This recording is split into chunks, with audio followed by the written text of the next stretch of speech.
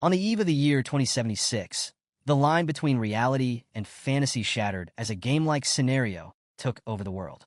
Suddenly, dangerous dungeons filled with monsters appeared everywhere, and humanity was thrown into chaos. Powerful creatures wiped out entire populations, pushing mankind to the brink of extinction. But then, as if responding to the cries of humanity, divine talents were granted to a chosen few, giving rise to hunters, people who could wield incredible abilities. These hunters fought back, turning the tide against the monsters, and eventually saved the world. But as the dust settled, a new era began, an era where strength was everything and survival of the fittest became the law of the land. Now, hunters had to constantly evolve, fighting their way through dungeons, battling bosses, collecting treasures, and leveling up. This relentless quest for power marked the beginning of what became known as the Global Hunter Era. One of the most iconic places in this new world was the Hunter Square. This massive structure was known for its towering height and the aura of power that surrounded it. But before anyone could start their journey as a hunter, they had to face the 1,000 steps, a symbolic trial. If you made it to the top, you'd awaken your hunter class and gain the chance to unlock your full potential. However, not everyone hit the jackpot with their class. And that's where we meet Su Yang. After completing the trial, Su Yang descended the grand staircase of Hunter Square, but instead of excitement, he was feeling, well, disappointed. He'd hoped for a rare, powerful class, but what did he get? A warrior, the most basic class you could imagine. His stats? Nothing special. Strength at 12, speed and spirit at 10. Basically, not a great start. Warriors like him often found themselves in tough spots during close combat, facing more risks than those with specialized abilities. It felt like no matter how hard they trained, they were always in someone else's shadow. And just when Su Yang was coming to terms with his reality, along comes Wang Fei, a loudmouth looking to stir the pot. Wang Fei, who'd just awakened as an ice mage, couldn't resist throwing some shade at Su Yang, calling him a nobody orphan who didn't deserve anything more than grunt work. But Su Yang wasn't having it. He clapped his hands, like he was swatting an invisible fly, and hit Wang Fei with a quick, sarcastic clapback. He congratulated him on becoming an ice mage, but with a sly remark about how mages are basically glass cannons, strong in magic but fragile as hell in a real fight. Su Yang even told Wang Fei to run those hands if he really wanted the smoke. But as expected, Wang Fei started spewing weak threats, hiding behind his squad instead of stepping up. Just as the tension was building and it seemed like a brawl was about to break out, the vibe changed fast. One of Wang Fei's group members noticed something that made everyone freeze. The Spirit Hunt Guild's raiding team had arrived. This wasn't just any guild. This was a top-tier powerhouse known all across East Spirit City for its legendary achievements. And leading the group was none other than Zhao Ming, the vice president of the guild. Zhao Ming was a big deal. A guy you usually only saw on posters or in promotional videos, but here he was standing in the flesh, commanding the space around him with his presence. Alright, so Wang Fei, still riding the high of his Ice Mage class, decides to shoot his shot with the Spirit Hunt Guild. You can almost see the ambition in his eyes as he steps forward, eager to prove himself. He starts buttering up the raiding team, throwing compliments at the guild, and trying to showcase his rare Ice Mage abilities. The guy's got some confidence, hoping this might just land him a spot in one of the most prestigious guilds out there. At first, his request is straight up denied by one of the guild members. They stop him in his tracks, telling him to apply through the official recruitment process like everyone else. No shortcuts here. But then, in a twist, Zhao Ming, the vice president of the guild, notices Wang Fei's hustle and the potential value his control skill could bring to their team. So, out of respect for the effort, Zhao Ming hands Wang Fei a recruitment card. Big move. This not only highlights Wang Fei's potential, but also shows that the Spirit Hunt Guild is always scouting for new talent, even if they're selective. Now, seeing this go down, everyone else around them jumps in, trying to grab the raiding team's attention. People start shouting out their professions and abilities, hoping to score a spot in the guild too. But the Spirit Hunt team isn't having it. They make it clear that they're not here for a recruitment drive. Instead, they tell everyone to stick to the official process and stop bothering them with random applications. They drop this message with the kind of no-nonsense professionalism that shuts down any further debate. But then Su Yang, feeling a bit bold, asks if they're interested in warriors like him. The response? Nothing but disdain. The team acts like he just asked the dumbest question in the world, and you can almost feel the awkward silence as they brush him off without a second thought. This was just another reminder of how low warriors rank in the eyes of these elite guilds, especially compared to rarer classes. For Su Yang, this moment felt like another blow, highlighting just how difficult his path was going to be. In a world where your future was determined by the strength and rarity of your profession, being a basic warrior was like having a permanent handicap.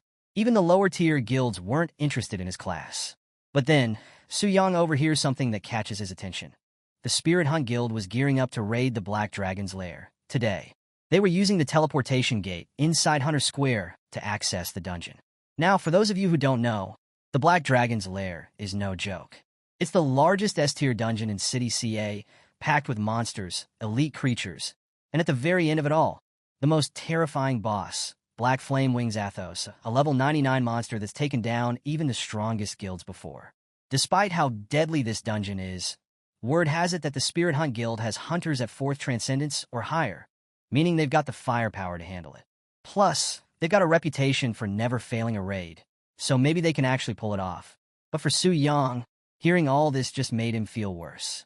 Here he was, watching others about to take on this epic quest, while he was stuck in a basic warrior class, doomed to a life of mediocrity. The thought of being trampled underfoot by stronger hunters, while he struggled to survive, was starting to weigh on him. Just as he was sinking into despair, something unexpected happened. Out of nowhere, a system notification popped up, catching him completely off guard. The message? Perfect soul host detected. Part-time system will soon be bound to you. Wait, what? Su Yang couldn't believe it. This wasn't just some random notification, it was a game changer. And as if that wasn't enough, when he opened his eyes again, he found himself transformed. He wasn't Su Yang anymore. He had become the very thing everyone feared, the level 99 Black Dragon, Athos the Black Flame Wing itself. So, now that Su Yang is transformed into Athos, the Black Flame Dragon, he's suddenly aware of the sheer power he's gained. His health pool is insane, 5 million HP. And his stats? Absolutely off the charts. We're talking incredible strength, speed, and spirit values that make him almost unstoppable. Oh, and did I mention his 80% immunity to both physical and magical attacks? Yeah, that's the dragon bloodline at work, giving him an insane advantage. And the skills this guy has? They're straight out of a legend. First, there's his Black Flames, a destructive power he can unleash without any cost, dealing massive magical damage to anyone who dares to face him. Then, he's got Dragon Suppression, which lowers the stats of any creature below his level by 20%. So, basically, any lower-level monsters don't stand a chance against him. But wait, it gets even better. Su Yang's got an entire arsenal of abilities that make him practically untouchable. Dragon Blast hits with 300% of his strength, which at this point is already crazy high. Then there's Dragon's Roar, a skill that stuns everything within a 300-meter radius for 5 seconds if their spirit stat is lower than his. And finally, his Dragon's Eye gives him the ability to see everything in his territory, even without a direct line of sight. Basically, Su Yang has become an unstoppable force, and the realization of his power leaves him in total shock. His new stats? 3,000 strength alone, plus all his resistances and unique skills. This power rush hits him so hard that he lets out a mighty roar, a primal scream that shakes the entire area. Even though Su Yang knows this transformation is only temporary, the feeling of controlling a level 99 dragon like Athos is exhilarating. Then, something clicks in his mind.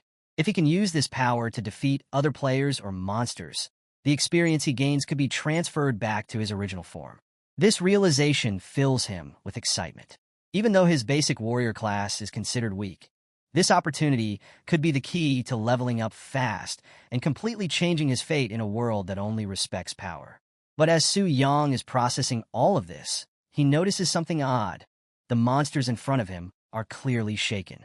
Turns out, his Dragon Roar had activated without him even realizing it, and these creatures were suffering from the aftereffects. Among them, one hooded figure stands out, trembling and begging for mercy, calling Su Yang their king. That's when it hits him. These monsters see him as their leader because he's embodying the Black Dragon. So, Su Yang decides to play the part. He looks down on them with all the arrogance of a superior being, commanding them to rise. Immediately, the hooded figure praises his immense power and even hints that once this dragon reaches maturity, it could easily crush the human world. This is a big moment for Su Yang. as he realizes the black dragon he's controlling is still just in its juvenile stage. That's wild because normally bosses in dungeons have fixed levels. But this dragon? It seems like it has the potential to grow even stronger. This revelation piques Su Yang's interest. He's definitely going to keep an eye on that. But then, Su Yang's attention is pulled in another direction.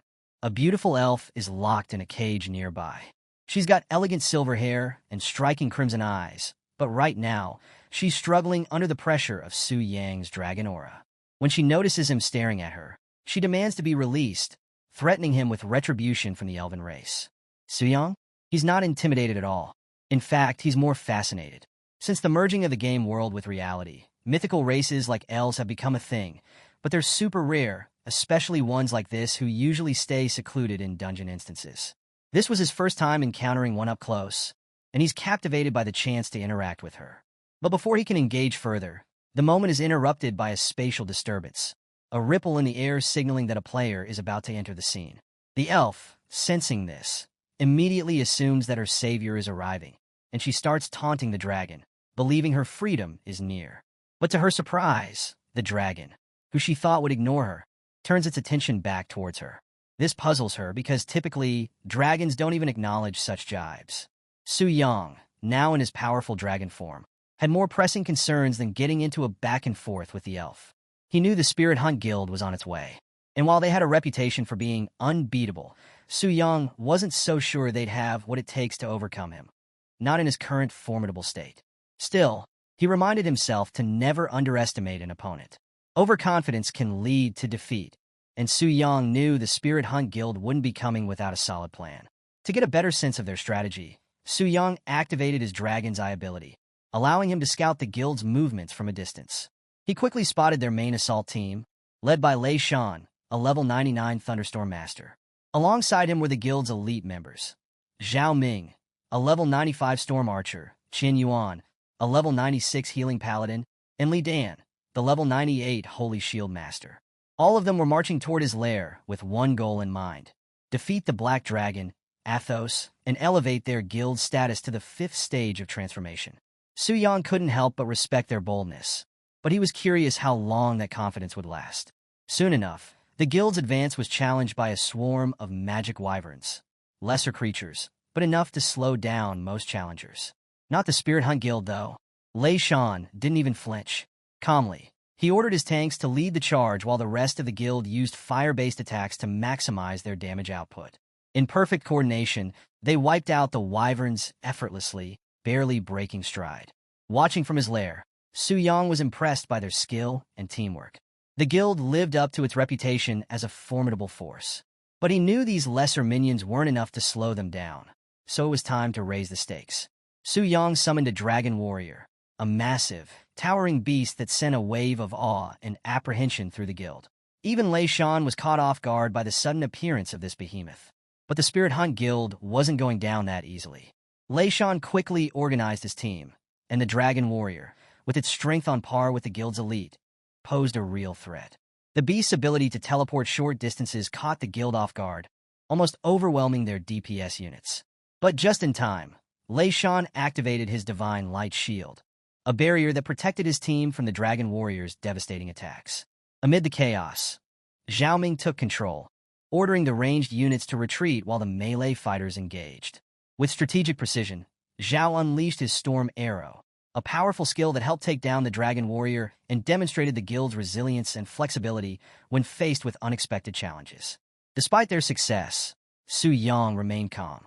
This only proved that an elite monster like the dragon warrior could challenge the guild, but not stop them. Meanwhile, the elf, still in her cage, mocked Su Yang again for relying on minions that were easily dispatched. Little did she know, Su Yang had more up his sleeve. With a smirk, he summoned 6 more elite dragons, sending them into the fray. This sudden appearance of multiple elite dragons threw the Spirit Hunt Guild into chaos. Even their elite members were momentarily unsure of what to do. This wasn't part of any record or strategy. No one expected the Black Dragon to send units after them before they'd even reached him. It was a strange occurrence, one that had everyone on edge. But not Lei Shan. He stayed calm, confident that these were still just elite monsters, and dealing with elites was his specialty. With Lei Shan's leadership, The guild quickly reformed their ranks. He ordered his tanks to prioritize healing and maintain aggro, while the rest focused on taking down the elite dragons. Combining their sheer raw power with expert coordination, the guild once again managed to overpower the new threats. Watching from afar, Su Yang was surprised. He had expected the elite dragons to catch them off guard and push them back, but the guild handled the situation far better than he thought. They were more tenacious than he had given them credit for. But there was something else that puzzled him. Why were they so eager to challenge him? Sure, they were strong, but not strong enough to defeat him in his current form. Even with their elite members, they were barely handling the monsters he sent their way. Unless they had some hidden trump card, something they hadn't revealed yet. As Su Yang watched the Spirit Hunt Guild, he was deep in thought, only to suddenly notice something unexpected. The guild had changed direction. They were just steps away from confronting him, but now they were heading somewhere else. This definitely wasn't part of the usual raid strategy, and it set off alarms in Su Yang's mind. Curious about what they were up to, he activated his dragon vision to get a better look at their destination. That's when he spotted it. The Dragon Slayer's tomb. Inside, there was something glowing, an item that immediately caught Su Yang's attention. It was the Dragon Slayer's heart, a quest item capable of negating dragon talents. The moment he realized what this meant, a surge of rage overwhelmed him.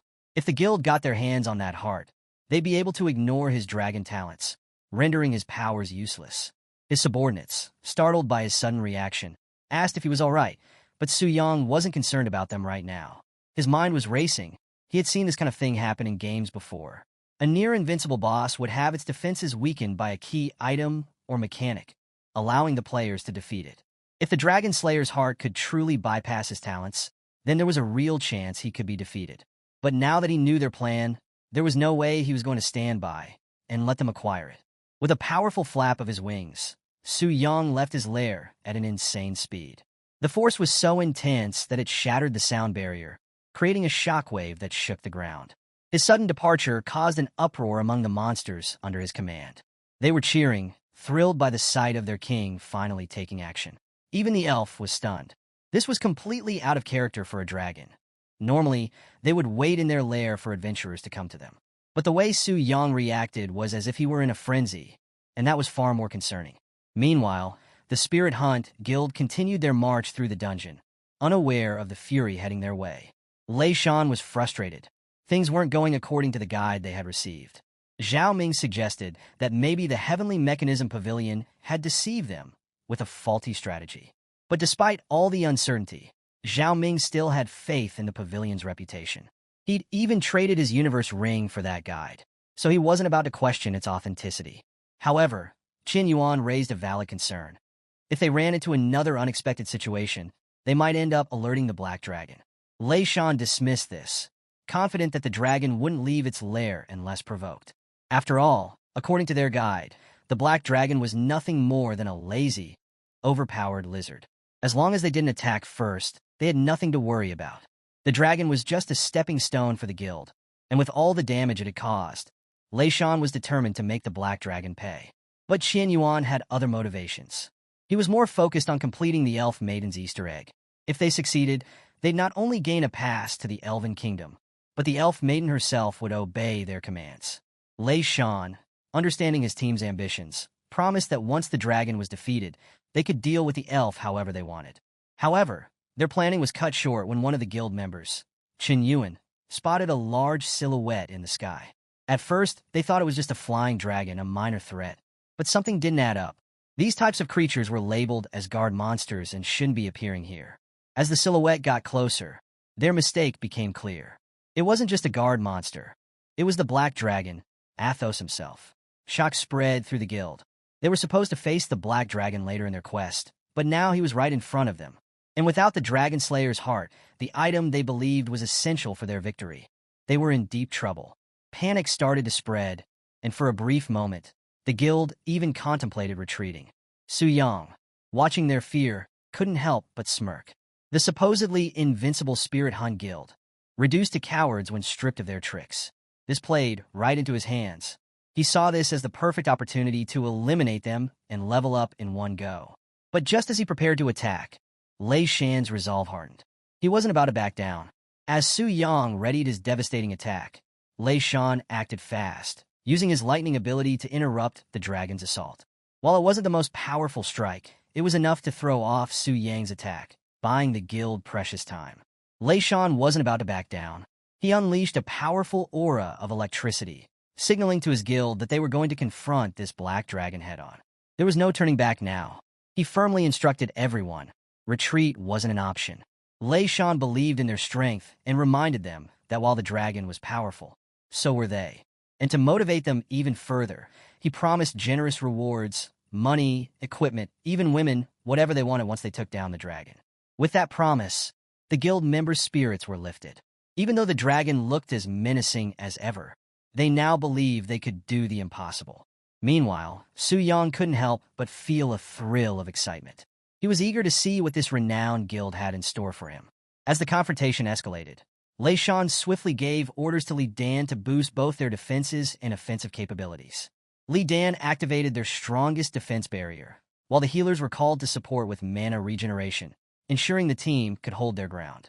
At the same time, the support classes worked to apply single-target buffs on Lei Shan and Zhao Ming, maximizing their attack potential. According to their strategy, they just needed a small window of opportunity to grab the Dragon Slayer's heart from the tomb.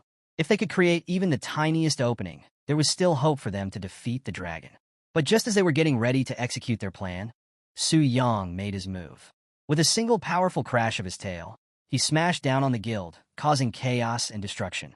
He wasn't going to give them any time to breathe. But to his surprise, as the dust and debris settled, a flash of light and magic attacks came flying at him. The guild was still alive. It turned out that Li Dan had managed to activate a triple holy light barrier at the last second, protecting the guild from what could have been a deadly blow. It was unexpected. Bosses typically didn't attack first like this, so the guild had been caught off guard. But knowing that bosses could only use one skill at a time, Lei Shan and his team knew this was their chance to strike back. Qian Yuan quickly invoked a divine blessing, enhancing the power of their holy light skills. The other guild members followed suit, applying buffs to Lei Shan and Zhao Ming, boosting their power to the max. Now fully enhanced, they prepared to unleash their full might against the Black Dragon. Su Yang, watching them regroup so quickly, was impressed. The guild had been caught by surprise, but within moments, they were back on their feet and ready to counterattack. It was too late for Su Yang to dodge, so he braced himself, preparing for their assault. Lei Shan and Zhao Ming unleashed their most devastating attacks, combining all their strongest skills into one concentrated strike aimed directly at Athos. The impact of the attack was so intense that it could be felt far beyond the battlefield. Lei Shan, confident that they had done serious damage, commanded his guild to prepare for another wave. But as the smoke cleared, his confidence shattered. To his shock, the dragon stood there, barely scratched. The guild's most potent attacks had only managed to deal 10,000 damage. That wasn't even 1% of Athos' health. The dragon's damage reduction rate was far higher than they had anticipated. Seeing this, some guild members began to question whether they should retreat. But Lei Shan urged them to stay strong.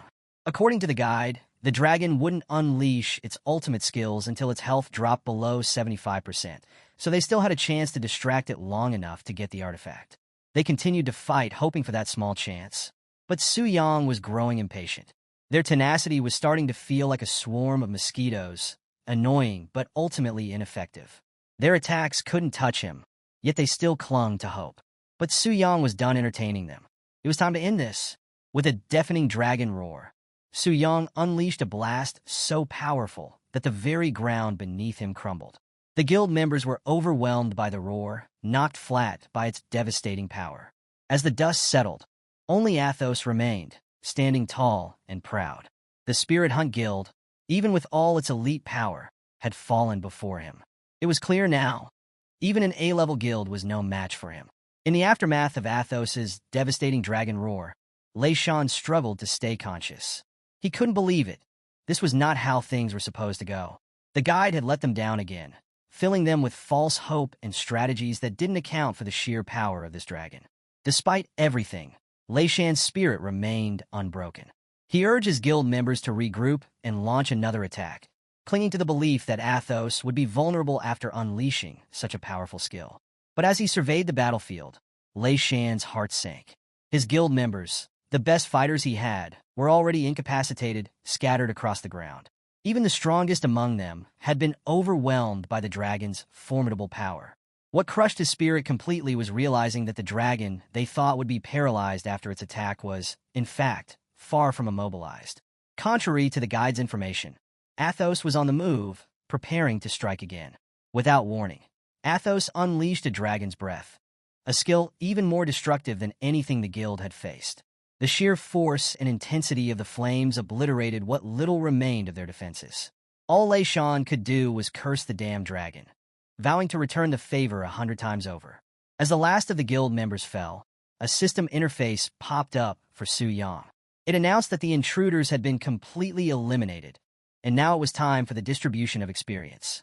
To Su Yang's surprise, the amount of XP was overwhelming. But then again, he had just wiped out a guild full of high-level players, many ranging from level 80 to 99. The XP was flowing in fast, and Su Yang's level skyrocketed from level 1 to level 20, instantly reaching the level cap of his first transformation. But that wasn't all. He'd gained so much XP that even after hitting the level cap, his experience overflowed, though 40% was lost due to the cap limit. He still had 430,000 XP stored up, plenty to fuel his next transformation. The realization was thrilling. After his job change, he could potentially shoot all the way up to level 40 of the second transformation in no time. Su Yang couldn't help but feel a surge of excitement. This was beyond anything he'd expected. On top of that, he had accumulated 200 unallocated attribute points, ready to use when he returned to his original form. But before he could even think about that, Su Yang's attention shifted to the battlefield, which was now littered with shimmering lights, a clear sign of equipment drops from the high-level players he had just defeated. Eager to see what he'd earned, Su Yang began collecting the loot, expecting to find some gold-tier gear at best. But to his astonishment, among the items were even higher rarity treasures. There was a diamond-tier longbow, cloud flow boots, a platinum-tier staff, and a flame greatsword. These items exceeded his expectations, especially the longbow, which he immediately recognized as belonging to Zhao Ming, the vice president of the Spirit Hunt Guild. Su Yang couldn't help but chuckle at the thought of Zhao Ming's reaction to losing such a prized item. Although Su Yang was a warrior and couldn't use the longbow or staff, he knew their value on the black market would bring in a substantial profit. Along with the weapons and armor, he found potions and premium skill scrolls, all capable of boosting his abilities. But what really caught his eye was a broken boundless gem. This exceptional item was a game changer. It had the ability to remove level restrictions from equipment, which meant Su Yang could wield gear like the platinum-tier flame greatsword, even though it normally required a minimum level of 79. This weapon wasn't just a perfect match for his warrior class. It also came with incredible attributes, including a flame enchantment that would add fire damage to his attacks and the ability to summon a flame giant, though it had a one-day cooldown. The greatsword was insanely powerful, and Su Yang couldn't wait to use it.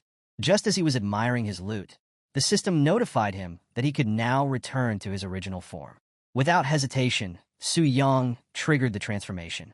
Light enveloped his massive dragon form, and in the next moment, he found himself back in his human body. To his surprise, he wasn't just back in his old location. The system had conveniently returned him to his house. But none of that mattered as much to Su Yang as one thing. He was now level 20. What had just happened was no dream. It was real. Without wasting any time, Su Yang went ahead and allocated his newly earned attribute points. He put 100 points into strength and 50 points each into speed and spirit. Now, typically, warriors don't bother investing in spirit, but Su Yang wasn't just any regular warrior anymore. With the system advantage, he wasn't bound by the usual path. Plus, he'd obtained scrolls that required a certain amount of spirit to use. But just as he confirmed the distribution of his points, something unexpected happened. An overwhelming aura erupted from his body, as if the very essence of his being had been supercharged. The power radiating from him was so intense that it sent a shockwave through the room, knocking over items and leaving everything in disarray. The experience served as a stark reminder of the raw power he now commanded, and Su Yang mentally noted to be more careful in the future. He didn't want to lose control again. Now that his stats were sorted, Su Yang's next priority was heading to the temple to complete his job change. But when he checked the time, he realized it was already too late to go today.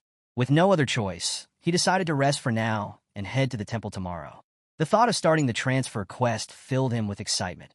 He couldn't wait to see how his job change would take him to the next level.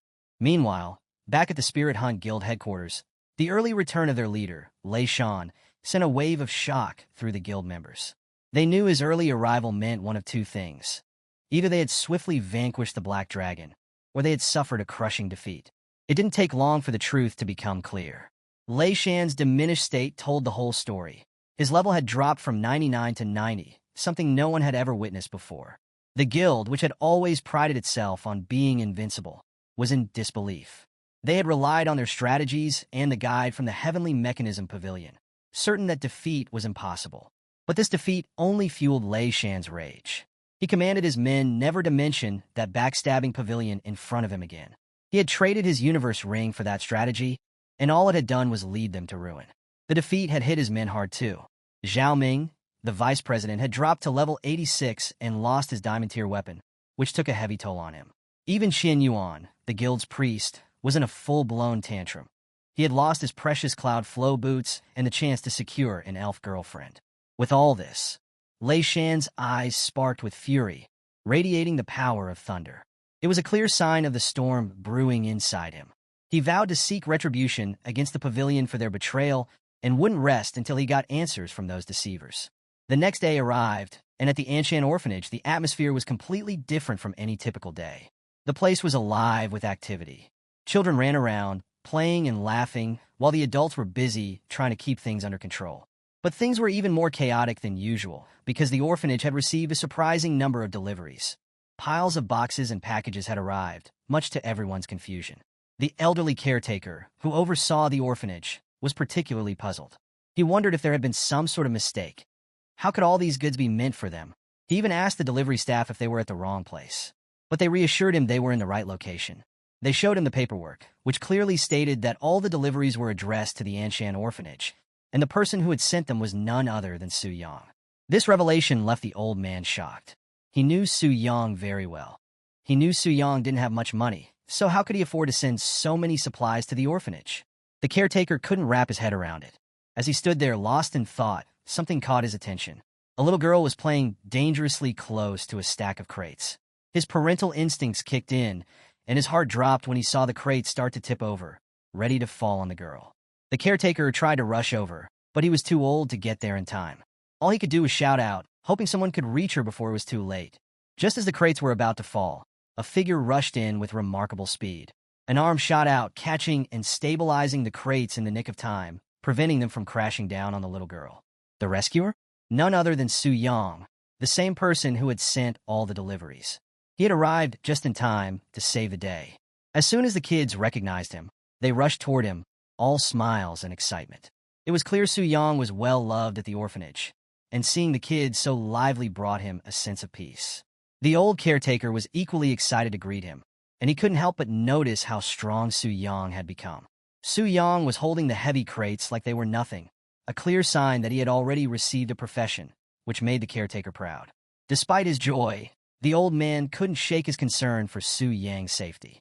It was second nature for him to worry about the children he had raised, so he couldn't help but advise Su Yang to remain cautious and prioritize his own well-being. Su Yang offered an awkward smile in response, fully aware that he was now the monster others should be afraid of. Still, he was touched by the caretaker's concern. Growing up as an orphan, Su Yang had always felt fortunate to have someone who cared for him like family. Wanting to ease the old man's worries, Su Yang reassured him, saying there was nothing to fear. After all, the monsters couldn't hurt him, not with the strength he now had. He even mentioned he was heading to the temple to complete his job change, a fact that made the caretaker momentarily relieved. But as Su Yang walked away, the caretaker was left puzzled. Su Yang's mention of monsters and his rapid progression in power, especially since he had only awakened the day before, left the old man with more questions than answers. Shortly after leaving the orphanage, Su Yang made his way to the profession change hall. Upon arrival, he found himself caught up in the whirlwind of rumors circulating the area. The hot topic of the day? The Spirit Hunt Guild had been completely decimated, and it all traced back to a problem with the Heavenly Mechanism Pavilion's branch. Their guide had failed the guild in the worst way possible. Word had it that, in their quest for revenge, the Spirit Hunt Guild had confronted the Heavenly Mechanism Pavilion, sparking a scandal that was now casting a dark shadow over the pavilion's reputation. The Heavenly Mechanism Pavilion, known for its precise and highly respected raid strategies, was now under scrutiny for a mistake that seemed totally out of character for such a prestigious organization. As Su Yang moved through the crowd, absorbing the gossip, he pieced together the key details. The Heavenly Mechanism Pavilion wasn't just any raid group. It was a top-tier organization full of fifth-tier experts. If there really was a flaw in their strategy, it was only a matter of time before they tried to rectify it by coming after him. But instead of feeling worried, Su Yang found himself smiling. The thought of going up against the Heavenly Mechanism Pavilion didn't intimidate him at all. It actually excited him. He imagined the high-quality equipment he could snatch from them after their inevitable confrontation. However, his thoughts were abruptly interrupted by none other than the guy who couldn't mind his own business, Wang Fei. And as usual, he had his group of nobodies with him. Wang Fei, with his trademark arrogance, wasted no time in throwing shade. He mocked Su Yang for still coming to the temple, claiming that Su Yang's profession was nothing but trash. Before Su Yang could respond, Wang Fei cut him off, making it clear that his question was rhetorical. He knew why Su Yang kept coming here, because no guild wanted him. According to Wang Fei, Su Yang had to come every day, hoping for a change in luck, and Wang Fei found that hilarious. But all jokes aside, Wang Fei said it was a good time to finish what they started the other day. He smugly reminded Su Yang that he had let him off the hook because of guild business, but now that his schedule was free, and with his points allocated and new skills learned, he was ready to teach Su Yang a lesson. Wang Fei was itching to demonstrate his new abilities, and it looked like Su Yang was his chosen target. Alright, so things are heating up for Wang Fei. Just as he was about to make his move, Su Yang decides he's not going to wait around. Before Wang could even react, Su Yang strikes first. He throws a punch so powerful that Wang's face ends up catching his fists. The hit was insane. Wang Fei practically becomes a human pinball, bouncing around, and before anyone could blink, his HP drops to 5%. Yup, Su Yang almost killed him with one blow. This wasn't just a fight, it was a message. Su Yang made it loud and clear to Wang Fei's little crew. Mess with him, and you're gonna get a taste of these hands, just like Wang did. And you know what? They weren't about to test him on that. So, they scooped up Wang Fei and beat a hasty retreat, not looking back. But as they disappeared from view, Su Yang hears something from behind, applause. He turns around, and who does he see? A woman in black. Now, her outfit might kind of look like a nun's, but the thigh-high slit in her dress? Yeah, she's definitely not a nun. Turns out she's a transition guide from the temple, a key staff member from the Hall of Change, and she's impressed with Su Yang's skills. She asks if she can help him, and Su Yang, being on top of things, says he's ready for a profession transition. Lucky for him, this guide is exactly who he needs. As they walk together, she can't help but notice something interesting. Su Yang looks like he's new to the world of hunters. He has that vibe. But what she saw earlier, the strength and speed he showed, that was no rookie move. She starts to wonder if maybe he's a level 20 professional, a rank usually reserved for the second-gen kids of powerful families. This guy is definitely not what she expected. But her curiosity has to wait, because they've arrived at their destination, the Transition God statue. This thing is massive, carved from marble, and radiating with a kind of magic that can evaluate your profession and level. The statue assigns transition tasks based on this, and completing one is the only way to advance as a hunter. Now, these transition tasks? They're no joke. They come in 4 levels of difficulty, each testing your strength and skill. The guide suggests Su Yang try a 3-star task, but Su Yang, being Su Yang, wonders why he shouldn't go for a 4-star. She explains that the 4-star challenges are on a whole other level. Fail one, and you're stuck, unable to transition for life. Not a decision to take lightly. Understanding the risk, Su Yang steps up to the statue. He extends his arm, and a flash of lightning fills the room. The statue is evaluating him.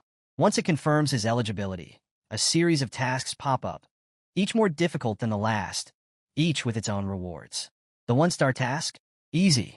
Just defeat 10 level 20 sharp-tooth boars, and in return, he could become either a charge warrior or a defense warrior. Simple enough. 2-star? Slightly tougher, but now with the reward of a common grade, 1st-tier warrior skill book. 3-star? Even more intense, but it comes with a superior grade skill book that would make Su Yang even stronger. Then we get to the 4-star task, which is where things start to get real. This one would test him like nothing else, but if he succeeds, Su Yang could become a bloodthirsty warlord. And the reward? A fine grade, 1st-tier warrior skill book. But here's the twist. As Su Yang's looking through these options, something catches his eye. There's a task beyond the 4-star challenge, a 5-star transition task. And this one? It's different. Dark. The background color is ominous, standing out from the rest. So, Su Yang takes a closer look at the 5-star task, and let me tell you, this thing is on a whole different level. The challenge? He has to venture deep into the dangerous Cold Moon Forest, where he needs to take down 100 level 20 ordinary gray wolves, 10 elite savage wolves, and 1 level 20 boss gray wolf. And to make it even crazier, he's not allowed to use any equipment or items he got as gifts or through trades. Yeah, this is beyond overkill. But here's the kicker. The rewards totally justify the insane challenge. If Su Yang pulls this off, he gets a special transition to the path of a demon warrior, plus 100 extra points to his spirit attribute, an epic grade first-tier demon warrior skill, and some exclusive temple benefits. Naturally, this info completely shocks Su Yang, especially since he was originally told the highest challenge available was the 4-star task. Confused, Su Yang turns to the nun and asks what's up with that. She quickly apologizes and explains that the 5-star task wasn't mentioned because, well, it's just that difficult. No one in the entire Hua Kingdom has even attempted this task for years. In fact, both the temple and the country advise people not to go for it. They don't want potential high-level professionals stuck at level 20 forever because they bit off more than they could chew. Su Yang gets the logic behind their advice. This 5-star task isn't just a challenge, it's a life-altering decision.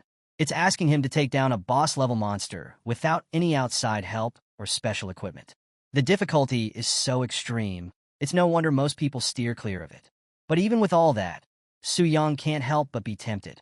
The thought of gaining 100 spirit points, becoming a demon warrior, and unlocking these mysterious temple privileges really has him hooked. And just like that, Su Yang's mind is made up. He's going for the 5-star task. The nun, though? She's doing everything she can to talk him out of it. She really wants him to take the 3-star task instead, but Su Yang? No, he's already decided. He thanks her for the advice, which makes her smile, until the system chimes in, confirming that Su Yang has officially accepted the 5-star challenge. Her shock? Priceless. She can't believe what she's hearing. She even asks him straight up, "Why would you do that?" And Su Yang, as cool as ever, just says, "It felt right." That's it. He's going purely off his instincts. The nun is thinking, what the? But before she can say anything else, Su Yang reassures her that there's nothing to worry about. He's confident he's going to complete the task, no question. He even tells her to get the temple ready because he's curious about those privileges.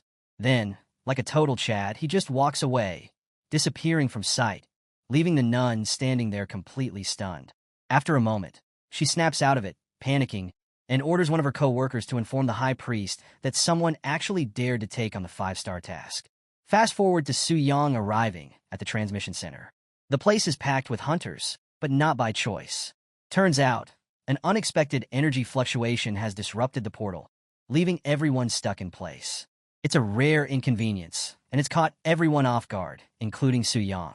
But unlike the others, Su Yang's not too bothered by it. He's not in any rush to get to the Cold Moon Forest, so he decides to use the delay to plan out his trip more carefully. Not everyone's as chill about it, though. One person who's especially frustrated by the delay is a city girl named Su Yin. And honestly, she's kind of bad, I'm not gonna lie. But anyway, she's used to the fast pace of city life, so dealing with the inefficiencies of this smaller town is really testing her patience. To make matters worse, she's getting all the wrong attention from the local men, so she warns her sister, Gu Xiaoqian, to stay close and avoid getting separated in the crowd. As Su Yin and her sister, Gu Xiaoqian, stood waiting, something caught Gu Xiaoqian's eye, a familiar figure in the crowd. It was Su Yang, standing calmly in line for the portal, and for some reason, just seeing him there brought a blush to her cheeks. Her heart warmed unexpectedly at the sight. But of course, Su Yin noticed her sister's reaction immediately. Curious, she asked what was up with the sudden interest, which totally flustered Gu Xiaoqian. Trying to downplay it, Gu Xiaoqian explained that Su Yang was just a classmate who had changed professions recently. Nothing more, nothing less. Still, Su Yin found it strange. Why would Su Yang, a supposed novice, be lining up for a portal to the Cold Moon Jungle? That place is no joke. It's a death trap for beginners. Concerned that Su Yang might be rushing into danger without being properly prepared, Gu Xiaoqian felt the urge to warn him. But before either of them could act, the portal resumed operations, and Su Yang was already gone, transported straight into the dangerous jungle. Gu Xiaoqian was left standing there in shock, her mind racing with worry for his safety. Meanwhile, on the other side, Su Yang steps into the cold moon jungle like it's no big deal. The first thing he notices? There are no other hunters around. It's eerily quiet, and that sets off alarm bells in his head. He figures that everyone else must have sensed the danger and bailed, leaving him to handle the jungle's threats alone. And sure enough, a monster attacks him from behind. But Su Yang? He's got that ultra instinct. He dodges like it's nothing, hands down looking like Goku in drip mode, just casually avoiding the strike. When he finally turns to face the creature, he realizes it's one of the targets from his quest, though he didn't expect to run into it so soon. Now, dealing with this monster is tricky under normal circumstances. Most people would rely on special equipment or trade items to take it down. But Su Yang? Nah, he's got something better. He pulls out his long, flaming sword and slices through the beast like butter, overkilling it on purpose just to see the sword at full power. The flames cook the creature right on the spot. See, Su Yang had invested a ton of money into this sword, mainly because the sword didn't have a gem slot. He originally planned to use a gem that would let him bypass level requirements, but without a slot, the gem was useless. So, he had to buy a high-level drilling stone to carve one in. But luck wasn't on his side. It kept failing over and over again, draining his bank account from 100 million to 60 million. Painful, right? Still, getting to use the sword now felt like a win. Su Yang decided to look on the bright side of things. Plus, he still had Xiao Ming's old longbow. If he could sell that, maybe he'd recover some of his losses. Maybe even sell it back to Xiao Ming himself, which he found kind of funny. But financial worries had to wait. Su Yang was suddenly under attack again. Fortunately, he was prepared. He had a silver-level scroll in his possession, and it activated a powerful barrier around him, capable of absorbing up to 50,000 points of damage. The low IQ monsters didn't stand a chance. They kept attacking the barrier over and over, clueless about what they were really up against. Su Yang let them attack, knowing they were playing right into his hands.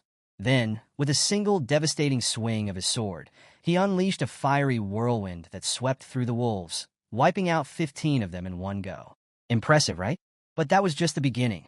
He still needed to kill 100 wolves to complete his quest, and hunting them down one by one would be way too time-consuming. So, Su Yang pulled out a monster attraction stone from his inventory. This rare item, usually dropped by low-level bosses, had the ability to attract both ordinary and elite monsters within a wide radius straight to him. It was the perfect tool to streamline his mission, and Su Yang knew exactly how to use it. Su Yang activated the monster attraction stone by tossing it into the sky, where it shattered, releasing its magic. Almost immediately, the stone's power became clear. Wolves began swarming from every direction, surrounding Su Yang completely. But running away? That was never an option for Su Yang. He was determined to complete his quest in the most decisive way possible. To prepare, he quickly drank an intermediate spirit potion, boosting his spirit points significantly, and then pulled out a special baptism of fire skill scroll.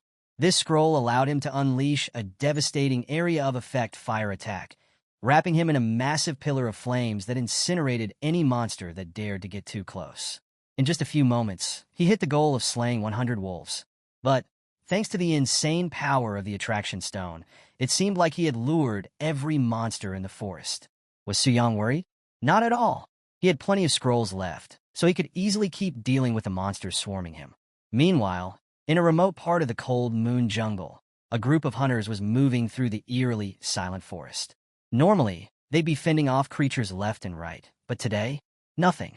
They had walked 2 kilometers without encountering a single monster, which had them on edge. Something was definitely off. One of the hunters even mentioned seeing a monster run away from them, which is unheard of in this forest. Monsters here are always aggressive, never scared. The group's most experienced hunter quickly pieced it together. Someone had used a monster attraction stone, drawing every creature in the forest to a single point. This tactic? Shameless. It was clear someone wanted all the kills and rewards for themselves, leaving other hunters empty-handed. Determined to confront this selfish hunter, the group picked up the pace, ready to teach this guy a lesson he'd never forget. But just as they were getting closer, a massive surge of power erupted from the direction they were headed. The attack was so strong it reached the skies, and the shockwave? Impossible to ignore. They felt it from a distance. The group cursed. This kind of magic fluctuation could only come from a high-level mage, likely a third-tier magician. Realizing they were way out of their league, they decided to abandon the idea of a confrontation. Whoever this guy was, he was clearly more powerful than they expected, and they'd be better off focusing on something else. Meanwhile, back at the heart of the jungle, Su Yang stood in the aftermath of his fiery assault. The area that had once been overrun by wolves was now empty. Not a single monster or corpse remained. The landscape around him was scorched, with no vegetation in sight for miles. The destruction was immense, and Su Yang knew he had now completed 2/3 of his 5-star task. All that was left was the final boss. A grin spread across Su Yang's face.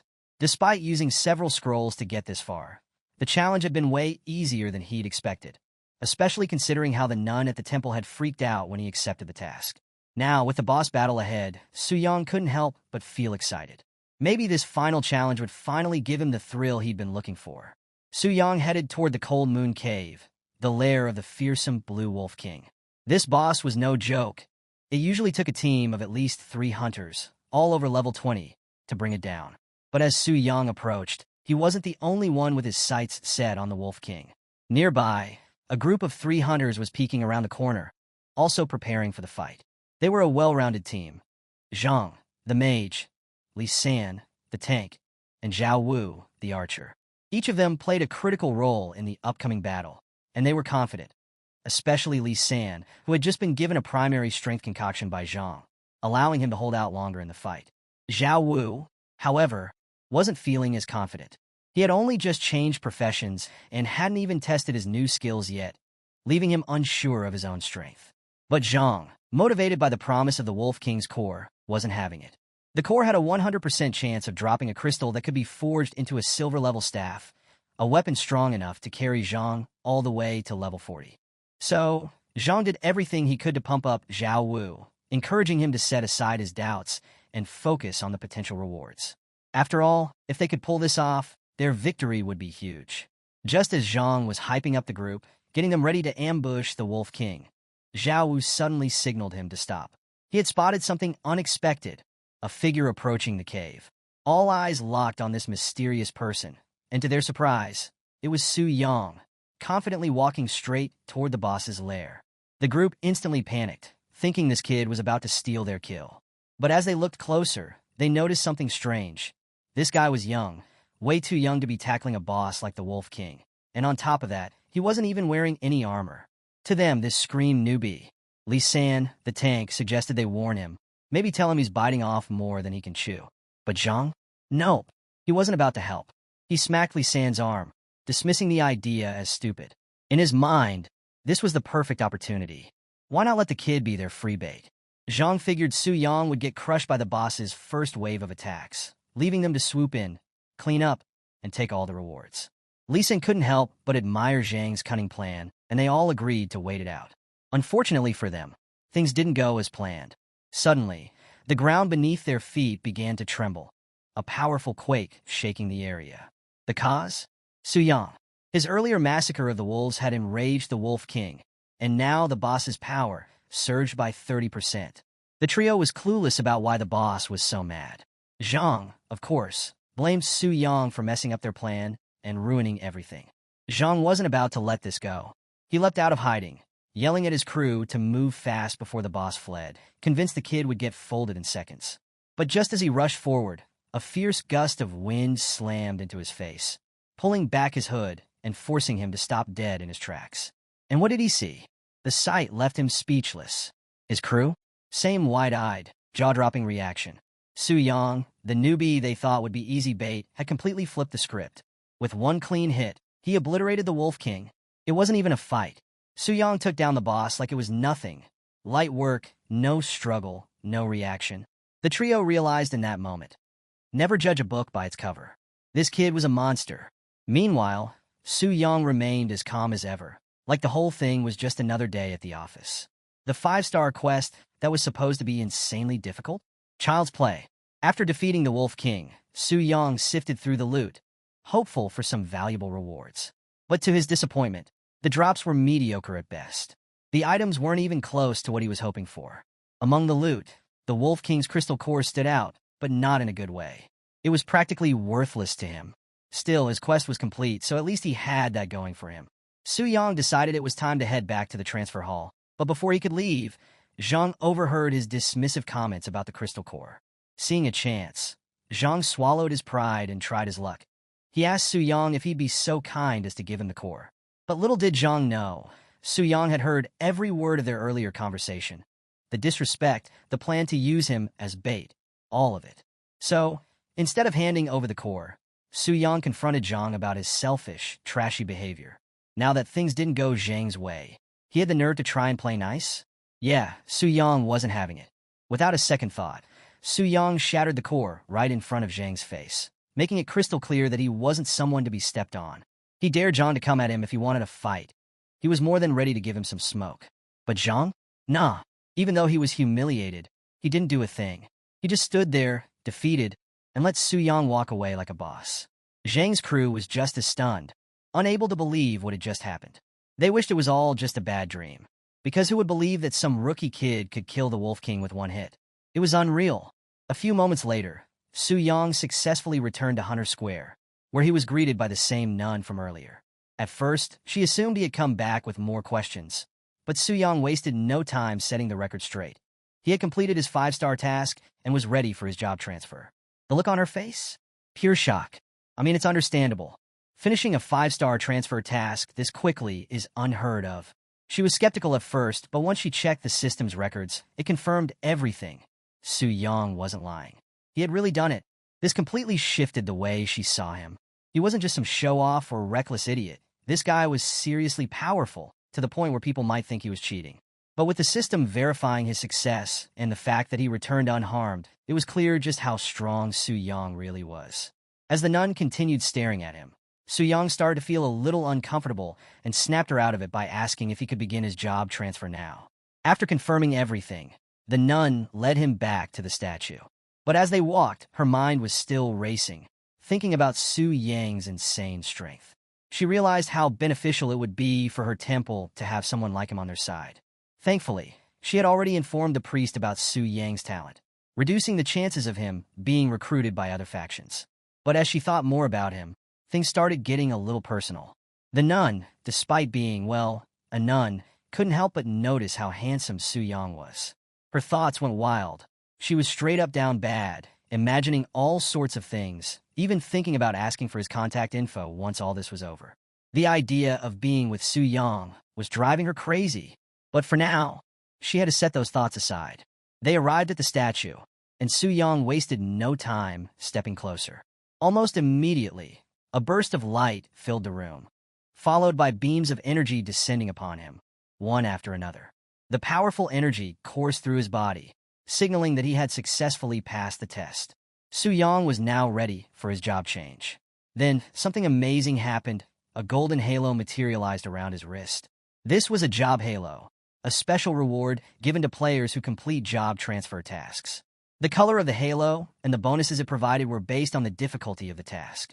White offered a 2% bonus, green gave 4%, blue provided 6%, purple granted 10%, and orange, the highest tier, offered a staggering 25% boost to basic attributes. Yeah, Su Yang had just unlocked that orange halo, the highest tier. This was beyond what he had expected, and he could feel it. He had leveled up significantly. On top of that, Su Yang officially transitioned into the Demon Warrior class, a hybrid class that excelled in both close combat physical skills and a wide range of magic abilities. This transformation made him even more versatile and powerful. His level cap was now raised to 40, and thanks to the 400,000 experience points he had saved up, Su Yang's level instantly shot up to 34.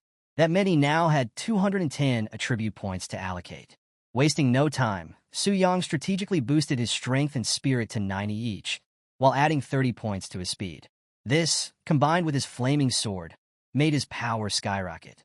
His strength surged to over 500, his spirit reached 300, and his speed hit 100, a massive upgrade from where he started. But the rewards didn't stop there. As promised, Su Yang received the Epic Skill Book exclusive to the Demon Warrior class. This book contained the Magic Blade skill, an epic-grade ability that allowed Su Yang to forge a weapon out of condensed mana, dealing full magic damage. And here's the kicker. The damage of the blade increased with his strength and mental attributes, making it ridiculously powerful. Without hesitation, Su Yang decided to test the skill out. He materialized a blade made entirely of mana and swung it. And to his surprise, the blade's capabilities exceeded his expectations. It wasn't just powerful, it could be controlled with mere thought. The blade could even change shape at will, giving Su Yang incredible versatility in both close-quarters combat and ranged attacks. And the best part? The blade could be enlarged infinitely, only limited by Su Yang's mana reserves. It was basically like owning an indestructible heirloom weapon, perfect for any situation and insanely cost-efficient. There was no doubt about it. This was definitely a 5-star job transfer mission. The rewards Su Yang received far surpassed those of any lesser tasks. Now, with his newfound power, Su Yang resolved to pursue even more 5-star challenges in the future. Su Yang's thoughts were interrupted as the nun congratulated him on his incredible achievement. She told him that from now on, his name would be engraved on the temple monument, and he'd officially become a VIP guest of the Job Transfer Temple. Speaking of VIPs, Su Yang was curious, so he went ahead and asked about the specific privileges. But the nun wasn't sure of the details herself and suggested they wait while she checked with her superiors. Turns out there was no need to wait at all. Another figure appeared on the scene, ready to explain everything about the VIP benefits. The newcomer was dressed in an enchanting white gown. It was none other than Bai Ling, the senior priest of the Transfer Temple in Dangling City. Her sudden arrival shocked even the nun, and for good reason. The position of senior priest is just below the highest authority in the temple. Seeing someone of her rank personally show up was rare, but Su Yang's 5-star accomplishment was enough to warrant this special treatment. With Bai Ling now handling things, the nun's role became unnecessary. Bai Ling politely dismissed her, and while the nun left with a smile on her face, deep down she was crying because she still hadn't gotten Su Yang's contact information. Now that the formalities were settled, Bai Ling approached Su Yang and extended her hand for a handshake. At first, Su Yang was a little puzzled by the gesture, hesitating for a moment. But Bai Ling quickly explained that it was the easiest way to transport him to the VIP room for a more detailed discussion. Trusting her intentions, Su Yang took her hand, and in an instant, a magical circle enveloped them, teleporting them to a different part of the temple. Su Yang was amazed by the whole thing. The fact that a senior priest from a third-tier city could use such advanced abilities blew his mind. No wonder people said the strength of the Transfer Temple was unimaginable. Bai Ling noticed Su Yang's impressed expression and humbly downplayed her powers, explaining that her abilities weren't inherently strong. It was just borrowed magic from the temple's sacred statue. She then mentioned something even more surprising. Dangling City had never had a 5-star job changer before. Even in Tianling City, a much bigger and more advanced city, only one person had completed a 5-star task in the past decade. This blew Su Yang's mind. If even Tianling City struggled with this, it made him realize the value of his achievement was far greater than he originally thought. Bai Ling began explaining the benefits that came with being a VIP at the temple, and the rewards were no joke. First off, Su Yang was going to receive a monthly allowance of 10 million in the national currency, an insanely generous sum that showed just how much the temple valued his success. On top of that, he'd been granted black gold status with the EX Alliance, meaning he'd get a 20% discount on all purchases and transactions. This perk alone would make Su Yang's future endeavors way more efficient and way cheaper. Su Yang was in awe of how seamlessly these privileges were integrated into his ID. Everything was automated, making it super easy for him to access his benefits. But Bai Ling wasn't done yet. She had more surprises in store. She explained that Su Yang's exceptional status also meant he had the opportunity to join any A-level guild within the city. Su Yang, always the solo player, immediately asked if joining a guild was required. Bai Ling reassured him that it wasn't obligatory, but she strongly recommended it. Being in a guild would provide him with resources, support, experience buffs or enhancements, and, most importantly, team protection. It would make his growth and strength skyrocket compared to working alone. Su Yang understood her reasoning. Going solo, especially after taking the spotlight with a 5-star task, would make him a target. While he could handle most hunters of his level, dealing with higher-level ones might be a challenge. Having a guild's backing could prevent him from being hunted down by jealous competitors. Plus, with Su Yang's goals set far beyond Dangling City, it made sense to gather all the help he could get. His ambitions to become a dominant figure across all realms made him smile. With that settled, Su Yang asked Bai Ling about the guilds he could choose from. Bai Ling revealed there were only 2 A-level guilds in Dangling City and recommended the Spirit Hunting Guild as the best option for him. However, Su Yang immediately hesitated. He'd recently had some let's just say, unpleasant encounters with members of that guild. So he wasn't too keen on the idea. Wanting to explore other options, Suyang asked Bai Ling about the second guild. That's when she mentioned the Phantom Cloud Guild. Unlike spirit hunting, Phantom Cloud was known for its strength and discretion, keeping a low profile while still being highly competitive. Without much thought, Suyang chose Phantom Cloud. Anything was better than spirit hunting at this point. Bai Ling was surprised by his choice, but she proceeded to handle the membership formalities for him, making the process seamless.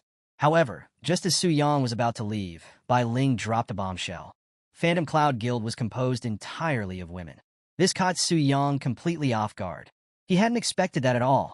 So, in the bustling city of Tianling, we've got the Phantom Cloud Guild, a top tier, a level guild, and its base? It's more like a luxurious mansion, which makes sense given their high status. Now, here's the catch. The guild is exclusively made up of women. Among them is Lin Yuyu, a level 85 hunter and leader of the Yuyu Guild, Phantom Cloud. But honestly, Lin spends most of her time freeloading at the A-rank guild's mansion. She's constantly complaining about how boring things are. Now, before we get mixed up, Lin Yuyu and Lin Yun, yeah, they sound almost identical, but I got you. From now on, I'll refer to the black-haired girl as Lin and the brunette as Yun, alright? Anyway, back to the story. Yun, who's a level 99 hunter and the leader of the A-rank Phantom Cloud Guild, overhears Lin's whining and points out the obvious. Lin isn't even in the A-rank guild. She's just freeloading, so she doesn't exactly have the right to complain about the lack of action. Lin, knowing she's in the wrong, doesn't argue. But here's the thing. She's not interested in going back to her own guild because she finds the responsibilities there way too tedious. Before Yun can respond, another character bursts onto the scene, swinging the door open with some serious force. It's none other than Su Yin, and she's already throwing shade at Yun for skipping out on guild duties, especially when it's her job to welcome new members. Su Yin introduces their newest recruit, Gu Xiaoqian, an ice elementalist. Lin, who seems more interested in appearances than abilities, takes one look at Gu Xiaoqian and is immediately sold. She finds Gu Xiaoqian's abilities satisfactory, but is more focused on how cute she looks. So, Lin just flat out approves her joining the guild without a second thought. Gu Xiaoqian, obviously surprised, barely gets a chance to respond before Yun interrupts, completely engrossed by some information on her system window. Lin, curious, asks what's going on. Yun reveals something big. A male member has joined their guild. This stirs up a huge reaction among the members because, as we all know, Phantom Cloud Guild only accepts female members. Lin's instantly suspicious and wonders if one of Yun's subordinates made a mistake. But Yun quickly clears things up. The new member wasn't a mistake. He was directly assigned by the Transcendence Temple after completing a 5-star task and being designated a VIP. Because of this, he had the privilege to join any A-rank guild of his choosing, leaving Yun with no grounds to deny him. This news leaves the guild members in awe. A guy completing a 5-star task? That's serious business. But the question on everyone's mind is, why didn't he join the Spirit Hunter Guild instead? Yun, being a level-headed leader, decides not to jump to conclusions and suggests they meet this mysterious new member, Suyang, in person. She's ready to step in if he causes any trouble, reassuring the others that if he turns out to be a problem, they'll find a way to get rid of him. Amidst all this, Gu Xiaoqian suddenly reacts. She recognizes Su Yang's name. This catches Yun's attention, and she asks if Gu Xiaoqian knows him. Gu Xiaoqian shares that Su Yang is actually a friend from Dongling City. But here's the kicker. She mentions he had just awakened and should still be at level 1, like her. This makes Yun think it's probably just a coincidence in names. But before they can dig deeper into it, another figure bursts into the room. It's Mu Rongshui, a level 95 hunter and a member of Phantom Cloud Guild. And she's not here with good news. She's here to confirm that the Spirit Hunter Guild had suffered a total defeat in the Black Dragon Dungeon. While the details of their mission remain murky, one thing is clear. It was a disaster. This news sends ripples through the guild, especially since they're planning to challenge the Giant Forest Dungeon soon. It means they'll need to be extra cautious with their strategy to avoid the same fate. But Mu Rongshui isn't just bringing bad news. She's got something juicy to share too. Turns out she'd been checking the auction house and saw Zhao Ming's weapon, Storm's Call, up for sale. And here's where it gets interesting. There was only one bidder at the time, most likely from the Spirit Hunter Guild. So, Mu Rongshui decided to play dirty. She pushed the bid higher and higher, knowing full well what she was doing. and drove the price up to over a dozen billion. Meanwhile, over at the Spirit Hunter Guild, Zhao Ming sneezed. And you know what they say? Someone's probably talking behind his back. But let's be real, Zhao Ming couldn't care less about superstitions right now. His mind was elsewhere, stuck on that damn black dragon and the insane auction where someone drove the price of his Storm's Call weapon through the roof. And who's at his throat about it? Lei Shan, of course. Lei Shan was done with Zhao Ming's whining, especially since the auction had drained them of 14 billion, a massive blow to the guild's funds. To make matters worse, the seller couldn't even be contacted through private message. The news of Zhao Ming's weapon exploding in the auction house had already spread like wildfire, and now their guild was the laughingstock of Tianling City. Lei Shan had had enough, and in typical Lei Shan fashion, he decided to literally kick some sense into Zhao Ming. The kick was so brutal that it disintegrated whatever cheeks Zhao Ming had left, leaving him unable to stand. With Zhao Ming out of commission, Lei Shan and Qian Yuan headed to their next meeting, a face-off with the members of the Heavenly Mechanism Pavilion. These guys were not happy. Seated across a long table, they were ready to talk business, especially the white-haired guy leading the charge, Zhou Tai. He's a level 110 hunter, a 5-star bloodthirsty warrior, and the strategy group leader for the Heavenly Mechanism Pavilion. Zhou Tai wasn't messing around. He asked Lei Shan and Qian Yuan straight up if he was hearing things right, because no way were they accusing his team of messing up the strategy for the Black Dragon Fortress raid. Zhou Tai was practically offended. The Heavenly Mechanism Pavilion had cleared that dungeon 5 times. They had summarized and verified every step of their strategy meticulously. So, if something went wrong, it had to be on Lei Shan and his crew, either a skill issue or they didn't follow the plan step by step. Despite the heat in the room, Lei Shan didn't back down. He insisted that their guild was known for being careful and strategic with boss raids. They were once an undefeated guild, after all. Lei Shan assured Zhou Tai that they followed the strategy from start to finish. But here's the kicker. The Black Dragon's behavior was totally off. Its patterns didn't match the strategy that was given to them at all. He made it clear he wasn't questioning the pavilion's professionalism, but something was seriously wrong. He wouldn't sacrifice his entire guild's main force just to blackmail them. But Lei Shan's defense only made Lu Ci, a level 103 shadow assassin, laugh at them.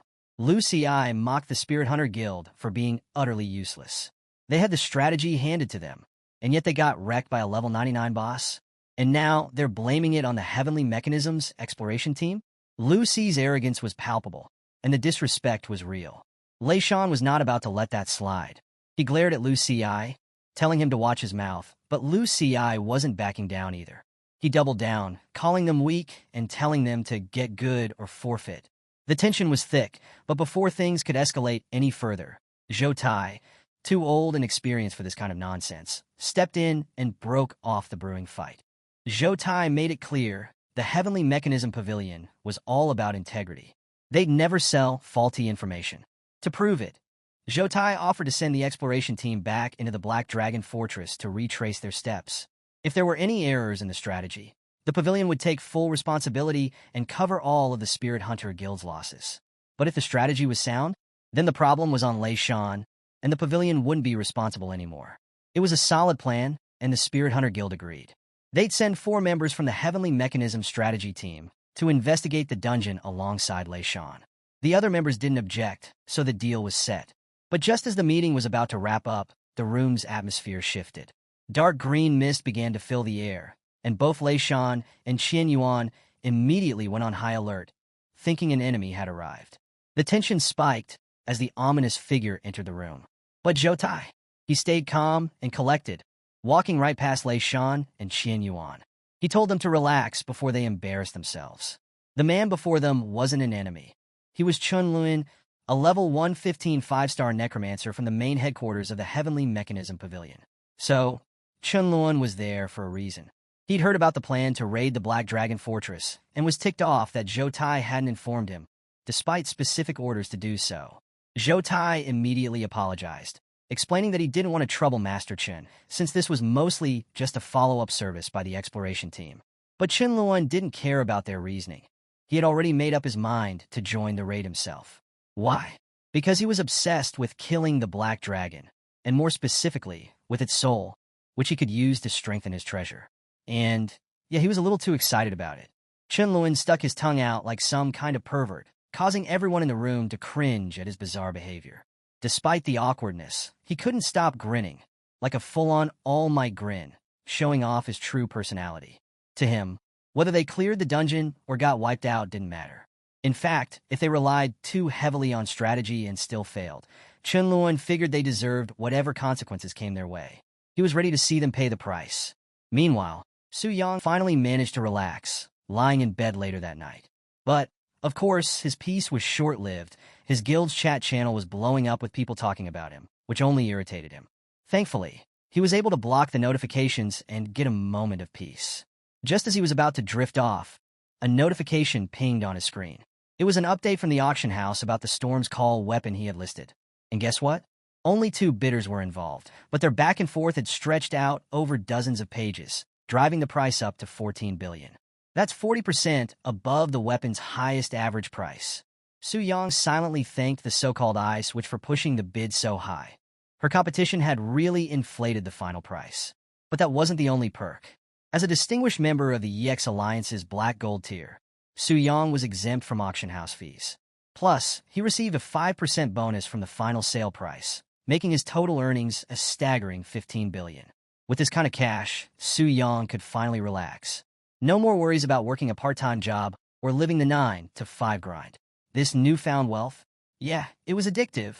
The next day, Su Yang woke up early, knowing that he couldn't afford to be complacent.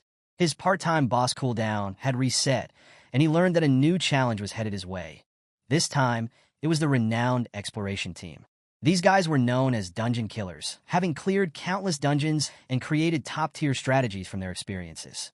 Many of them were 5-star professionals above level 100, which meant this was related to the Black Dragon Fortress disaster he'd caused recently. And they were only bringing 6 members, which told Su Yang one thing. They were very confident in their abilities. Su Yang wasn't going to hold back. He prepared to give them the toughest fight possible, as the Black Dragon Athos. Fully transformed back into the terrifying Black Dragon, Su Yang surveyed his domain. The elite monsters that had died in the previous battle were resurrected, though that didn't surprise him. After all, the Black Dragon Fortress was a diamond-level secret realm, which could refresh like a game.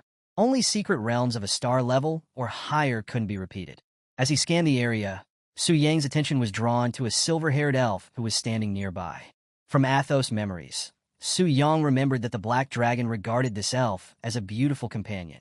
And honestly, Su Yang couldn't disagree.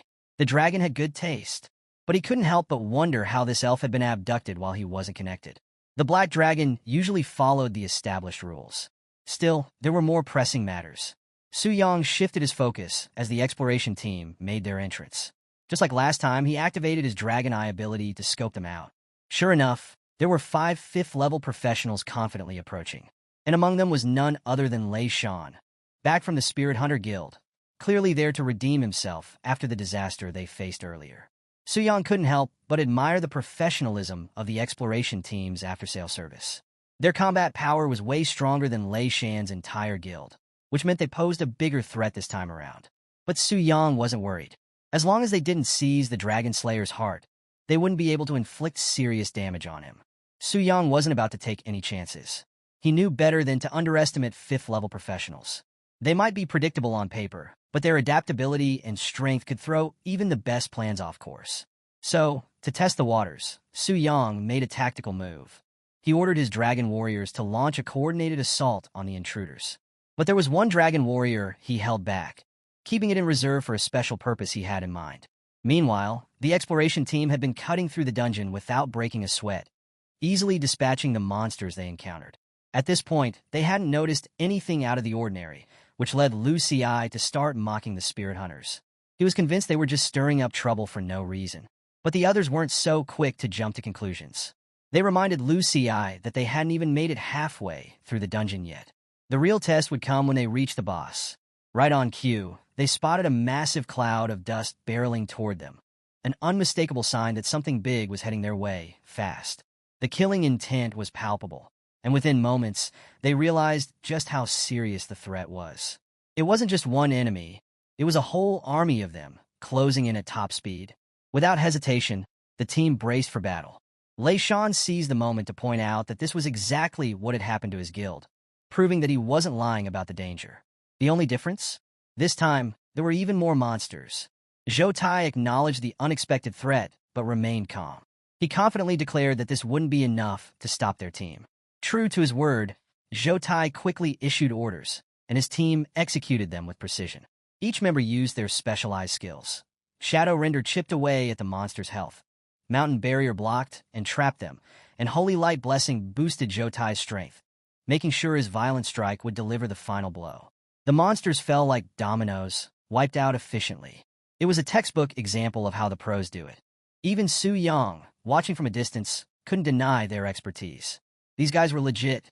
Their teamwork and coordination were on another level, like something out of a legend, immortals descending to show off their strength. And the mysterious mage in their ranks? He hadn't even lifted a finger yet. Su Yang realized this battle was going to be far more challenging than his encounters with the Spirit Hunter Guild. If he wanted to win, he'd have to get personally involved. So, without missing a beat, Su Yang stretched out his wings and dipped away from the scene, just like he had done before. His minions cheered as he disappeared into the distance, sensing something familiar about this. Of course, they didn't remember. Dungeon reset rules wiped their memories of previous runs. But one entity didn't forget. The elf. The silver-haired elf, who had been watching from her prison, grew increasingly confused. She had seen the black dragon many times before, but this behavior was different, more aggressive than anything she had witnessed since her capture. What had changed? Back with the exploration team, Lei Shan tried to smooth things over by complimenting Zhou Tai's crew, calling them one of the best strategy groups under the Sky Pavilion banner. He also pointed out how the current challenges they were facing differed from what the strategy guides had indicated, reinforcing that he wasn't trying to mislead anyone. Zhou Tai acknowledged Lei Shan's concerns, assuring him that they would investigate any discrepancies once the dungeon was complete. But Master Chen? He was unimpressed, scoffing at Lei Shan's guild pride. To him, the monsters they had encountered so far were nothing but trifles. He derisively questioned how a guild that prided itself on never failing could struggle with such weak enemies. The mockery hit hard, but Lei Shan wasn't one to let disrespect slide. He clapped back, this time speaking in Japanese, urging Master Chen to maintain the decorum expected of a leader. That's when Lei Shan realized he had massively messed up. Master Chen was not like the others he'd faced. This old-timer wasn't planning to hold back his rage, and he was ready to devour Lei Shan on the spot if he kept nagging like a fool. Thankfully, Zhou Tai stepped in just in time, diffusing the situation with a calm smile. He suggested that Master Chen's harsh words were just a joke, though it was clear that wasn't the case. Zhou Tai's intervention wasn't out of kindness, it was smart business. He couldn't let Master Chen lose control because harming Lei Shan would jeopardize future contracts and the team's reputation. Lei Shan was shook, so rattled by the intensity of Master Chen's killing intent that he could barely move. In that moment, he truly believed his life was over. But rather than crush his spirit, this encounter only fueled Lei Shan's desire to see these guys get wrecked by the Black Dragon. And almost as if on cue, the Black Dragon made its dramatic entrance, catching everyone off guard and proving Lei Shan's earlier warnings to be true. Still, this exploration team wasn't about to panic. As a top-tier group of professionals, they couldn't afford to mess around. Zhou Tai quickly rallied his team, coordinating a series of combined abilities to maximize their attack efficiency. They knew the Black Dragon's attack patterns and were confident they could cheese their way through the fight using those mechanics. But things didn't go as planned. Despite their knowledge and well-timed attacks, they realized none of them were dealing any significant damage. This caught them off guard. Meanwhile, Su Yang, in his Black Dragon form, wasn't surprised at all.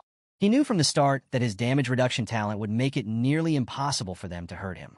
Even so, these guys weren't backing down. They kept trying to chip away at his health, so Su Yang decided to strike back. He launched an attack, but as expected, the hunters dodged it with ease. That was exactly what Su Yang wanted. The initial strike was just a diversion to line up a real attack on their backline, catching the exploration team off guard again. But Zhou Tai was quick on his feet. He jumped into action and protected the backline, stopping Su Yang from wiping out the squishier members of the team. This created an opportunity for Lei Shan, who confidently aimed his most powerful execution skill, a skill that had taken down bosses in Starlight tier dungeons. Lei was sure this would hurt the dragon. Unfortunately for him, reality didn't match his expectations. Lu Xi realized too late that their attacks were barely scratching the Black Dragon, and the boss's damage reduction was no joke. Just as Lu Xi considered retreating, The black dragon's tail hit him with full force, almost killing him on the spot. If it weren't for the barrier master's shield, he'd have been finished. The team rushed to his aid, ensuring he could recover and get back in the fight. But Su Yang wasn't letting up. He was ready to unleash his breath of annihilation, aiming to end this fight right here, right now. The team was shocked. They expected the black dragon to use this ultimate attack only when its HP was below 70%, but it seemed the boss wasn't playing by their rules. Hellish flames engulfed the team, but they managed to survive thanks to their own ultimate skill, Sanctuary, which reduced damage taken by 90% and healed them for 10 seconds. Su Yang wasn't threatened. He saw this as more of a challenge. He knew that Sanctuary was the last defense skill the barrier master had for the day, meaning the next breath of annihilation would finish them off for good. The exploration team, however, was starting to get worried. Some of the members even wondered if the boss had gained intelligence. The way the black dragon was reading their tactics and exploiting their weaknesses didn't feel random. But Zhou Tai wasn't buying it. He told his team to cut the assumptions. This was a diamond tier boss. It wasn't possible for it to suddenly grow a brain and outsmart them.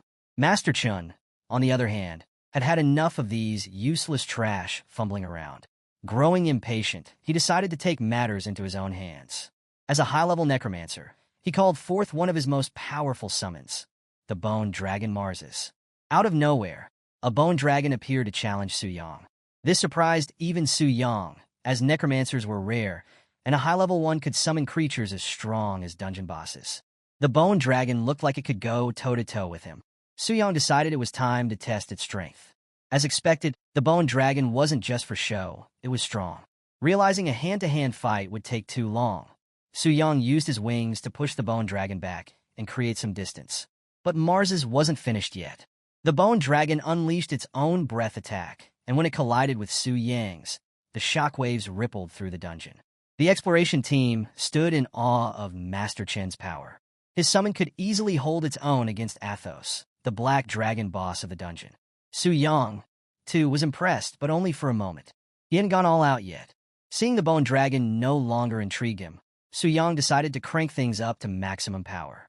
He unleashed the full force of his breath of annihilation, and hellish flames consumed the bone dragon, leaving behind nothing but charred bones. But just as Su Yang thought it was over, the bone dragon resurrected itself. Instantly. Master Chen's capabilities as a necromancer were no joke. As long as fresh corpses were available, he could resurrect his summon infinitely. The bone dragon, now fully recovered, caught Su Yang off guard. It swept him off his feet, pinning him to the ground and hitting him with a direct breath attack that drained his HP fast. Su Yang realized he was in real danger if this kept up. So, he whipped his tail to break free and used his wings to fly away, assuming the bone dragon couldn't follow, considering its wings were nothing but bare bones. So, the bone dragon couldn't fly, but that didn't mean Master Chun was giving up. He ordered it to attack from a distance, but Su Yang easily dodged the strikes. Su Yang wasn't just dodging for fun, though. He was strategically positioning himself to go after the real target, Master Chun himself. Master Chun quickly realized what was happening and commanded the bone dragon to return and defend him. But Su Yang was way ahead of him.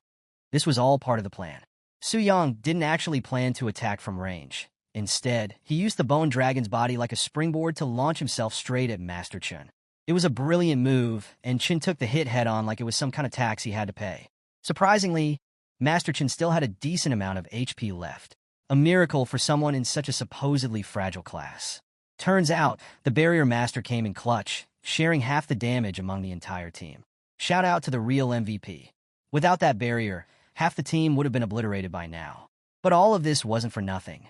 The team wasn't just getting smacked around for fun. They were buying time for Lu Ci's return, and they had calculated that he should be back any second now. What they didn't calculate, though, was that Su Yang could understand everything they were saying. Realizing what was happening, Su Yang quickly put two and two together.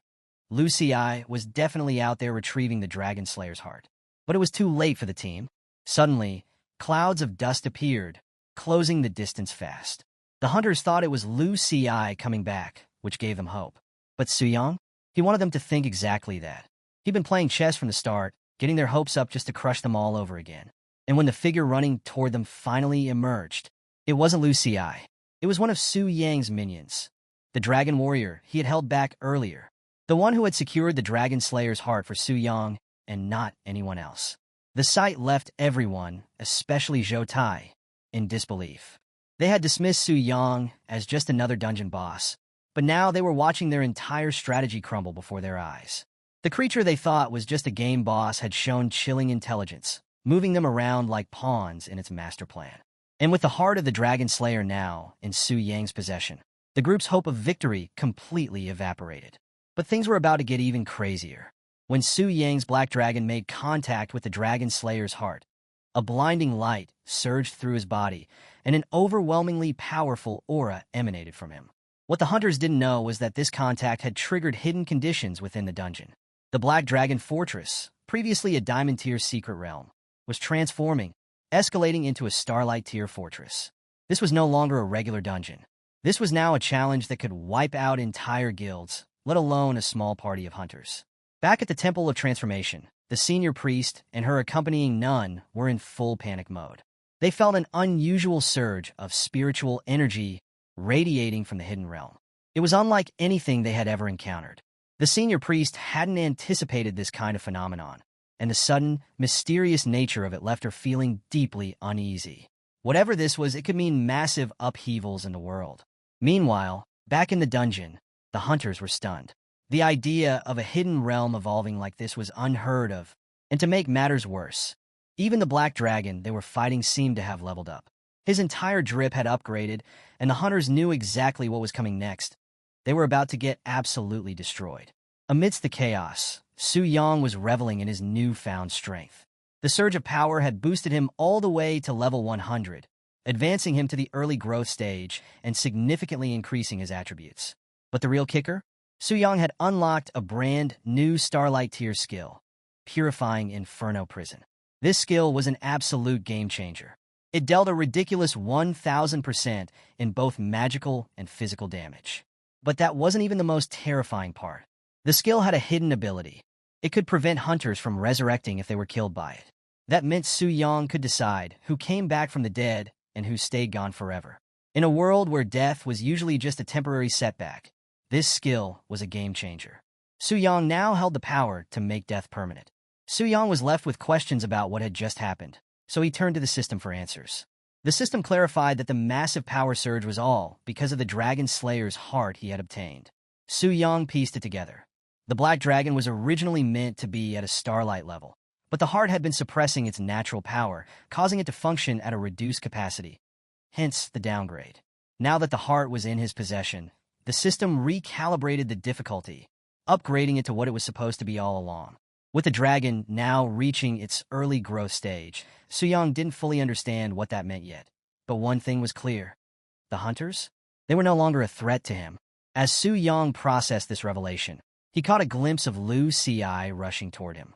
Lu had returned, ready to report his failure to find the Dragon Slayer's heart.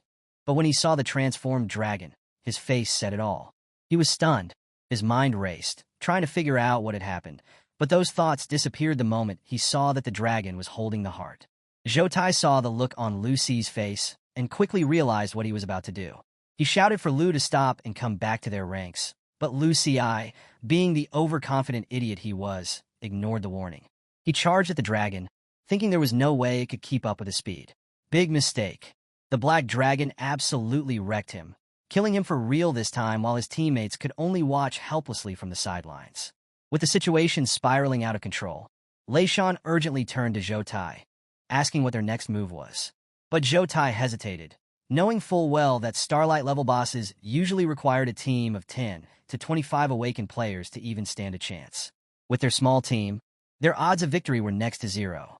He knew the only smart move now was to retreat. This decision hit Zhou Tai hard. It was a blow to his pride, but he understood that survival was the priority. Without hesitation, he led the charge toward the exit, signaling for everyone to follow. Master Chun, however, was having none of it. He found Zhou Tai's cautious approach amusing and openly mocked him.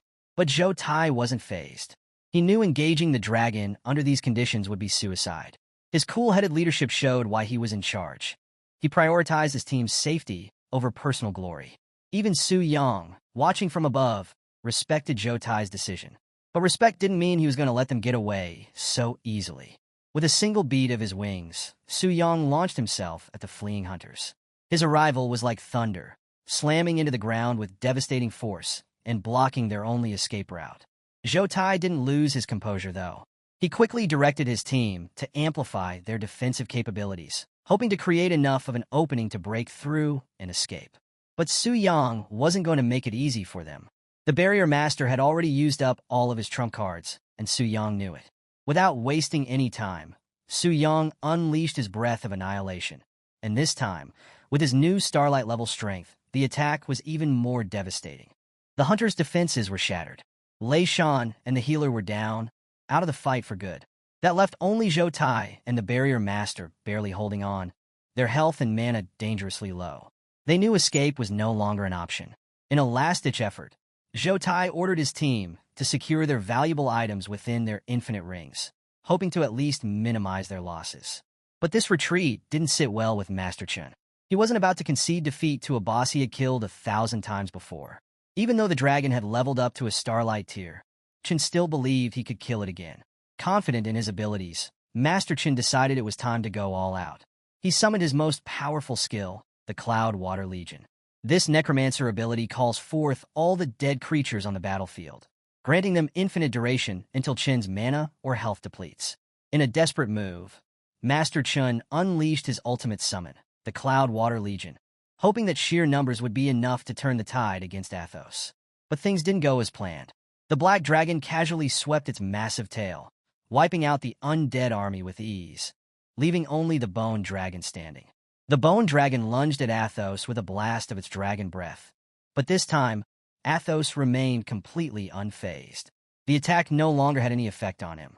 With a display of dominance, Athos disrespected the bone dragon by slamming its head into the ground, silencing Master Chen's defiance in an instant. But Master Chen, ever the egomaniac, regained his composure and flashed an ugly grin, clinging to one thing. Hunters were immortal in this world. Even if he lost now, he would simply respawn and come back to torment Athos over and over until he finally devoured the dragon's soul. Su Yang had heard enough. Master Chen's arrogance and disrespect pushed Su Yang to make an example out of him. One that would send a message to the entire world. Never underestimate a dragon of his caliber.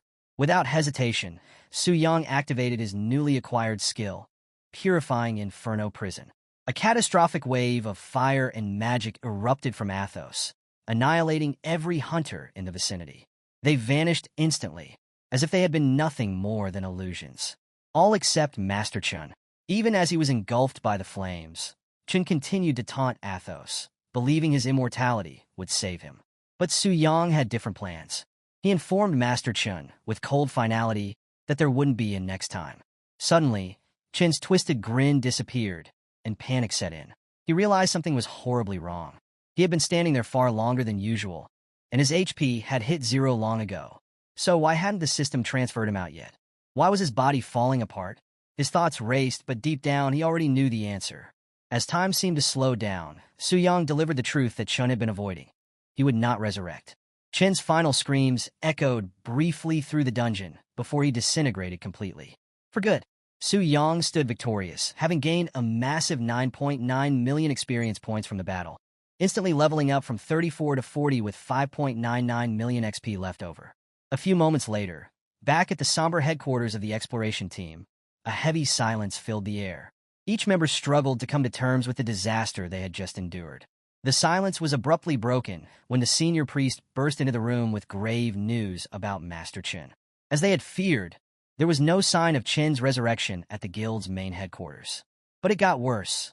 All records of Master Chen had vanished from their system entirely, suggesting either a deliberate erasure or something even more terrifying: complete death. This revelation hit everyone like a brick.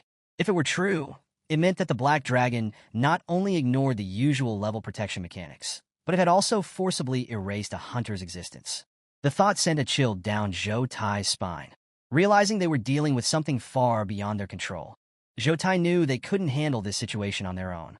His only option now was to compensate the Spirit Hunter Guild for their losses and leave the bigger decisions to the higher-ups.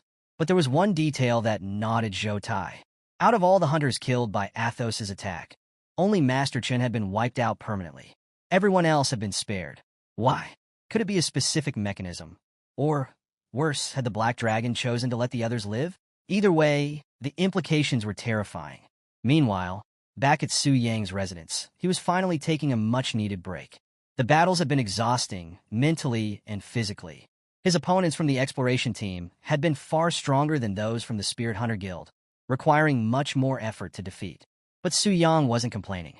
His hard work had paid off, proving that the exploration team was worthy of its S-class ranking. Among the loot he acquired from the battle, 2 items stood out in particular. The first was a Starlight tier dagger named Shadow's Bloodthirst. This exceptional weapon not only boosted his stats, but also had 2 unique abilities. The first ability, Shadow's Body, granted Su Yang temporary invisibility and a 50% increase in speed. The second, Compassion Mark, allowed him to mark a target and deliver a stealth attack with a devastating 300% damage boost. Among Su Yang's incredible loot, the second standout item was a legendary skill scroll called 5-Charge Storm Thunderblade. This skill was just as epic as its name, allowing it to charge up to 5 times to unleash a devastating storm of blades. With each charge, the power multiplied, making it a terrifying force to behold. Su Yang couldn't believe his luck. First, he snagged a Diamond tier weapon, and now he was upgrading to a Starlight tier 1. But the best part? Unlike the Call of the Storm, there were no restrictions on using the Shadow's Bloodthirst dagger, so Su Yang could equip it immediately, boosting his combat power on the spot. And as for the 5-Charge Storm Thunderblade skill, it was so strong it could instantly kill a 4th-tier hunter. Plus, it came with 0 usage restrictions, making it the perfect tool for when Su Yang needed to take out his enemies in style. Su Yang was practically buzzing with excitement over these new gains. Now that he had reached level 40, it was time for his second awakening. With all the extra experience he had, it made no sense to wait. The earlier, the better. But before heading off to the transfer temple for his awakening, Su Yang wanted to confirm something. Was Chun Luan, the undead necromancer he defeated, actually dead? So he queried the system. Not only did the system confirm Chun Luan's demise, but it commended Su Yang for eliminating him.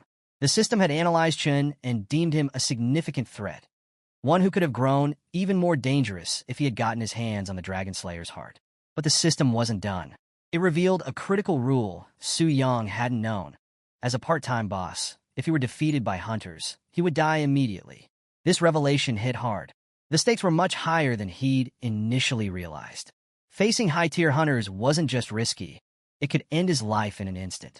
Still, with the overwhelming strength he had displayed during the previous battle, Su Yang felt confident the hunters would think twice before challenging him again anytime soon. That being said, something else popped into Su Yang's mind. He remembered that Starlight tier bosses, like Athos, were called true spirit creatures and had their own consciousness. So, he asked the system if the Black Dragon had developed its own intelligence when he wasn't controlling it. The system quickly clarified that the Black Dragon had not gained intelligence due to its unique status as a system-controlled boss. When the host, Su Yang, wasn't connected, the dragon would operate strictly according to pre-established rules and behavior patterns. And in case Su Yang ever defeated the part-time boss, the system would automatically assign him a higher-level boss with even stronger capabilities, keeping the challenges fresh and limitless. This news excited Su Yang more than ever. The system was way more engaging and powerful than he had initially imagined. And defeating the Black Dragon wasn't impossible, especially since he had a pendant that could make things easier. This pendant was no ordinary item. Not only was it a powerful tool for slaying dragons, but it also had an unsealed attribute that could be unlocked with the right item. Its abilities were mind-blowing. A 50% boost in his spirit points and a 100% boost in his strength.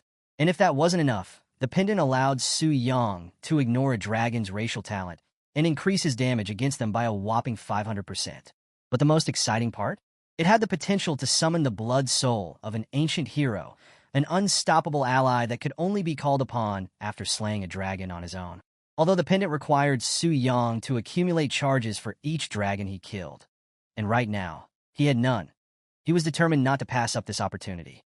He was convinced that the blood soul referred to a dragon-slaying hero, a figure of immense combat strength, far exceeding even a 5th-level professional. With his super minion by his side, there would be no one Su Yang would have to fear anymore. He resolved to defeat the Black Dragon as soon as possible so that he could switch out his part-time boss role and unlock the powerful summon. But first things first, he needed to advance to a second-tier hunter to fully utilize his new powers. So, Su Yang set off for the Transformation Temple. Meanwhile, outside the Transformation Temple, the sight of Bai Ling, the senior priestess, standing at the entrance had passers-by buzzing with curiosity. Her beauty was striking, and her graceful presence turned heads everywhere. People couldn't help but wonder, who was she waiting for? It wasn't every day that a priestess of her rank would stand outside waiting for someone. The crowd began to whisper, full of admiration and envy, longing for that level of attention themselves. So, the person Bai Ling was waiting for turned out to be none other than Su Yang. As he approached, Bai Ling greeted him warmly, even calling him hero, which caught Su Yang off guard. Surprised, he asked her about the title and how she knew he was coming. With a proud smile, Bai Ling explained that the temple's transformation statue emits a guiding light whenever the temple's VIP is about to arrive, and there was only one VIP in all of East Spirit City. As for the hero title, she said it was just something the temple requires, so he didn't need to think too much about it. Though Su Yang understood, deep down he felt a bit cringy. Hero? It sounded way too edgy for his liking, but he let it slide. After all, he was there for one thing, his awakening. With that, Su Yang accepted another 5-star transformation task. This time, the challenge was particularly tough. He had to solo clear a silver-tier dungeon and defeat the boss within 3 minutes of encountering it. Normally, these instances required a full team due to their difficulty. But for someone like Su Yang, just another challenge he was more than capable of handling. Bai Ling, ever impressed by his bravery, commended Su Yang for accepting another 5-star task, once again calling him hero. Cue the internal cringe. Not wanting to linger on the title, Su Yang quickly changed the subject, asking if she had a map of the nearby silver-tier instances. Luckily, Bai Ling had just what he needed. She handed over a map that not only detailed the locations of silver-tier dungeons, but also included info on bronze and gold-tier dungeons, complete with refresh times. Su Yang couldn't help but smile. This was a treasure trove for his future dungeon-crawling plans. Just as he was about to leave, Bai Ling stopped him to offer a word of caution. She warned him about a recent accident in one of the dungeons where the difficulty had suddenly spiked, resulting in a professional hunter disappearing. On top of that, she told him that the low-level wilderness areas had become overcrowded with players lately, sparking bloody conflicts over dungeon access. She urged Su Yang to be extra cautious in his upcoming ventures. Su Yang thanked her for the heads-up, but with his current power, he felt confident that finding and clearing 2 silver-tier dungeons wouldn't be a problem. But things didn't go quite as smoothly as he expected. The dungeons he targeted were packed with players, and it would take hours to wait for his turn. The real challenge wasn't even clearing the dungeons. It was finding an available one. After unsuccessfully checking 8 dungeons, Su Yang started wondering if these silver-tier dungeons were even worth the effort. His luck seemed to be balancing out. After all the insane loot he'd gotten recently, it felt like the universe was correcting the scales. Still, Su Yang wasn't about to give up. His search eventually brought him to the Cave of Suffering, a dungeon hidden within a canyon. But, to his disappointment, it was just as overcrowded as the others. He was about to leave when he spotted 2 familiar faces in the crowd, Gu Xiaoqian and, unfortunately, Wang Fei. The 2 of them were in the middle of an argument over who had the right to enter the dungeon. Seeing Wang Fei was almost enough to make Su Yang want to leave, but then he remembered that Gu Xiaoqian was part of the Yuyan Guild, a sister guild of the Phantom Cloud Guild. There was no way he was going to let some loser like Wang Fei mess with him, especially when they were acquainted. Plus, this might be his chance to secure a spot in the dungeon. Meanwhile, on Gu Xiaoqian's side, things were getting tense. Wang Fei's group was starting to show unwanted attention toward her, classic incel behavior, making her feel uneasy. But she wasn't alone. She had solid backup. Helan, a level 61 hybrid-class ranger swordsman who wasn't someone to be trifled with. She was already a 3rd-tier awakener, and her combat prowess was no joke. Seeing Helan's presence made Wang Fei's confidence crumble. He quickly retreated behind one of his allies, a massive, hulking 3rd-tier hunter who looked like he'd been on steroids since birth. But don't let his looks fool you. This guy was a skilled martial artist, and he wasn't afraid to throw hands. Wasting no time, he escalated the situation, warning Helan that if they tried to enter the dungeon now, it would mean a fight. And he didn't stop there. He made it clear that if it came down to it, he and his crew would jump on all of them, and they wouldn't even spare the newbies. Helan was left speechless. She knew they were outmatched. Her group consisted mostly of low-level newcomers, and if a fight broke out, they'd be done for. But backing down now? That would only embolden these guys to take advantage of the situation. So, Helan was ready to make the first move, hoping to gain an edge. But the big guy in front of her wasn't just brawn. His sharp observation skills quickly picked up on Helan's intent. Luckily, before a fight could break out, Su Yang stepped in, casually claiming the dungeon for himself. This took both groups by surprise. At first glance, Su Yang didn't seem like anything special, just another nobody. Gu Xiaoqian, however, was both shocked and relieved to see him. The last time she saw him was at the teleportation center, and while she was glad he was safe, she couldn't help but worry. Why was he provoking two heavy hitters? Wang Fei, recognizing Su Yang, was less than thrilled. He couldn't hide his irritation and immediately confronted him, demanding to know why Su Yang always seemed to be in his way. Su Yang just smirked and flipped the accusation right back at him, saying Wang Fei was like an annoying fly that kept buzzing around uninvited. That taunt hit a nerve, but Wang Fei knew better than to lose his cool, especially with his big guy backing him up. Confident in his muscles' abilities, Wang Fei mockingly suggested that Su Yang should kneel down and beg for forgiveness if he wanted to leave unharmed. But Su Yang? He wasn't even listening to these clowns. He walked right past them and warmly greeted Gu Xiaoqian, completely ignoring the big guy's threat. Helan, still confused by Su Yang's boldness, turned to Gu Xiaoqian, asking who Su Yang was. Gu Xiaoqian explained that Su Yang was an old classmate. Helan was baffled. If Su Yang was on the same level as Gu Xiaoqian, then why did he have the nerve to provoke third-tier hunters? Helan assumed Su Yang didn't know his place and tried to warn him about the dungeon's high difficulty. But to her shock, Su Yang confidently responded that he knew exactly what he was doing. It was part of his second transfer task. This revelation surprised Helan. She couldn't understand how Su Yang could have advanced to level 40 so quickly. Before she could wrap her head around it, Wang Fei, done with being sidelined, stepped in, determined to shut Su Yang down. Showing off some of his power to intimidate, Wang Fei challenged Su Yang to reveal his level for all to see. If Su Yang didn't comply, Wang Fei insisted he should stop acting tough and just kneel. Unfortunately for Wang Fei, Su Yang was itching to teach him another lesson. Seeing that Wang Fei had reached level 10 made things even more fun for Su Yang. Unlike their last encounter, Su Yang could actually kill him this time, knowing Wang Fei would just resurrect later. In an instant, Su Yang flicked his finger, and with that, Wang Fei was turned into a donut-shaped human, instantly killed. Wang Fei didn't even realize what had happened until it was too late. Su Yang calmly collected his loot, while the big guy charged in, furious and ready to retaliate. But Su Yang, with his ultra instinct in full swing, casually dodged every attack as if it was nothing. The big guy was beyond angry. He had promised to protect Wang Fei, and now he had failed. Fueled by rage, he was determined to kill Su Yang, but Su Yang barely saw him as a threat.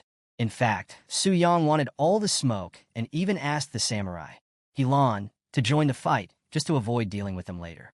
That instantly ticked off Helan. Sure, Su Yang was here for his second awakening, but challenging both her and the big guy was a level of disrespect she couldn't ignore. Even though Su Yang was a friend of Gu Xiaoqian, Helan wasn't about to let this go.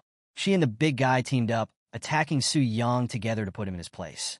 They didn't give him a head start. The big guy swung at Su Yang, but Su Yang dodged every punch effortlessly. The big guy was left questioning his own speed.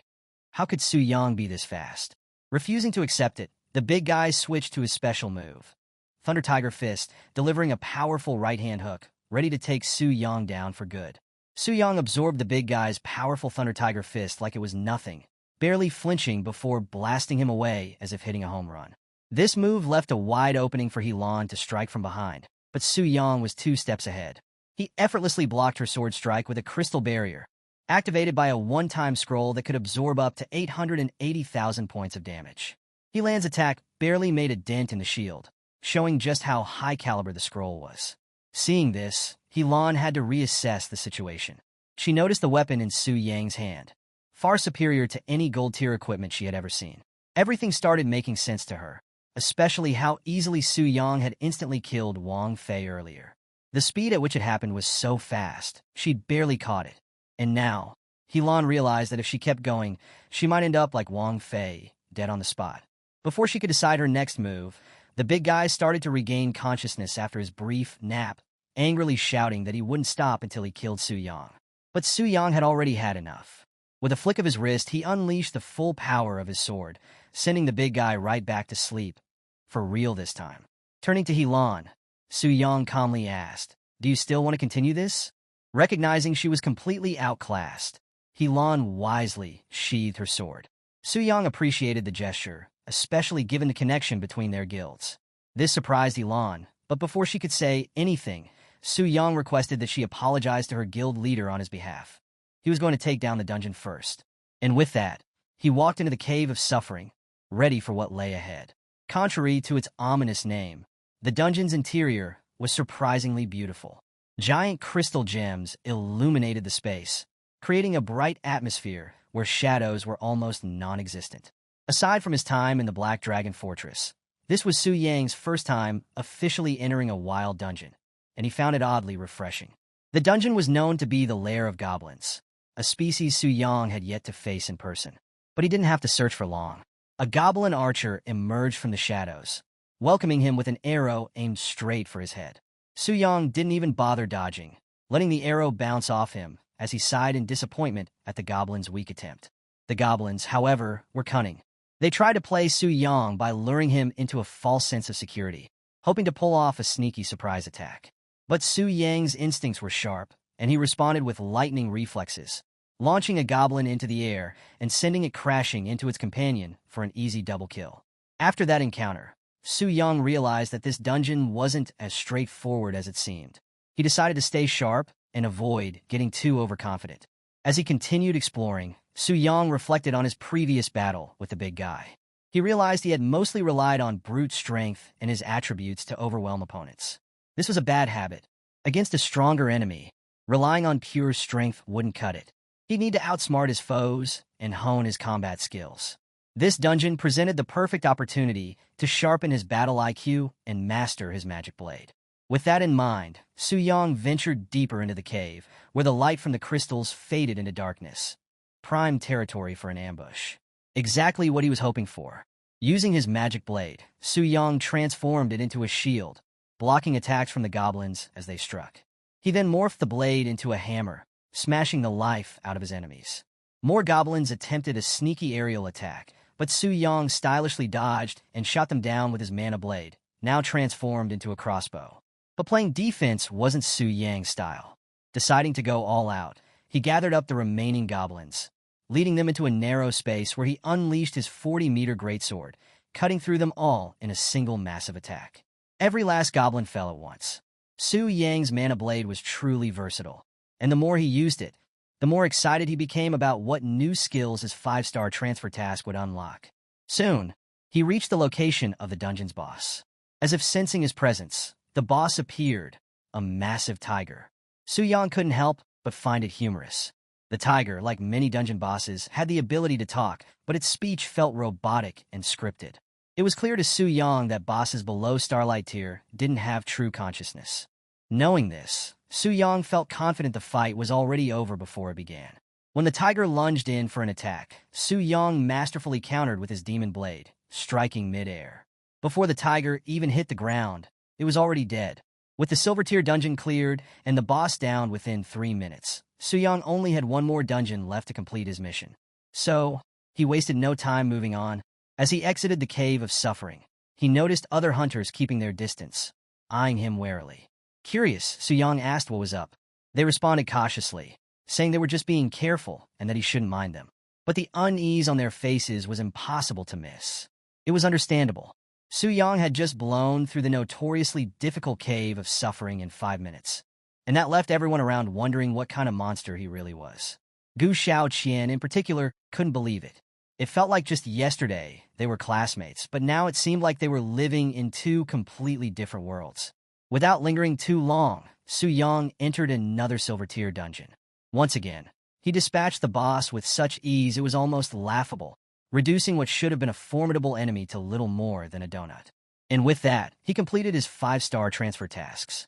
The system, impressed by his flawless execution, unlocked a hidden transfer mission for him titled Phase 1, The Lost Rusty Key. This new mission came with a map pointing to a location guarded by a fearsome beast and promised serious rewards if completed. A 5% boost to all his attributes and a legendary skill book. It was clear this hidden task was linked to his class progression and likely involved a series of missions that would unlock as he advanced through each transfer phase. Su-young wasn't about to pass up on this opportunity. Just the 5% attribute boost alone was tempting enough, and the legendary skill book?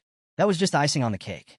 Plus, with the name Phase 1, it was obvious this mission was just the beginning, making these 5-star tasks even more valuable than he had imagined. With this in mind, Su-young accepted the challenge.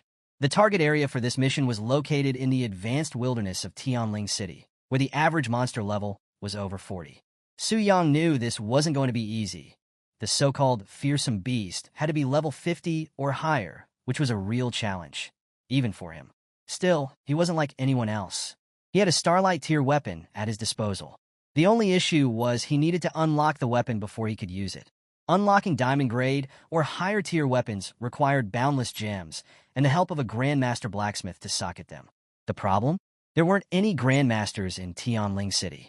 That's when Su-young remembered the branch of the Heavenly Mechanism Pavilion had recently set up shop in Tianling.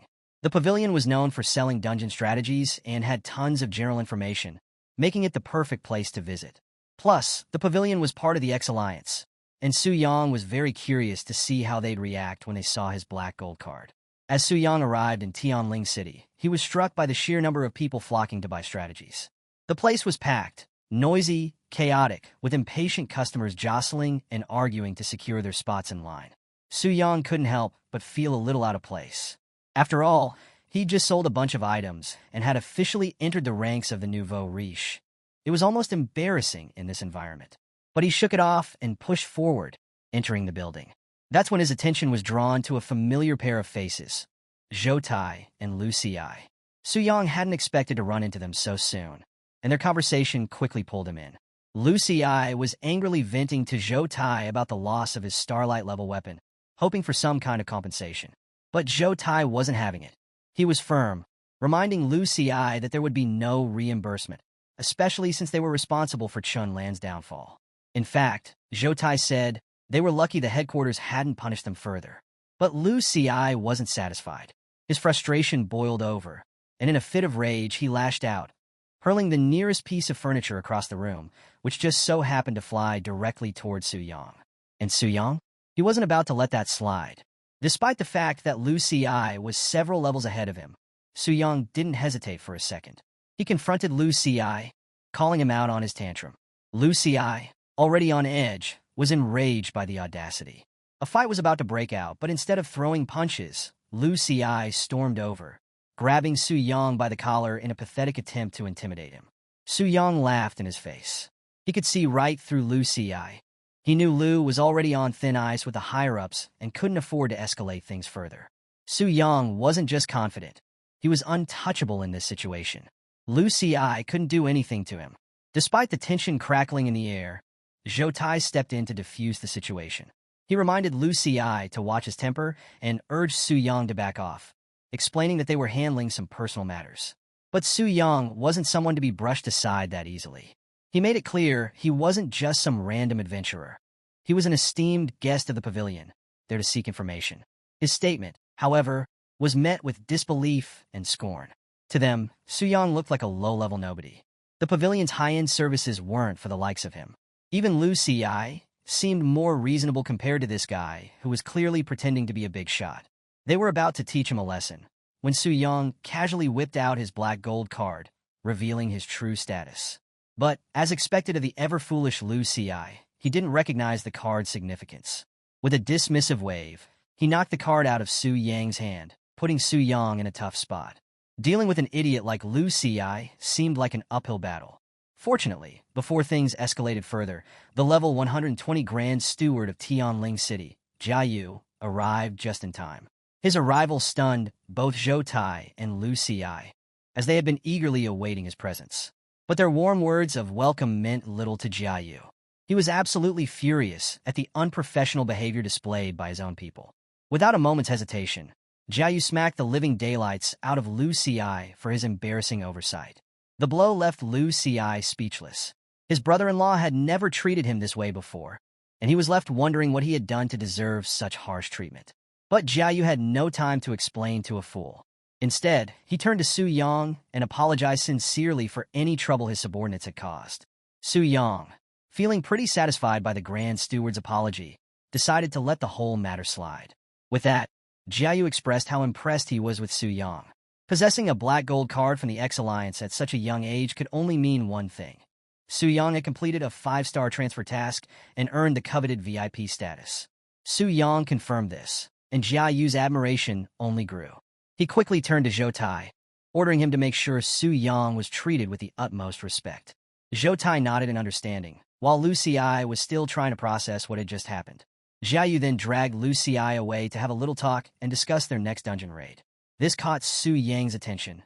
Clearly, the Heavenly Mechanism Pavilion was preparing for something big, and Su Yang took it as a sign that he needed to step up his own game. Once Jiayu and Lu Xi left, Zhou Tai returned to Su Yang, his tone now far more respectful. He asked how he could assist Su Yang, prompting Su Yang to lay out his requests. He needed the location of the master-level blacksmith in Tianling City, and he was also looking for boundless gems. The treasure pavilion had run out, and he wanted to stock up just in case. Zhou Tai responded that they could easily provide the information about the blacksmith. As for the boundless gems, they had them in stock, but they were very expensive. Zhou Tai assumed, even with the black gold card, that Su Yang might not be able to afford such high-priced items. Su Yang just smiled, casually flicking his finger to show that money wasn't an issue. Realizing who he was dealing with, Zhou Tai quickly decided to personally handle the retrieval of the gems for Su Yang, asking him to wait for a moment. Su Yang couldn't help but smile. The fact that even the Grand Steward of Tianling City showed him such respect made him even more curious about the power behind the Transfer Temple. They clearly held more sway than he initially thought. After a short wait, Zhou Tai returned with the items Su Yang needed. Su Yang took the goods, thanked Zhou Tai, and left the establishment, heading straight for the Old Wolf Forge, where the master blacksmith was said to be working. The forge itself was inconspicuous, tucked away from the bustling streets, but that only reinforced Su Yang's decision to trust the information he'd been given. Su Yang's fears started becoming reality faster than expected. Rumors began to swirl about an exploration team preparing to venture into the Black Dragon Sanctuary again. He thought it would take longer, especially after the fear he instilled with his skill, the one that prevented hunters from resurrecting.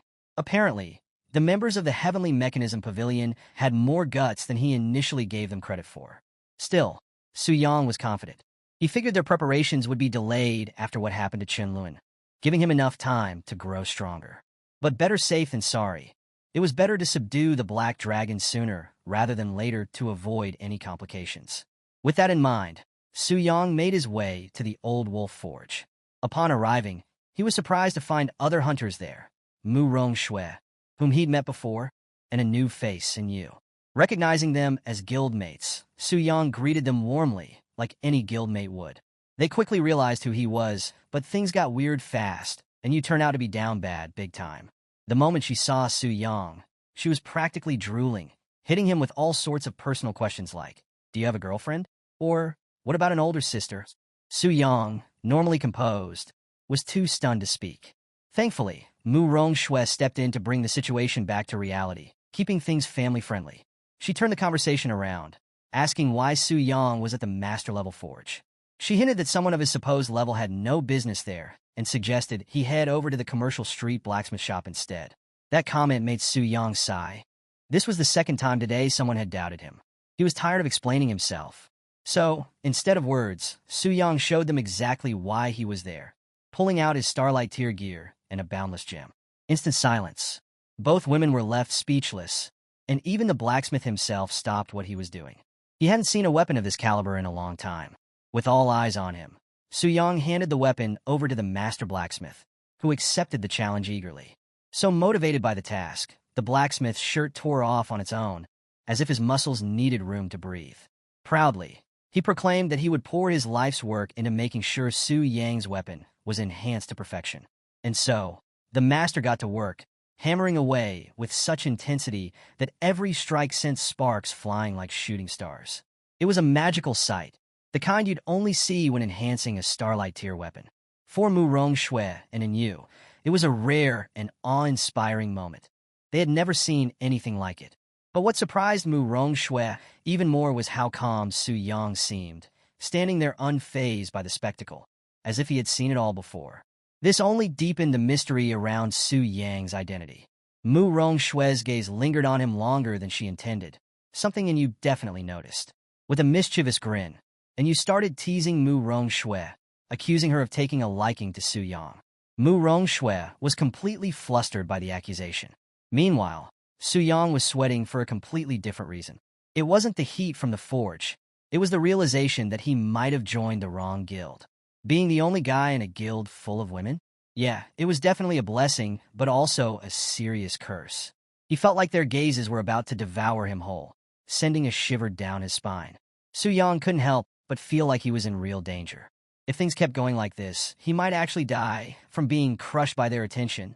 A few hours later, the blacksmith finished enhancing Su Yang's weapon. Su Yang was impressed, no more than impressed. He was stunned. The old man had done it on the first attempt. It was truly remarkable, especially since Su Yang had wasted so many materials when he tried to enhance the weapon himself. Grateful for the blacksmith's craftsmanship, Su Yang asked how much he owed him. The blacksmith, wiping the sweat from his brow, explained that typically he would charge 1 billion in fees for this kind of effort. But today, feeling reinvigorated by working on such a fine item, he decided to make an exception. He wouldn't charge Su Yang anything at all. Su Yang's generosity was unheard of, especially from someone dealing with a grandmaster blacksmith. While the old blacksmith insisted there was no charge for the service, Su Yang believed that respect should be paid where it was due. The blacksmith's work deserved to be recognized, so Su Yang handed over 1 billion in currency, not as a payment, but as a token of appreciation for the man's craftsmanship, while still respecting his wishes. The Grandmaster was visibly pleased by Su Yang's respectful gesture and happy to have worked with someone so well-mannered. Meanwhile, Yu was having a field day with her fantasies, watching the only male member of their guild casually drop billions like it was nothing. Seeing him turn down a freebie, smiling all the while, was checking off every box in her dream scenario. It wouldn't be a stretch to say she was already half in love with him. Even Mu Rongshue found herself bewildered by Su Yang's actions, wondering if he was the young master of some wealthy family. But Su Yang? He wasn't about to stick around and let things escalate any further. He dipped out of the forge as fast as he could, not wanting to deal with any more attention. A few moments later, Su Yang arrived at the outskirts of Tianling City, near the imposing Wild Spirit mountain range. The rugged landscape and eerie silence marked this as territory meant for second-tier awakeners or higher. But Su Yang was unfazed. He had a few tricks up his sleeve, expensive potions that permanently increased his attributes. After using the maximum allowed for each type, Su Yang drastically boosted his speed and spirit and redistributed his remaining attribute points. This allowed him to finally wield his legendary Shadow Bloodthirst Dagger, a weapon that exponentially increased his power and made him a match for a 4th-tier awakener. With confidence high, Su Yang dove into the dense forest, ready to hunt. As expected, the monsters here were aggressive. They immediately launched vicious attacks as soon as Su Yang set foot in their territory. But Su Yang was in his element. Before the monsters' attacks could even land, he activated his shadow form, boosting his speed and allowing him to effortlessly dodge before swiftly cutting down the enemies with his Starlight tier weapon, eliminating them with a single blow. But Su Yang wasn't about to waste time grinding through mobs one by one. He had a grander plan in mind. Using his usual method, he unfurled multiple scrolls at once and unleashed a massive AoE attack, obliterating the mobs in one fell swoop. The weaker enemies stood no chance. Su Yang's efficiency was something that could make even the legendary Megan proud. With the lesser mobs cleared, Su Yang set his sights on the cave of the terrifying beast that he needed to defeat to complete his mission. Based on the task description, Su Yang estimated the beast's level to be no less than level 50, and he was curious to see how many hits it would take to bring it down. Surprisingly, the trek through the cave was uneventful. There were no other monsters lurking about, likely because they had hidden away, knowing they'd be easily clapped by Su Yang if they showed themselves. This made Su Yang's path to the boss's lair smooth and easy. When he arrived, the scene was straight out of a nightmare. The lair was filled with treacherous terrain, dotted with spikes and pitfalls. At the center was an elevated rock formation, the resting place of the boss, surrounded by a pool of blood. The sight was intimidating, but what truly caught Su Yang's attention was that aside from the boss's name and level, no other information was visible. This added an extra layer of mystery and challenge. Su Yang realized he'd need a higher-tier skill book for clairvoyance to avoid surprises like this in the future. But for now, he had to rely on his heightened senses and be cautious. Approaching the boss in shadow form to remain undetected, Su Yang positioned himself carefully. He activated Wraith Mark, boosting his damage by 300% and struck the boss hard, taking a significant chunk out of its HP. But it wasn't enough to kill it. The boss, now fully awakened, roared in fury and retaliated by launching countless thorns towards Su Yang. But Su Yang was faster. Dodging the attack with ease, he countered with relentless strikes from his demon blade, attacking from all sides and wearing down the boss's health. The beast roared in rage, but before it could retaliate again, Su Yang decided to end the fight decisively. He lunged straight for the beast's core and delivered a powerful final swing. The force of the attack reverberated through the cave as the boss's death throes echoed off the walls. Su Yang, standing over the fallen creature, was surprised to see that he had slain the beast so quickly. He had expected more of a fight, but the outcome left him satisfied. Among Su Yang's rewards was the key mentioned in his mission, but more intriguingly, there was something else, a rotten chunk of flesh. Its description hinted at its former owner's immense power. Even in its decayed state, it had been potent enough to mutate the boss he just defeated. With no other information available, Su Yang decided to stash the mysterious item for later. Figuring out its use could wait. Right now, his priority was to return and submit his class change mission.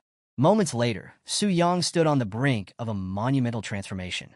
Awakening to the next tier wasn't something that happened every day, and Su Yang's recent achievements had skyrocketed him far beyond the ordinary.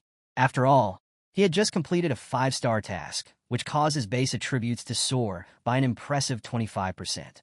But that wasn't all. As part of his rewards, Su Yang gained an exclusive skill from magic warriors called Dual Spirit Enhancement. This skill was no joke. It boosted his spirit attribute by 10% of his current strength and vice versa, creating an insane synergy that enhanced his abilities even further. And the blessings didn't stop there. Thanks to completing his hidden mission, Su Yang unlocked even greater rewards. His overall attributes surged by an additional 5%. His class advanced to the rare and prestigious Magic Warrior. And best of all, he was gifted a legendary skill book. As his level cap lifted, Su Yang shot up to level 58, powered by the experience points he'd been sitting on for a while. With newfound power in hand, Su Yang carefully distributed his newly gained attribute points, splitting them evenly between strength and spirit. This balanced allocation took his base attributes to unprecedented heights, making him stronger than ever before. His stats were now above those of a third-tier Awakener, and combined with his high-grade equipment, Su Yang was more than ready to take on anything, even the Spirit Hunter Guild. The idea of facing a fourth-tier Awakener while still technically at second-tier level was exhilarating. The disrespect that would come with winning a battle like that would be legendary. And if he considered using his new skill, Dual Destruction Blade, which allowed him to merge his Demon Blade with his equipped weapon, there was no doubt in his mind that the strike could obliterate even a Platinum-tier dungeon boss. This was a truly legendary ability. As Su Yang's awakening concluded, Bai Ling congratulated him on his latest achievement. His VIP benefits also got a significant upgrade. His monthly allowance jumped from 10 million to a staggering 50 million, and the discount on his black gold card improved from 20% to 30%. But despite all these incredible perks, Su Yang's perspective had shifted. They felt almost ordinary to him now, so he simply gave a casual nod and prepared to continue his grind. Before he left, Bai Ling asked about his next steps. Su Yang, feeling a bit worn out, mentioned he planned to take a break for 2 days. After all, balance between work and rest was important, even for someone like him. But rest didn't mean doing nothing. Su Yang was headed to the Heavenly Mechanism Pavilion to grab a few key items for his next grand mission, slaying the Black Dragon himself. In a strategic meeting, the Grand Steward Jia Yu assigned Zhou Tai the responsibility of leading a secret realm expedition. Confident in their numbers, Jia Yu casually inquired if 30 members of the exploration group would be enough to clear it. Zhou Tai confirmed, believing 30 to be sufficient. However, the Grand Steward reminded him of the special mechanism that prevented resurrection within the realm. Reassuring Zhou Tai, Jia Yu explained that headquarters had prepared a countermeasure in the form of a life jade ring, ensuring their survival. Zhou Tai was impressed by the gesture. Such a precious item, he thought, expressing his gratitude to Jia Yu for the valuable protection. Jia Yu, in his typical nonchalant manner, left the matter in Zhou Tai's hands, remarking with some wistfulness that he would love to slay a dragon himself if he weren't so busy. Just as the meeting was wrapping up, a sudden interruption came crashing through the door. A woman of high status stormed into the room, declaring with firm authority that the Black Dragon was not something the exploration team was authorized to handle. Zhou Tai and his companions were immediately on edge, recognizing the presence of the young mistress of the Tianji Pavilion, Luo Linger. With her appearance, the air in the room shifted, and an aide quickly alerted Jiayu. He immediately greeted her with urgency and respect, clearly caught off guard by her unexpected arrival. Luo Linger, however, dismissed the formalities and stressed that she hadn't announced her visit. She warned them to ensure no information about her presence leaked out. Taking charge, Luo Linger asserted her authority, making it clear that from now on, no one was allowed to enter the Black Dragon Fortress without her express permission. Her intention was to personally tame the Black Dragon. Jiayu, still unsure if this was sanctioned by her father, cautiously inquired if these orders reflected the pavilion master's wishes. Luo Linger's response was sharp and unyielding, leaving no room for doubt. Her aura intensified, asserting her dominance and leaving Jiayu no choice but to comply without question. Satisfied with his submission, Luo Linger ordered the team to prepare all information related to the Black Dragon and secure a room for her to rest. Jiayu and his subordinates complied quickly and respectfully. After she left, Jiayu let out a breath he didn't realize he was holding, reflecting on the unexpected visit from the young genius. His brother couldn't help but remind him of Luo Linger's position as the daughter of the Pavilion Master and the youngest prodigy of the Global Beast Master Association. Jiayu agreed, acknowledging her incredible talents. The Global Beast Master Association was an elite organization on par with the X-Alliance, dedicated to capturing and taming rare and exotic beasts from all over the world. Dungeon bosses and wild elites alike were targets of their hunts, and Luo Linger was a prominent figure within this prestigious group. Jiayu speculated that her arrival was a secret mission to tame the Black Dragon before other top-tier beast masters could lay claim to it. If she succeeded, Luo Linger's reputation would skyrocket, solidifying her position as the continent's top beast master and elevating the Tianji Pavilion's prestige to unprecedented heights. Jiayu didn't hesitate to give his men clear instructions. When they accompanied Luo Linger into the dungeon, they were to follow her commands to the letter, especially when the dragon's health was low. Stealing the kill was not an option. They were there to support the young mistress in her quest to tame the dragon. As Jiayu's team rushed to carry out their orders, a new report came in from one of their subordinates. The subordinate revealed that a specific strategy guide had already been purchased the day before, and the buyer was none other than Su Yang.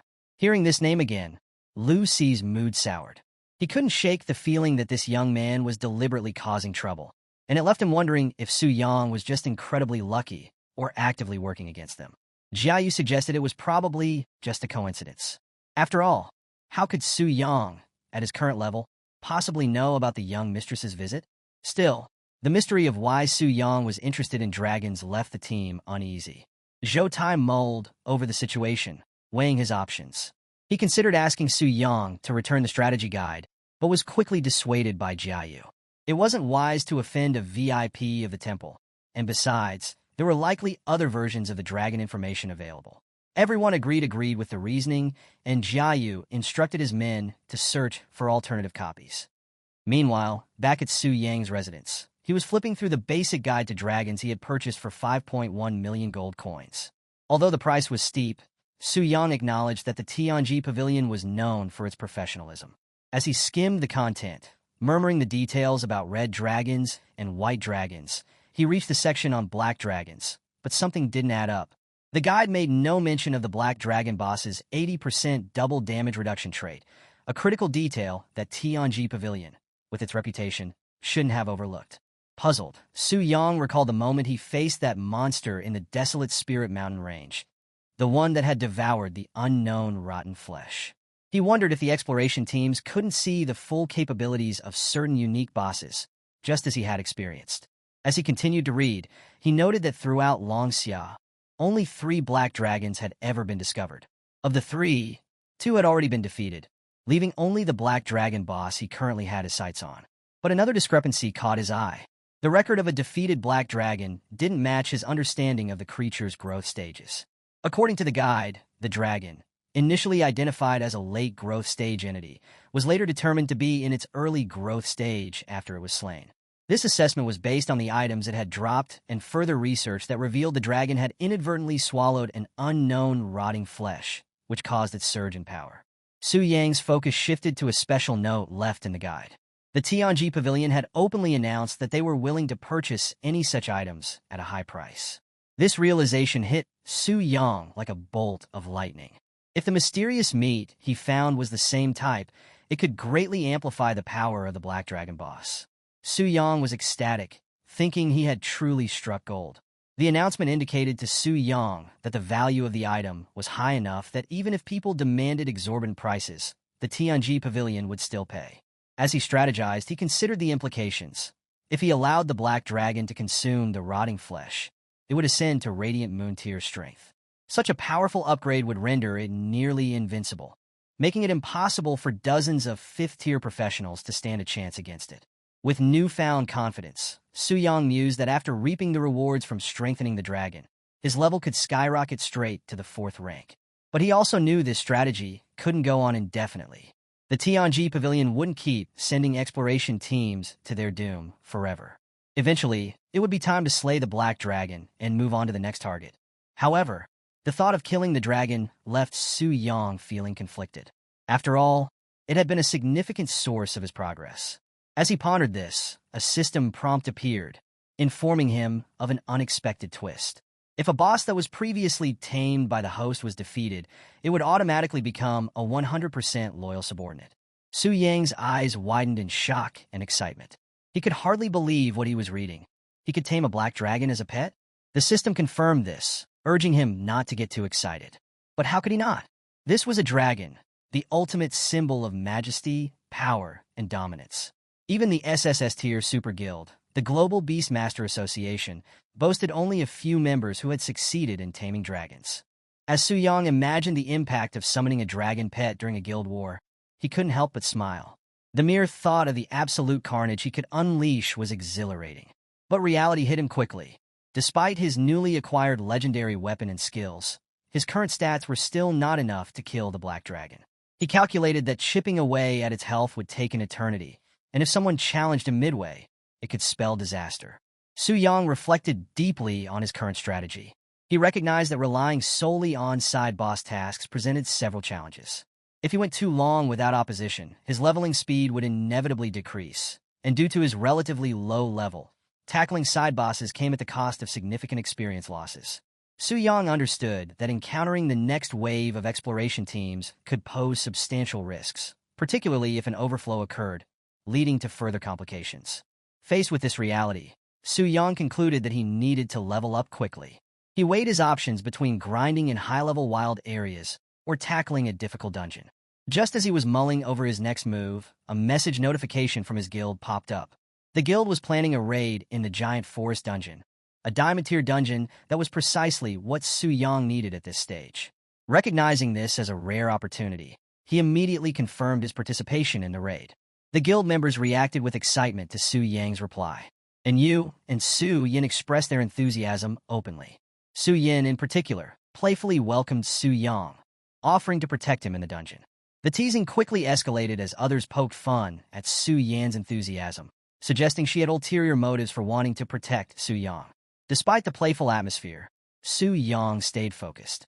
Lin Yuyun, concerned about his decision, sent a message cautioning him about the dangers within the giant forest. She reminded him of the dungeon's difficulty, hinting that it might be too dangerous.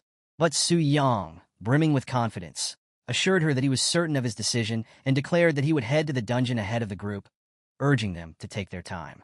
The narrative then shifted to the Job Transfer Temple, where Lei Shan, the leader of the Spirit Hunter Guild, was in deep contemplation. His expression was grim, reflecting the struggles of his journey to regain level 99. Lei Shan had recently received a level 5 job change quest, and unfortunately, the necessary materials for this quest were located in the treacherous Giant Forest dungeon. His subordinates couldn't hide their shock upon hearing this. One of them pointed out the massive challenge they faced, highlighting that the Giant Forest had a difficulty level comparable to the Black Dragon Fortress. With their current levels, taking on such a dungeon seemed like an impossible task. The camera panned to various team members. Li Dan, the level 88 Holy Light Shield Warrior, Qin Yuan, the level 89 Healing Paladin, and Zhao Ming, the level 90 Storm Multi-Shot Archer. Their expressions reflected the collective frustration and concern about their seemingly insurmountable predicament. In a resigned tone, Lei Shan acknowledged the reality of the situation.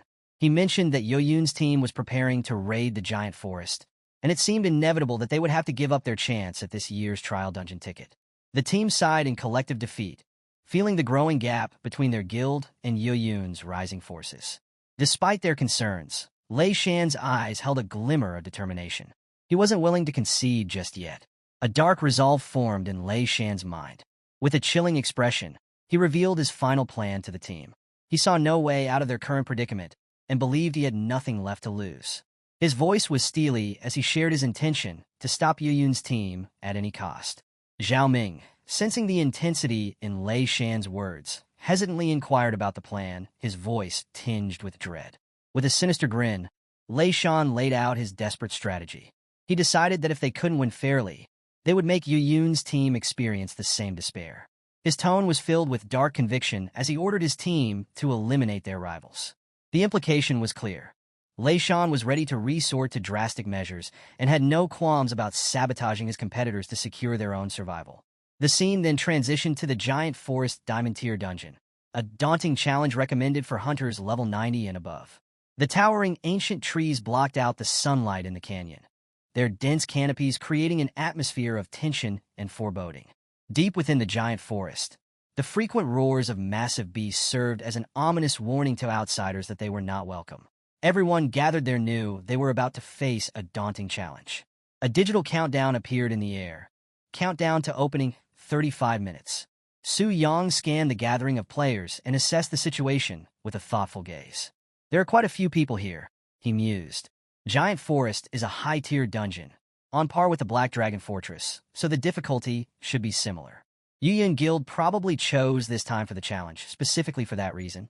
The Giant Forest Dungeon was part of the annual Trial Dungeon event hosted by the Transfer Temple in Tianling City.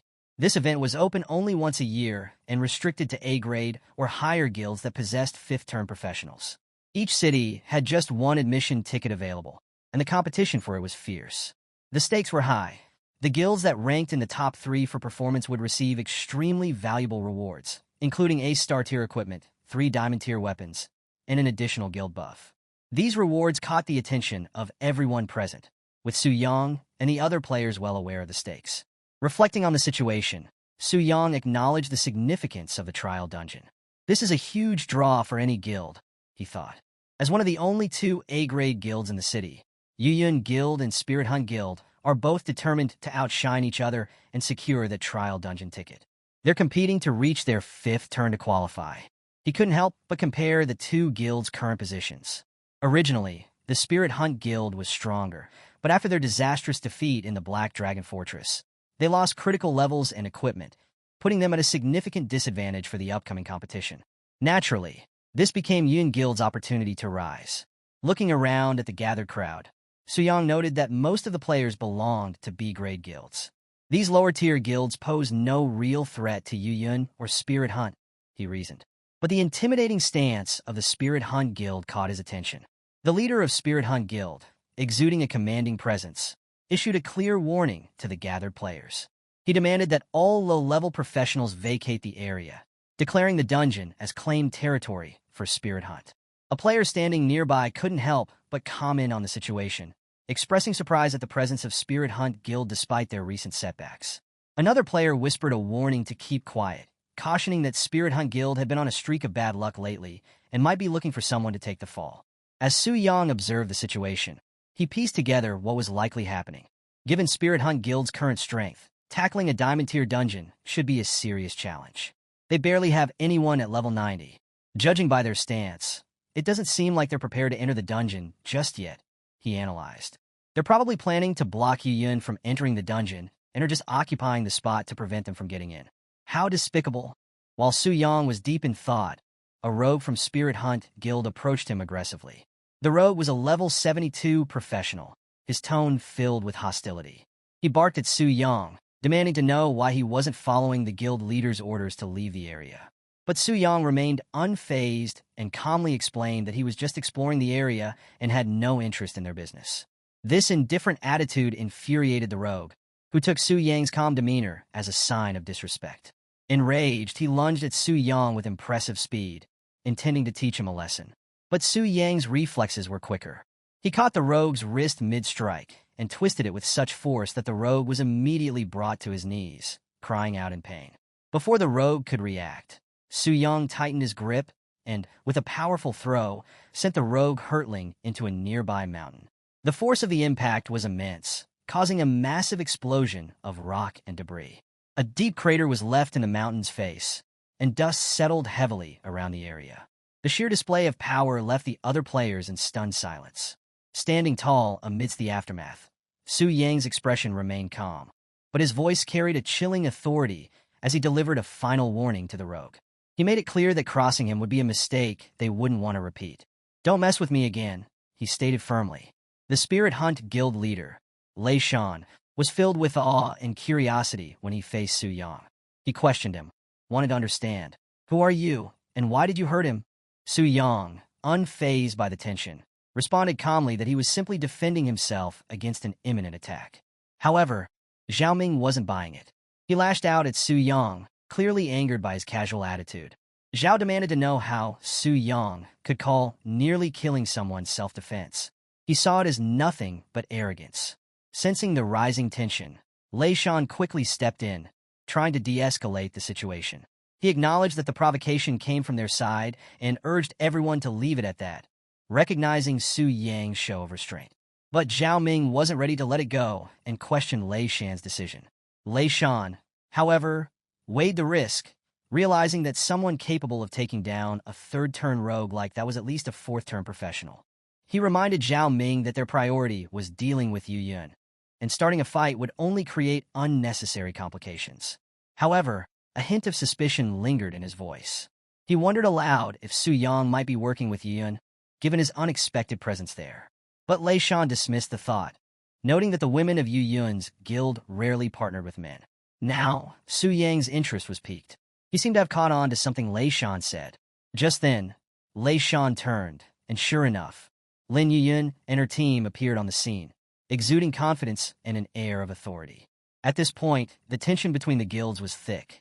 Lei Shan, with a firm tone, claimed the territory for the Spirit Hunt Guild, insisting that they were there first. But Yu Yun wasn't having any of it. She was sharp and unrelenting, pointing out the obvious. The Spirit Hunt Guild had just suffered a complete wipeout, and she knew they didn't have the strength left to tackle a diamond-tier dungeon. Yu Yun called them out, accusing them of simply trying to block her guild out of spite. She questioned Lei Shan's motives, wondering if he really wanted to provoke a guild war over such a situation. Lei Shan's sinister grin widened. He made his intentions crystal clear. If they couldn't take on the dungeon, neither could Yu Yun's team. They were determined to keep them out of the giant forest at all costs, even if it meant dragging everyone down with them. That's when one of Yu Yun's guild members, Mu Rongshui, couldn't hold back any longer. She stepped forward, ready for a fight, challenging the Spirit Hunt Guild members for escalating things when their own leader hadn't even given the command to battle. The scene was heating up, and it looked like a full-blown confrontation was inevitable. But just then, Su Yang stepped forward, his presence immediately changing the atmosphere. He questioned Lei Shan's claim that no one would enter the giant forest, almost mocking the guild leader's authority. Su Yang exuded a confidence that threw the Spirit Hunt Guild members off balance.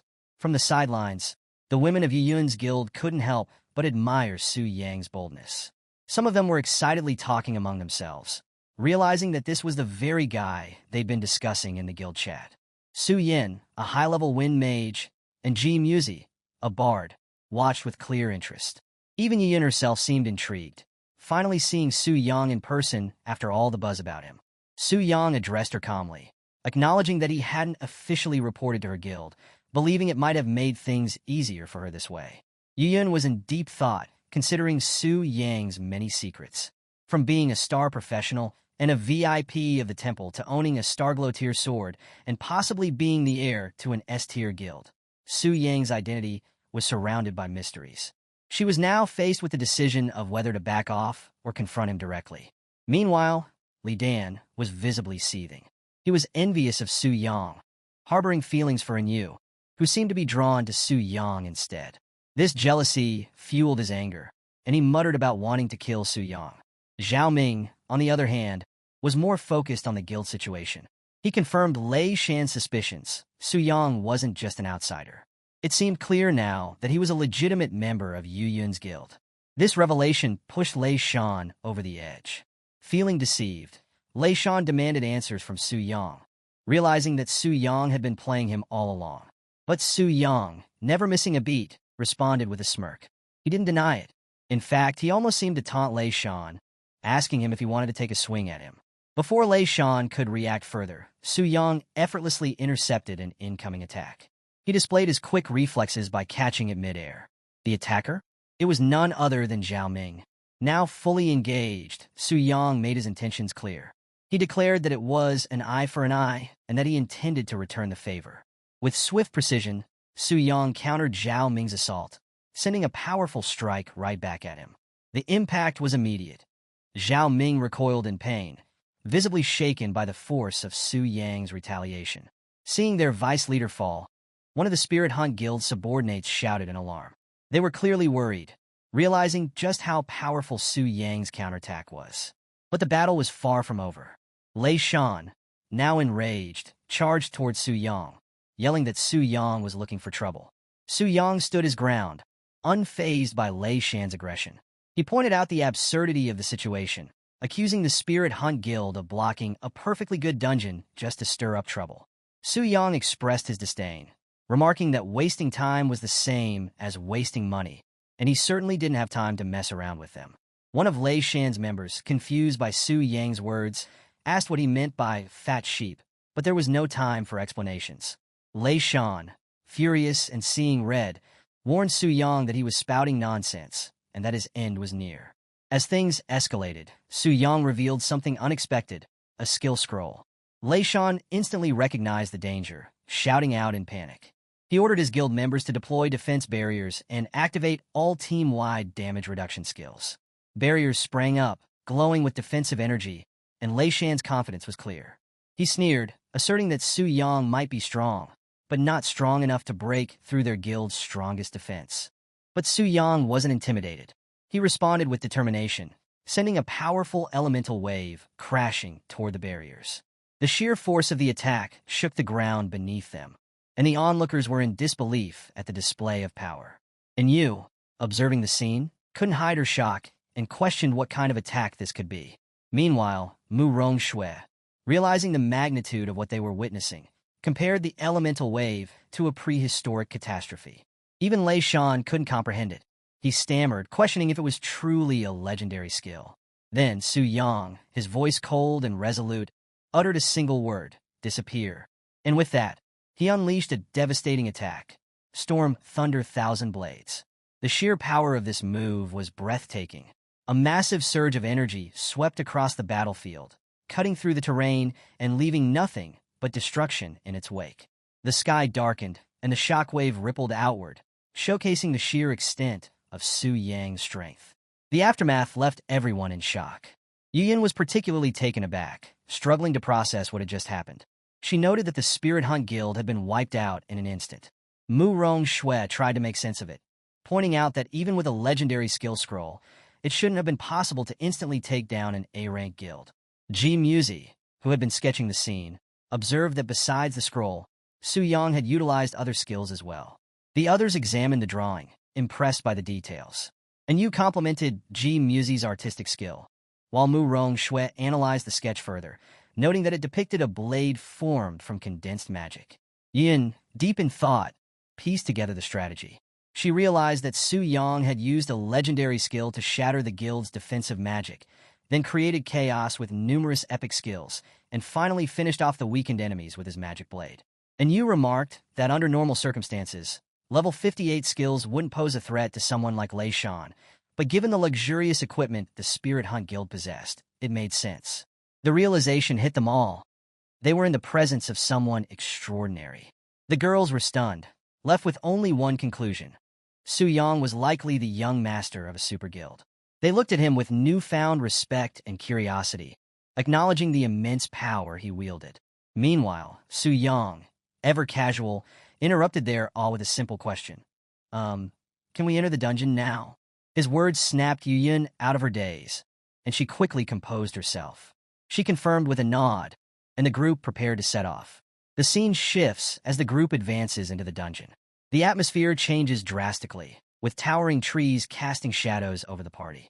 Su Yang, taking in the surroundings, can't help but comment on the dense environment, remarking that the trees give the area the feeling of being in a giant's territory. Sensing the complexity of the terrain, Yuyun advises everyone to stay close and be alert to their surroundings. Su Yang leads the way, and Yu, walking beside him, can't help but ask if he thinks they'll be able to clear the dungeon smoothly. Su Yang responds confidently, not seeing any major issues ahead. She teases him, wondering if there'll be an unexpected situation like what happened back at Black Dragon Fortress, and playfully demands that if it does happen, he must protect his big sister. Su Yang laughs, promising to do his best. Just as they exchange light-hearted banter, something rustles in the nearby bushes, instantly putting everyone on edge. It turns out to be just a small rabbit, and Yu lets out a sigh of relief. But the relief doesn't last long. Before they can relax, a two-headed raptor, level 89, bursts out of the foliage with a fierce roar. Yu screams in panic, but Yuyun quickly takes command, reminding everyone to stay calm and fight, assuring them that it's just a small monster. As the team readies themselves, Yuyun, being a level 99 Holy Knight, takes the lead. They're about to engage when suddenly, a massive level 95 elite rock bear appears, towering over the group. Yu panics again, calling out to Su Yang to save her. Su Yang quickly assesses the situation and notes that the group lacks a secondary tank, to which Yu explains that high-level female tanks are quite rare. Without missing a beat, Su Yang volunteers to tank for them and instructs the healers to keep an eye on his health. Yuyun acknowledges his readiness and issues a firm command to proceed. Su Yang, utilizing his fourth-turn support skills, feels his strength double almost instantly. He charges at the rock bear and delivers a critical hit that brings the elite monster down in one powerful strike. Yuyun, impressed by the show of strength, approaches Su Yang and praises him, saying that with him in their team, their chances of success in the dungeon have greatly increased. Su Yang responds humbly, admitting that this is his first time teaming up for a dungeon and that he'll need guidance for coordinating with the group. Yuyun, surprised by his statement, nods and agrees. But she's left wondering to herself if he's been soloing dungeons all along. The more she learns, the harder it becomes to understand Su Yang's identity. As the scene shifts, the team regroups and prepares for their next big challenge. They finally arrive at their destination, the boss chamber. Yuyun announces that they've reached the boss and, feeling a bit nervous, turns to Yu for confirmation. Yu had purchased the strategy from Tianji Pavilion, and Yuyun wants reassurance that it'll work if they stick to it. The boss they're facing is a level 96 deteriorated hybrid giant, a member of the giant race, boasting a formidable HP of 4.5 million. Yuyun, recalling a previous mishap during the Black Dragon dungeon, admits her lingering worries. But Su Yang, radiating unwavering confidence, reassures her, confidently stating that his intuition tells him they won't fail in this dungeon. Yuyun finds his confidence strangely convincing, and although she's not sure why, she decides to trust him. She gathers her courage and rallies the group to charge into battle against the towering giant. Meanwhile, the scene shifts to a different location, where we see Jiayu, the general manager, sitting behind a desk while listening to a report from Zhou Tai. Zhou Tai informs him of the recent conflict between Spirit Hunt Guild and Yuyun outside the giant forest. Intrigued, Jiayu inquires about the outcome, and Zhou Tai responds that the Spirit Hunt Guild was completely wiped out. Jiayu, not entirely surprised, reflects on how desperation can lead to irrational decisions, and concludes that this year's qualification for the trial's secret realm in Tianling City likely belongs to Yuyun. However, Zhou Tai has more to report, hinting at some new developments regarding the Black Dragon secret realm. This catches Jiayu's full attention, and with heightened interest, he presses for details on this unexpected information. Meanwhile, the fight reaches its climax as Yuyun lands a decisive blow on the deteriorated hybrid giant. The giant lets out a final, agonized roar as Yuyun's sword strikes with precision and power, bringing the colossal creature down for good. As the dust settles, the members of the Yun Guild erupt in celebration, reveling in their hard-earned victory. And you can't hold back her excitement and exclaims joyfully, celebrating their win. A system notification pops up, Yuyan Guild has completed the Secret Realm Challenge. The rewards have been distributed. Please have the guild leader allocate them. With the battle behind them, Yuyan approaches Su Yang to thank him. She acknowledges that Su Yang could have landed the final blow himself, but he deliberately let her take it. Su Yang, ever modest, downplays his action, explaining that she probably needed the extra benefits from delivering the finishing strike more than he did. Yuyan appreciates his gesture and admits she owes him one. The rest of the team, still buzzing with excitement, begins praising Su Yang's contribution.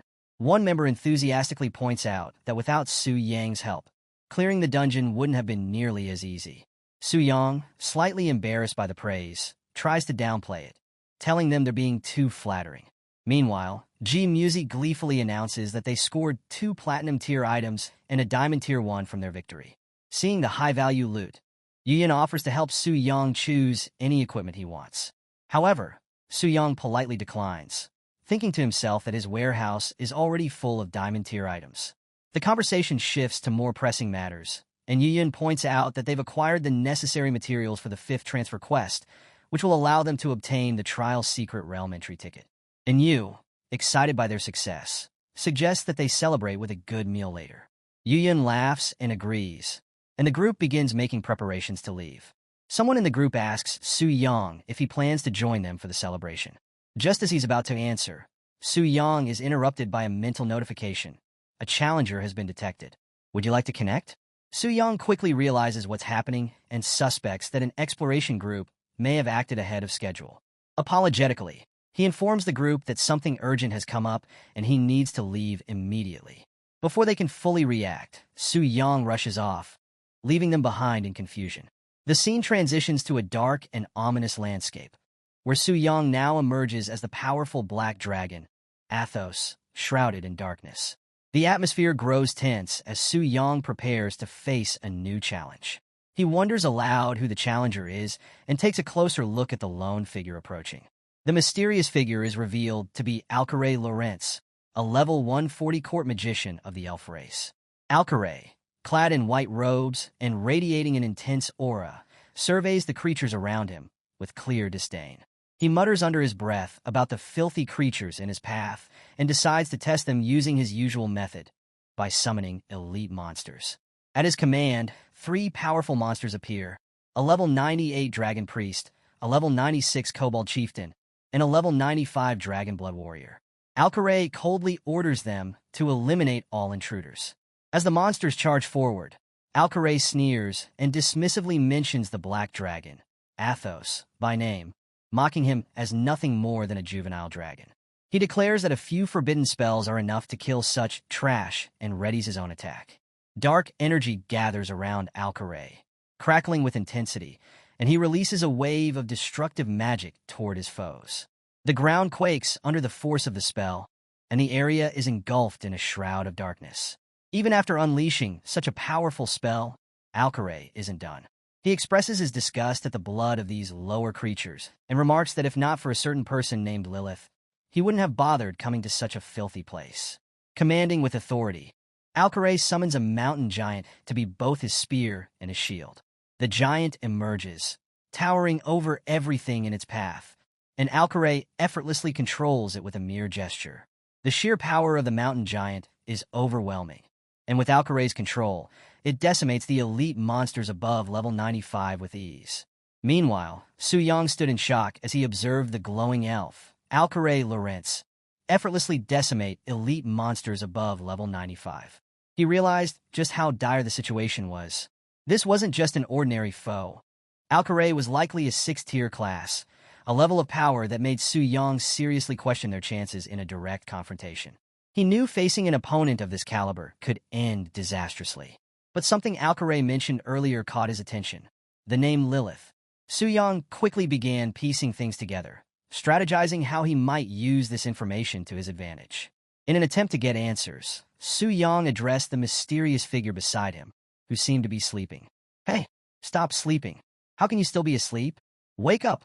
His call roused the figure, who groggily responded, confused about who was calling her.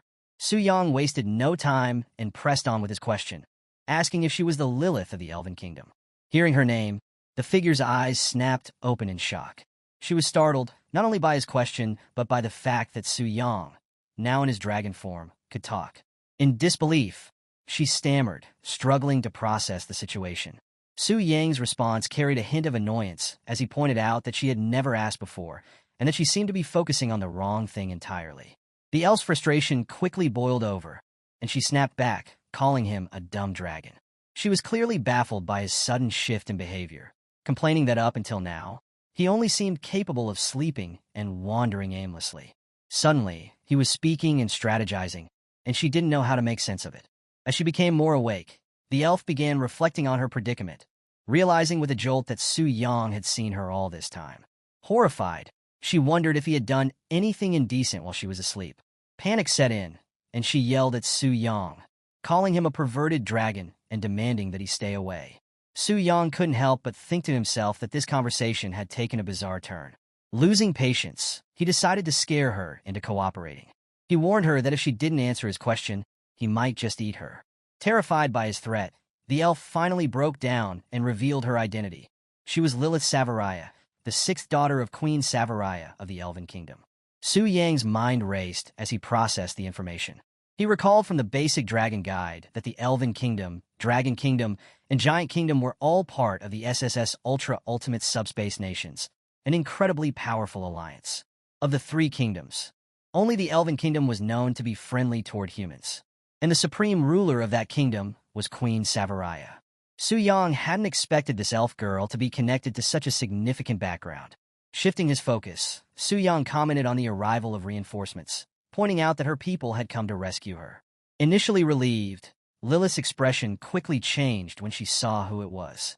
She recognized Alcaray and was visibly distressed, muttering to herself in frustration.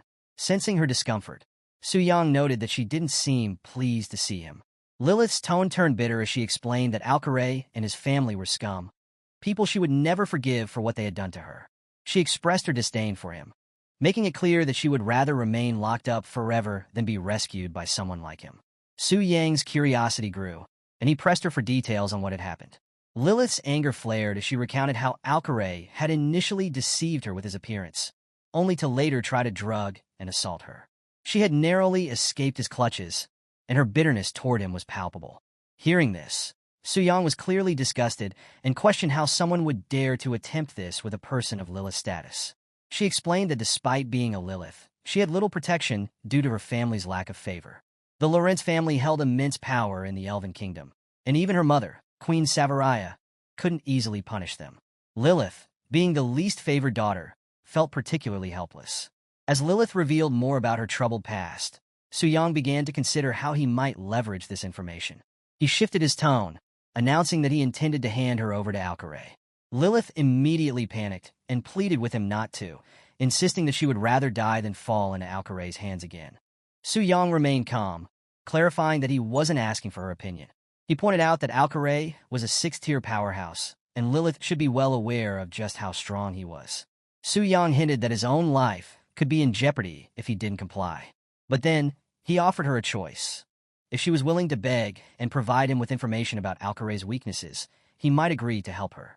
Realizing the situation she's in, Lilith becomes desperate and starts pleading with Su Yang. She even offers to reveal a critical weakness of the Lorentz family in exchange for his protection. Apparently, while they're powerful in magic and spiritual abilities, their bodies are incredibly fragile, like glass cannons.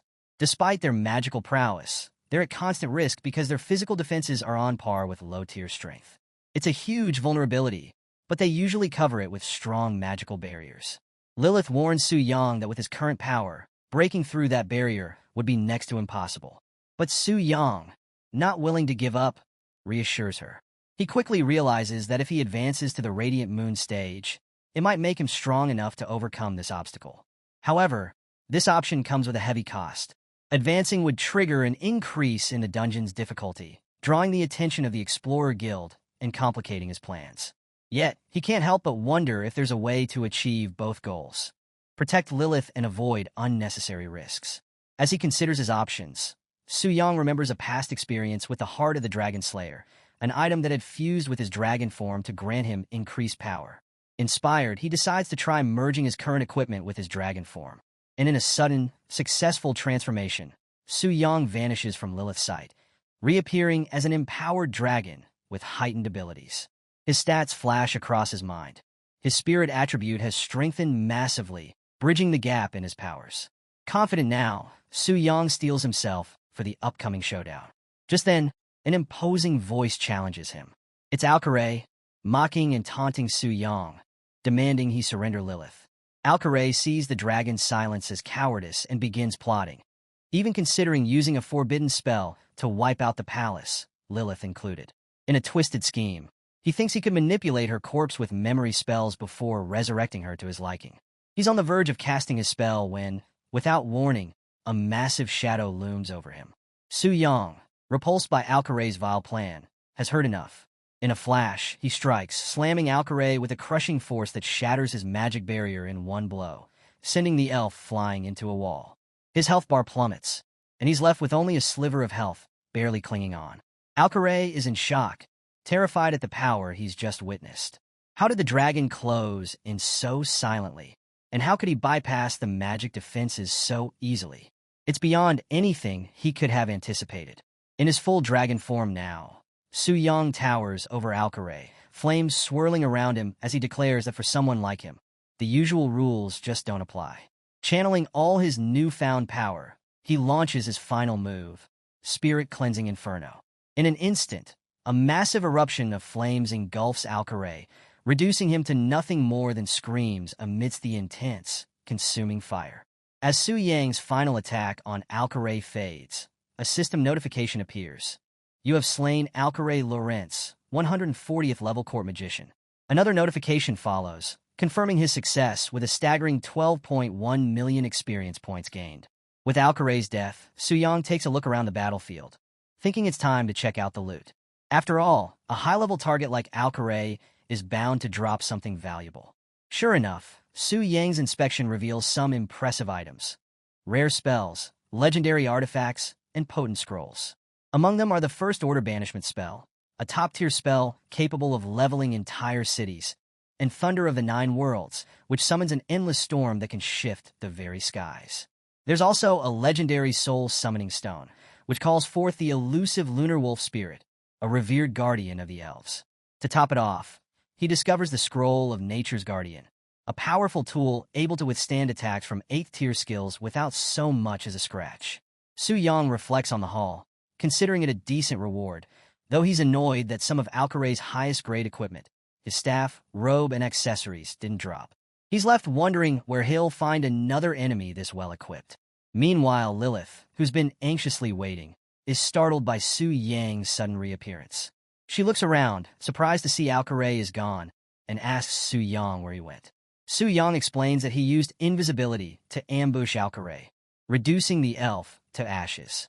Lilith is surprised. After all, she thought only rainbow dragons could use invisibility spells. Now, her curiosity is piqued.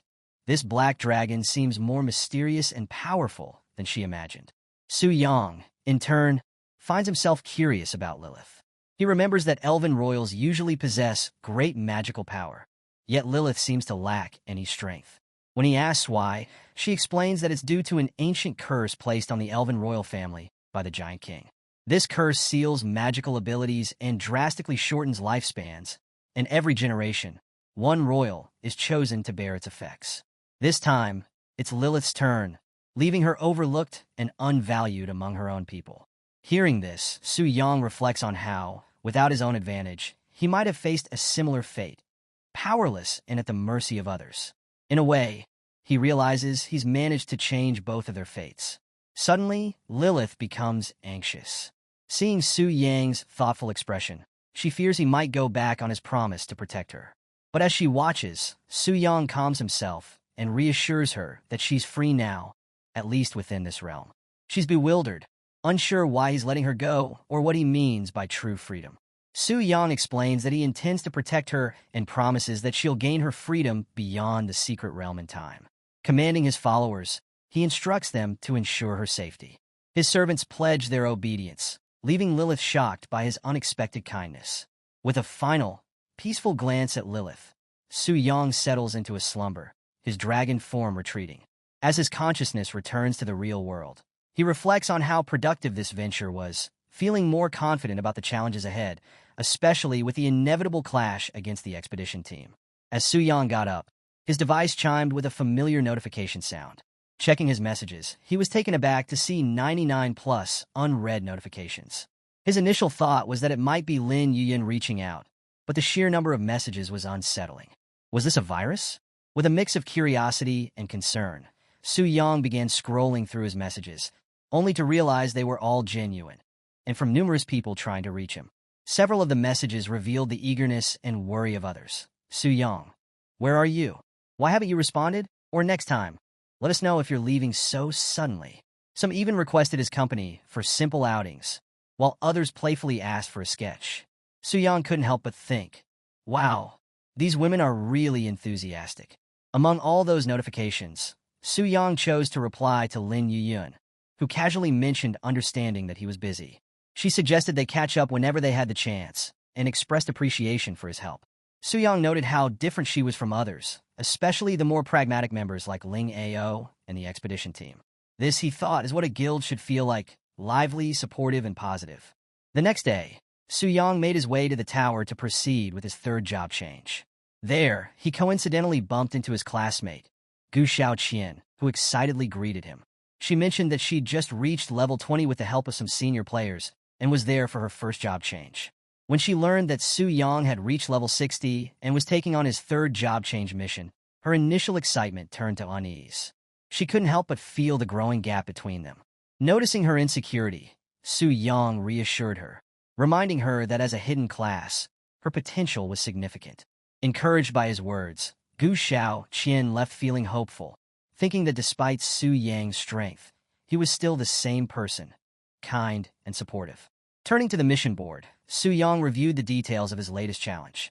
A 5-star third job change mission titled Demon Warrior, double proof of magic and strength.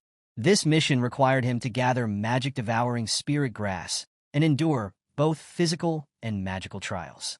The rewards were impressive: platinum-tier equipment, abyss arena gear, and a coveted demon spirit weapon with legendary properties.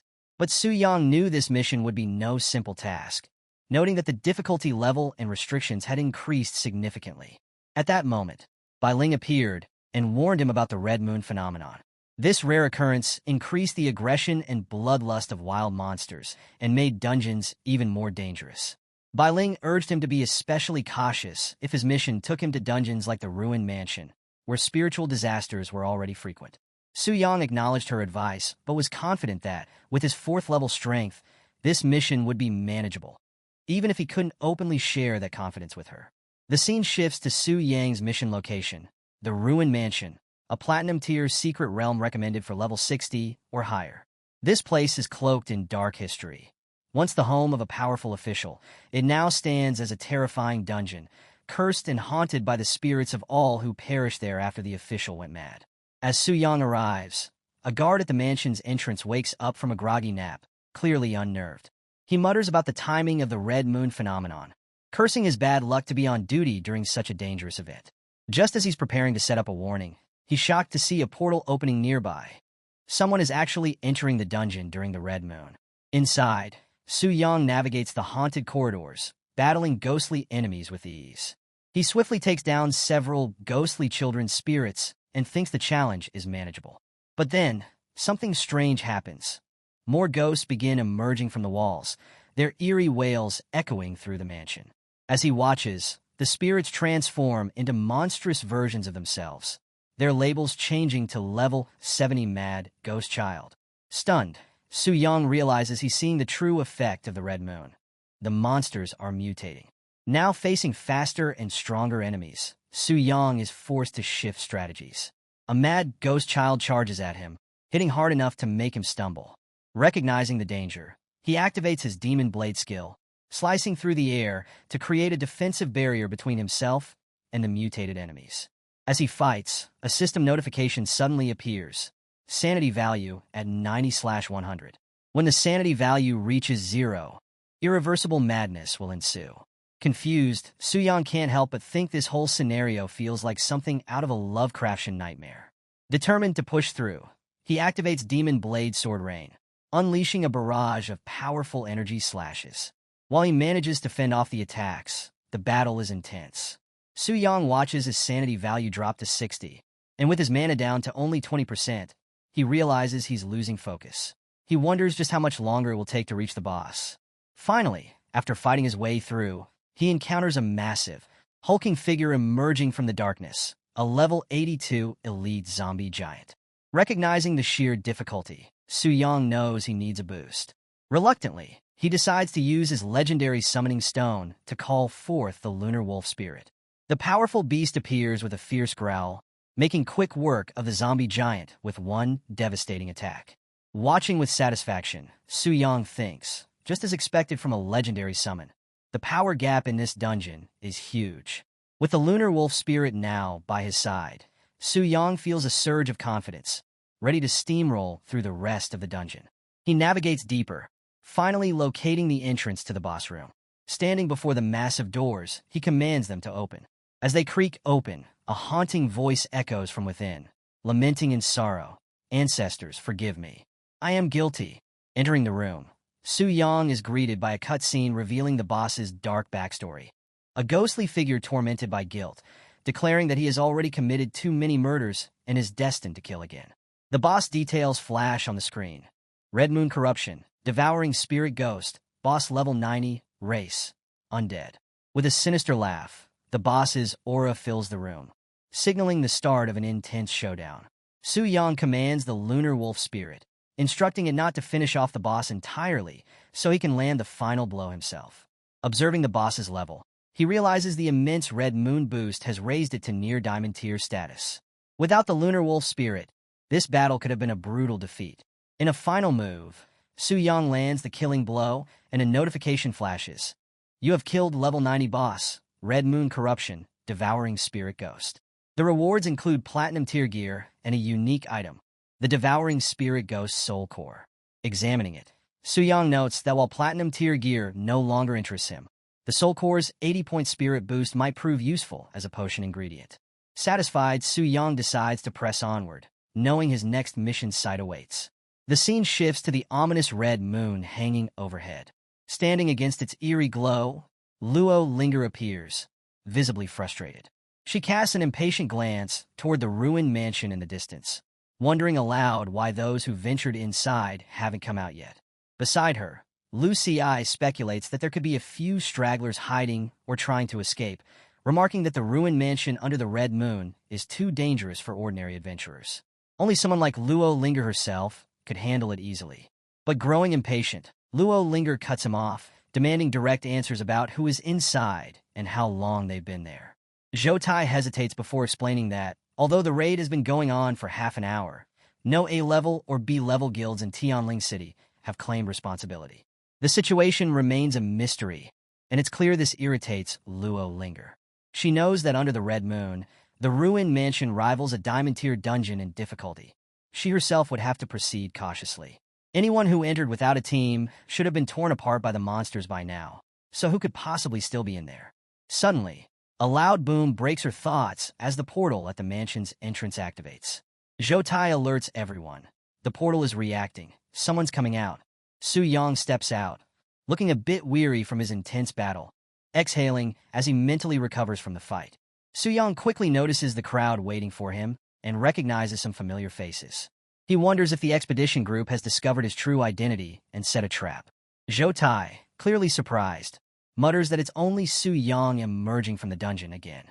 The tension thickens as Su Yang, unfazed, casually comments on the crowd gathered so late at night, questioning why so many people are here for a small platinum-level dungeon. One of the guards, visibly frustrated, retorts that Su Yang should have known better than to enter alone under the red moon. Unfazed, Su Yang shrugs, wondering aloud if it's really all that serious. The guard, however, insists that Su Yang's life might have been at risk, and his own job is on the line if something had gone wrong. Before the guard can continue, Luo Linger steps forward, commanding the guard to silence and step back. She then addresses Su Yang, asking if he truly cleared the Red Moon's ruined mansion alone. With casual confidence, Su Yang confirms it, sparking shock and awe among those watching. Impressed yet serious, Luo Linger proposes a deal. Clearing the dungeon solo under the red moon is remarkable, but she wants him to hand over the crystal core dropped by the boss. She tells him to name his price. Su Yang, unbothered, raises an eyebrow and questions why he should hand it over. His unexpected response leaves the group momentarily stunned. Luo Linger's assistant, now agitated, steps forward, demanding that Su Yang show respect. The assistant introduces Luo Linger, detailing her background as a genius of the Global Beast Master Association and the youngest daughter of the master of Tianji Pavilion. Clearly accustomed to instant obedience, the assistant threatens Su Yang for ignoring Luo Linger's request. But just as she moves to strike him, Luo Linger halts her, commanding her to stop. Considering the situation, Su Yang realizes that while Luo Linger is clearly a powerful figure, she doesn't appear to be targeting him specifically. Curious, he politely asks what she wants. Luo Linger explains that she'd originally hoped to gather some top-quality ingredients for her spirit horse, but Su Yang's quick actions had allowed him to secure them first.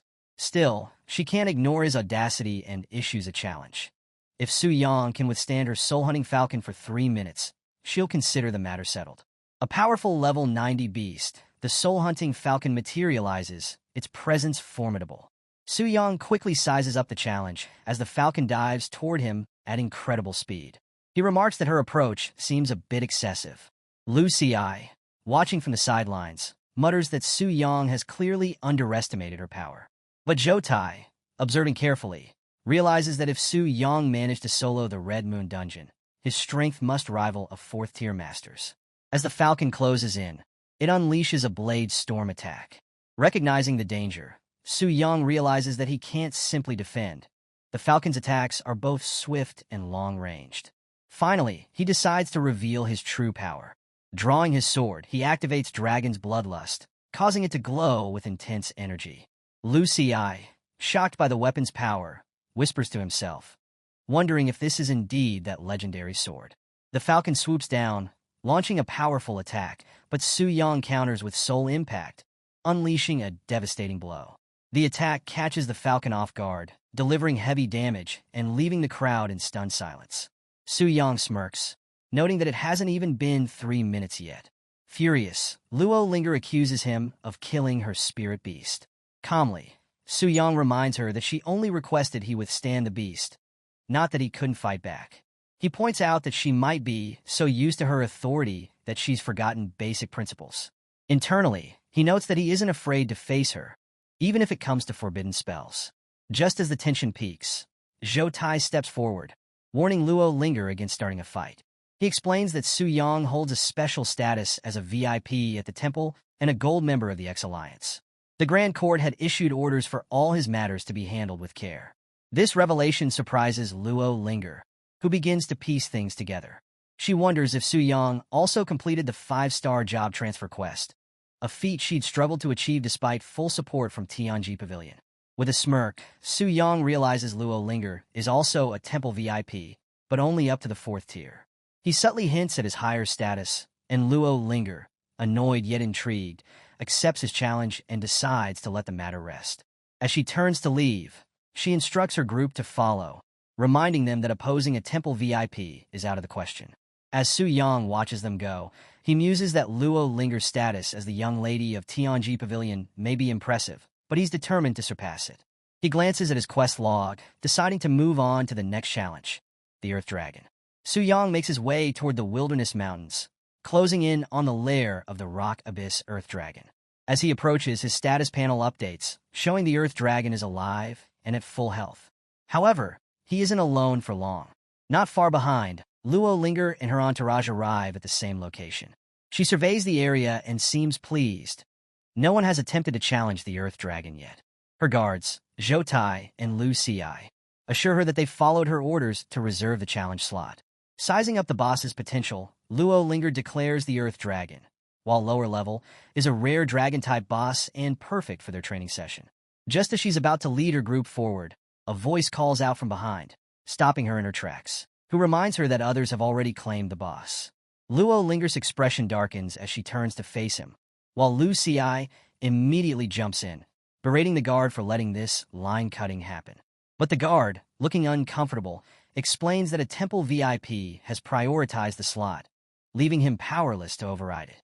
Su Yang watches with mild amusement, then dismisses them with a casual demand to step aside and stop delaying his dungeon run. Luo Linger's frustration is evident, her gaze intensifying. Lu Xi mutters under his breath about Su Yang's annoying presence, and Su Yang, unfazed, throws the comment back at him, suggesting that running into them twice must mean they have a plot against him. Annoyed, Luo Linger fires back, insisting she has no interest in targeting him. However, she warns him that just because he holds temple privileges doesn't mean he can do whatever he wants. One failure in his class transfer could spell his end.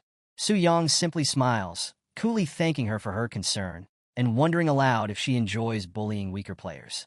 Zhou Tai steps in, explaining that Luo Linger is preparing to tame the Black Flame Wing and intends to use this Earth Dragon for practice. Su Yang, however, firmly replies that he has his own reasons for needing the Earth Dragon, as it's a key target in his class transfer mission. Luo Linger, still defiant, tells him to go ahead, but warns that once she tames the Black Flame Wing, even his temple status won't protect him. Su Yang chuckles, advising her to wait for the Earth Dragon to respawn, and then strides toward the portal with a casual bye-bye. Luo Linger sees as Su Yang disappears, while her assistant mutters about his rudeness. Zhou Tai, still bewildered, questions whether Su Yang truly intends to solo the Earth Dragon. Inside the dimly lit cave, Su Yang approaches the slumbering rock abyss Earth Dragon, mentally preparing himself for the battle. He recalls Luo Linger's goal of taming the Black Dragon and figures that, with her strength and support, she might actually manage it. But there's no time to waste. He knows he needs to keep moving forward if he's to keep up with her pace. As he moves closer, the system identifies the boss, a level 61 wild boss, the Rock Abyss Earth Dragon.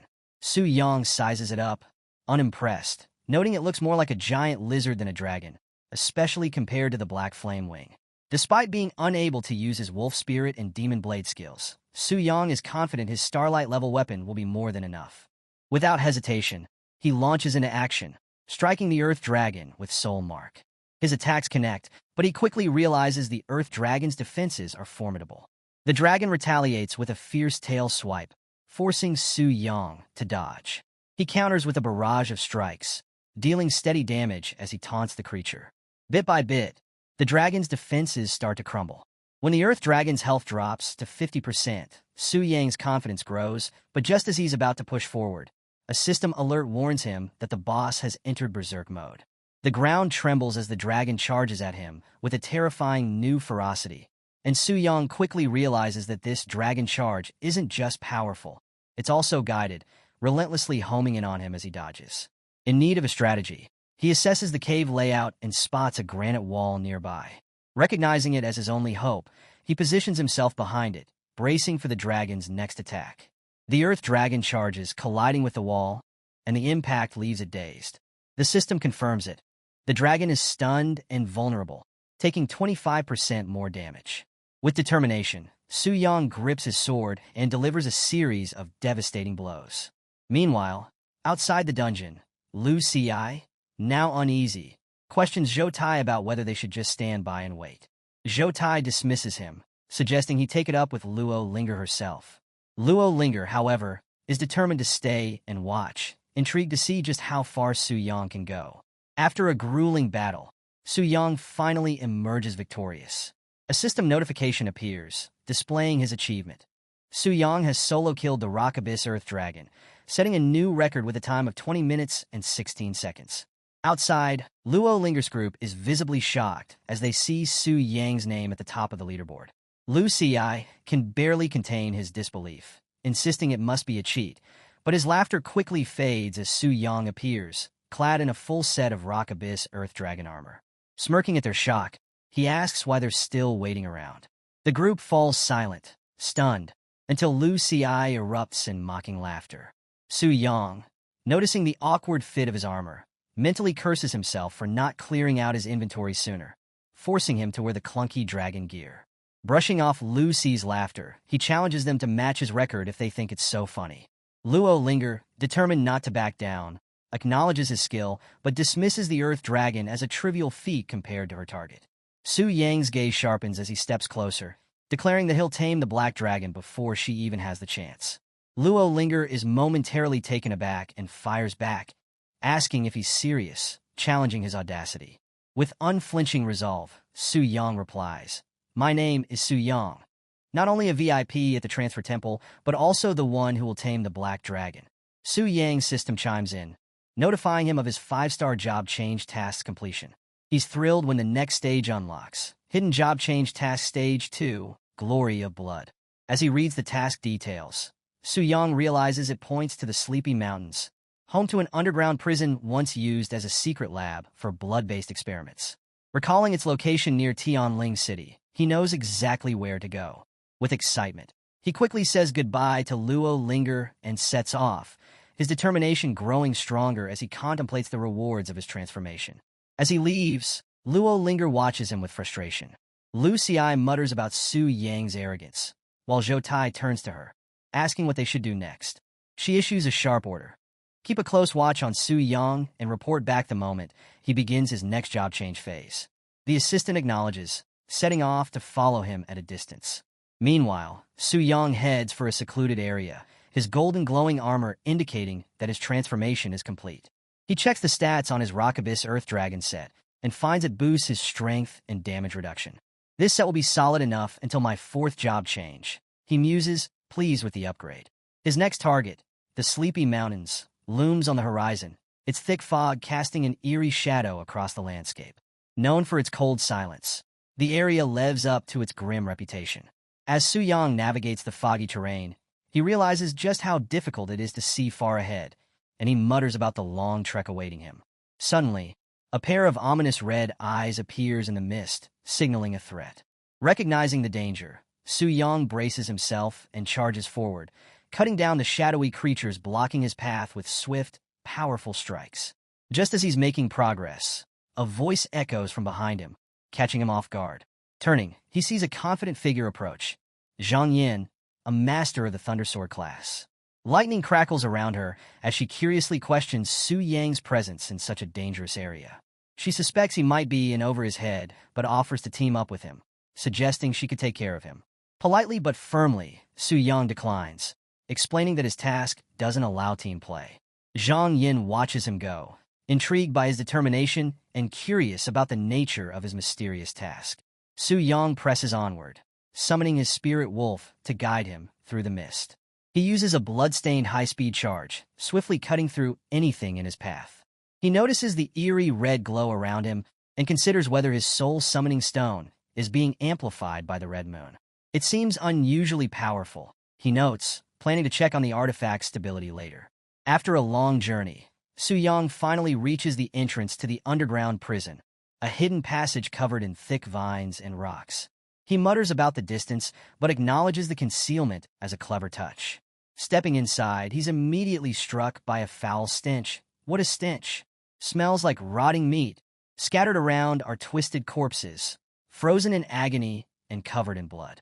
He can't help but wonder if this place is indeed tied to the glory of blood. As he ventures deeper, he notices there are no monsters along his path and speculates that something killed them before he arrived. A faint, flashing pentagram catches his eye, indicating a powerful force nearby.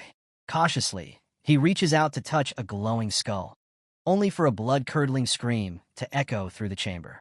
Suddenly, a monstrous figure, the zombie of the dead wizard's resentment, emerges, its eyes glowing with unrelenting malice. The system identifies it as the vengeful undead form of a wizard who once pursued the glory of blood through forbidden experiments. In death, his resentment festers, demanding blood from any intruders.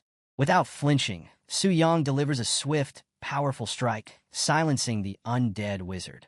A system message confirms his victory. You killed the special boss, zombie of the dead wizard's resentment.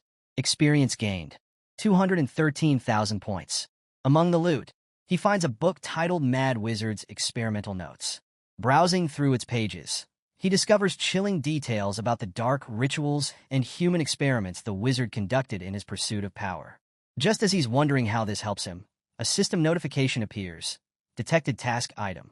Mad Wizard's Experimental Notes. Detection complete. Reward obtained. Blood Blessing Ritual. Realization dawns on Su Yang. This ritual is a permanent enhancement, but it requires the blood of a powerful creature. He recalls that the wizard used ordinary human blood, which must have led to his failure. But with Earth Dragon blood in hand, Su Yang believes he has the key to success. A bold idea surfaces. If he's seeking a truly powerful creature, why not aim for the Black Flame Wing? Standing with newfound purpose, Su Yang asks the system if he can connect to the boss realm when there are no intruders. The system confirms that, as long as no one else is present, he can proceed. Smirking, he commands his summoned creatures to guard the entrance against intruders, ensuring no one disrupts his ritual. System, connect immediately, he orders, and a golden light engulfs him. Meanwhile, in the Black Dragon Athos' secret realm, Lilith sits beside the slumbering Black Dragon, frustration evident on her face. Bored and restless, she reflects on her captivity and sighs. Despite being promised freedom, the dragon does nothing but sleep. Resigned, she mutters about her long imprisonment and laments how only Alcaray attempted to rescue her, furthering her belief that her family has forgotten her. Just then, the Black Dragon suddenly stirred, its eyes snapping open with a thunderous roar that echoed through the air. Lilith jumped in shock, exclaiming in surprise. She couldn't help but stare at the massive creature, now wide awake and emitting a loud bellow. "What's gotten you all grumpy?" she teased, a mix of amusement and annoyance in her voice. The dragon paused for a moment, still caught up in its outburst, before resuming its fierce display of noise. Just as Lilith began to relax, the dragon unexpectedly swung its massive tail with great force. In a moment of panic, Lilith yelped as the tail cut through the air, leaving behind a trail of golden blood. This was no ordinary dragon. Its noble blood meant that using it for the ritual would surely yield exceptional results. Concerned by the dragon's sudden injury, Lilith asked, "Why are you hurting yourself all of a sudden?" The Black Dragon, almost nonchalantly, responded that it had just gotten a bit too excited and had let out some blood. Lilith raised an eyebrow, playfully suggesting that perhaps the dragon had been rejected in a dream by a little female dragon. Taken aback, the dragon questioned, "What little female dragon?" before quickly diverting the conversation, insisting it was merely curious and that she shouldn't think too much of it. As the golden blood dripped down and pooled into a container, a notification chimed in Su Yang's mind. Black Dragon's essence blood has been stored in the warehouse. The Black Dragon finished its task with a mutter, declaring it was time to return to sleep, closing its eyes once more. Lilith couldn't resist teasing the dragon again, asking if it was dreaming of that little female dragon. But the dragon, already dozing off, simply replied to not overthink things, mentioning that the next wave of enemies would come soon and urging her to be patient. Confused and frustrated, Lilith wondered aloud about these supposed enemies. But before she could finish her thought, the dragon was already fast asleep. "Why do you always say such strange things and then fall asleep again?" she exclaimed in exasperation. Just then, Su Yang re-entered the scene, cheerfully announcing his return. He was pleased to find that no one had disturbed him. His Red Spirit companions growled in acknowledgement, ready for the next phase of their mission. Stepping into the center of the blood formation, Su Yang recalled the task's instructions. He took out the vial containing the Black Dragon's essence blood, contemplating the potential risks involved. With determination in his heart, he decided to seize the moment. Fortune favors the bold. After all, he drank the blood, feeling it burn as it traveled down his throat. Almost immediately, he collapsed, his body convulsing in pain. It felt as if everything inside him was melting. Gasping, he struggled to endure the excruciating sensation as the ritual began to take effect. Su Yang fought against the rising intensity. The blood clung to him as if it were alive, trying to devour and assimilate him. Panic began to creep in as the tendrils of blood wrapped tighter around him, constricting his movements. Despite the instinct to protect his companions, he shouted for them to stay away, insisting this was part of the ritual. He emphasized that the weak were unworthy of the blessing from the strong, and that only those of equal strength could grow through the tempering of pain. The blood continued to constrict around him, pushing him to his limits as the ritual tested his endurance. Suddenly, a notification announced, "Chrysalis completed." The blood cocoon surrounding Su Yang began to solidify, encasing him entirely. His spirit companions growled anxiously, sensing the powerful transformation occurring within. As energy surged, the cocoon started to crack, thin lines of power bursting outward with increasing tension. With a final surge, the cocoon shattered, sending shockwaves across the ritual circle. Su Yang muttered, acknowledging that the ritual of the blood blessing was complete. He flexed his hand, feeling an incredible strength coursing through him. It was a transformation beyond anything he had experienced before, even surpassing the boost he received after previous job changes. His confidence soared as he realized he could now rival a 5-tier strong fighter. A system notification popped up, using Black Dragon's essence blood to complete the blood blessing ritual. All properties increased by 50%. New skill unlocked, Perpetual Black Flame. A rare power typically wielded by Black Flame Kings now under your control. In awe of the Black Flame that danced in his hand, Su Yang contemplated the immense power he now possessed. He noted that even the boss had not fled from the Black Dragon's might, and holding this power, he truly grasped how terrifying the dragon was. The natural order dictated that the weak submit to the strong, a truth best understood by the creatures of the wild. With a smirk, he decided it was time to test his newfound abilities. He unleashed the Black Flame with a swift motion, and the fire surged forward with a powerful whoosh, followed by an explosive boom. Surprised by the sheer force of the flames, Su Yang realized they were more powerful than he had anticipated. The black flames crackled and surged with immense energy, creating a massive blast that echoed across the mountains, leaving a path of destruction in its wake. Watching the aftermath with wide eyes, he marveled at the overwhelming power he now wielded. He reflected on the blood blessing's secret, realizing it was now buried within him, never to be reused. Despite feeling a tinge of disappointment, his expression remained focused. He knew he needed to control this strength better next time. Feeling the rush of power coursing through him, Su Yang prepared to switch jobs, pulling out a glowing tablet for his next transformation. But suddenly, a distant cry for help pierced the air, catching his attention. "Help!" The voice sounded familiar, stirring a sense of urgency within him. Could it be that female swordsman from before? The scene shifts to Zhang Yin, who is completely surrounded, but she's not backing down. Sword in hand, her gaze is sharp and unyielding. She warns the thugs, "If you take another step, I'll kill you all," showing no fear, even as danger closes in from all sides. Now, these guys are no joke. 4 rough-looking dudes closing in on her. Their names? Zhao Si, Wang Xiaoer, Chen Jin, and Lei Pu, all with levels in the 90s. They don't exactly look friendly, and their smirks say it all. One of them mocks her, suggesting she's better off under their protection, but we all know what he means by that. Zhang Yin, though, she's not having any of it. She calls them out, asking if they're scared that the transfer association might come for them. She's got her sword gripped tightly, and you can tell her heart's racing, but she's standing her ground. The thugs laugh off her warning. Wang Xiaoer, full of arrogance, brags that he's got a few lives on his hands and doesn't care about the rules. Chen Jin chimes in, saying they've been on the association's blacklist for ages. It's clear they're used to doing whatever they want. Lei Pu, the supposed leader, gets even creepier. He's been lurking around these parts for over 2 weeks, and to him, Zhang Yin looks like an easy target, a gift from the heavens, as he puts it. He's practically drooling at the thought of what they'll do. The group closes in, taunting her, thinking they've already won. Zhang Yin, on the other hand, is ready to fight to the bitter end. She'd rather die than be humiliated by these guys. Her grip on her sword tightens, and just when she's about to make her desperate move, bam!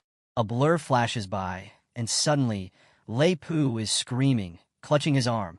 His hand's been cut clean off. Enter Su Yang, who steps into the fray like a total boss.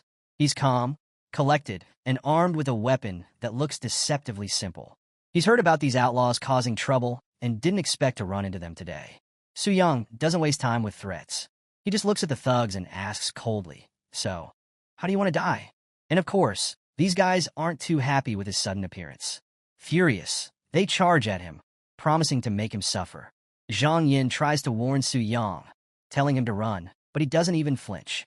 Instead, he muses to himself that maybe in the past he would have needed a legendary item to handle these guys. But now, not so much. With a smirk, he bursts into action, moving faster than their eyes can track. One by one, he takes down the thugs with precision and speed. They're caught off guard, barely able to react before Su Yang is upon them. Even as they realize just how fast he is, it's already too late. Now, with most of his crew down, Lei Pu decides to go all out. He swings his great sword at Su Yang, thinking he's got the upper hand. But Su Yang just counters with a dagger, shattering the great sword in a single strike. The thug is stunned, his platinum-grade weapon shattered like glass. He starts eyeing Su Yang's dagger, realizing it must be a star-grade weapon, and greed flickers in his eyes. Thinking he stumbled upon a treasure trove, Lei Pu yells out to his remaining buddies. They think Su Yang is their ticket to riches, and they're ready to try their luck, even if it means risking their lives. But Su Yang? He's got zero patience for this kind of greed. He just shakes his head and tells them they won't live long enough to enjoy whatever they're after. Then, he unleashes a devastating attack. A burst of blue flames erupts, swallowing the thug's whole. As the smoke clears, system notifications pop up. Su Yang has taken down Lei Pu, Wang Shower, and racked up over 22,000 experience points. Among the loot, he finds, well, let's just say some items of questionable taste, including a strawberry-flavored rubber ring and a black bodysuit. Su Yang mutters under his breath, "Perverts deserve their end," and walks off without a second thought. After that intense battle, Su Yang stood amidst the dying blue flames, taking a moment to appreciate the power of his black flame wings. He couldn't help but think to himself just how powerful those flames truly are. Then, he turned to Zhang Yin, checking on her with a simple, "Are you all right, miss?" Zhang Yin, still trying to wrap her head around what just happened, was in complete shock. She managed to ask him about the power she just witnessed, but Su Yang, staying cool as ever, just brushed it off, calling it a secret. Even though he kept it mysterious, Zhang Yin couldn't help but be impressed. She admitted that she had been self-righteous earlier and that, without Su Yang, she would have been forced to take her own life rather than face the thugs. Su Yang took note of her determination, realizing just how strong-willed she was. But before he could dwell on it, Zhang Yin cut into his thoughts, asking for his name. When he introduced himself as Su Yang, she immediately recognized him. Turns out, she'd heard about him from a mutual friend, Nu, who was at a party just the day before. Apparently, and Nu, a bit tipsy, had been loudly boasting about Su Yang's exploits, and now, word about him had spread among their circle. Su Yang couldn't help but feel a little exasperated at Nu's big mouth, but he quickly changed the subject, offering Zhang Yin a return scroll and letting her know he was ready to move on. Zhang Yin accepted the offer gratefully and watched him leave, clearly intrigued by her mysterious savior. She thought to herself, "Su Yang, huh? What an interesting guy." As Su Yang left, he moved on to the next phase of his mission. The system chimed in, letting him know he'd completed the weapon mastery proof and had officially advanced to a 5-star mage warrior. With that, he got a bunch of system notifications. His HP and XP went up, his level cap increased to 80, and he got some extra stat points. Not bad for a day's work. The system wasn't done with him, though. It processed his achievements and unlocked the Mage Warrior class, equipping him with a new arcane mystic weapon. His strength and spirit attributes got a serious boost, and as a bonus, he earned a legendary skill book that came with some pretty cool abilities, perfect for taking on mages. He got 2 new skills: Nullify All Magic, a legendary ability that straight up cancels out magic attacks, reflecting double the damage back. Arcane Armor, an epic skill that reduces damage from magic and ups the magic damage he deals out. And on top of that, he got a passive skill called Dual Cultivation, which made both his physical and magical attacks stronger based on his attributes. Su Yang tested his new skills, and the power surge was impressive. He realized that, with his boosted stats, his physical damage went up by 24% and his magic damage increased by 15%. He even thought he could take down the Rock Abyss Earth Dragon without breaking a sweat now. As he was checking out his upgrades, Bai Ling, who'd been with him throughout this journey, chimed in with congratulations, calling him hero like she always does. But Su Yang noticed something was off in her tone. She seemed a bit down. He asked what was bothering her, and Bai Ling revealed that the transfer temple in Dongling City could only accommodate transfers up to the 3rd class. Now, Su Yang would need to head to Tianling City for his next steps. She admitted that the thought of parting from him made her feel an emptiness she'd never known before. But just as things were getting a bit heavy, the statue behind them suddenly lit up, glowing with a bright, holy light. Bai Ling was as shocked as Su Yang, wondering if it was the blessing of the statue. As the light engulfed her, a pair of angelic wings began to form on her back. Su Yang recognized the scene immediately. It reminded him of the eerie blood blessing ceremony, but this time it had a holy and pure vibe. Bai Ling ascended into the air, transforming into an angelic figure right before Su Yang's eyes. The system pinged again, announcing that Bai Ling had advanced to a 5th-class temple priestess, which meant they now had to head to Tianling City for their next steps. Su Yang was surprised at her transformation, asking about her newfound powers, and Bai Ling explained that her advancement path was a little different from other transferees. But the best part? It meant she didn't have to leave his side. She was genuinely happy about that. However, the transformation had taken a toll on her, and she suddenly looked exhausted. Leaning into Su Yang for support, she asked if it was okay for her to rest. Su Yang reassured her, wrapping an arm around her shoulders as they prepared to move forward. With feathers softly drifting around them, he promised her that they'd face whatever came next together. Su Yang and Bai Ling head towards this grand doorway, and you can feel the air around them is thick with mystery. As they get closer, the door creaks open, catching everyone's attention. The crowd outside is buzzing, watching Su Yang like he's the star of the show. People start whispering among themselves, a bit of gossip already stirring up. One guy, clearly annoyed, grumbles about how much time Su Yang has wasted. Another nudges his buddy, wondering out loud if Su Yang and the priestess might have been up to some training behind closed doors. But Su Yang? He couldn't care less about their speculations. With Bai Ling still in his arms, he strides forward, thinking to himself, what nonsense are they talking about? He tells the crowd to make way for anyone needing a job transfer, his voice strong and commanding. But just when it looks like they'll be on their way, a large man steps up, blocking Su Yang's path. This guy's suspicious and demands to know what Su Yang did to the priestess. Not one to waste time, Su Yang shoots him a cold glare, simply telling him to move aside. The big guy practically freezes up, feeling the intensity of Su Yang's aura. He's sweating bullets, thinking to himself how that one look almost made him lose his nerve. He's got no idea who he's dealing with, but he knows better than to push further. Just then, a young priestess rushes up, calling out to Su Yang. She's all smiles and excitement, explaining that she's just been promoted to the new temple priestess of Dongling City, while Bai Ling is headed to Tianling City. Su Yang congratulates her on the promotion and even jokes about her pay raise, earning him a bit of a blush from the new priestess. She's a little sad about not seeing Su Yang or Bai Ling for a while, but Su Yang reassures her, promising to visit often and maybe even have tea together.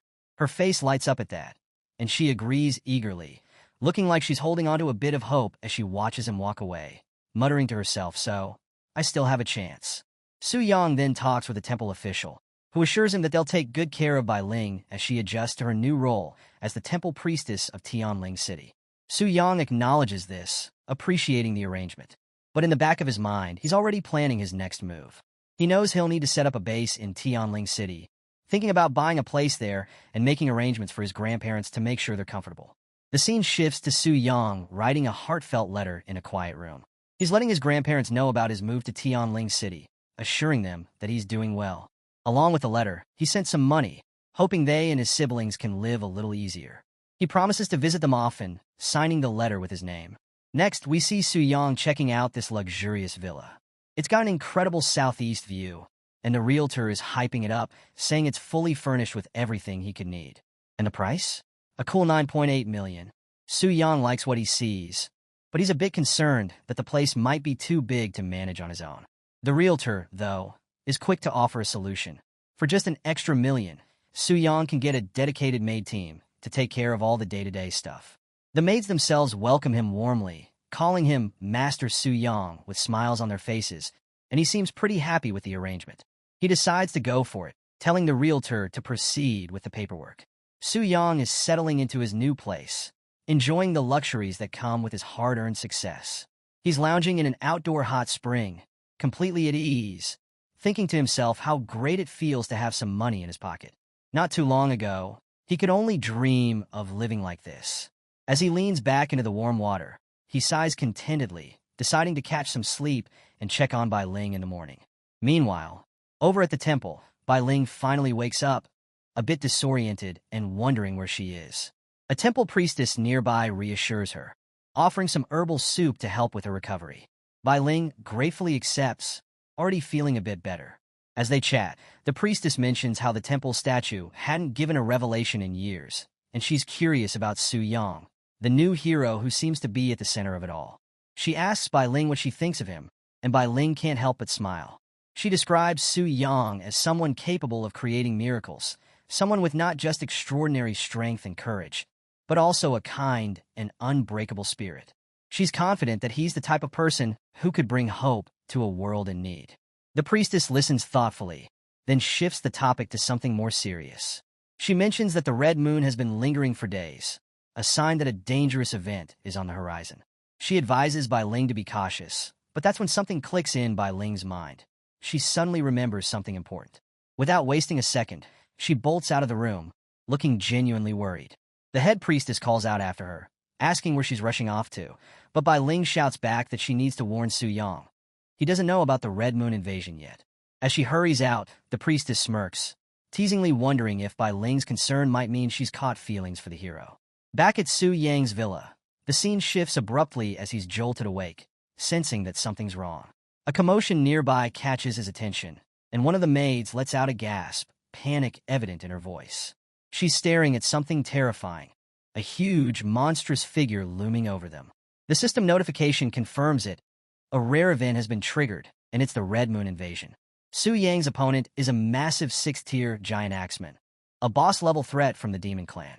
The creature locks onto Su Yang, roaring, "Fated 1 kill." Su Yang, though, he's totally unfazed, even a little annoyed. He grumbles about being woken up in the middle of the night, complaining that he's got a serious case of morning grumpiness. He's more irritated about his sleep being disturbed than the giant monster standing in front of him. Determined to finish this quickly, he gears up for the fight. Just then, the sound of hooves cuts through the chaos. Su Yang turns and sees Luo Linger riding up on horseback, her expression intense. She takes one look at the scene and realizes that Su Yang is the target of tonight's invasion. There's urgency in her voice as she prepares to face the threat. Su Yang is surprised to see her and calls out in recognition, but Luo lingers all business. She tells him to stand back, insisting that he's no match for this enemy, and that she'll handle the Red Moon invasion herself. Su Yang, still a bit confused, asks her what the Red Moon invasion even is, but Luo Linger shuts him down, saying she has no obligation to explain it to him. Without missing a beat, she commands her beast to attack. Her water beast charges into the fight, clashing with a red-eyed creature in an explosive battle. The ground shakes from the impact, and shockwaves rip through the air, leaving a trail of destruction in their wake. Su Yang surveys the damage around his villa and can't help but complain, joking about how he just renovated the place. Then, out of nowhere, Bai Ling arrives, clearly anxious as she calls out to Su Yang, asking if he's all right. Su Yang, surprised to see her there, wonders why she's come rushing over. That's when Bai Ling explains that she woke up, saw the red moon still hanging in the sky, and realized she hadn't warned him about the invasion in time. Her concern for him had driven her to rush straight to his side. Su Yang, holding her close protectively, asks her to fill him in on what's going on. Bai Ling nods and starts explaining. She tells him that whenever the red moon appears, monsters from an unknown subspace, called the Scarlet Decay, start invading. These creatures specifically target warriors like Su Yang, and only warriors can harm them. This whole event is known as the Red Moon invasion, and it's as dangerous as it sounds. So, as Bai Ling continues filling Su Yang in about the Red Moon invasion, she drops a major bombshell. She explains that if a warrior is killed by a Scarlet Decay, they can't be resurrected. It's game over, no second chances. She adds that according to the temple's ancient records, these invasions only start happening after a warrior's 3rd advancement. Su Yang takes in this new info, thinking it through.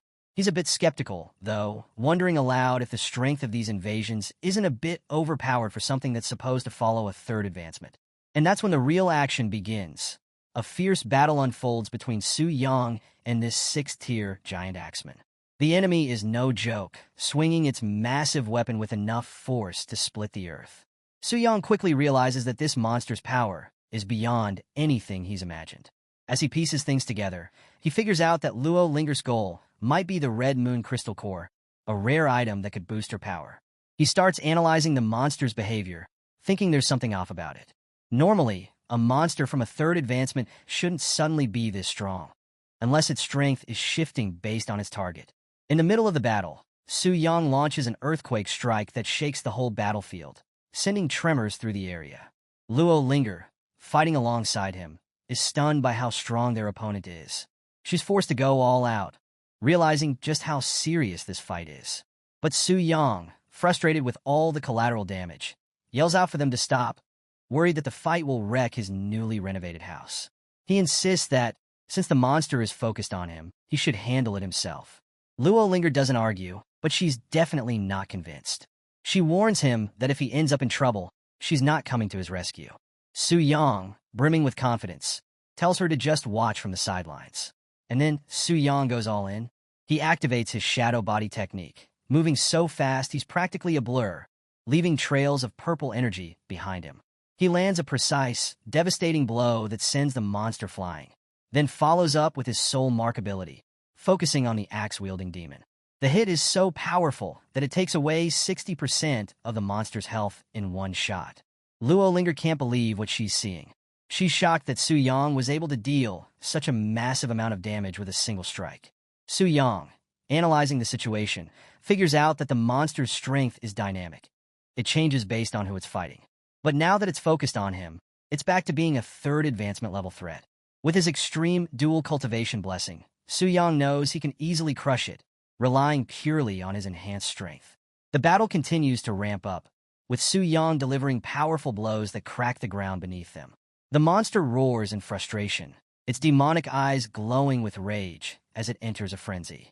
It charges at Su Yang, bellowing, "Warrior, die!" But Su Yang just stands there, unfazed, a faint glow starting to surround him as he readies his next move. As the beast closes in, Su Yang calmly remarks that it's not quite up to the challenge. He unleashes a massive attack, his power overwhelming the demon. And just like that, the system dings with a confirmation. He's defeated the Scarlet Decay's level 75 limb-grafted axe wielder. Su Yang brushes it off, thinking that maybe this Red Moon invasion isn't such a big deal after all. Bai Ling, who's been watching the whole fight, is clearly impressed. She praises Su Yang for handling the monster so swiftly, calling him truly amazing. Meanwhile, Luo Linger watches from a distance, still skeptical despite the show of strength. She wonders if there's something more ferocious beneath Su Yang's human exterior, and warns him that this fight doesn't count as a real victory in her book. She even hints that she'll make him pay next time. Su Yang, though, isn't too concerned with her words. He's more curious about why Luo Linger always seems to be muttering to herself. But then, his attention shifts back to the glowing red crystal in his hand. He wonders if this is the Red Moon crystal core that Luo Linger's been after. Bai Ling starts to explain, confirming that it's the real deal. But before she can finish her thought, the crystal suddenly lights up with a strange, ominous glow, catching them both by surprise.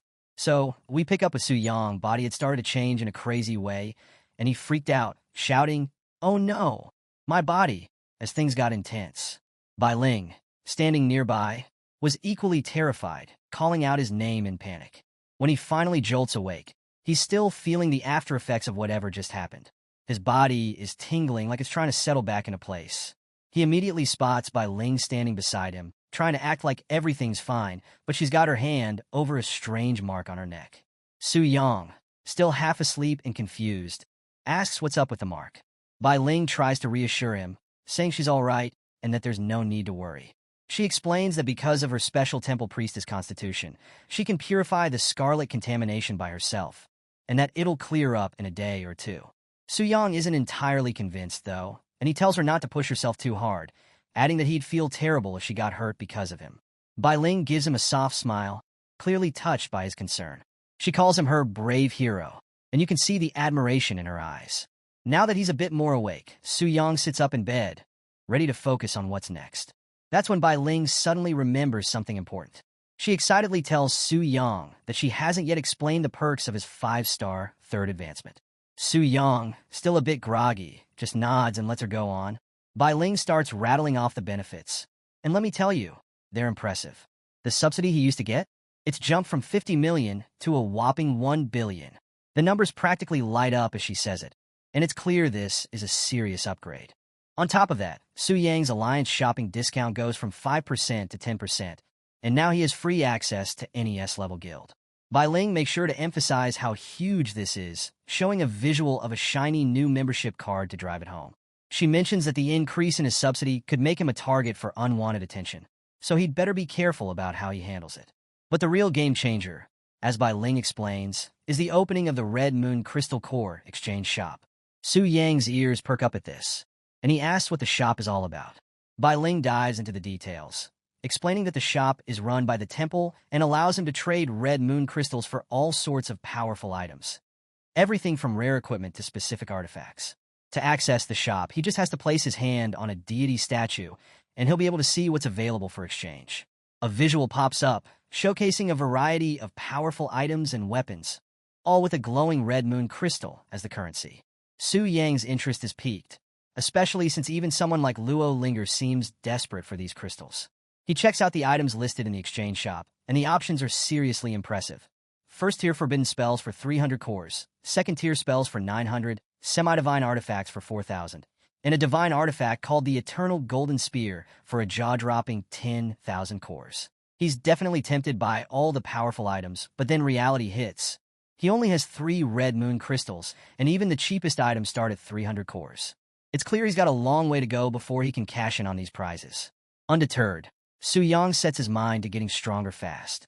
He knows he'll need to raise the difficulty of the Red Moon invasion and farm more crystals if he wants to reach those top-tier items. As he's thinking through his next steps, Bai Ling interrupts with a reminder that she needs to get back to the temple to fulfill her duties. But before she leaves, she mentions that there's a foreign dignitary visiting Tianling City that day. A dignitary? Su Yang asks, curious. Bai Ling nods, explaining that the visitor is from Longxia country and is headed to Tianling City. Meanwhile, the scene shifts to the majestic temple in Tianling City, where a powerful energy stirs as a portal opens. Through the portal steps a young woman brimming with excitement. She's marveling at her surroundings, amazed by the sight of Longxia. We find out she's a Sui Mikiko, a beast master from Sakura country, level 128, and she's got some serious backing. She's the daughter of the influential Asui family. Her escorts, tough-looking warriors, affirm her arrival. They mention that the Asui family has gone all out this time, giving her a chance to tame a dragon. Apparently, there aren't any dragon secret realms in Sakura country, and the Eagle Federation wasn't an option due to their high prices. So, they've made their way to Tianling City, hoping for better opportunities.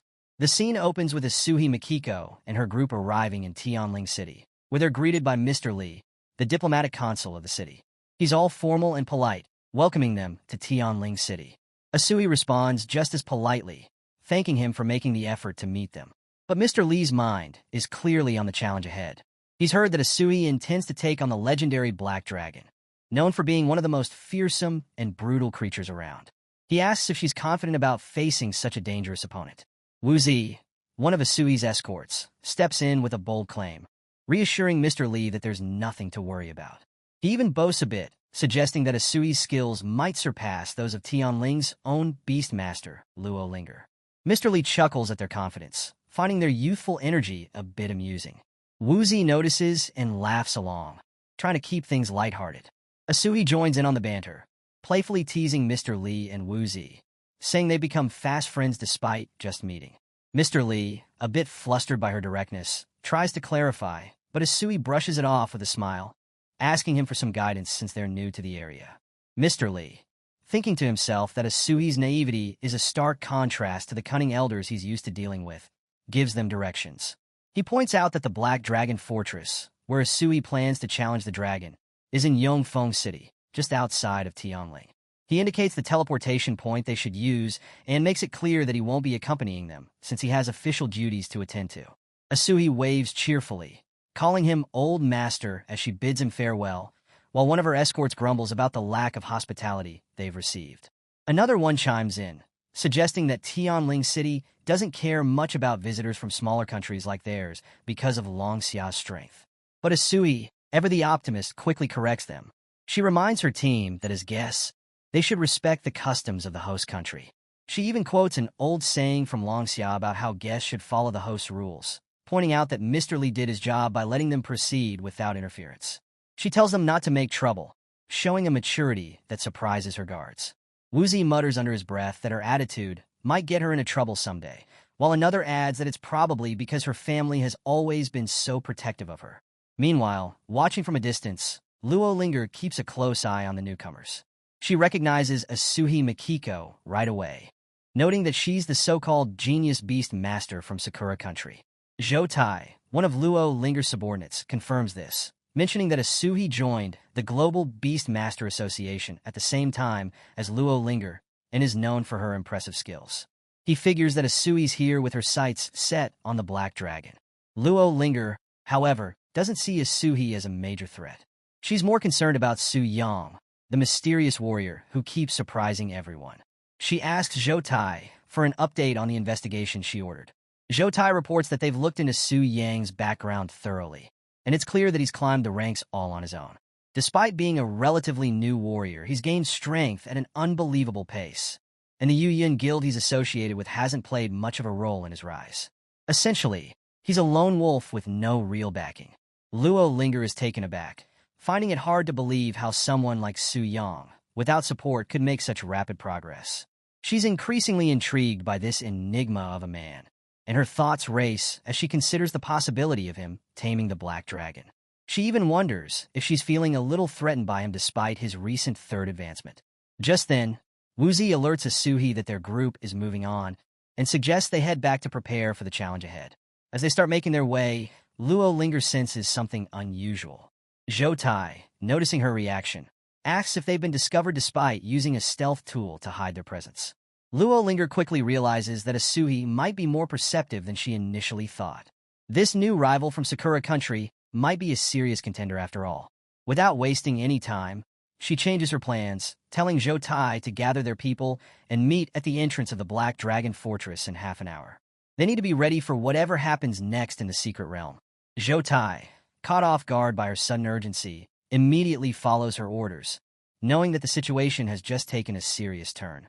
The scene opens in Su Yang's new luxurious home, where he's overseeing the maids with military-like precision. He's giving orders, telling them to clean specific areas and reinforce the walls, making sure everything is just right. But then, something unexpected pops up, a system prompt. It warns of intruders attempting a challenge in the secret realm, asking if he wants to connect to the boss. Su Yang quickly shifts his focus to the intruders. He confirms the connection, and the serious look on his face says it all. He's gearing up for whatever's coming next. As he prepares to leave, one of the maids hesitantly asks him where he's going, reminding him that the house isn't finished yet. Su Yang waves off her concern, saying he has urgent business to attend to and asking them to take care of the place while he's gone. With that, he connects to the secret realm, and a powerful aura surrounds him as he transforms, ready for battle. The scene shifts, and we get a view of the challenge screen. This time, it's an S-level guild with 24 members, and their leader is none other than Luo Linger. Su Yang's eyes widen as he recognizes her, and lets out a shout, realizing that she's leading the exploration team. Meanwhile, Luo Linger, full of determination, rallies her team, promising big rewards to anyone who helps her tame the Black Dragon. Her confidence is infectious, and she leads her group forward with a fierce resolve. Su Yang, lurking in the shadows, watches her with a smirk. His mood shifts darkly, and a sinister laugh escapes him as he thinks about all the trouble she's caused him. He vows that this time, she'll pay for everything, including the cost of repairing his house, with interest. In his massive, intimidating dragon form, Su Yang addresses his underlings, noticing that this exploration team is better prepared than the last one. Not only do they have more members, but they're also equipped with high-end gear, making them a serious threat. This battle isn't going to be a walk in the park. One of Su Yang's dragon warriors, full of confidence, assures him that they'll take care of the intruders. Another elite warrior backs him up, promising that they'll leave no one standing. We get a glimpse of their impressive stats. Level 95 elite boss mutated dragon blood warriors with incredible strength and resistance, making them a terrifying force. But Su Yang notices two unfamiliar creatures among his forces and points them out, wondering who they are. Lilith, the elf princess, nervously chimes in with an explanation. She reminds him about the time he went berserk and self-healed. Apparently, these two creatures licked the dragon blood that spilled out, which caused them to mutate into their current forms. Su Yang is intrigued by this unexpected transformation, wondering how directly consuming dragon blood could have such an effect. Lilith adds that only these two managed to mutate successfully, while a few others had less fortunate results. She gestures to a pair of anxious-looking creatures who quickly apologize, clearly regretting their decision. Su Yang sizes up the new recruits, thinking that while they're not as strong as he is now, they could still be a big help. He figures they might be on par with his pre-evolved Black Flame wing form. Without wasting time, he orders them to intercept the incoming enemy. The mutated creatures respond with enthusiasm, ready to prove themselves. But Su Yang notices that something seems off with Lilith. When he asks her if something's wrong, she tries to brush it off with a smile, but it's clear she's not quite herself. As Su Yang turns his focus back to the battle, Lilith reflects to herself, feeling conflicted.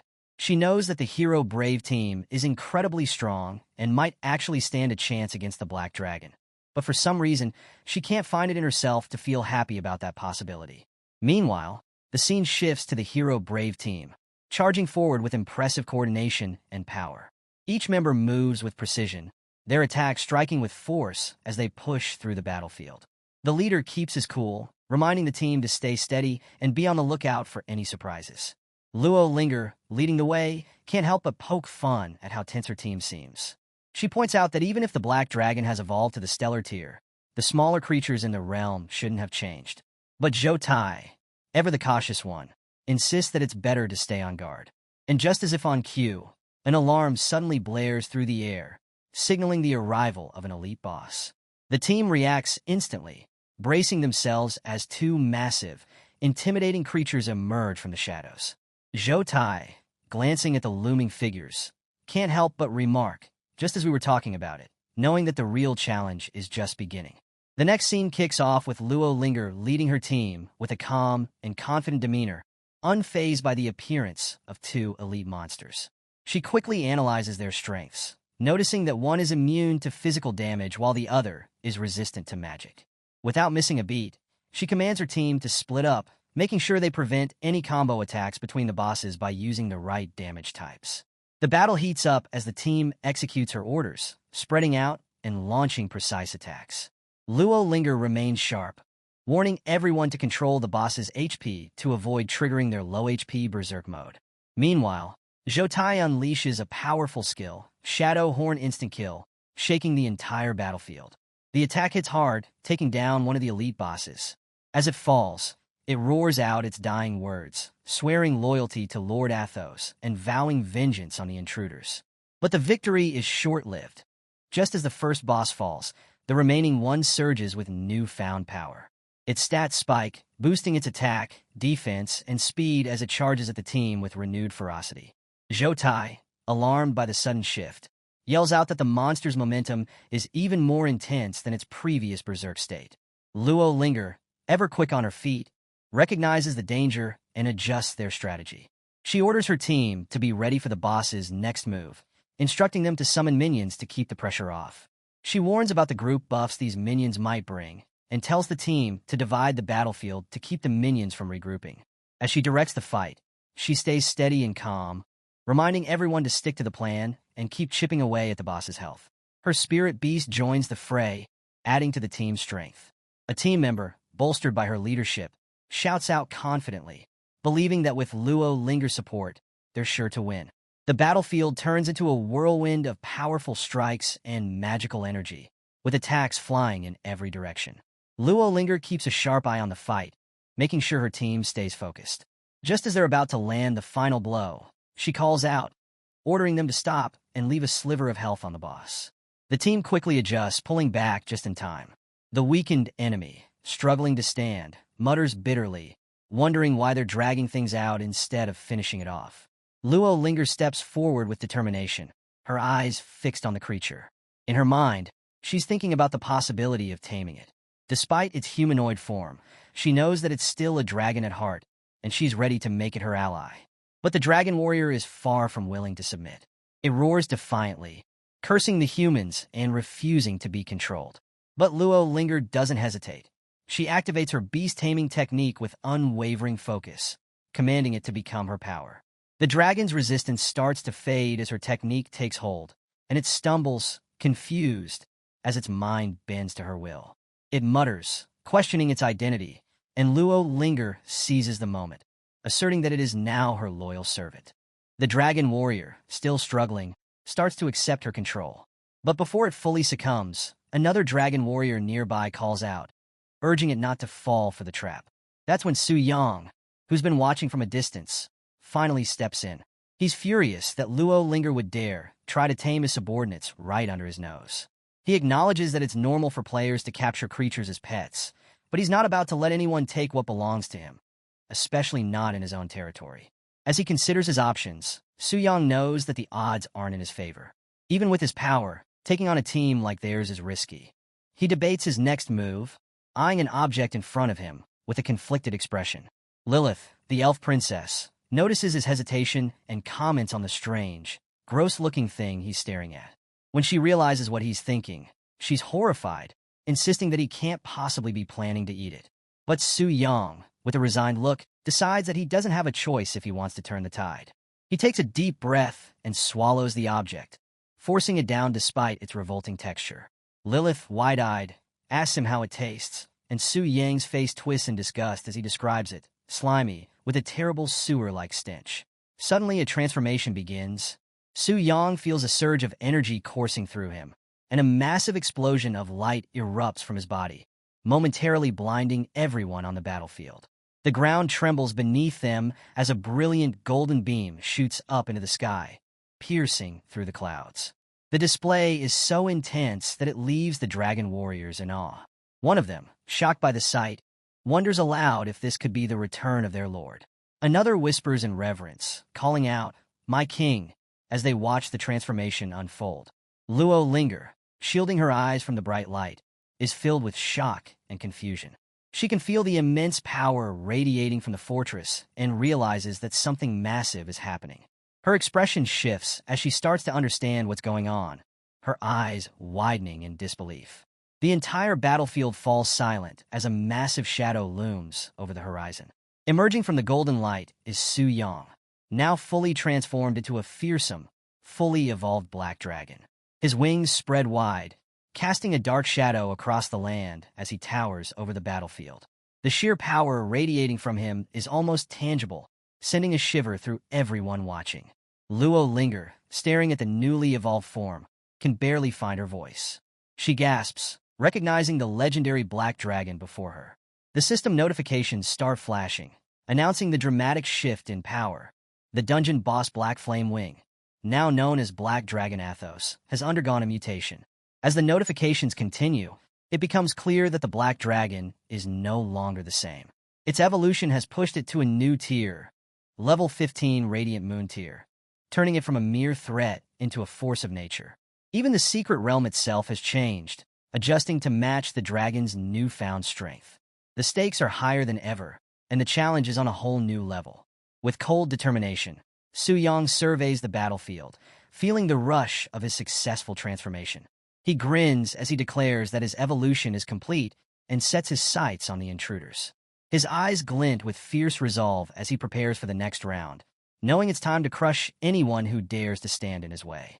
Su Yang, now in his fearsome dragon form, towers over the battlefield, radiating an intimidating aura.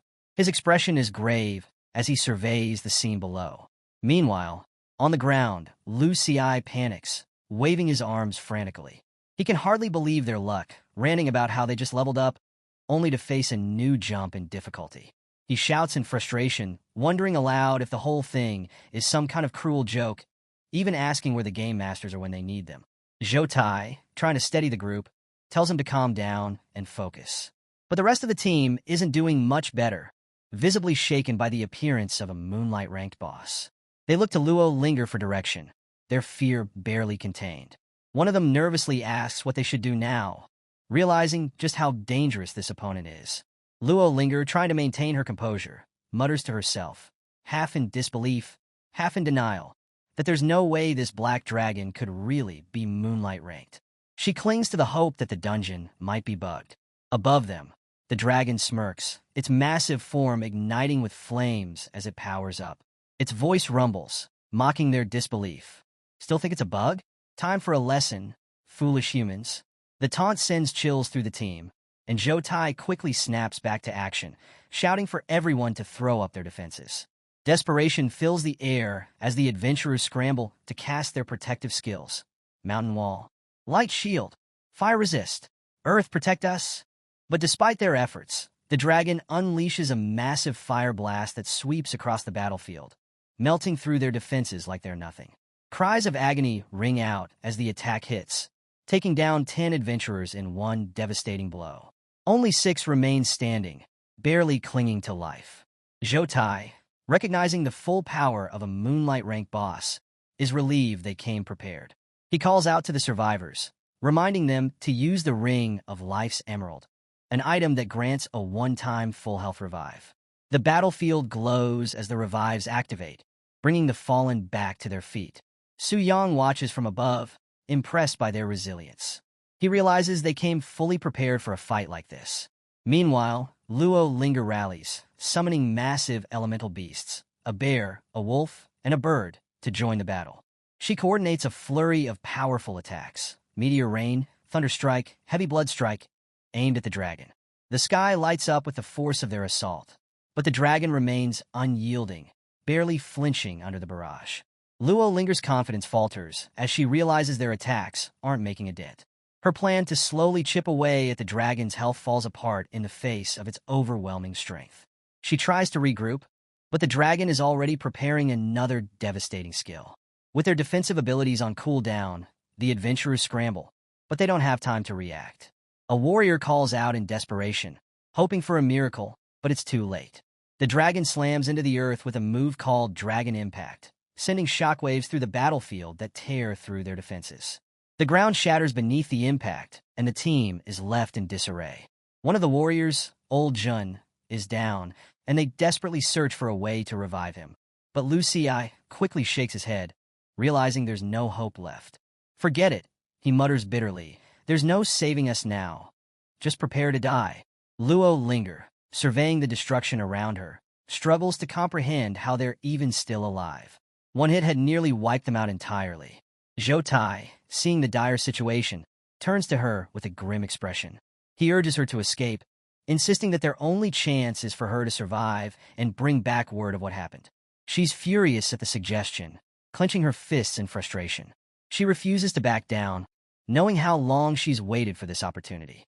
But Zhou Tai pleads with her, pointing out that the moment the dragon evolved, their chances of victory vanished.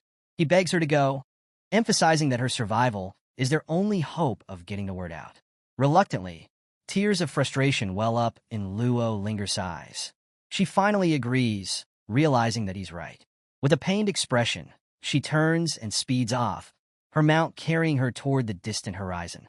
She knows she's leaving her team behind to face a certain death, but there's no other choice. As she flees, the dragon's gaze locks onto her retreating form. It growls, amused by her attempt to escape. "Running away? You're the main course. You think I'll let you leave mid-feast?" But before it can give chase, a shout echoes across the battlefield, drawing its attention back. Zhou Tai steps forward, gathering what little strength he has left. He shouts at the dragon, taunting it to focus on him instead. The taunt works, and the dragon pauses, turning its attention back to the adventurers making a last, desperate stand. They charge forward, knowing it's a hopeless fight, but determined to buy Luo Linger time. The dragon watches them with disdain. "Sacrificing yourselves? How noble," it sneers, before unleashing another devastating attack. With a single, brutal sweep of its wings, flames erupt, reducing the remaining adventurers to ashes. The dragon grants them their wish, ending their struggle swiftly. Meanwhile, Luo Linger pushes her mount as hard as she can, cursing herself for the way things turned out. She's filled with self-doubt, wondering how she could call herself a genius after such a crushing defeat. But as she races forward, a part of her knows that no one could have managed this. Neither she, Su Mikiko, nor even Su Yang. She grits her teeth, clinging to the hope that if she can find another dragon to tame, she might still salvage something from this disaster. But just as she's starting to regain her resolve, disaster strikes again. Her mount is hit, sending her flying through the air. She spirals out of control, barely managing to look up in time to see the massive shadow looming over her, the dragon closing in fast.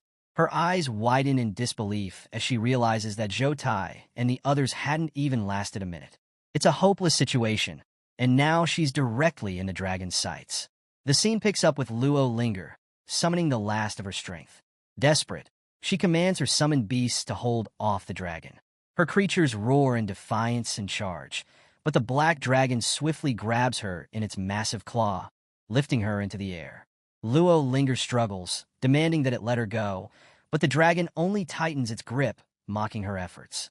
"You humans think you can subdue me?" it sneers, pulling her closer to its gaping maw, ready to devour her. Her heart races as she realizes just how dire the situation has become. She breaks down, her fear overtaking her as she begins to sob like a child, completely vulnerable. The dragon pauses, caught off guard by her unexpected outburst. It tilts its head in confusion, clearly not expecting this turn of events. Through her tears, Luo Linger blurts out her deepest fears, confessing that she doesn't want to lose to Su Yang, that she doesn't want to disappoint her father, and most of all, that she doesn't want to be eaten. The dragon lets out a disbelieving sigh, rolling its eyes. "You've got to be kidding me," it mutters, loosening its grip slightly. It relents, deciding not to eat her, but making it clear that she's still not off the hook. Instead, it declares coldly that it will grant her a swift death. Without another word, the dragon unleashes a searing fireball, engulfing her in flames. As the fire fades, a system notification chimes. Ding. You have killed the 5th transformation, level 130 Beastmaster Luo Linger, and gained experience. The dragon, Su Yang in his evolved form, smirks down at the battlefield, reflecting that, at the end of the day, humans and monsters are natural enemies. He considers her defeat as simply bad luck for crossing paths with him. The experience gain flashes across his vision. Total experience gained, 31.9476992 million. Su Yang calculates that it only pushed him up 7 levels, a modest gain given his current power. He's reminded that as he advances, leveling up gets tougher, and he'll need to find even stronger opponents to continue growing. As Su Yang surveys the battlefield, his gaze falls on the loot left behind by the expedition team. Among the plunder are high-tier items like platinum and diamond-grade gear, but they barely stir his interest anymore. It's the rare items that catch his eye, especially a shimmering moonlight-tier ring with an infinite stone, capable of lifting level restrictions. But before he can fully analyze the ring, another object floats into view, the Forbidden Scroll, crackling with energy. Su Yang's excitement spikes as he recognizes it. The Wrath of the Wind God, another powerful forbidden spell to add to his arsenal. With 2 of these trump cards now in his possession, he knows the value of this haul is immense. Satisfied with his victory, he muses that after this display, no one will dare challenge him for a while. Meanwhile, elsewhere in the realm, Lilith watches the sunset from a quiet spot, her mind lingering on a promise she once made. She dreams of true freedom, wondering what it would feel like once everything is over. Suddenly, Su Yang appears, teleporting back into his luxurious home with a confident stride. He announces his return, and his servants, startled but overjoyed, rush to greet him. They're amazed at how quickly he came back, especially after such an intense battle. Su Yang takes a look around, noticing that the mansion has been repaired during his absence. With a satisfied nod, he acknowledges their hard work and decides it's time to unwind. He casually requests a full-body massage, reclining as the maids begin to pamper him. A satisfied grin spreads across his face as he finally relaxes. Outside the Black Dragon dungeon, the adventurers who had clashed with Su Yang are left in shock and frustration. They can't believe the outcome, and one of them voices their disbelief, questioning why Su Yang seems to level up every time they fight him. Despite bringing a large team and even using their precious revival items, they've still been utterly defeated. Zhou Tai, always the leader, cuts through their complaints with a firm tone. He's focused on more immediate concerns and asks if anyone has seen the young Mississippi. The team members exchange worried glances, realizing that they haven't spotted her since they emerged from the dungeon. A creeping fear enters their minds as they wonder if she suffered the same fate as another leader they once lost, Master Chen. As they search, Zhou Tai hears a faint sound, someone crying. Following the noise, he finds Luo Linger huddled in the shadows, clearly broken by her defeat. He calls out to her softly, "Young miss?" But she can barely contain her despair. Her voice trembles as she admits that she failed in her mission. She had been so close to taming the Black Dragon, only to face a humiliating defeat. Her self-doubt spills out, questioning how she can still call herself a genius monster tamer after such a loss. Zhou Tai, caught off guard by her vulnerability, hesitates for a moment, unsure of how to comfort her. As he approaches, she quickly puts up a defensive front, snapping at him and wiping away her tears. But Zhou Tai, ever the realist, gives her a direct response. He informs her that he's there to report the losses they suffered, but he offers a small gesture of reassurance. He tells her that no one could have predicted the dragon's sudden evolution, and that losing to such a powerful foe is nothing to be ashamed of. His words, though simple, give her a spark of hope. She thinks of her rivals, Su Yang and Asuhi Mikiko, who are still ahead of her. But despite the defeat, she refuses to give up. Deep down, she's determined to regain her status. If she can find and tame another dragon, she might still prove herself and reclaim her place at the top. Luo lingers, mind races with possibilities.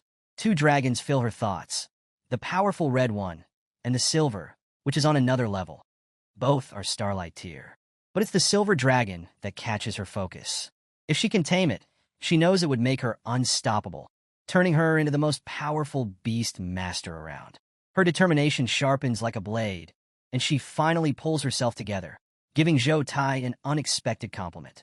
She admits she underestimated him, thinking he was all brawn, but realizing now that he has a keen eye. Zhou Tai can't help but laugh, seeing her shift from despair to fierce resolve. With newfound strength, Luo lingers, stands tall, light glowing from her hand as she takes charge. She commands her team with precision, ordering each member to report their losses from the dungeon to Zhou Tai. The adventurers rally around her, grateful for her renewed strength, cheering her on. But just as she regains her focus, a flicker of confusion crosses her face. Who are these new faces among the crowd? That's when a green-clad figure steps forward, Asui Mikiko. She's beaming with recognition, thrilled to finally meet the legendary beast master, Luo Linger, in person. Asui's excitement is infectious. She's eager to size up her rival face-to-face. The tension crackles between them.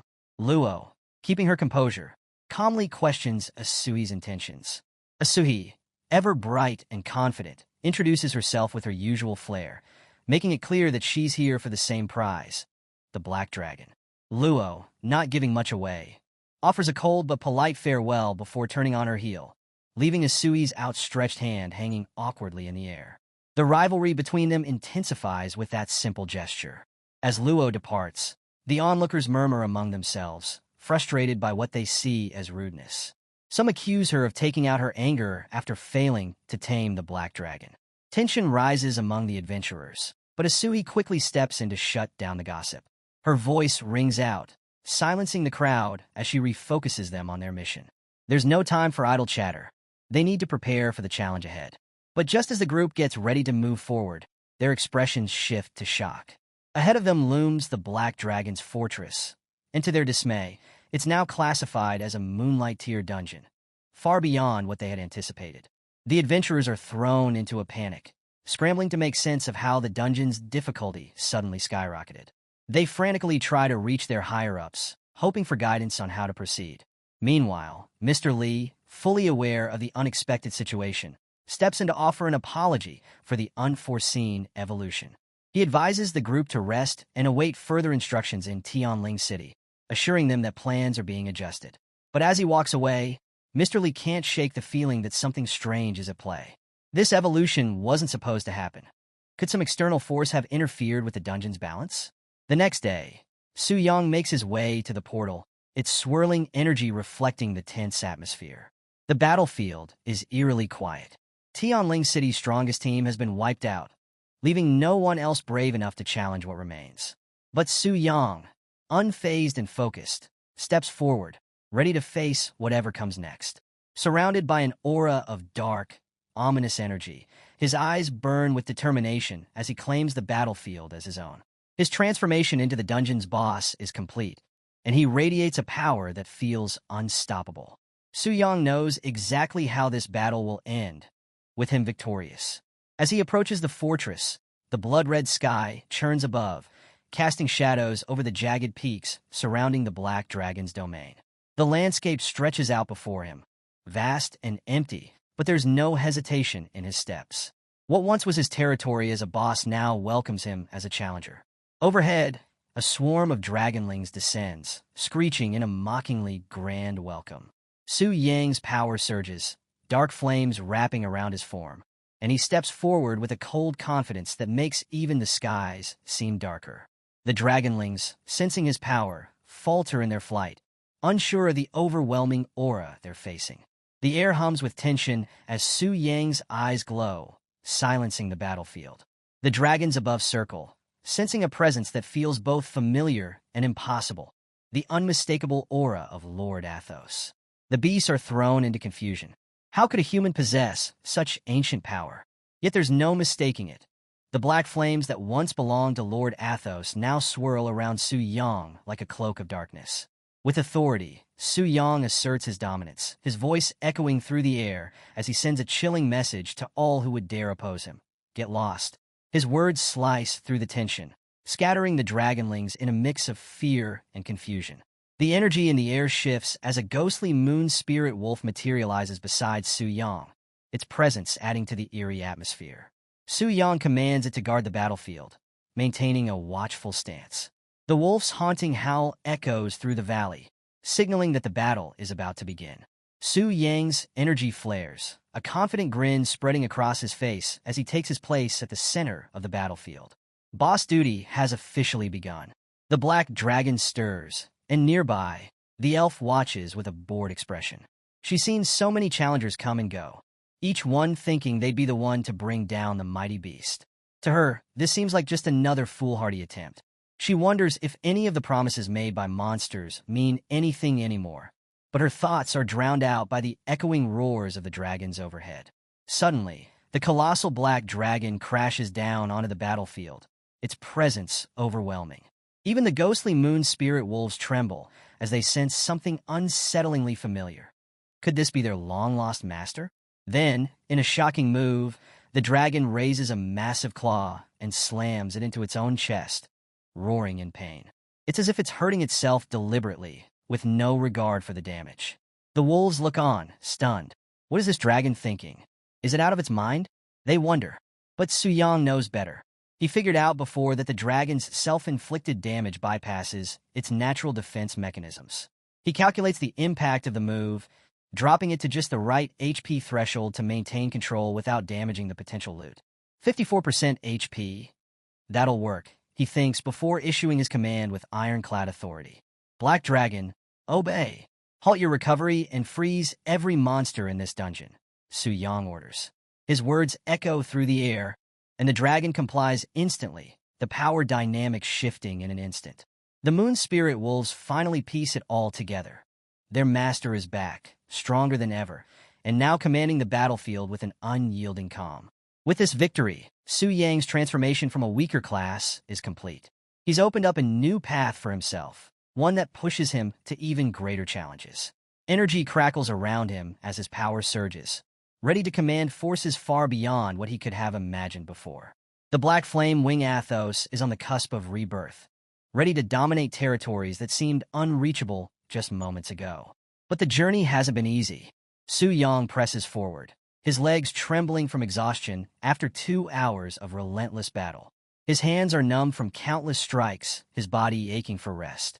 Even now, the Black Dragon refuses to yield easily. It stands battered and bloodied, but still dangerous. Hanging on with just 19% of its HP, Su Yang gulps down a restorative drink, his mind racing through strategies. His extreme stats and skills got him this far, but the final push is yet to come. As the energy around him intensifies, he steadies his grip on his weapon, knowing he's just a few strikes away from victory.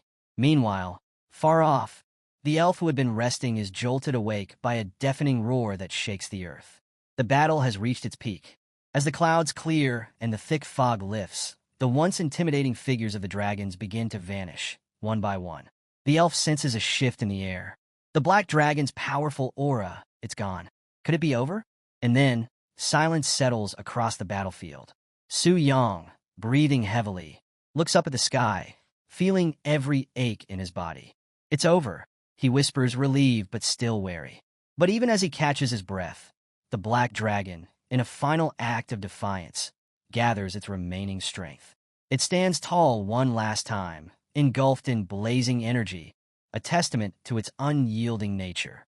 For Su Yang, this moment marks the beginning of a new era, one where his power and the world's balance shift forever. With a flurry of system notifications, the battle's conclusion is confirmed. The experience points roll in, 3 times more than anything Su Yang has earned before, pushing him from level 79 to 80. As the dust settles, Su Yang's gaze falls upon the dragon's final drop, a weapon that gleams with an ethereal glow. He can't help but think, this isn't just any weapon. The power radiating from it is palpable. With a determined grip, Su Yang reaches out and seizes the dragon's final gift. He lifts the blade high, feeling its power surge through him. A deep rumble echoes as he pulls the weapon from the ground, shaking the earth beneath him. The name flashes before his eyes. Dragon Bone, Great Sword, Devourer of Athos. It's no ordinary blade. Its description reveals a terrifying potential. Each time it slays a dragon, 10% of the creature's attributes become Su Yang's own. It's a weapon of legends, capable of turning its wielder into a force that grows stronger with every victory. Su Yang marvels at the sword's potential, realizing that its true strength lies not just in its initial stats, but in its ability to absorb the power of slain dragons. He grips the hilt firmly, issuing a command to the weapon itself. Drink. A massive explosion of energy ripples across the desolate battlefield, splitting the ground as the sword releases its power. The destruction is immense, unlike anything he's wielded before. As he takes in the weapon's raw power, Su Yang ponders its origins. So, this black flame wing, it's the descendant of the ancient devourer? No wonder it had such strength, even while still maturing. He realizes that the system chose this weapon specifically for a reason, aligning his path with that of the ancient beast. With the black dragon's heart now in his possession, another notification chimes, confirming the completion of the Dragon Slayer's heart task.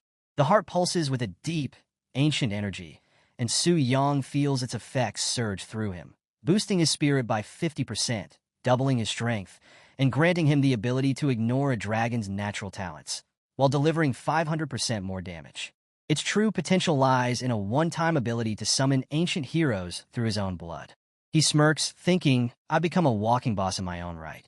Before he can fully savor the moment, another alert catches his attention. Ding! Boss co-op kill detected, generating a boss minion. Su Yang watches as the colossal form of the black dragon reappears, no longer as an enemy, but as a potential ally. Has his dream of taming this mighty beast finally come true? As power surges around him, the system confirms it.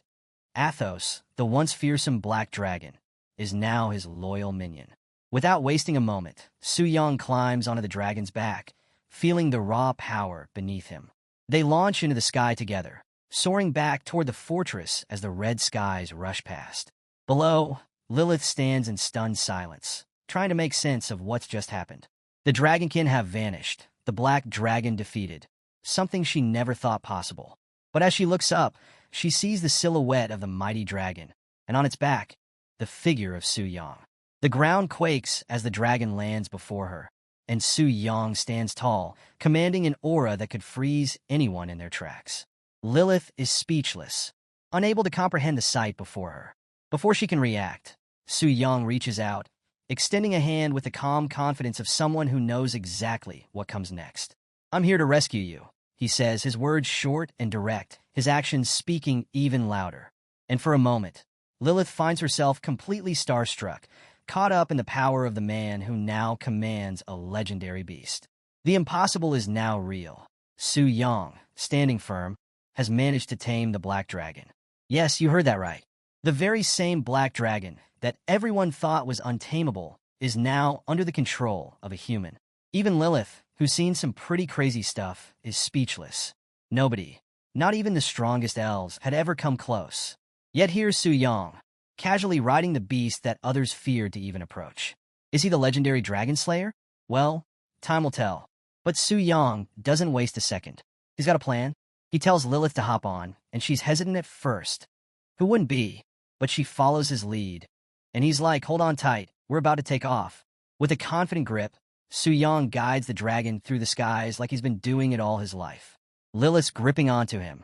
And yeah, she's clearly terrified. But Su Yang glances back, encouraging her to open her eyes. And when she does, wow, it's like a whole new world, mountains, clouds, endless skies. A view she never thought she'd see. For Lilith, this isn't just a view, it's freedom. She whispers to herself about feeling truly free, like all her chains have been broken. And here's a twist. The black dragon's eyes seem to glimmer with a deeper meaning, almost like it knows something she doesn't. Su Yang notices this but keeps quiet, staying focused on the portal up ahead. He just says, almost there, hang tight. Meanwhile, back at the fortress, it's absolute chaos. The soldiers are struggling, trying to fend off waves of monsters. Their leader is barking orders, keeping them fighting. And then, boom, Su Yang swoops in with his dragon, and the entire battlefield freezes. I mean, these soldiers have seen their fair share of monsters, but a dragon? That's a whole different story. A knight stands there, wide-eyed, just trying to process what's happening above him. The dragon's shadow looms over everyone, landing with a roar so loud it shakes the ground. It's an entrance that would send chills down anyone's spine. Su Yang, ever the laid-back guy, tries to calm everyone down, saying, "Oops, sorry for the dramatic entrance. Looks like I scared everyone." Lilith just sighs. She's gotten used to his antics by now and can't help but think he's got that whole villain vibe down pat. They start talking about their next move, and Su Yang suggests going to the Lord's mansion to figure out a way to get Lilith back to her kingdom. But she's not too eager to leave just yet. Instead, she shyly asks if she can stick around with him a bit longer. She's got this unspoken feeling of gratitude towards him. It's almost like she's made a promise to herself. Su Yang, of course, never really intended to play a hero, but he's got a soft spot and decides to let her stay. At least for now. She's curious about how he managed to tame the black dragon, but he brushes it off, keeping the details to himself and leaving her puzzled.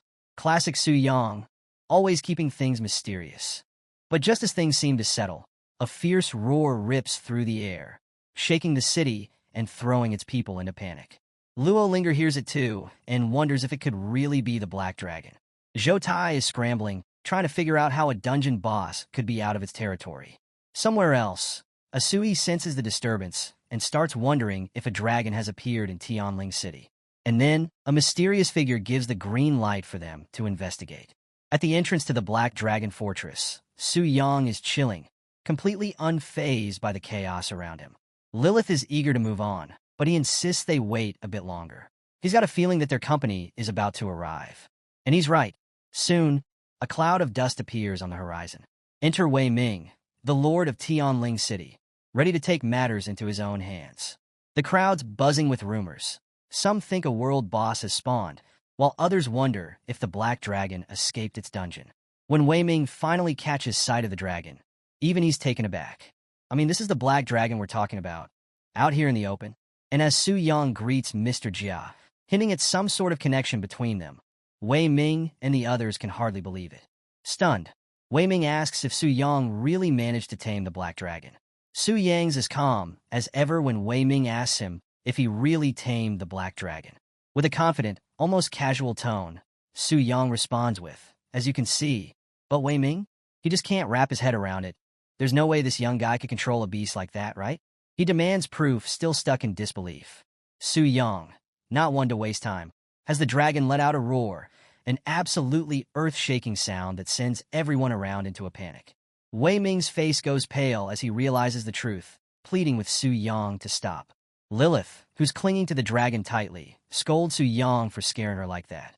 Meanwhile, Wei Ming's still trying to process everything, offering a flurry of apologies for ever doubting him. He's got a theory now.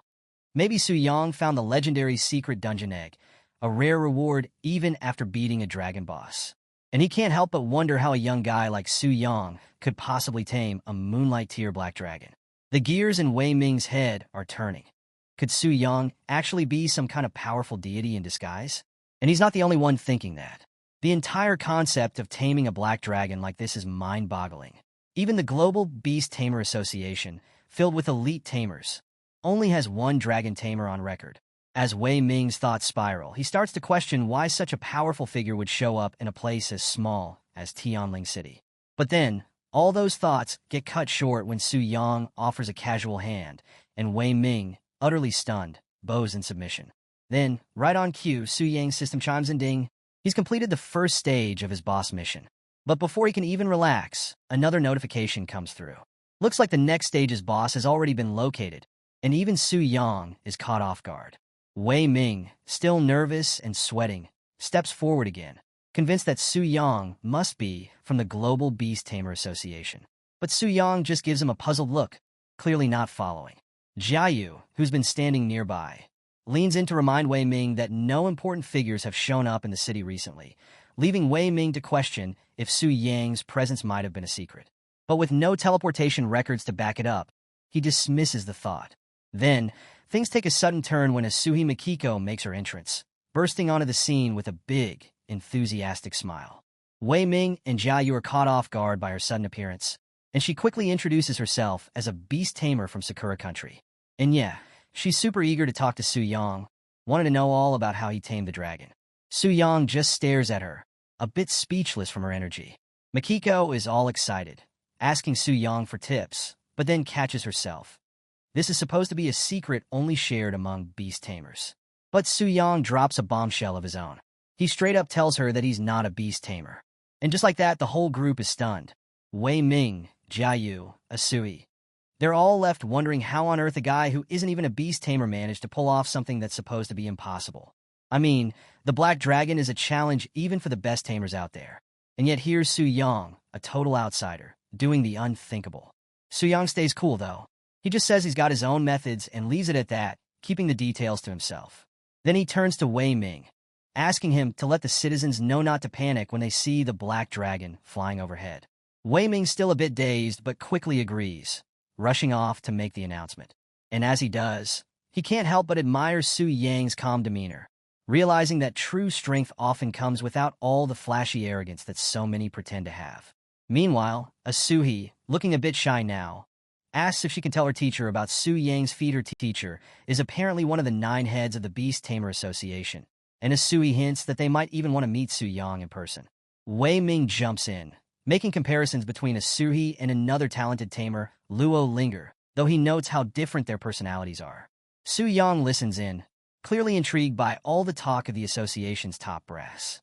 But he's got other things on his mind, and he's not too interested in becoming a mentor just yet. Su-yang quickly excuses himself, telling them he has other matters to deal with. With a simple farewell, he hops back onto the black dragon and takes off, leaving Asui and Wei Ming standing there, completely stunned. As the dragon takes to the skies again, Wei Ming quickly gets word out to the city, announcing that the black dragon boss has been tamed and there's no need to panic when they see it soaring above. As the dragon flies into the city, the sight leaves everyone in awe. Conversations buzz through the streets, with people marveling at the sheer power it must have taken to tame a beast like that. They can't help but wonder, who is this mysterious person who's managed to pull off what nobody else could? So, picture this. A girl's just going about her day, minding her own business, when, boom, Su-yang and his black dragon make a dramatic landing right in front of his place. The ground shakes, and the sound is deafening, sending her broom clattering to the ground. She's startled, of course, but Su-yang, ever the smooth operator, apologizes and casually mentions that he's, well, the writer. Recognizing him as her master, she calms down and breathes a sigh of relief. As Su-yang reflects, he realizes he never meant to draw so much attention. But here's the thing. Since he's not a beast tamer, he doesn't have one of those special spaces to store a dragon. So, like it or not, he's got to show off a bit. It's an unintended flex, but hey, sometimes that's just how it goes. Su-yang, ever the gentleman, offers Lilith the chance to pick any room she likes, leaving her in the care of his staff while he gets back to business. Lilith checks out the house, and, honestly, she's pretty impressed. It's clean, it's spacious, and she's feeling like she could really make herself at home here. Su-yang, on the other hand, is relieved. He was worried she might act like a spoiled princess, but Lilith's down-to-earth attitude is a pleasant surprise. With Lilith settled, Su-yang turns his attention to more serious matters. He sits down and calls up the system, and almost instantly, the next boss is revealed, a sovereign of original sin from the demon abyss. And get this, it's ranked at God tier. Yeah, you heard that right. Su-yang's taken aback by the news, realizing that this next challenge is way beyond anything he's faced before. He quickly runs through the ranking system in his mind, remembering how it all works. From the 5th tier onward, every 50 levels marks a new tier. Starlight is the 6th, Moonlight is the 7th, Sunlight is the 8th, and above all of them sits the elusive God tier. Reaching that level isn't easy. You've got to conquer the trial of the gods to even attempt it. Su-yang can't help but marvel at how big of a leap this is. He's come a long way, taming a Starlight tier black dragon, but now he's up against something far beyond. He wonders what this new connection to the God tier world will unlock for him. And then it begins. He initiates the summoning process, and suddenly, energy swirls around him, kick-starting his transformation. And then he's face-to-face with the God tier boss from the demon abyss. The thing is massive, its presence is absolutely overwhelming. Su-yang scans its stats, and they're off the charts. This boss has insane strength, blinding speed, and resistances that make it nearly invincible to most attacks. Physical, fire, water, darkness. But there's a silver lining. Light is its one weakness. As Su Yang digs deeper, he learns that this boss controls everything in the demon abyss. But here's the kicker. It can revive its subordinates endlessly, and even worse, it can resurrect itself as long as any demon in the abyss is still alive. It's a total game changer. Su Yang knows that defeating it means wiping out every last demon in the abyss. No small task. He takes in the system's explanation. The demon abyss isn't your typical dungeon. It's a vast rift that connects directly to the human world, similar to the gateways to Lilith's kingdom or the Dragon Kingdom. But while those places have some semblance of peace, the abyss is teeming with danger. It's accessible to adventurers, but it's not for the faint of heart. Each level is like a deeper descent into chaos, and the demons only get stronger as you go. Even the first floor starts at level 40, making it a hot spot for those looking to level up or hunt for treasures. Su Yang's thoughts race as he considers the demon abyss. It's not just a dungeon. It's an entire world full of challenges. And the deeper you go, the tougher it gets. Humanity's only reached the 386th floor so far, and even that took the combined efforts of SSS-ranked guilds like the Ring of the Archmage and Knights Sanctum. These elite guilds are the only ones who've dared face god-tier bosses. Someday, they might become Su Yang's rivals. But for now, he's got his hands full. This boss feels like an impossible challenge, especially with its ability to revive over and over. But Su Yang knows he has to figure out a way through it. He studies the thrones of the 7 kings of sin in the abyss. Out of 7, only 4 glow with power. The other 3 are dark, defeated by adventurers before him. Su Yang's instincts kick in as he focuses on the glowing runes, feeling like now is his chance to make a move. And then, the god-tier boss flexes its powers, activating its second talent. With just a wave of its hand, purple energy swirls around, pulling at the runes. Suddenly, one of the dark thrones lights up. King Beelzebub, the gluttonous, emerges, revived and ready for battle. Its grotesque form drips with raw hunger and power. This monster is no joke. It's a blazing sun tier boss with stats that would make anyone break into a sweat. We're talking 20 million HP and strength that's beyond what most can even comprehend. So, Beelzebub, the once feared king of gluttony, is on his knees before the sovereign of original sin, practically begging for forgiveness. It's honestly a sad sight. This monster that used to strike terror into everyone's hearts is now a shadow of his former self, muttering apologies like he's got no pride left. The sovereign, standing tall with those intense, glowing eyes, looks down on him with clear disappointment. This wasn't the kind of revival he'd been hoping for. Su Yang, watching all this, can't help but think, only sunlight tier? Really? This guy's nothing special. But Beelzebub does come with a couple of nasty tricks. His first talent? The more he devours, the stronger he gets, and there's no cap on that power boost. But the real kicker is the second talent. Whenever Beelzebub consumes something, it's like offering a tribute to the sovereign, with 2% of the victim's attributes going directly to him, permanently. Su Yang quickly puts the pieces together. Beelzebub's kills are basically feeding power to the sovereign. Every fight is a win for them, but there's a catch. If those tributes stack up enough, the sovereign could descend into this world right away. Not exactly ideal. Meanwhile, Beelzebub keeps groveling, but the sovereign is over it, dismissing him without a second thought. Su Yang just watches, shaking his head at how far this so-called king has fallen. Beelzebub vows to return to the abyss and take revenge on humanity, but the sovereign barely listens. The system chimes in, confirming that Beelzebub's heading back to the 100th layer, and Su Yang can't help but think, this guy's the weakest of the 7 kings, isn't he? With the system out of the way, Su Yang takes a deep breath and gets ready.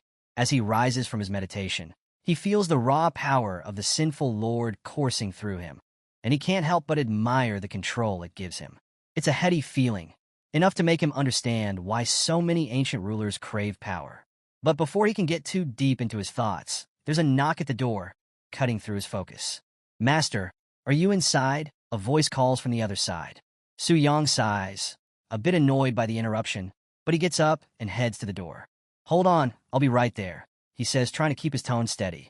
When he opens the door, his servant informs him that City Lord Wei Ming is waiting and wants to speak with him personally. Su Yang nods and steps out to see what all the fuss is about. Wei Ming's there, practically bouncing on his feet, and he blurts out, "Su Yang, you've finally come." With that ever-calm demeanor, Su Yang just asks, "What does the City Lord need?" He's straight to the point. Wei Ming, clearly excited, says, "You don't know? Your feat of taming a dragon has spread throughout all of Longxia. It's even gone global. You've caused a huge sensation in the world of beast tamers." As he speaks, Su Yang notices how the symbol of the black dragon lights up the room.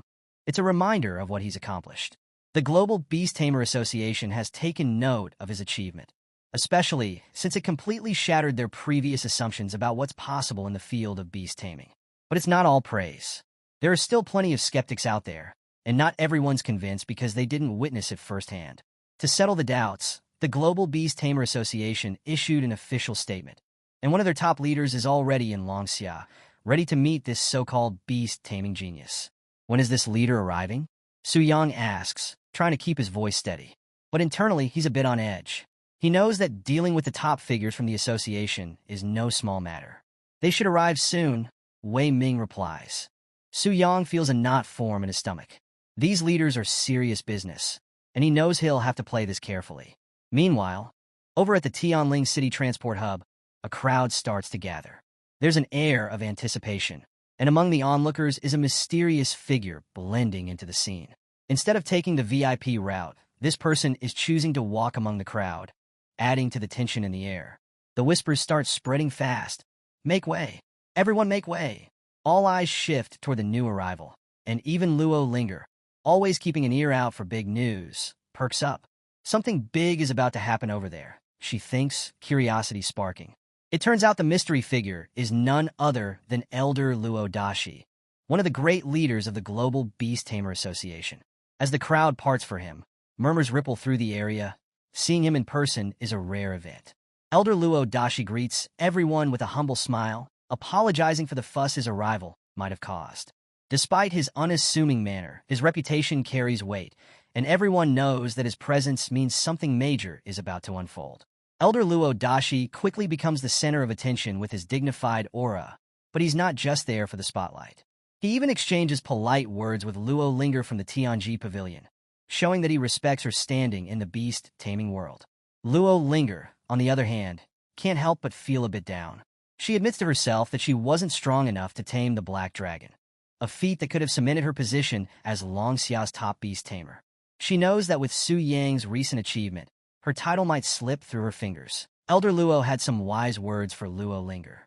He could see that she was feeling down about losing her chance to become Longxia's top beast tamer, so he gently reminded her not to get too caught up in titles and achievements.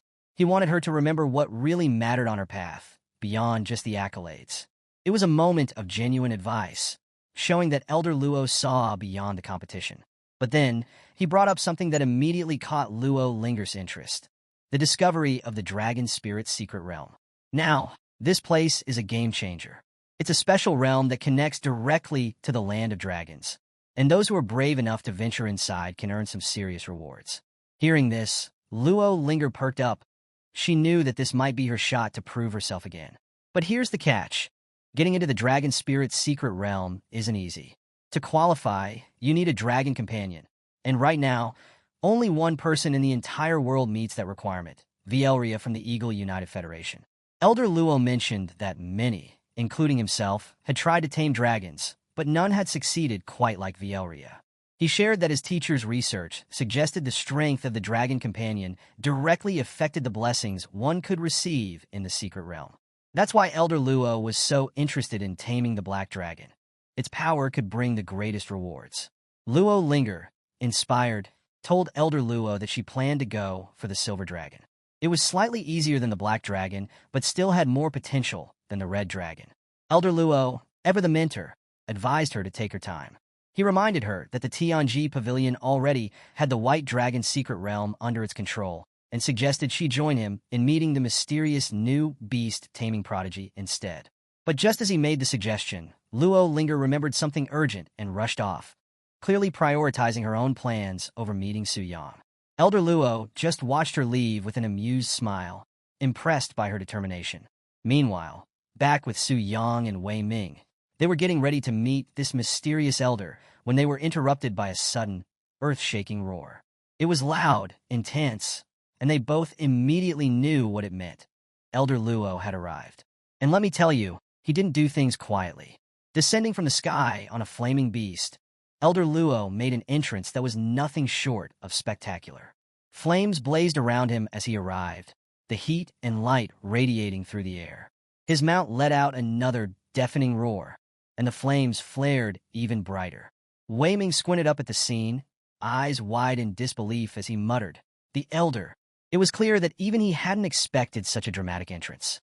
With his usual flair, Elder Luo gracefully landed on the back of his beast, its fiery wings flapping with authority, sending a gust of hot air through the area.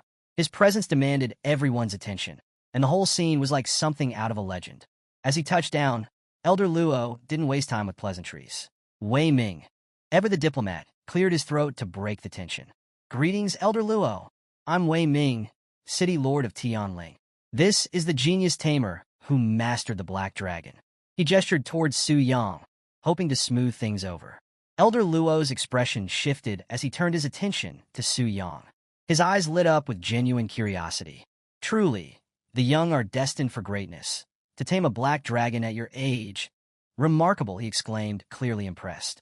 Su Yang, keeping his cool, replied humbly, "Elder Luo, you overpraise me. It was just luck." But Elder Luo wasn't buying it. He burst into a hearty laugh, clapping Su Yang on the back. "Huh, Su Yang, no need to be modest. You're the first to tame a black dragon. Be proud of it."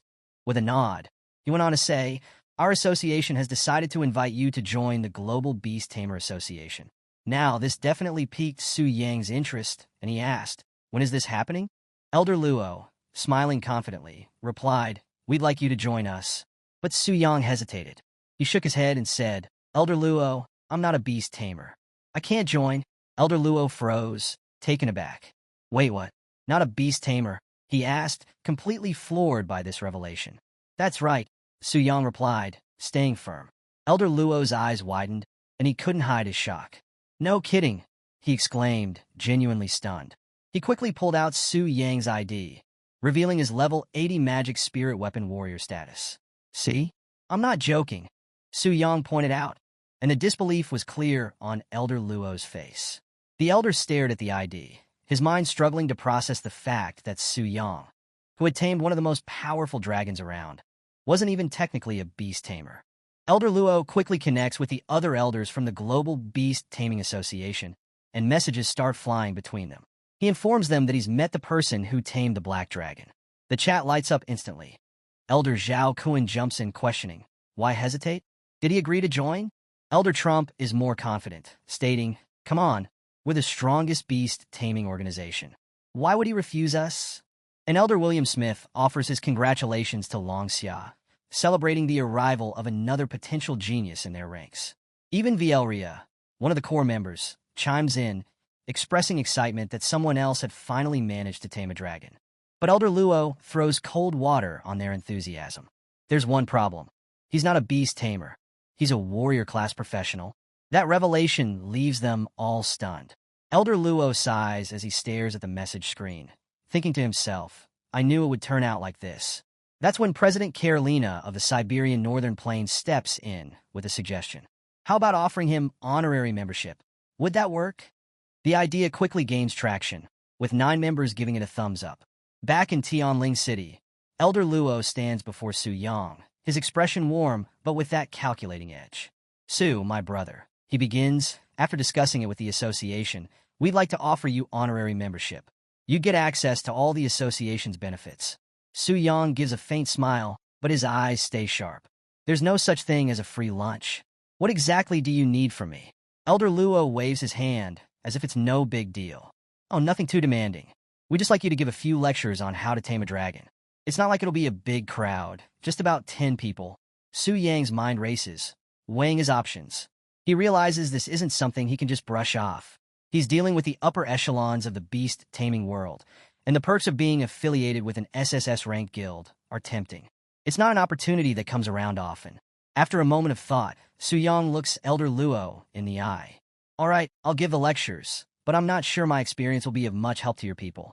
Elder Luo laughs softly. "No worries. Even Vielria gave a lecture once, and it wasn't all that helpful either. Everyone knows personal experiences can't always be replicated. It's just about trying, so don't feel pressured." Suyang smirks. All right, I'm in. If it's just sharing my experiences, I can spin whatever story I like. Beast taming leaders, get ready to hear my version of things. Meanwhile, the world around them is changing fast. The merging of games and reality has led to the appearance of transfer statues all over the place. These events have resulted in the creation of the Transfer Temple, overseen by the World United Council. A special area in the heart of the world is now known as the Holy City, and at its center stands a mysterious figure, Euphemia Vega, the Divine High Priestess. Euphemia Vega's reputation is shrouded in mystery. She's the highest authority in the temple, and no one has ever seen her leave the Holy City. She's always dressed in radiant robes, her aura brimming with a sense of divinity and power. Her true abilities and level remain a total enigma, hidden behind countless rumors. The only recorded instance of her strength was about 10 years ago, when the president of the SSS-ranked Guild Ring of the Mage God, Augustin, tried to challenge her. Back then, Augustin had just ascended to demigod status after completing the Trial of the Gods. He was eager to test his newfound power against Euphemia Vega. As a level 300, 9-turn element destroyer, he unleashed a barrage of forbidden curse attacks, flames, ice, thunder, the works, each one packing enough force to level entire cities. But despite all that destructive energy, Euphemia Vega's divine shield remained unbroken.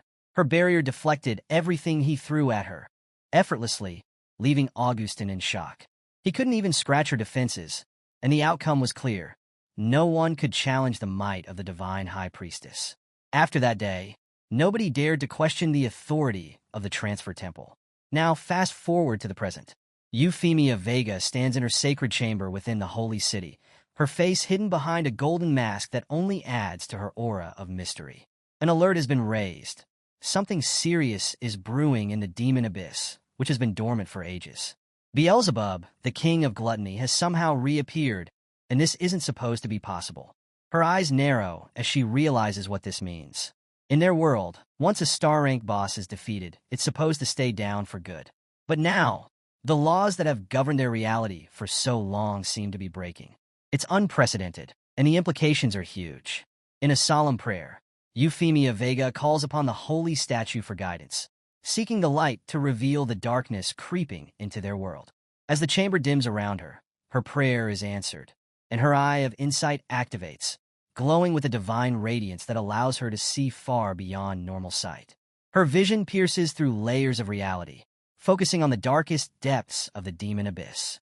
It's a desolate landscape, filled with towering monuments and shadowy figures, remnants of the past battles fought there. The deepest record humanity has reached is the 386th floor, but every 100 levels, a king of sin emerges. At the 100th level, there's the grotesque presence of gluttony Beelzebub. At the 200th, the shadowy figure of lust Asmodeus. And at the 300th, the greedy Mammon. All three were supposed to be defeated, their thrones empty. But now, against all odds, gluttony has somehow revived, leaving only two dim thrones still unclaimed. So, we're back at the base of this massive structure, and Euphemia Vega is struggling to grasp the magic energy pouring out. It's way beyond anything she's seen before. Even with her powerful eye of insight, she can't quite see through it all. Could it be? This magic, it's bottomless, she mutters, barely able to believe it. Determined to get to the bottom of things, she raises her staff, which shines with a radiant blue light. She commands the darkness to reveal itself, shouting, "Evil, reveal your true form before the holy light." And just like that, a swirling black portal opens up in front of her, and out steps a figure, a human silhouette, twisted and dark. Euphemia's heart skips a beat as she watches, feeling the atmosphere shift around her. Suddenly, a deep voice thunders through the abyss, making the ground beneath her tremble. Who dares spy on our king? The power behind the voice is overwhelming, crashing into her senses like a tidal wave. The dark figure moves forward, its presence growing more menacing.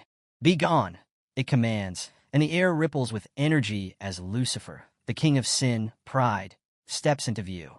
Her enormous red blade glimmers ominously, and with a swift motion, she slashes, sending a devastating beam of energy straight toward Euphemia. Euphemia's instincts kick in. "Resist! Barrier!" she shouts, summoning her divine shield just in time.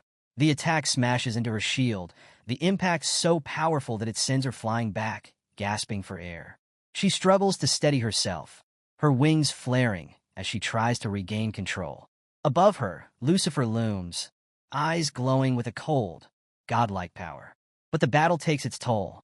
Euphemia's eye of insight flickers and fades, its power overwhelmed by the sheer force of Lucifer's attack. Eye of insight dispelled, she mutters, realizing that her vision has been shut down. Lucifer stands tall, her black wings casting a long shadow over the battlefield. With a sneer, she scoffs. Did it flee? Such a coward. Lucifer then kneels before a shadowy figure that appears behind her, bowing her head in submission. My exalted king, forgive my failure. I was careless. Someone dared to spy on you, she reports, her voice filled with a twisted mix of respect and longing. Her crimson eyes burn with a dangerous gleam as she adds with a wicked smile, my dearest king, when will I hold your face again? Meanwhile, Euphemia Vega, realizing the scale of the threat she's facing, begins to fade from the scene. A god-ranked enemy, she whispers to herself, her voice trembling with the realization. We were wrong, so wrong about the demon abyss. Her mind races as she tries to comprehend this new threat. A being served by the god-ranked kings of sin? Who, or what could this entity be? Then, a massive sound echoes across the world, a booming announcement that shakes the skies. A brilliant golden light radiates from above, and Euphemia's eyes widen in shock. Is this a world announcement? She breathes, her heart racing. The message is clear, and it's a game-changer. World boss, monarch of the deadly sins, has appeared in the deepest abyss of the demon abyss. Somewhere else, hearing this announcement, President Carolina of the Global Beast Taming Association is quick to share her insights. Defeating the monarch of the deadly sins, who commands all 7 of the sins, grants a chance to obtain the Sin Reversal Series weapons, a rare and powerful artifact, she explains, her tone filled with determination. Augustin the Mage, always the serious one, chimes in next. These weapons are crucial for taking down the monarch. The higher your transfer star rank, the better your drop rate, he adds, making it clear that only the most powerful adventurers stand a chance. Then, Tang Zhan, the imposing president of the Undying War Domain, adds his voice to the mix, his deep tone rumbling like thunder. Defeating this world-class boss will unlock the next expansion, ascend the Divine Ladder. Stay tuned for more. It's a huge declaration, promising new challenges ahead. Back in Tianling City's job transfer temple, players are buzzing with excitement and disbelief. One of them gasps, holy crap, a world-class boss? This is the first time I've heard of anything like this. Even demigod-ranked bosses had never reached world-class status before. Did this mean that the monarch of the deadly sins was truly a god-ranked boss? Another player, by Linger, nods firmly beside him. No doubt about it. Just look at the name of the new expansion, the 10th transfer, the real god rank. This is a huge event. The players continue to wrap their heads around the magnitude of what's happening. But Su Yang has his own realization, one that's even more shocking. He's become a world-class boss himself. Meanwhile, Elder Luo Dashi, sensing the urgency of the situation, turns to Su Yang. Brother Su Yang, I might have to leave you for a bit. The president's calling me to a meeting. Anyway, I've already completed the membership process, so we can talk later if anything comes up. Su Yang waves him off with a friendly smile. No worries, take care. As Elder Luo Dashi heads off, Bai Ling steps closer to Su Yang, her voice low with concern. Brave hero, with all these strange events happening, what exactly is going on in this world? I have a bad feeling. Su Yang places a reassuring hand on her shoulder. Don't worry, I'm here. She looks up at him, a small smile breaking through her worry. Yes, I believe in you, brave hero. Su Yang lets out a confident smirk, his gaze focused on the horizon as he starts to connect the dots. Right now, all the major SSS-ranked guilds must be mobilizing, and he knows it's only a matter of time before someone takes down the monarch of the deadly sins. But before that happens, he's got his own preparations to make. His expression hardens with determination as he thinks about the Sin Reversal Series weapons. Unique, limited artifacts that are key to defeating the monarch. If he can get his hands on one, it would be a huge power boost, something that could make all the difference. My returning prison bone gave is powerful, but it's no match for the Sin Reversal Series. They're god-tier artifacts, and they're essential for taking down the monarch of the deadly sins. If I can get one, it could change everything, he muses, already planning his next move. So, Su-young pauses, a new idea hitting him like a lightning bolt. Wait a second. If I, as the monarch of the deadly sins, could defeat the kings of sin myself, would they drop the sin reversal series weapons too? His mind races, piecing together the possibilities. As the ruler of the abyss and the original sin monarch, he knows his subordinates would willingly devote themselves to him. Resurrection wouldn't even be an issue. He could bring them back whenever he wanted. But then, a thought makes him frown. The cooldown on reviving them is a bit long. It'd be nice if he could shorten that somehow. Standing before a towering golden statue, Su-young's thoughts swirl around the situation. He knows that the strongest professionals out there right now are barely scraping the semi-god rank. But with the upcoming expansion, the Ascension Ladder, it seems like the key to true ascension is defeating the original Sin Monarch. His competitive spirit flares up. If I could solo the original Sin Monarch, I'd be the first to ascend, he thinks, a smirk spreading across his face. He can't help but wonder how the others, who have been grinding away for years, would react when they learn that he's only been around for a month and is already on the verge of surpassing them. Su-young looks up at the statue of the divine high priestess, with his angelic companion standing by his side. He nods to himself, refocusing on the present. But for now, let's stay on track. I'll take my 4th-ranked 5-star mission first, he says, as beams of light shoot skyward from the Grand Cathedral, signaling the arrival of some familiar faces. And sure enough, 3 figures gather beneath the cathedral's imposing structure. Augustin, Carolina, Tangjean, and Poker. Each of them is on high alert, their expressions tense. Augustin, president of the Divine Magic Circle and a powerhouse of a 9th-rank element annihilator, tries to lighten the mood with a chuckle. Hey, what a coincidence. Looks like we all got the same invite. Carolina, never one to miss a chance for a jab, smirks at Augustin. You getting up this early? I didn't think I'd see the day, she teases, but her smile doesn't hide the seriousness of the situation. Tangjean, the no-nonsense president of the Immortal War Domain, speaks up next, all business. With a new version and a world boss on the table, we can't afford to mess around, he says firmly. Even Poker, the president of the Knight's Holy Sanctuary, adds gravely. The Holy High Priestess herself sent an invitation letter. This isn't your everyday gathering. As they step into the Grand Cathedral, beams of light continue to pour from its peak, attracting the attention of everyone nearby. Augustin glances around at the murmuring crowd, noticing the awe in their expressions. Pretty lively, huh? He comments. All the top dogs from the SSS rank guilds are here. Excited whispers ripple through the crowd, reverence clear in their voices. It's Augustin, the pride of the mages. Look, it's Lady Carolina. And there's Tangjean. The gathering of these legends only adds to the anticipation in the air. Up above, holographic projections of the high-ranking leaders from around the world materialize, hovering in midair. Augustin takes it all in with a casual grin. Looks like even the big wigs of the major countries decided to show up for this one, he says, sipping from his drink. Guild leaders, national heads, all under one roof. This is going to be interesting. Then, the divine high priestess Euphemia Vega steps forward, radiating power and authority. Her voice rings out clearly, addressing the gathered leaders. Thank you all for responding to the temple summons.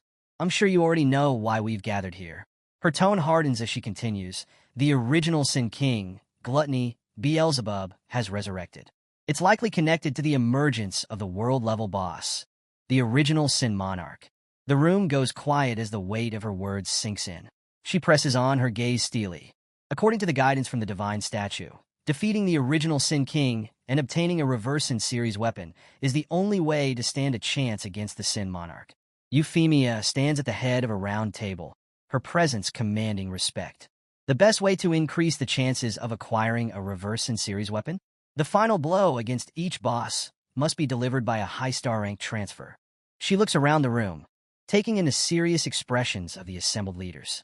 You are the strongest warriors in the world right now. This mission falls on your shoulders, and only you can succeed in this fight against evil. As she finishes speaking, a holographic report fills the room, showing grim details about the Demon Abyss. The current deepest level conquered in the Abyss is 386, she announces. Along the way, the teams encountered 3 original Sin Kings, Gluttony, Lust, and Greed. Her tone is firm as she continues. Based on our calculations, a new original Sin King appears every 100 levels. That means we still have 314 more levels to clear before we can face the final boss. Euphemia Vega turns to Augustin and Tang Zhan, the strongest adventurers present, both at level 372. Master Augustin, General Tang Zhan, given your experience, how many levels of the abyss can be cleared with each level increase?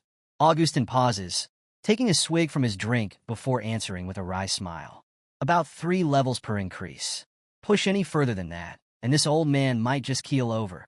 Tang Zhan jumped into the discussion, making it clear just how tough things were going to get. The deeper we push into the demon abyss, the tougher it gets. Even with our power, we can't just breeze through multiple levels at once, he explained, his face serious. Euphemia Vega nodded, clearly feeling the weight of the challenge ahead. You'll need to level up at least 100 times to reach level 700. It's not going to be quick or easy, she admitted, her eyes reflecting just how long and grueling this journey would be. Then Poker, the judgment condemner, stepped in, his tone strategic. Look, when we defeat an original Sin King, the experience boost can level up the whole team. If we could manipulate this, reviving the Sin Kings and defeating them over and over, we might speed up our leveling and increase the drop rate for those Sin reversal weapons, he proposed.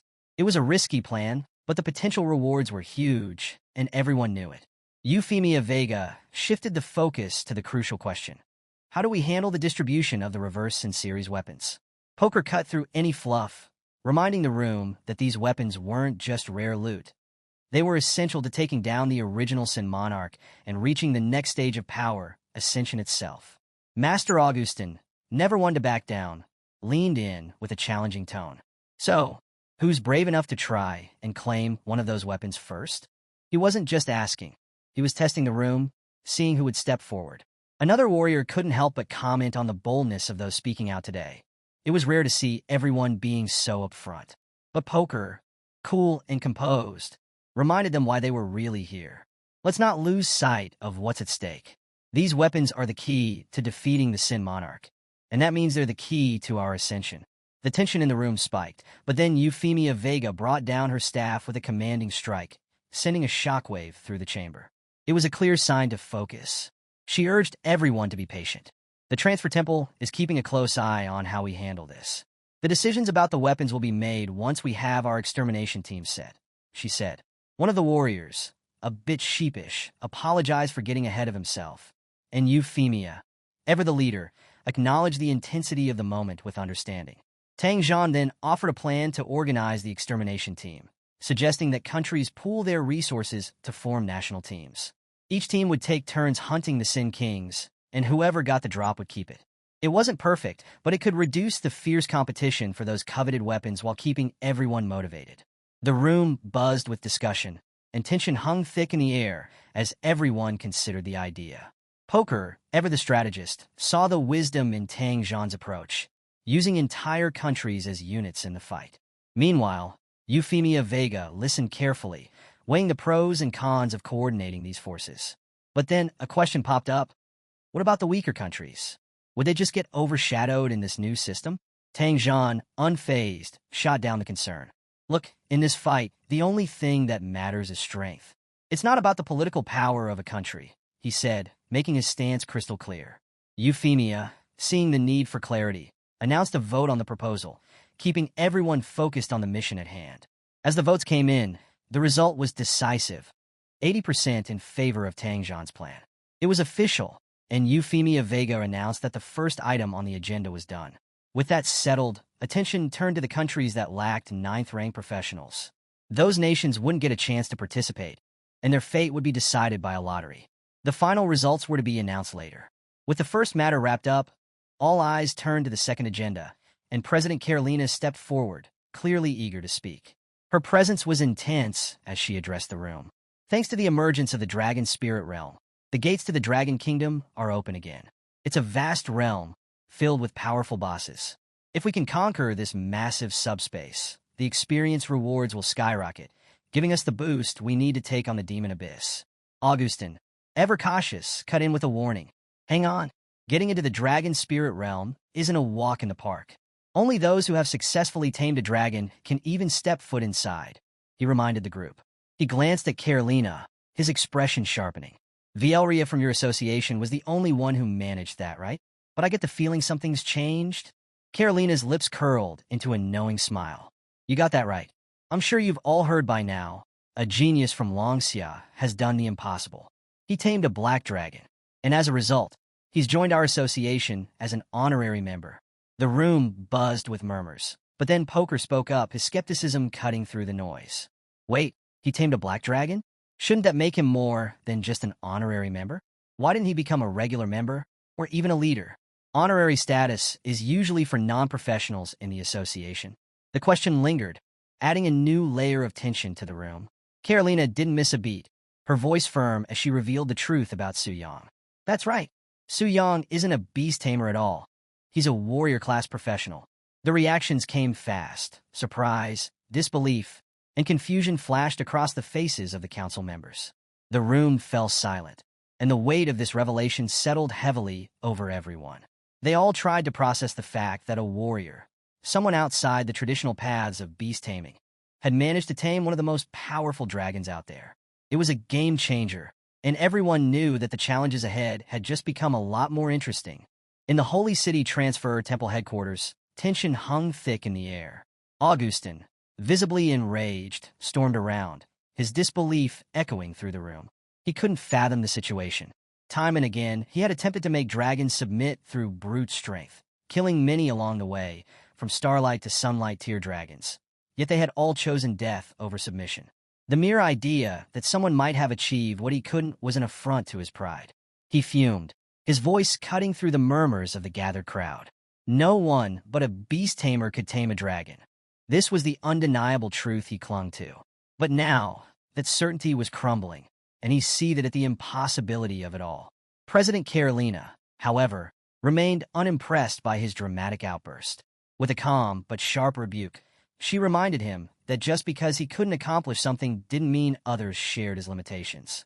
Her words hit him hard, questioning how the leader of the renowned ring of the mage god could act so undignified. Augustin, bristling at her remark, retorted angrily, accusing her of being all talk.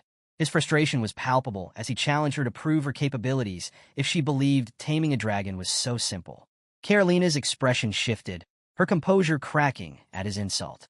The crowd sensed the tension as the two leaders exchanged heated words, the air between them electric with hostility. Amid the escalating dispute, Poker, a voice of reason, tried to restore order. He reminded them of the many eyes watching, their whispers a mix of awe and disbelief. The crowd buzzed with incredulity over the news. A young warrior, without the skills of a beast tamer, had reportedly managed to tame a dragon. Such a feat seemed implausible, even for Season 8th and 9th tier professionals. High Priestess Euphemia Vega, standing to the side, pondered aloud. Could this really be true? Could someone so young and seemingly unremarkable have accomplished what even the most powerful could not? Her gaze sharpened as her thoughts turned inward, grappling with the implications of such an achievement. President Carolina, sensing the need for clarity, addressed Euphemia Vega directly. She revealed that the association had already completed the young warrior's membership registration before the meeting had even begun. The High Priestess wasted no time accessing his profile. Her expression shifted as she read his details. Su Yang was indeed a warrior, but only at his third transformation. How could someone of his level achieve the impossible? The question loomed large in her mind.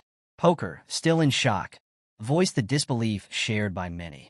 Su Yang, with only 3 transformations, had bested the Black Flame Wing? The sheer audacity of such a claim left him questioning everything he thought he knew. Tang Zhan, another prominent figure, echoed the sentiment. How could such a prodigy arise from Longxia without any prior notice? The revelation left him both stunned and skeptical. Carolina, ever the visionary, addressed the gathering with determination. She spoke of inviting Su Yang to share his methods and experiences, hopeful that his insights might shed light on taming dragons without traditional beast tamer skills. Her words carried weight as she hinted at a potential paradigm shift. One where anyone, not just beast tamers, could tame mythical beasts. The idea ignited a flurry of speculation among the crowd. The notion spread like wildfire. If dragons could be tamed by anyone, could it mean a future where such creatures were no longer the exclusive domain of beast tamers? For some, the idea was exhilarating. For others, it was almost too much to believe. Poker, however, raised a practical concern. If taming dragons became accessible to all, the Dragon Spirit's secret realm would no longer remain the exclusive territory of the Global Beast Tamer Association. Was Carolina prepared for such a monumental shift? She responded resolutely. Her vision extended beyond the confines of the association's influence. For her, the prospect of making beast taming universal far outweighed any territorial concerns. Augustin, ever the opportunist, saw this as his chance. With a sly grin, he declared his intention to head straight to Longxia to find this Suyang, promising to trade powerful forbidden curses in exchange for Suyang's secrets. He made it clear he wasn't above leveraging his position to get what he wanted.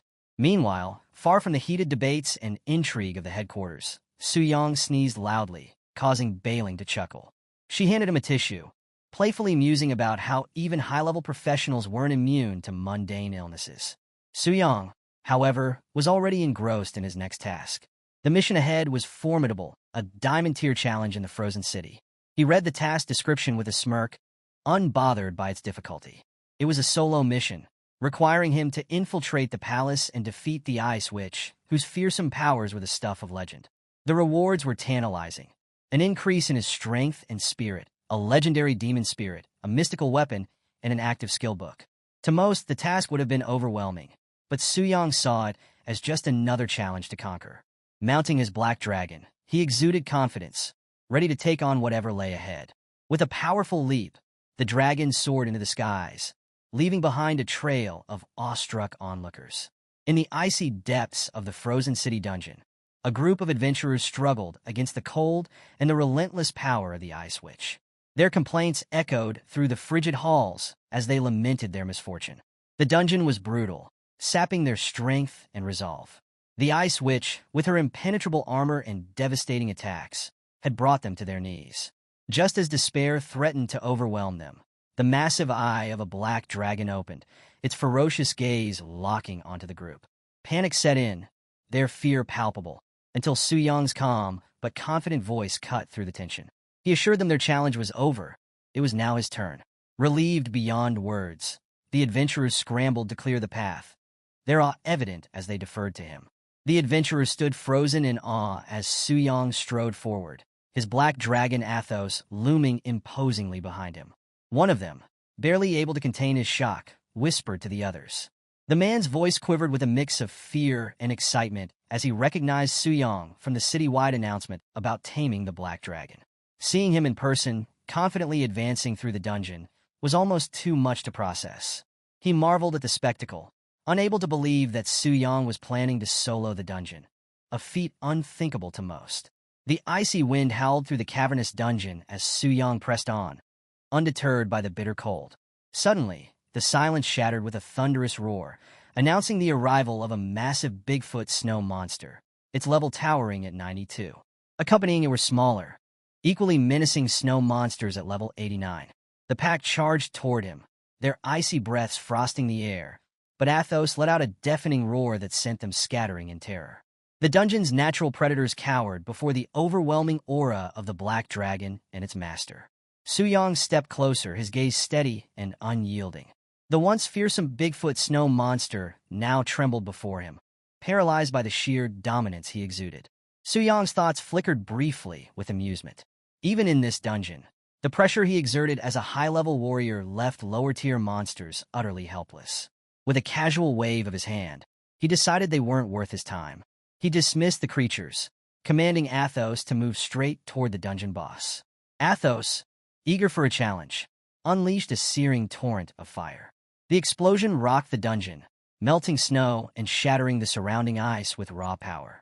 From the chaos emerged the enraged Ice Witch, her piercing voice echoing through the cavern as she demanded to know who dared destroy her palace.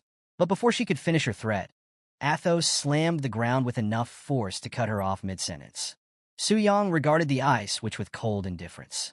Her rage and bravado melted away as she realized her folly. This wasn't a fight she could win. Her scream of horror was cut short as the system announced Suyang's victory. The Ice Witch lay defeated, and the challenge was complete. As the remnants of flames licked the dungeon walls, Suyang surveyed the destruction with mild disappointment. The battle had been far too easy, offering little in terms of excitement. He sighed, dismissing the ice, which is just another stepping stone. The fourth transformation, he mused, was never meant to be difficult. Perhaps the challenges awaiting him at the legendary stage would finally test his limits. Outside the dungeon, a ripple of excitement spread among the gathered adventurers. News of someone challenging the ice which had stirred disbelief. But their skepticism quickly turned into awe as word spread of Su Yang's involvement. A small group of adventurers debated whether to wait for the dungeon's cooldown, holding on to the faint hope that the challenger might fail. Among the onlookers were Mu Rongshui and her friend Yu, both from Su Yang's guild. They overheard the chatter and quickly pieced together who the challenger was. Yu, eager to catch a glimpse of the man behind the legend, insisted they stay. She speculated that meeting someone like Su Yang could open unimaginable opportunities. Mu Rongshui, feigning disinterest, reluctantly agreed, though her curiosity was evident. Meanwhile, Augustin stood nearby, seemingly lost in his own world. His wistful expression and idle musings about the cold weather betrayed a slight tipsiness, a stark contrast to the stoic Tangzhan standing beside him. Despite the biting cold, Tangzhan remained unfazed, his attention fixed on the dungeon entrance. Suddenly, a roar erupted from within, signaling the boss's exit. Excitement rippled through the crowd as Athos emerged, its massive frame radiating power. And you couldn't contain her awe, marveling at the dragon's commanding presence. She mused aloud about the type of person capable of controlling such a creature, envisioning a handsome, elite guild member. Her dreamy admiration only intensified as Su Yang stepped forward, his casual demeanor captivating everyone present. Lin Yuyun, their guild leader, gasped as recognition dawned. She had heard the stories, but seeing Su Yang in the flesh was something else entirely. Her disbelief was echoed by Mu Rongshui, who muttered her amazement at the fact that Su Yang, only level 80, had accomplished the impossible. Su Yang greeted them with a calm nod, his words understated yet commanding. He asked casually if they were there to level up, prompting Lin Yuyun to explain that they had been gathering materials for Mu Rongshui. Hearing this, Su Yang checked his inventory and, without hesitation, offered her a glowing orb labeled the Heart of Frost. The epic material had dropped from the Ice Witch, and he insisted she take it. Mu Rongshui hesitated, overwhelmed by the generosity. She tried to refuse, but Su Yang's insistence left no room for argument. Blushing, she finally accepted the rare item, holding it close. And Yu teased her friend, playfully calling Su Yang a handsome young master, and hinting that if he said he didn't need it, he truly didn't. With the group still awestruck, Su Yang reassured them to relax. They had faced challenges together before, and there was no need for formality among comrades. Lin Yun, still processing the surreal moment, smiled and agreed, appreciating his down-to-earth demeanor. Just then, a low, ominous rumble interrupted the moment. Athos growled, its massive head turning sharply. Su Yang's attention snapped to his dragon, concern flashing across his face. Before he could react, Augustin stepped forward, extending a hand toward the formidable creature. To everyone's astonishment, Athos allowed the touch without resistance. Su Yang's thoughts raced. For someone to interact with his black dragon so casually, without inciting any aggression, was unheard of. A bead of sweat trickled down his temple as he stared at Augustin. The old man chuckled, brushing it off as a simple gesture, but Su Yang couldn't shake the unease building within him. Just who was this man? Amidst the snowy mountains, Su Yang stood with his companions, the icy wind swirling around them. As the figures of Augustin and Tangzhan approached, and Yu wrinkled her nose, grimacing at the unmistakable smell of alcohol wafting through the air. Mu Rongshui studied the elder with a spark of familiarity, trying to place where she had seen him before.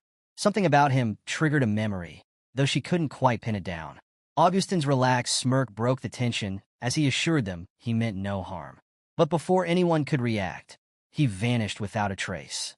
Su Yang, now sweating despite the freezing conditions, tried to make sense of what had just happened. His mind raced. Spatial teleportation? Group teleportation without any visible gestures or spell movement. It was beyond his comprehension. Forcing himself to remain composed, Su Yang called out into the frosty silence, acknowledging the senior's impressive technique. He cautiously inquired about their business, knowing full well that such figures wouldn't appear here without a reason. When the silence broke and the names were spoken, The weight of their identities landed on Su Yang like a hammer blow. Augustin, president of the Ring of the Mage God, and Tang Zhan, president of the Undying War Domain. Both were leaders of the most powerful SSS tier guilds in the realm. Su Yang's mind spun. What could two legends possibly want with someone like him? A novice who had just barely completed his advancement quest? His instincts screamed that this was trouble. Forcing a smile, he asked if their visit was related to dragon taming techniques, the words escaping his lips more nervously than he'd intended. Augustin grinned at the question, his laid-back demeanor barely masking the intensity behind his eyes. That was exactly why they were there, he revealed, urging Su Yang to spill the secrets behind taming a dragon. But as he spoke, Augustin's aura flared, an overwhelming pulse of magical power surging outward. Su Yang felt the suffocating weight of it, his body stiffening under the sheer pressure. Tang Zhan shot Augustin an unimpressed glare, chastising him for his lack of restraint. His calm voice reminded the elder that his overwhelming magic might frighten the younger generation. Augustin chuckled sheepishly, reining in his power as the tension in the air began to dissipate. He casually admitted that perhaps another drink might help keep him steady. To lighten the mood, Augustin reached into his robe, producing two radiant scrolls that shimmered with energy. He offered them to Su Yang, declaring that they were forbidden spell scrolls. In exchange, he wanted the young warrior's dragon-taming insights. Su Yang's heart raced. Forbidden spell scrolls, immensely powerful but single-use items, were treasures anyone would covet. Yet, he couldn't help but feel there was more to this offer than met the eye. Su Yang quickly realized the stakes. These were top-tier professionals, and if they suspected he was bluffing, the consequences could be dire. His mind raced as he weighed his options. With no room for error, he decided to gamble. Feigning confidence, he raised a finger and suggested an alternative. Instead of scrolls, he proposed a forbidden spell skill book. Augustin's humor faded as he studied Su Yang with suspicion. Why would a warrior need a spell book? He questioned Su Yang's intentions, hinting that the young man might be bending the rules. Tang Zhan, however, intervened, explaining that warriors who blended physical combat with magic weren't unheard of. Su Yang seized the opportunity, claiming that his profession, Mystic Spirit Warrior, allowed him to wield magic alongside his combat abilities. Satisfied, Augustin produced a gleaming spell book. It contained the Tier 2 forbidden spell, Thunder Destruction Technique. He handed it to Su Yang, cautioning that such power required immense mental strength and higher rankings to use effectively. While the Forbidden Scrolls offered immediate boosts, this skill book demanded mastery over time. Su Yang nodded, accepting the book with a calm exterior while internally calculating its potential. This spell could obliterate even higher-tier enemies, making it a valuable asset for future challenges. But Su Yang wasn't done. Keeping his bluff alive, he reminded Augustin of the inherent risks in dragon taming. Even the Global Beast Taming Association had experienced its share of failures. Augustin waved the concern aside, his confidence unshaken. With a gesture, he commanded a sound barrier to be set up, ensuring their discussion would remain private. Within the glowing barrier, Su Yang began recounting his experience taming the black dragon. He spoke with conviction, carefully weaving a mix of truth and fabrication. Augustin listened intently, nodding thoughtfully as Su Yang elaborated on the strategies and intricacies involved. By the end of the explanation, Augustin appeared satisfied, declaring his intention to find a dragon sanctuary and put Su Yang's insights to the test. He radiated a renewed confidence. Tang Zhan, more skeptical at first, eventually acknowledged the depth of Su Yang's knowledge. He admitted that Su Yang's understanding of the Black Dragon Fortress was too detailed to dismiss. As a gesture of respect, he tossed a warrior skill book towards Su Yang. The book contained Absolute Destruction Fist, a Tier 2 ultimate technique that was Tang Zhan's signature move. Su Yang accepted it, overwhelmed by the sheer generosity of the gift. As the discussion neared its end, Tang Zhan shared a critical piece of information. He explained that taming a dragon granted access to the dragon spirit's secret realm, a hidden domain accessible only to dragon masters. Currently, only Su Yang and Valeria held that prestigious title. With time, others might join their ranks, but Su Yang's guidance could be pivotal in shaping this new era. Su Yang nodded, maintaining his calm facade. Inside, his mind was already scheming. The dragon spirit's secret realm was a treasure trove of rewards, its value tied directly to the rarity of the dragons tamed. To maximize his gains, he would need to acquire more dragons. But as he stood there, surrounded by legends who believed his every word, one thought lingered. His bluff had worked, for now. But how long could he keep up the act? Standing amidst the snowy mountains, Suyang faced Tang Zhan, whose expression had turned serious. Tang Zhan explained the latest developments. After the recent world-level boss event, the Demon Abyss now offered boosted experience and increased drop rates. It wasn't merely an opportunity for gains, though. It was a calculated move. The officials were forming a team of the most talented young professionals to train there. Tang Zhan praised Su Yang's track record, noting that completing 5-star difficulty advancement quests demonstrated unparalleled talent. He declared Su Yang more than qualified to join. Su Yang nodded in acknowledgement, but his sharp instincts left him uneasy. Something didn't sit right. He asked why the training was focused solely on the Demon Abyss when other options existed. The answer didn't seem tied purely to the boosted benefits. Tang Zhan's gaze sharpened, impressed by Su Yang's insight. He brought up the Red Moon invasion, asking if Su Yang had encountered it during his third advancement. Su Yang confirmed he had experienced it once, prompting Tang Zhan to explain its grim significance. Despite the game's centuries-long history, no one truly understood the Red Moon or its origins. Even the enigmatic Profession Change Temple avoided clarifying its purpose. What was clear, however, was its lethal intent. The higher one's advancement and the more stars completed, the greater the likelihood of encountering the Red Moon. Those killed by the Scarlet Decay during these invasions faced permanent death, a fate no resurrection spell or mechanic could undo. Tang Zhan's voice grew grim as he continued. The Red Moon appeared to target the most talented individuals, seemingly intent on erasing them from existence. It was a threat that could no longer be ignored. The Demon Abyss, he revealed, was the closest environment to mimicking the conditions of a Scarlet Decay attack. Training there would prepare warriors to face this growing danger. Even the Profession Change Temple had taken measures, creating a store for exchanging rare items for Red Moon crystals and assigning temple priests to purify contamination from warriors. Su Yang's thoughts raced as he processed this information. Was there an even deeper purpose behind these events? He didn't have enough pieces to solve the puzzle, but his instincts warned him there was more at play. As they prepared to part ways, Tang Zhan reminded him of the upcoming Demon Abyss assembly before bidding farewell. Su Yang watched him leave, the weight of the conversation settling over him. Left alone, Su Yang reflected on the encounters of the day. The overwhelming strength of legends like Tang Zhan and Augustin left him feeling small, a stark reminder of the gap he still needed to bridge. The thought of taming the Black Dragon had once filled him with pride, but now it felt like a small step in a much larger journey. Clenching his fist, he resolved to grow stronger. The Demon Abyss awaited, and he had no intention of being left behind. Back at the Transfer Temple, Su Yang submitted his completed quest. The nearby statue suddenly activated, confirming his progress. A radiant fire enveloped him as the system acknowledged his accomplishment. The fourth advancement, a 5-star quest, was 100% complete. Power surged through him as his stats and abilities received significant boosts. The system rewarded him generously.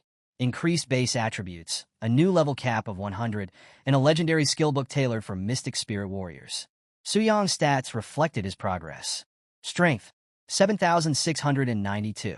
Speed, 2,646. Mental, 3,907. Examining the new legendary skill book, Su Yang couldn't help but feel a flicker of excitement. The skill, Mystic Spirit, allowed him to summon a combat spirit with half his attributes and switch places with it at will. This feature, dubbed Kingside Castling, was as tactical as it was powerful. Yet, even as he admired the new ability, a deeper hunger gnawed at him. It wasn't enough. Witnessing true top-tier strength had ignited a fire within him, a craving for power beyond what he currently held. Bailing, standing nearby, noticed his pensive expression. She congratulated him on his advancement, but noted his lack of enthusiasm.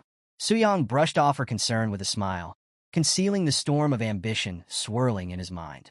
He had plans to execute, and hesitation wasn't an option. Later, in the depths of the Demon Abyss, Su Yang stood before a pulsating summoning circle. The dark energy radiating from it was palpable, a sinister promise of the power that awaited. With calm authority, he activated the circle, summoning a towering figure cloaked in wrathful energy. Wrathful Samuel, the Sin Monarch of Wrath. The demon materialized, bowing low before him, its deep, rumbling voice addressing him as the Supreme Lord. Su Yang's response was chilling. Without hesitation, he commanded Samuel's death, declaring that the demon should return to the abyss of darkness. Samuel froze, disbelief and defiance flashing across his features. The demon's roar of anger echoed through the abyss, shaking the ground beneath them. Samuel struggled to comprehend the judgment, his pride and fury clashing with his loyalty. As the demon raged, Su Yang observed him with detached curiosity. Samuel's power was undeniable, a true king of original sin. His abilities, especially the life-draining offering of the wrathful king, made him a devastating force of nature. Yet Su Yang's gaze remained cold, his thoughts unwavering. Sacrificing such a formidable ally was necessary for his greater plan. Samuel, though enraged, finally spoke, his voice a mix of defiance and resignation. He declared that if his master wished for his death, he would accept it without question. But his anger, born from being discarded without defeat, remained unyielding. Samuel's fist slammed into the ground, the impact reverberating like a physical manifestation of his fury. Su Yang watched the display, pondering the nature of wrath. It was a force that resisted even in submission, a raw, untamed emotion. Finally, Samuel calmed, his tone shifting to one of contemplation. He understood that Su Yang's command wasn't rooted in punishment, but in necessity. Su Yang met his gaze, his voice resolute as he promised Samuel a grand return in the future. For now, the demon would return to the deepest darkness, offering his power to further Su Yang's ascent. The air was heavy with tension as wrathful Samuel, the Sin Monarch of Wrath, bowed low before Su Yang. His voice resonated with unwavering loyalty, accepting his fate with dignity. He understood that his sacrifice was not a punishment, but a necessary step in serving a greater purpose. With a calm yet resolute tone, Samuel declared his readiness to embrace death and dedicate himself to the abyss, vowing to await his master's call for the day of his return. Su Yang, now fully embodying his role as the Sin Monarch, summoned a massive, ominous weapon into his grasp. The blade pulsed with a deadly red glow, its energy radiating a chilling finality. The air grew colder as he uttered the chilling command. Very well. The blade descended with a terrifying whoosh, slamming into Samuel's chest and unleashing devastating shockwaves through the void. The impact obliterated Samuel's form with brutal precision, his essence dissolving into pure darkness as a final offering to the abyss.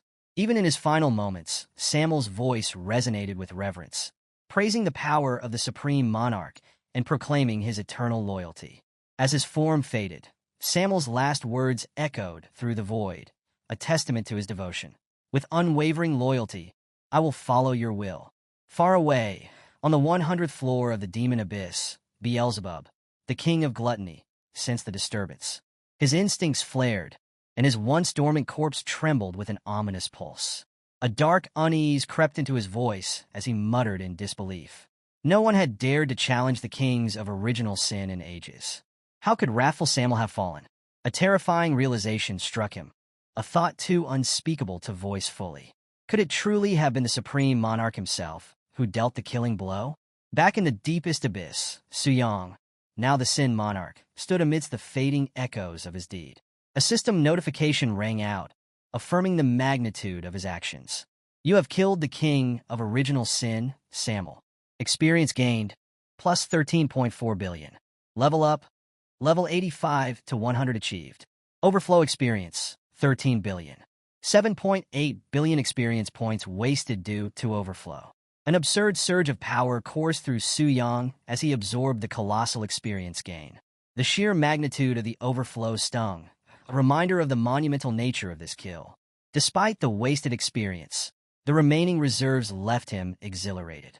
This is more than enough for my 5th job change quest, he mused, the thrill of leveling up eclipsing even his triumph over the Black Dragon. His voice brimmed with anticipation as he announced the next step.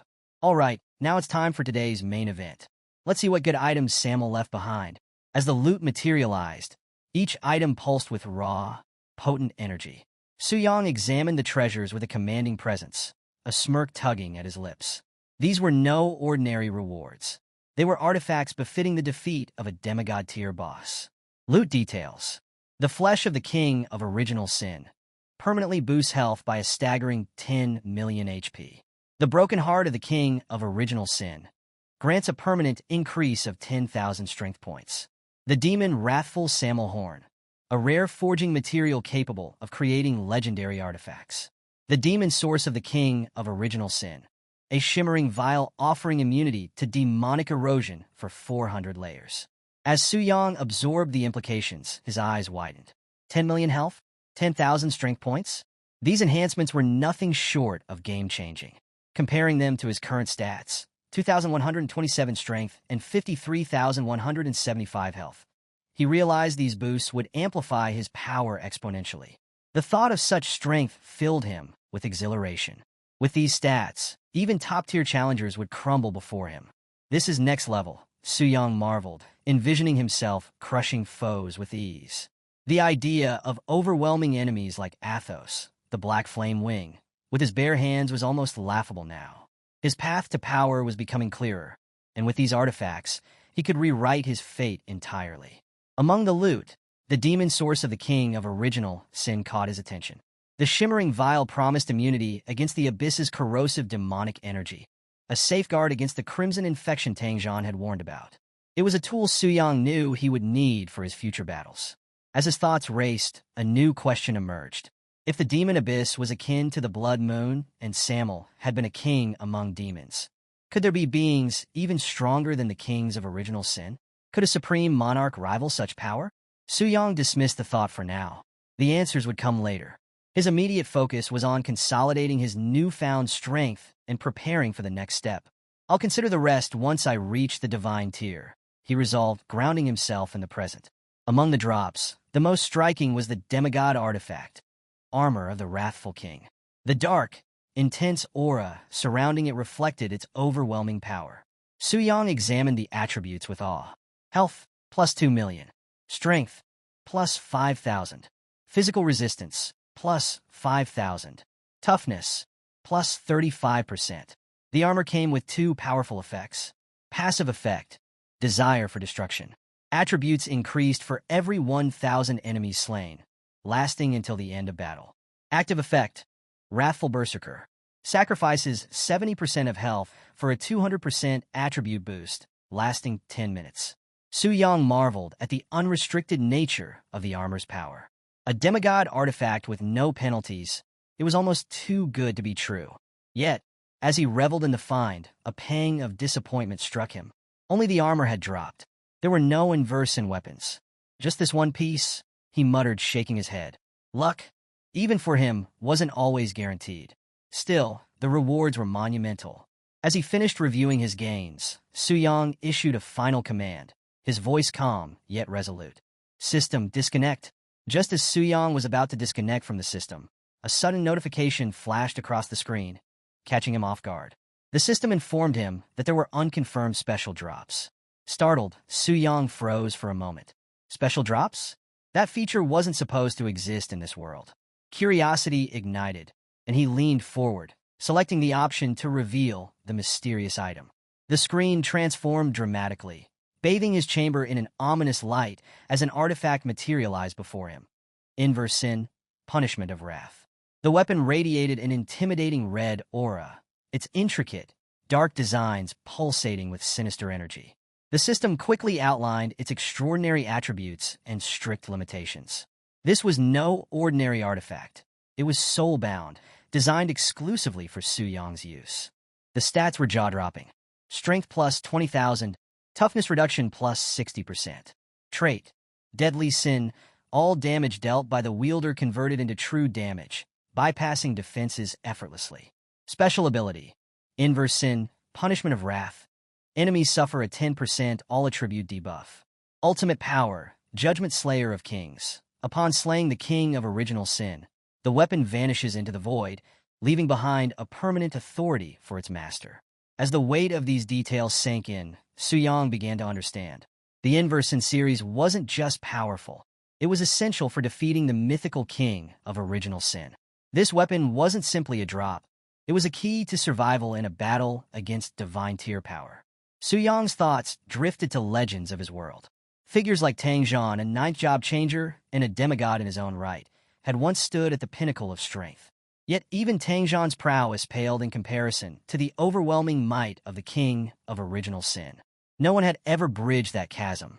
But the inverse sin weapons, Su Yang realized, were uniquely suited for such a task. He envisioned their potential, each weapon in the series imposing a 10% debuff on the king. A full set of 7 could strip the king of 70% of its power, making the once invincible being vulnerable. This was no mere theory. It was a strategy, a blueprint to challenge the unchallengeable. With his resolve hardened, Su Yang tightened his grip on the weapon. This discovery was a game-changer, the kind of find that shifted the balance of power. Yet, the moment of triumph was fleeting.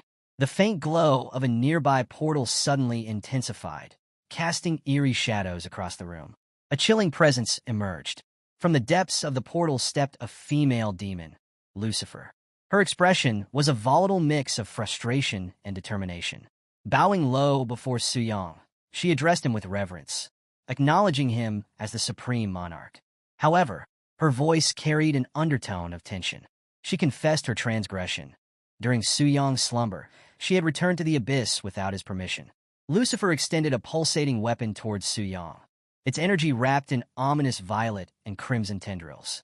Her posture betrayed conflicting emotions, submission mixed with a spark of defiance. She awaited his judgment, urging him to punish her for her disobedience. Su Yang's gaze hardened as he processed her words. Her act of defiance wasn't something he could ignore. As supreme monarch, maintaining order among his servants was paramount. Though Lucifer bowed in submission, a flicker of amusement danced in her eyes, daring to challenge his authority in her own subtle way. Deciding that discipline was in order, Su Yang acted. The punishment was swift and unrelenting, his energy surging as he enforced his will. Lucifer, despite the intensity of the punishment, held her ground. Her loyalty was unwavering. But beneath it all, a rebellious spirit lingered, a dangerous balance between devotion and defiance. Lucifer, however, didn't yield completely. Her demeanor bordered on provocation, a subtle challenge that Su Yang couldn't ignore. Each strike was a reminder of his dominance, yet she met them with a complex mix of submission and pride. Su Yang's stare cut through her resistance, reinforcing his absolute authority. Realizing the depth of her misstep, Lucifer finally conceded, her voice trembling with remorse. She pleaded for forgiveness, her earlier defiance now replaced by genuine repentance. Su Yang, unmoved by her apologies, demanded action instead of words. With tension still thick in the air, Lucifer composed herself and delivered her report. During Su Yang's absence, humans had dared to peer into the abyss. Such an intrusion was unprecedented, and Lucifer identified the culprit as the Holy High Priest, the only human powerful enough to perform such an act. Su Yang's thoughts turned inward. The timing of the intrusion coincided too closely with his disconnection from the system. It was no coincidence. The Transition Temple must have seized that exact moment to broadcast his existence as a world-class boss. This human priest, Euphemia Vega, wasn't just formidable. She could very well be a divine tier being. With a newfound understanding of the threat, Su Yang issued a command. Lucifer was to return to her post and remain vigilant. Bowing deeply, she accepted his order without hesitation. Yet, as she departed, her thoughts lingered on her master. Lucifer reflected on the monumental power of her king. Even the death of wrathful Samuel paled in comparison to the strength of Su Yang. Her admiration deepened, and with it, her loyalty. She mused silently, knowing that no mortal could challenge her king without dire consequences. As she disappeared into the shadows, a faint blush crept across her cheeks. For Su Yang, she would willingly endure any hardship, even death itself. Her devotion was absolute. After Lucifer's departure, Su Yang sat alone on his throne, the shadows of the abyss casting an eerie stillness around him. His mind raced, reflecting on the unexpected revelation. He had underestimated the Transition Temple. Hidden powerhouses among their ranks explained their unshaken authority over the years. Still, Su Yang dismissed them as mere distractions, temporary obstacles in the grand scheme of his plans. His focus shifted inward. The path ahead was clear, and his priorities solidified. Increasing his strength was the ultimate goal. Dwelling on the machinations of others was a waste of time. What truly mattered was his impending fifth transmutation task, a crucial step toward advancing to the legendary stage. With this resolve, Su-yang prepared himself for the next phase of his ascension. Meanwhile, across the ocean in the Eagle Beauty Federation, a vastly different scene was unfolding. Augustin stood at the new Silver Lake dragon nest, frustration written across his face. His quest to tame dragons was proving far more difficult than anticipated. Despite meticulously following the methods Su-yang had previously employed, success eluded him. Behind him, a battered dragon, its scales dulled from battle, let out a weary growl, its spirit unbroken. The dragon's defiant snarl echoed in the valley, challenging Augustin's resolve. Refusing to give up, he pressed forward, navigating through 3 separate dragon's secret realms over the course of a grueling day. By the time he finished, nearly every dragon stronghold in the Eagle Beauty Federation had been explored and challenged. As Augustin paused to assess his progress, a sudden notification materialized before him, illuminating the air with its significance. World announcement. The first weapon of the Reverse-In series has been obtained. World-class boss subjugation progress. 1 out of 7. The message sent shockwaves through him. His eyes widened in disbelief, his thoughts racing. Someone had accomplished the unthinkable, a monumental leap in power that defied expectations. Fury surged through Augustin as he realized the implications. Chaos erupted around him as the weight of this development sank in. The rules set by the temple had been blatantly disregarded. The act itself was an affront not only to the sacred order, but to his pride and his allegiance to the holy high priest, Euphemia Vega. Augustin's frustration boiled over into suspicion. He wondered if Tangzhan, the legendary powerhouse, was responsible for this disruption. Yet, no matter who it was, Augustin's resolve hardened. Disrespect toward Euphemia Vega, or himself, would not be tolerated. His body crackled with energy as he vowed to make the transgressor pay for their audacity. Far away, in the serene yet majestic landscape of Sakura Country's Kyoto, events were also taking a dramatic turn. Beneath the towering pagoda, surrounded by blooming cherry blossoms, a tense meeting was underway. Lord Tokugawa, the country's leader, addressed his assembly with steely determination. The topic of discussion was critical: their efforts to tame dragons and secure their position in the battle against the king of original sin. Tokugawa questioned the capabilities of one official's daughter, challenging her odds of success. His gaze was sharp, his words laced with urgency. He compared their progress to rumors of a black dragon being subdued by a genius from another region. The pressure to keep pace weighed heavily on the room. The head of the Azui family, Asui Sonikairo, responded with measured confidence. He assured Tokugawa that while negotiations with Lania continued, the red dragon, less formidable than the black, would soon fall under his daughter's control. Her success, he estimated, was highly probable. Tokugawa, satisfied with the answer, turned his attention to a more pressing matter. With his commanding presence, he declared that this was Sakura Country's chance to be the first to challenge the king of original sin. This opportunity could not be wasted. The assembly responded with unanimous resolve, their collective determination mirroring Tokugawa's ambition. But before the conversation could progress further, a glowing message materialized before them. World announcement. The first weapon of the Reverse-In series has been obtained. World-class boss subjugation progress. 1 out of 7. The announcement sent a ripple of shock through the room. Tokugawa's composure faltered for a brief moment as confusion and disbelief swept over the assembly. Voices erupted in frustration and envy.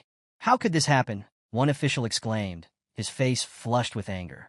Another demanded to know how someone had not only completed the subjugation, but managed to secure a Reverse-In weapon, artifacts so rare they bordered on myth.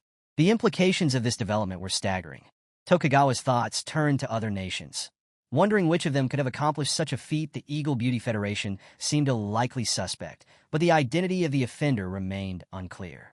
Rising to his feet, Tokugawa's gaze sharpened with resolve. Addressing his followers, he issued a decisive order. They would travel to the holy city to demand an explanation. The rules of the temple had been violated, and Tokugawa would not let this slight go unanswered. The scene shifts to the headquarters of the Transfer Temple in the Holy City, where a tense energy fills the Grand Hall. Messengers scurry across the polished floors, their expressions reflecting the weight of recent events. At the center of it all stands the third Holy High Priest, Euphemia Vega. Her divine presence is unwavering, yet there's a subtle tension beneath her calm demeanor. A messenger steps forward, urgency lacing his words as he informs her of the situation. Leaders and executives from nations across the globe, along with the heads of SSS-level guilds, are en route to the Holy City. The world announcement regarding the reverse sin artifact has shaken the foundations of their fragile alliances, and all eyes are now on Euphemia Vega to take control of the chaos. Without hesitation, Euphemia Vega commands the temple's barriers to be lowered, opening the way for the incoming delegations. Her attendant swiftly acknowledges the order, and the hall begins to glow as sacred light pours through the ancient architecture. As the temple prepares to receive its visitors, Euphemia reflects on the weight of her role. The Transmutation Temple, since the dawn of the game era, had been a stabilizing force in the world. It had quelled countless wars and disputes, bringing order to nations in disarray. Yet, the betrayal signaled by the recent artifact theft threatened to undo decades of delicate peace. If this incident spiraled into full-blown conflict, the consequences would be catastrophic, weakening the Transmuter's collective power during a time of looming, undefined threats. In the temple's roundtable hall, the leaders of nations and guilds assemble, their voices heavy with frustration. Lord Tokugawa of Sakura Country stands to address Euphemia Vega. His tone is sharp, his words filled with indignation. It was under her leadership, he reminds the gathering, that a consensus had been reached. Sakura Country would lead the charge against the king of original sin in 3 days. Now, that opportunity had been stolen by someone acting outside the agreed-upon rules. Tokugawa's frustration deepens as he accuses the unknown thief of robbing Sakura Country not only of its divine artifact, but also of its honor. His demand for justice echoes through the hall, his fiery rhetoric pushing the tension to a boiling point. The guild leaders, representing some of the most powerful organizations in the world, remain silent, their faces unreadable as they await Euphemia Vega's response. She rises, her commanding presence filling the room as she speaks with calm authority. The theft, she explains, is more than just a violation of the temple's rules. It is a provocation against every nation and a direct challenge to the authority of the Transmutation Temple itself. Despite the betrayal, Euphemia offers a chance for redemption.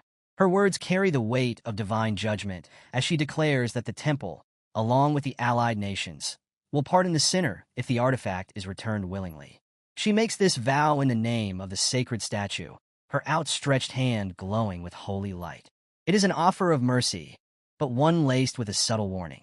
As the room absorbs her words, Euphemia raises her staff high, unleashing a radiant surge of light that bathes the hall in an overwhelming glow. Her voice resonates with divine authority as she invokes the guidance of the sacred statue.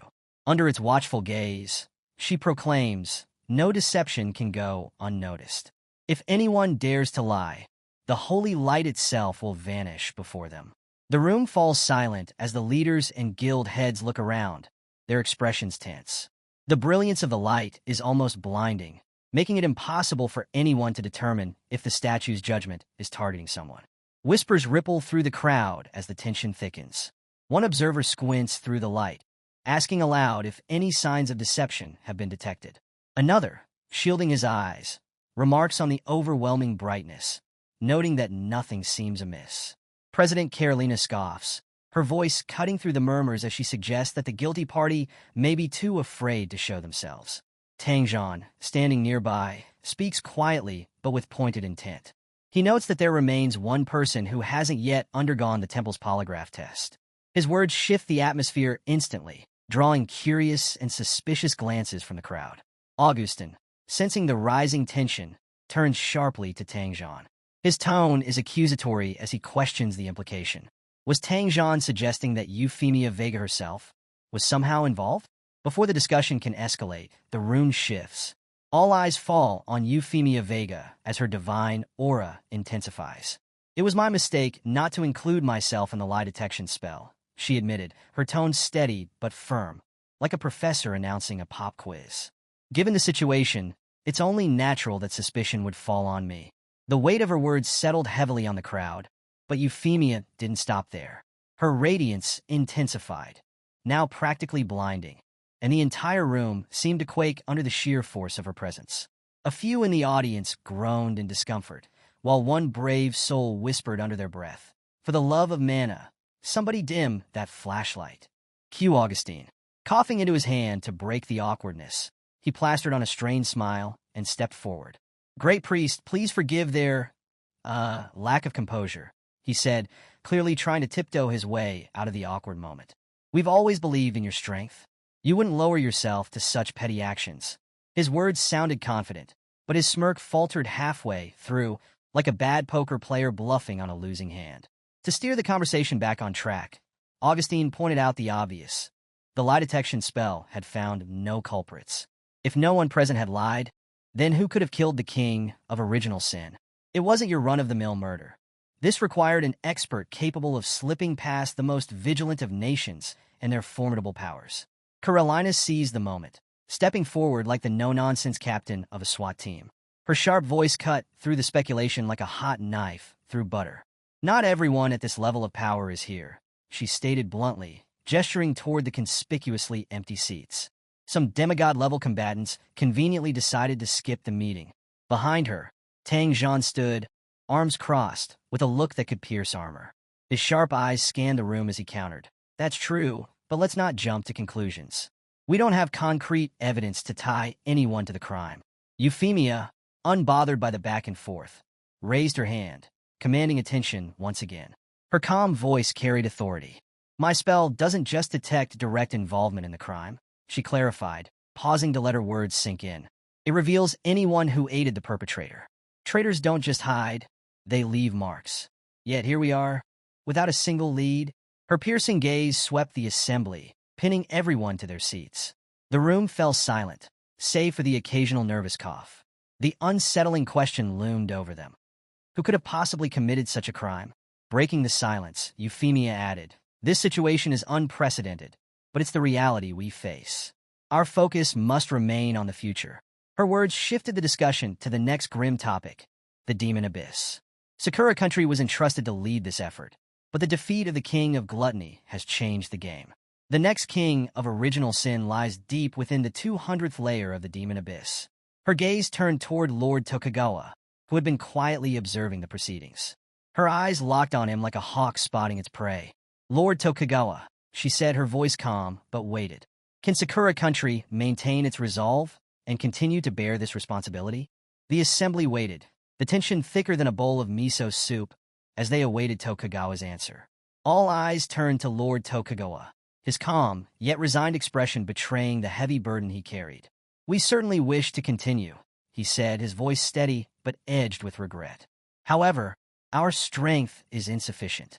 Reaching beyond the 100th layer is a task we cannot achieve." Euphemia wasted no time. Her voice rang out, clear and resolute. "In that case," she declared, her tone brooking no dissent, "according to the draw, the Eagle Union will take over Sakura Country's task of exploring the abyss." The statement left the assembly silent, the weight of her decision settling over the room like a heavy fog. Her gaze swept the room as she continued. "As victims of this tragedy, the temple will provide compensation. Does that sound acceptable?" Her tone made it less a question and more an ultimatum. Augustine bowed his head slightly, his voice subdued but respectful. "Of course, we will follow the great priest's instructions." Euphemia's sharp gaze landed on Lord Tokugawa. His easygoing demeanor returned, and he offered a light-hearted smile. "Sakura Country has no objections," he replied smoothly. With a decisive motion, Euphemia drove her staff into the ground. The resounding thud echoed through the chamber as she announced the next directive. "Starting today," she proclaimed, her tone unyielding, "all entrances to the Demon Abyss across every nation will be guarded by troops from the Holy City. This measure will ensure controlled access and prevent incidents like this from happening again." The leaders exchanged wary glances. The weight of her decree bore down on them, but none dared challenge her authority. Euphemia, tall and composed, concluded, "If there are no further comments, this meeting is officially adjourned." The scene shifts to Su Yang's home, where sunlight filters through sleek, modern windows, painting the room in warm hues. Inside, Su Yang slung on his jacket with practiced ease, a confident smirk playing on his lips. Each motion seemed deliberate, radiating a sense of purpose. Speaking to himself in a low, self-assured tone, he mused, "With the weapon of original sin in hand and my experience points maxed out, this trip has been ridiculously profitable. Time to change my class." His train of thought screeched to a halt as a glowing notification lit up the room, its ominous presence demanding attention. World announcement. The first original Sin series weapon has been obtained. World-class boss defeat progress. 1 out of 7. Su-Yang froze mid-thought, his expression stiffening. His eyes locked onto the notification, scanning it again to ensure he wasn't hallucinating. Seriously? A world announcement for this? He muttered, half in disbelief. Thank goodness my name wasn't mentioned. If it had been, I'd already be drowning in private messages from high-level players. And let's not even talk about the assassins. Running a hand through his hair, he exhaled heavily, feeling the mounting pressure. This revelation wasn't just a status update. It was a beacon that would draw every ambitious player and faction his way. If he wasn't careful, it could spell disaster. Turning his gaze to the artifact in his hand, Su-Yang's thoughts deepened. First rule of survival, he reminded himself, no one must know I possess this. Even if things get dicey, I can't use it recklessly. The fallout would be catastrophic. A familiar adage surfaced in his mind, one he'd heard countless times. A common man is innocent, but holding a treasure invites trouble. He leaned back, his thoughts flickering to Bailing's concerned voice. Hero, your leveling speed is unnatural, she had said, her wide-eyed expression flashing in his memory. Behind her imagined form, the whispers of others grew louder. Accusatory stares followed. This guy's definitely hiding something. The faceless crowd seemed to murmur, their judgment bearing down on him like an invisible weight. Yeah, Su-Yang muttered under his breath, shaking off the memory. Keeping a low profile just became a whole lot harder. Su-Yang's expression tightened as a sobering realization hit him. I can't rush into the class change, he thought. It's only been a day since I completed the 4th transition task. If I dive straight into the 5th, anyone paying attention will start connecting the dots. I've already drawn enough attention. If someone links me to the boss's defeat, things could spiral out of control. Pacing through his home, Su-Yang's mind churned with potential solutions. But sitting idle isn't my style, he mused, frustration creeping into his tone. What can I do to solve this mess?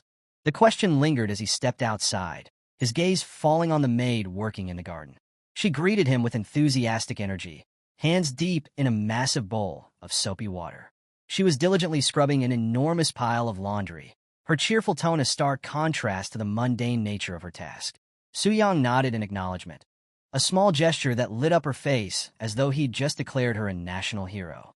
As he watched her focus on such a tedious chore, Su-Yang couldn't help but reflect. Once he had been a man struggling to get by. Now, he stood here, commanding respect and reverence he wasn't sure he deserved. It was a strange feeling. I'm pretty sure we have a washing machine, don't we? Su-Yang asked, tilting his head slightly. Why are you still hand-washing?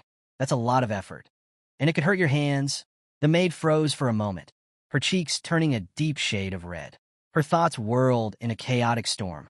Master is so close to me. He's worried about my hands. Is this a dream? Fighting the urge to squeal in delight, she quickly regained her composure, though her voice carried a hint of pride. Well, the washing machine is convenient, she admitted, but I prefer hand-washing. I can focus on stubborn stains and make sure every piece is perfectly clean. Seeing everyone in spotless clothes makes me feel fulfilled. Her sincerity shone through, but her resolve cracked the moment she realized how close Su-Yang still was. Overwhelmed, she mumbled something incoherent and fled, her face burning with embarrassment. Su-Yang watched her retreating figure, one eyebrow slightly raised. Then, he chuckled softly, a faint smile tugging at the corners of his lips. I see, he muttered, turning his gaze to the rippling water in the washing bowl. For a moment, he saw his reflection, caught in a rare moment of quiet introspection. Cleaning away the dirt, Su-Yang mused aloud. Then a sudden idea struck him, and his eyes sparkled with inspiration. Just like in those gangster movies where they clean money. Maybe I could do the same with experience points. Find the right farming spot, stay there for a bit, and voila, turn black EXP into clean, white EXP. As the spark of a plan began to take shape in his mind, a faint voice floated back from the direction the maid had fled. You don't think I'm strange, do you?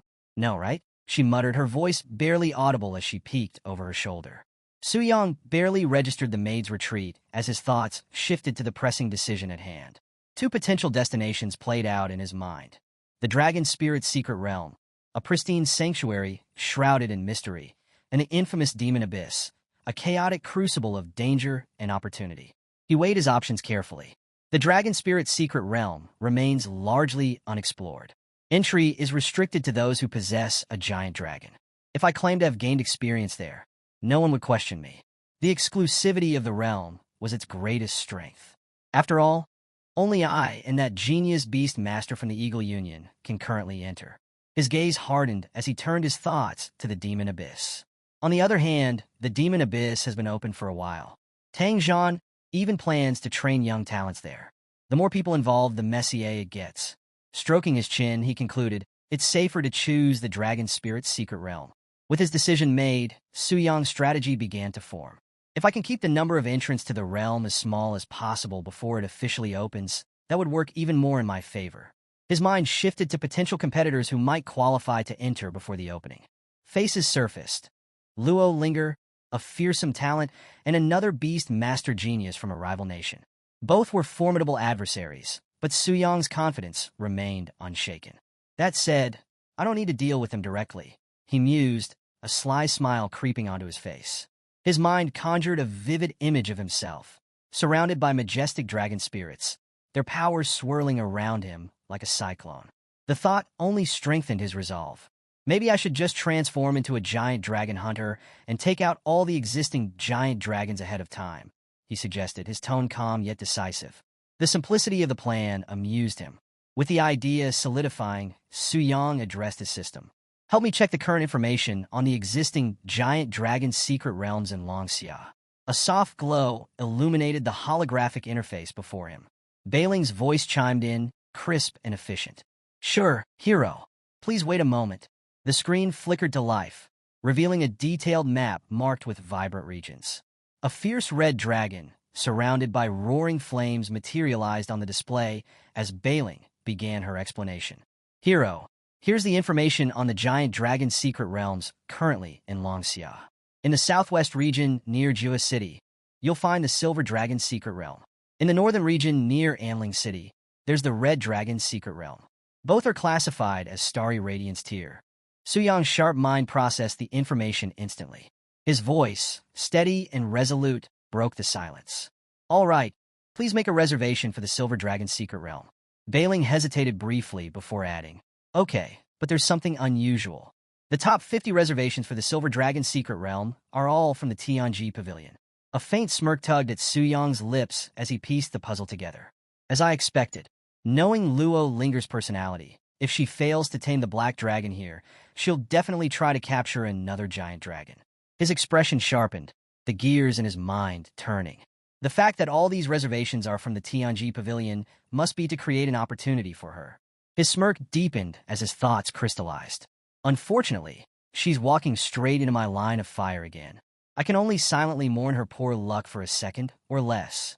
Su Yang shifted his focus, his tone firm and commanding. Bailing, doesn't the Temple VIP have absolute priority for secret realms? Bailing's response was prompt, her voice carrying a hint of reassurance. That's correct. As long as the hero makes a reservation, no one can take precedence over you, unless they're a higher-tier 5-star class changer. She paused briefly, her tone softening with hesitation. However, could this create tension with the Tianji Pavilion? Su Yang's reply was immediate, his confidence unwavering. No problem. Just go ahead and make the reservation. Understood, Bailing said with a nod. Su Yang's relaxed demeanor radiated self-assurance. The Tianji Pavilion? What is there to fear? He thought, his mind briefly recounting his elevated status. Before, my position as a Temple VIP alone made people like Jiayu tread carefully. Now, I'm not only the tamer of the Black Dragon, but also an honorary member of the Global Beast Master Association. With so many titles stacked, even if they borrowed courage 100 times over, the Tianji Pavilion wouldn't dare make a move. His gaze shifted to the two objects floating before him, encased in swirling violet light. One was a pulsating mass of raw flesh, its dark surface rippling as though alive. Fury Samuel's flesh, the remains of the original Sin King. The other was a shattered crimson heart, radiating an ominous, unrelenting aura. Fury Samuel's shattered heart. Su Yang reached out toward the artifacts, his expression unreadable. And don't forget, I still have my trump card. The room dimmed, the air growing heavy with quiet intensity. His stats lingered in his thoughts. Over 10 million HP, nearly 30,000 in strength. Unless they send a 7-star class changer, The Tianji Pavilion doesn't stand a chance. The declaration echoed in his mind, brimming with defiance. A dangerous grin spread across Su Yong's face, his eyes glinting ominously in the low light. A quiet, deliberate laugh escaped his lips as he glanced back at the floating artifacts. A few fools in my way, he mused, his voice low and confident. I'll deal with them, and while I'm at it, I'll slay all the dragons. His eyes flicked back to the flesh and heart before him, his grin turning wry as a new thought surfaced. Now the real question, how am I supposed to eat these? I can't just swallow them whole, right? The absurdity of the idea made him chuckle. Tilting his head, his gaze sharpened as inspiration struck. What if I process them a bit? Frying, stir-frying. Maybe even turn them into a dessert? His imagination took over, conjuring plates of exaggerated delicacies. Stir-fried furious meat, its glistening surface sizzling with heat. Fried furious heart, perfectly golden and crisp, served with a small dish of ominous dipping sauce. And finally, the piece de resistance. A furious sundae, its swirling purple texture both menacing and weirdly appetizing. But the whimsical fantasy was short-lived. Su Yang shook his head, snapping back to reality. No, he muttered. I don't have any cooking skills, and letting someone else handle this? Too risky. What if the information leaks? His tone grew sharper, irritation creeping into his thoughts. Maybe I could roast them with black flames? But if something goes wrong, I could destroy the whole thing. That'd be a disaster. Slouching slightly, he sighed deeply, the absurdity of his overthinking reflected in his narrowed eyes. Why am I making this so complicated? It's just eating some raw blood and guts. Nothing to it. The corner of his mouth twitched as the words left his lips. He leaned back, resigned to his culinary dilemma, the pulsating artifact still floating before him like a dark, taunting riddle. Su Yang's resolve solidified. Standing tall, he gripped the glowing artifacts tightly, sparks of determination flashing in his eyes. The room brightened as his power surged, and then boom! A blinding beam of energy erupted, exploding outward with a force that rattled the walls and sent shockwaves through the air. Golden light engulfed the space, roaring like an uncontrollable inferno. Outside, the maid froze mid-step, her head tilting in confusion as the explosion shook the air. A wave of heat rippled outward, nearly knocking her off balance. Shielding her face from the light, she stumbled backward, then sprinted toward the house. Skidding on the floor, she burst through the shattered doorway, her shoes crunching on fragments of glass. Smoke billowed through the room as it began to clear, revealing Su Yang standing at the epicenter of the chaos. His toned figure, wrapped in nothing but a towel, exuded an air of casual indifference amidst the wreckage. The maid froze, her wide eyes locking onto him. Realization hit like a thunderbolt, and her face turned crimson. No, it's nothing, she stammered, words tumbling out in a panic. It's good that you're okay. Her hands flailed as if they could dispel her embarrassment, and she stumbled backward, too flustered to think straight. Su Yang's gaze flicked to the shattered glass, then back to the maid, who was now retreating faster than a startled rabbit. A faint smirk tugged at his lips. I almost thought I was discovered, he muttered under his breath. Running a hand through his damp hair, he turned to the glowing panel that hovered in front of him. His stats gleamed like the spoils of an epic quest. Health, 10,420,000. Strength, 27,760. Speed, 4,414. Mental, 6,236. Resistance, a dizzying array of impressive values. He let out a low chuckle, his tone filled with amusement. Guess I really am overpowered. Fiery wings erupted from his back, their blazing intensity echoing the raw energy coursing through his body.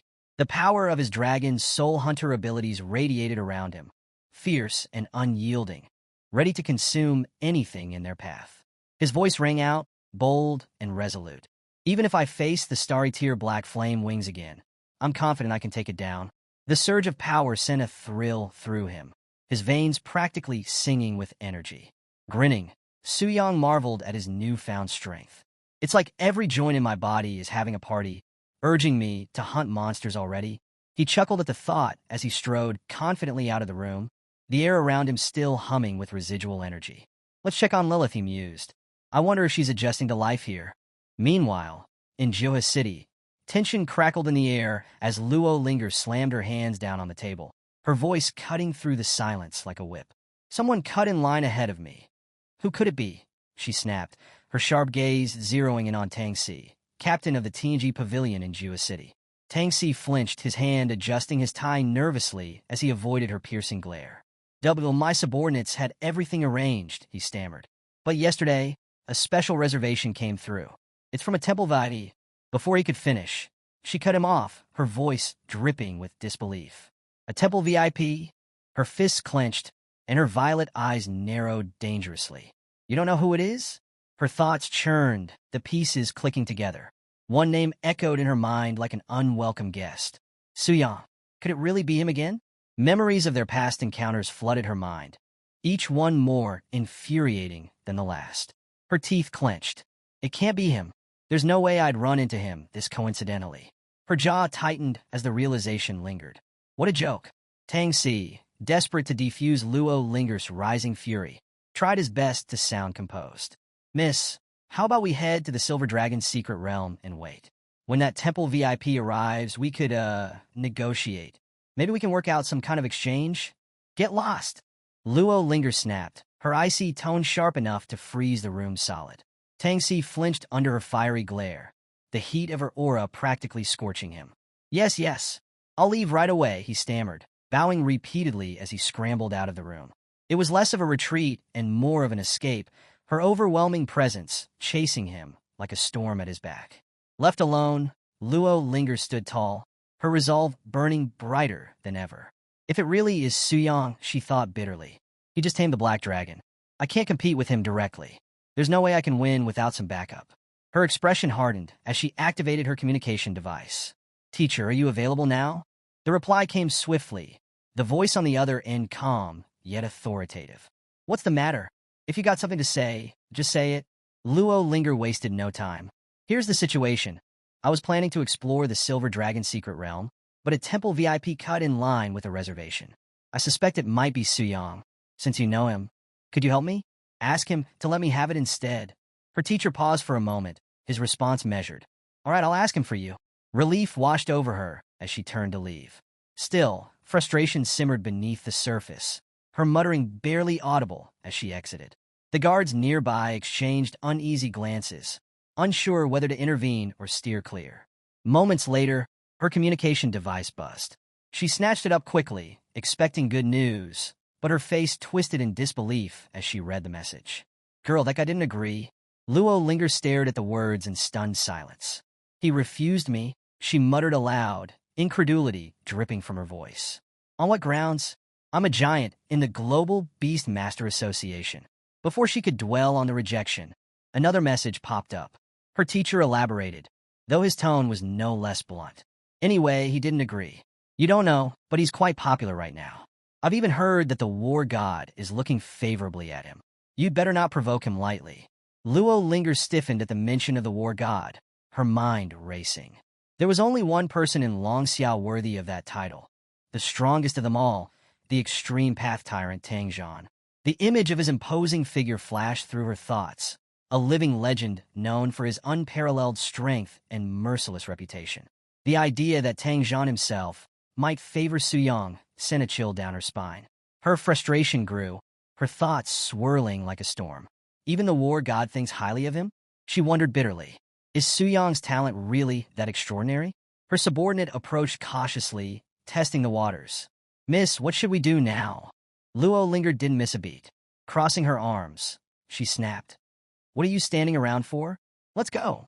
With a dramatic twirl that matched her rising determination, she strode ahead with fiery resolve, her every step brimming with purpose. Her subordinate scrambled to keep up, his hurried footsteps a poor match for her relentless energy.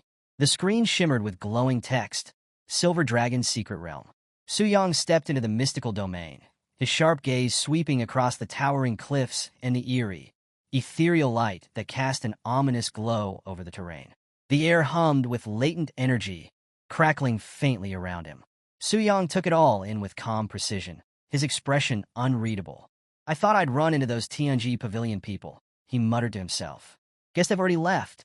Looks like they've got decent survival instincts after all. As his gaze shifted, it locked onto a massive, glimmering figure perched on a jagged cliff edge. A smirk tugged at his lips. Ah, so that's the final boss? The silver dragon. He tilted his head slightly, his tone filled with mild amusement.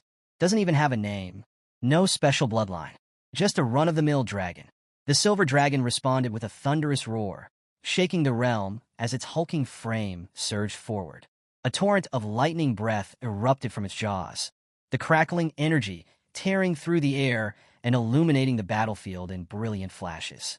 Su Yang moved with lightning speed, his figure vanishing just before the breath reached him. He reappeared midair, cutting through the cascading energy with fluid precision. Hovering momentarily, his body began to radiate an ominous red aura that swirled around him like a living storm.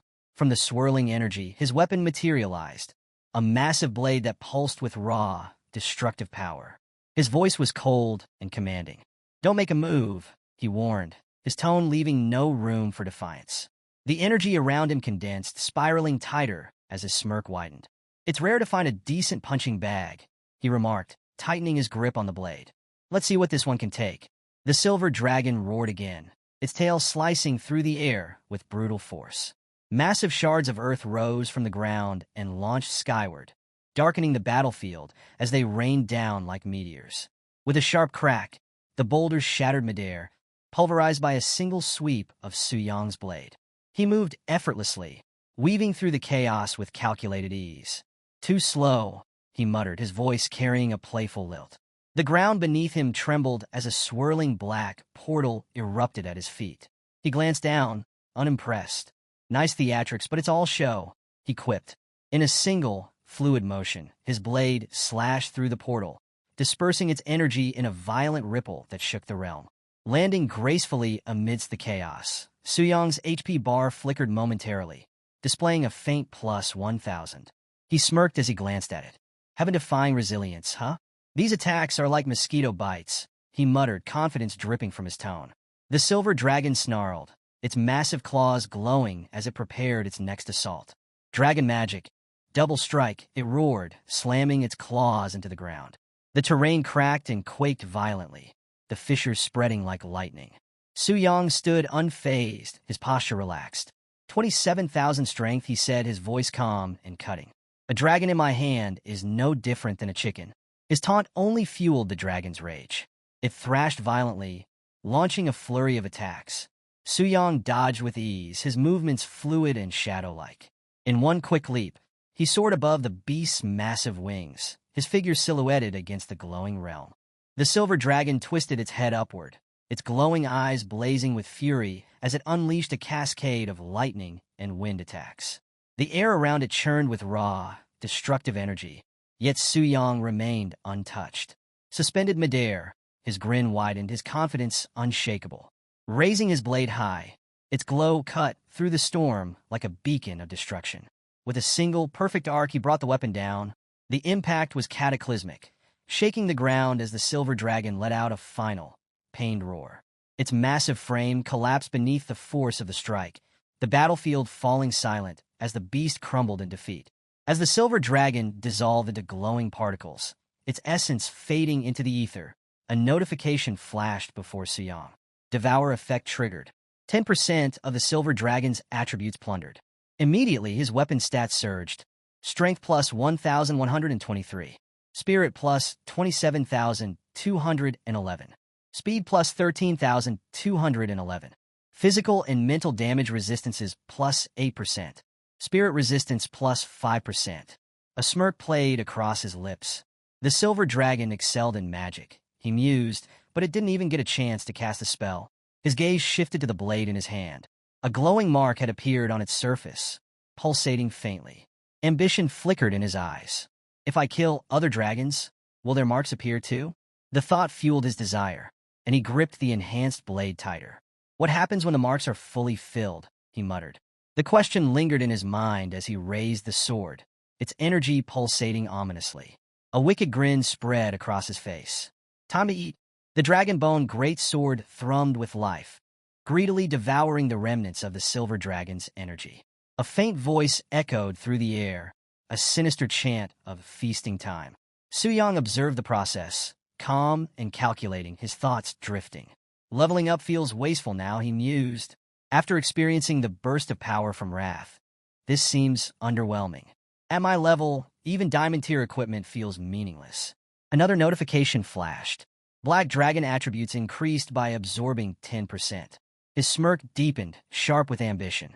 If only I could devour attributes directly too. His thoughts turned to the royal offering traits of gluttony and wrath, abilities that could plunder attributes and health. But those remained dormant in the abyss, unable to act unless challengers appeared. Looking skyward, Su Yong's gaze sharpened. If those kings could leave the abyss and descend into the real world, they could plunder offerings directly, creating a cycle of infinite growth. Attributes, health, everything could be mine. The realization ignited a spark of confidence.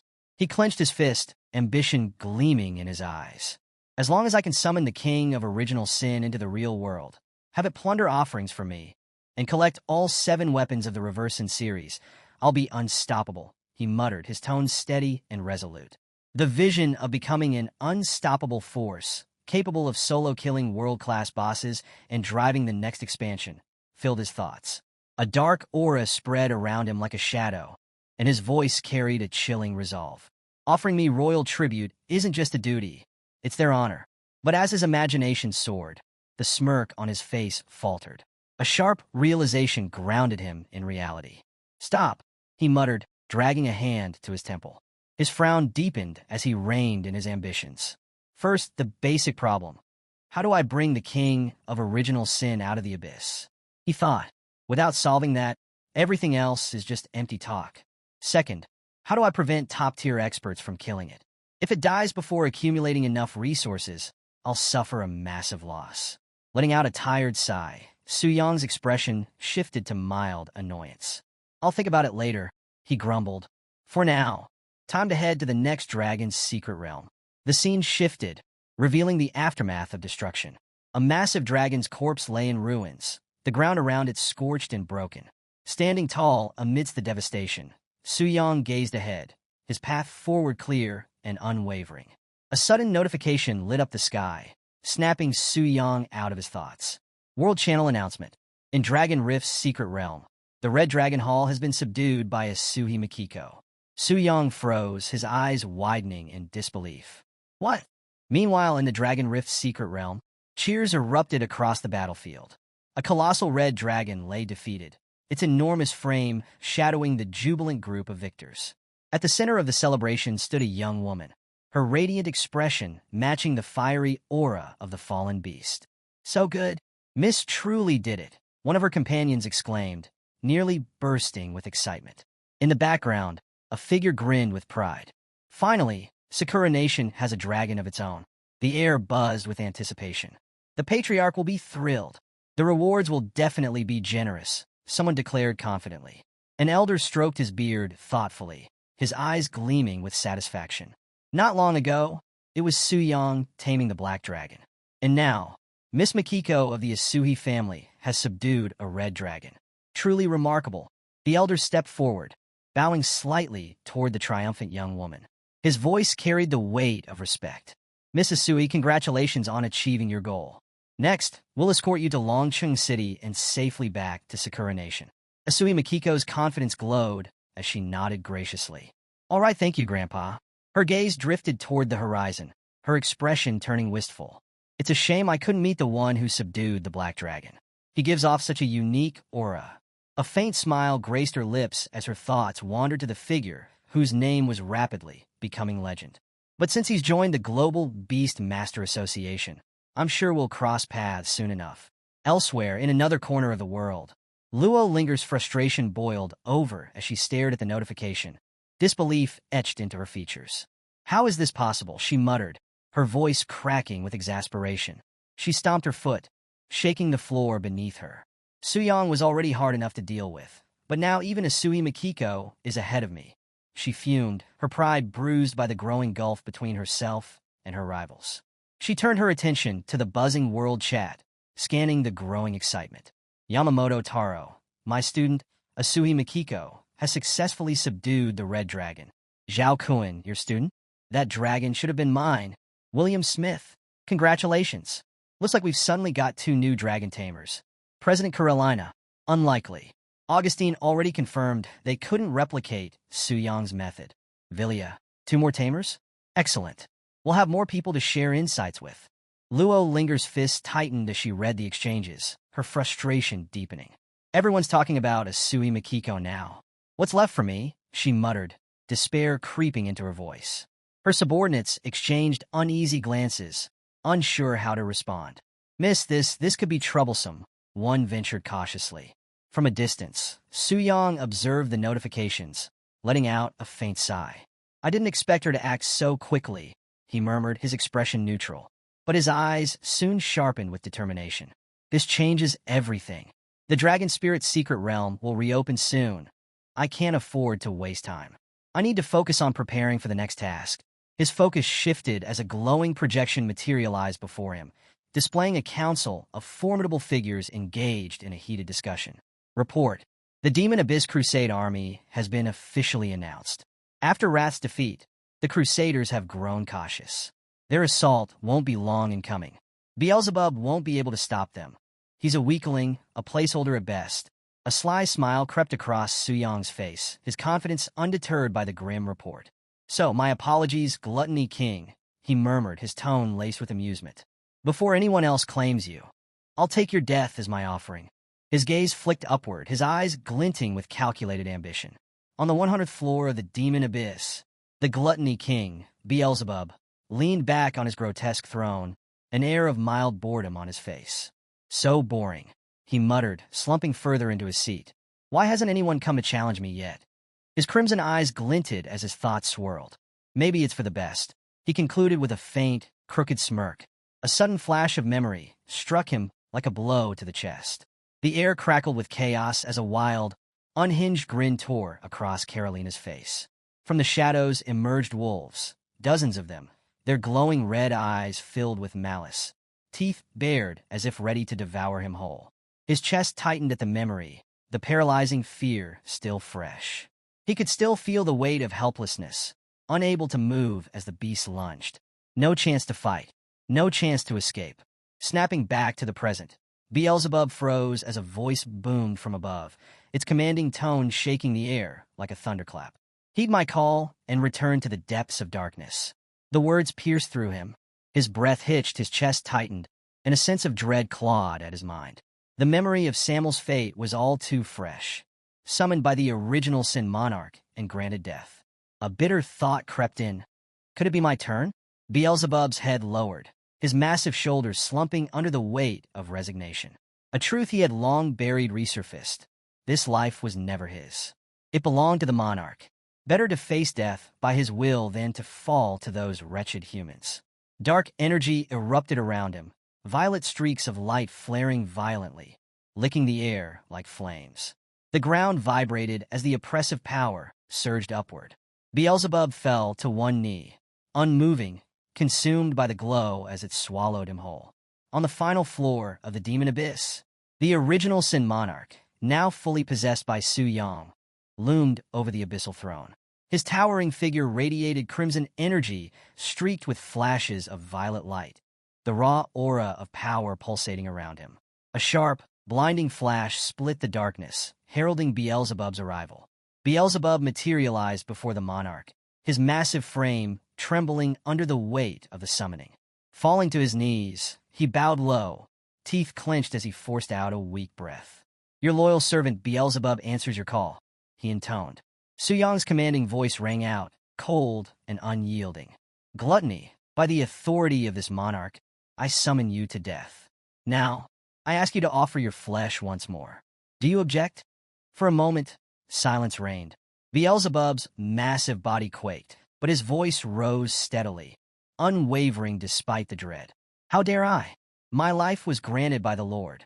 If you wish to take it back now, your loyal servant has no complaints. Crimson eyes glinted with approval. Such loyalty is commendable. Very well. The ground trembled violently as the violet light intensified, growing unbearable. Beelzebub let out a final cry before the rising darkness consumed him. Chains of violet energy lashed out from the void, crackling with power as they coiled tightly around Beelzebub's massive frame. His crimson eyes flared in panic as his limbs jerked violently against the restraints. Absorb! The word echoed through the abyss like a hammer, final and absolute. The chains pulsed with jagged energy, tearing through Beelzebub's form as his essence was siphoned away. His body trembled violently, his mouth stretched open in a silent scream. A notification flashed. Ding! You have slain the king of original sin, Gluttony Beelzebub. Experience gained, 3.7 billion. Overflow stored, 2.22 billion.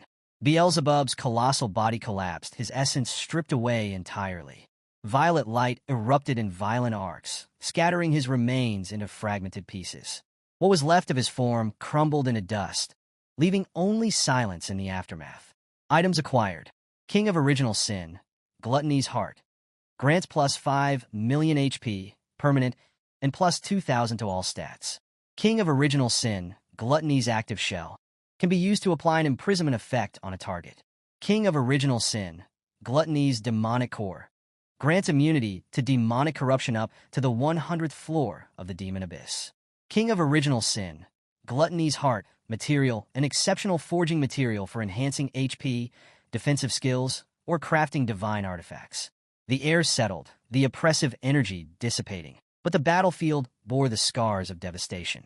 Writhing tendrils of darkness crept outward from the ground, twisting skyward as though marking the place of Beelzebub's fall. Within the depths of the abyss, the eerie quiet was broken by Su Yang's voice, calm yet tinged with surprise. I thought Beelzebub, who hadn't fully evolved through devouring, would drop less valuable items compared to a higher-ranked king like Samuel. He paused, his gaze lingering on the glowing loot before him. But it seems there's barely a difference. Such high value. A smirk spread across his face, tinged with smug satisfaction. My luck is just too good. This isn't something the goddess of luck could explain. It's like I've kidnapped her to be my wife. His gaze shifted to a glowing chest labeled Special Drops.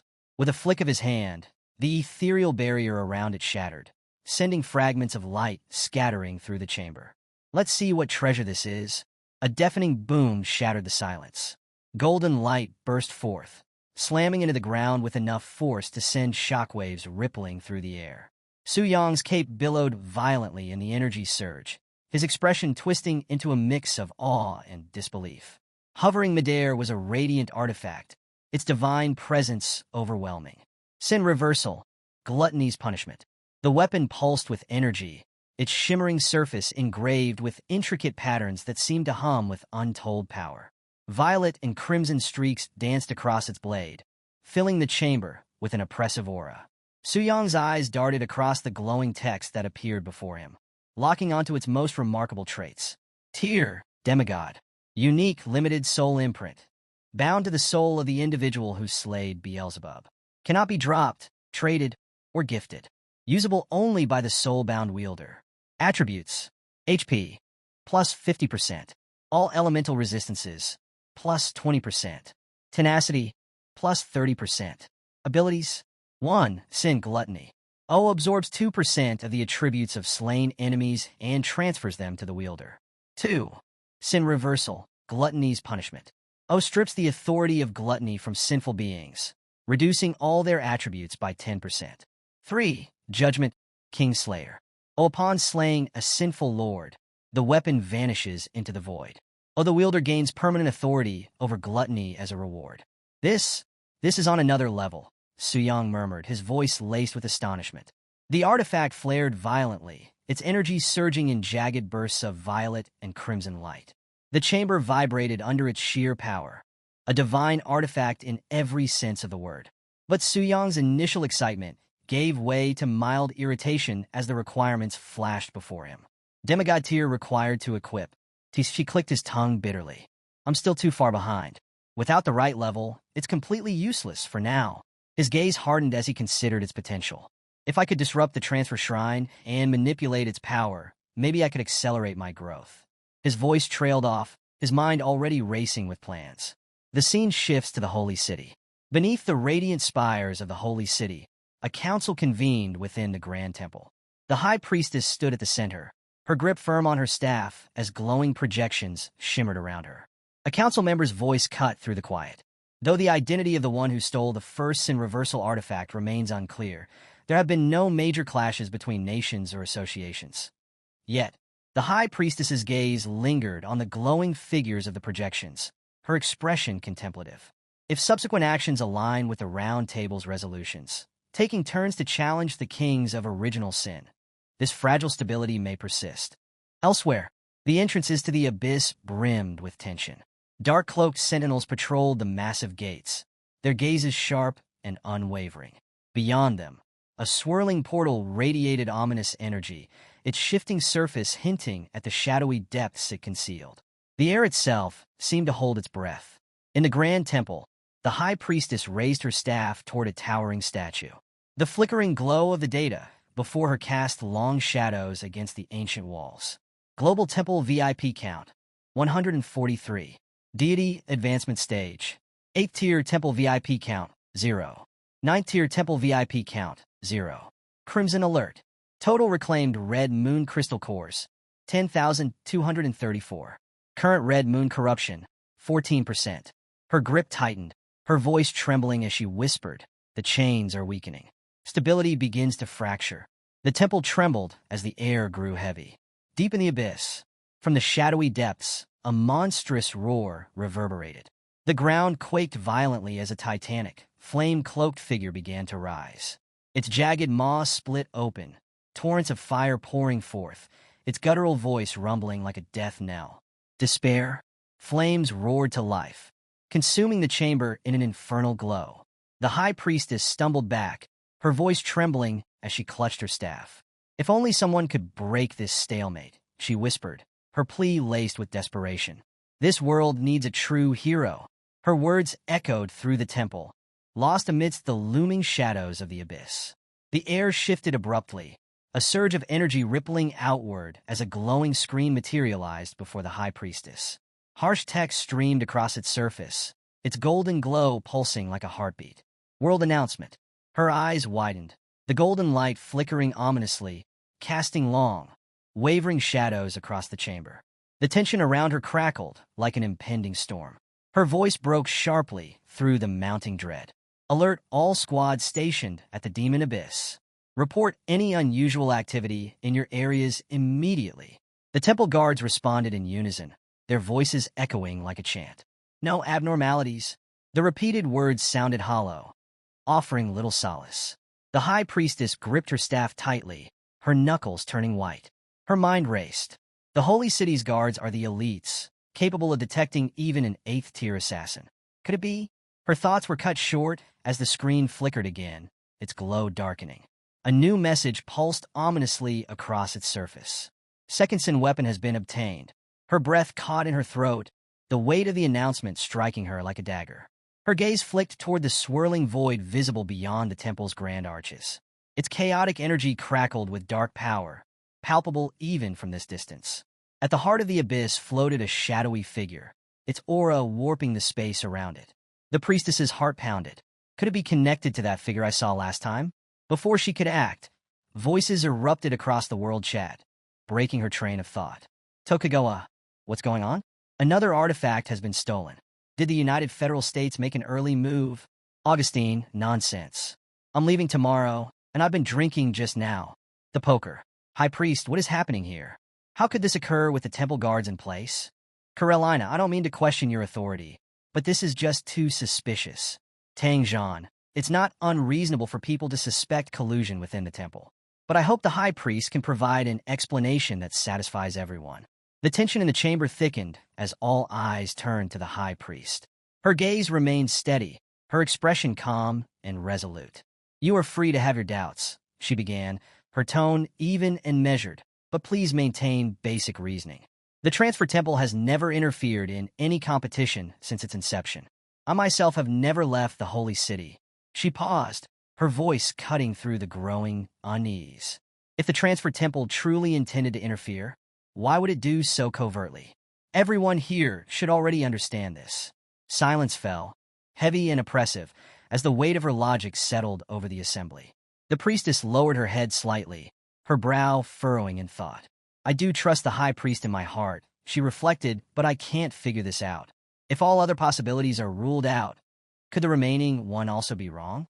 A chilling realization began to gnaw at her resolve. The only path forward was clear. The answers lay in the abyss. She raised her head, her voice ringing with determination. At this point, I propose abandoning the decision made during the meeting. We must form a united raid team, composed of the strongest members from each guild, and launch an abyss raid immediately. Does anyone object? Her words carried the weight of unshakable resolve. She raised her staff high, catching the golden light that poured down from the temple ceiling. Her piercing gaze swept the chamber. A beat of silence. No objections, came the unified response. Her declaration echoed like a commandment. The temple's light grew brighter, cascading over the assembled leaders like a divine decree. She thrust her staff skyward, her voice unwavering.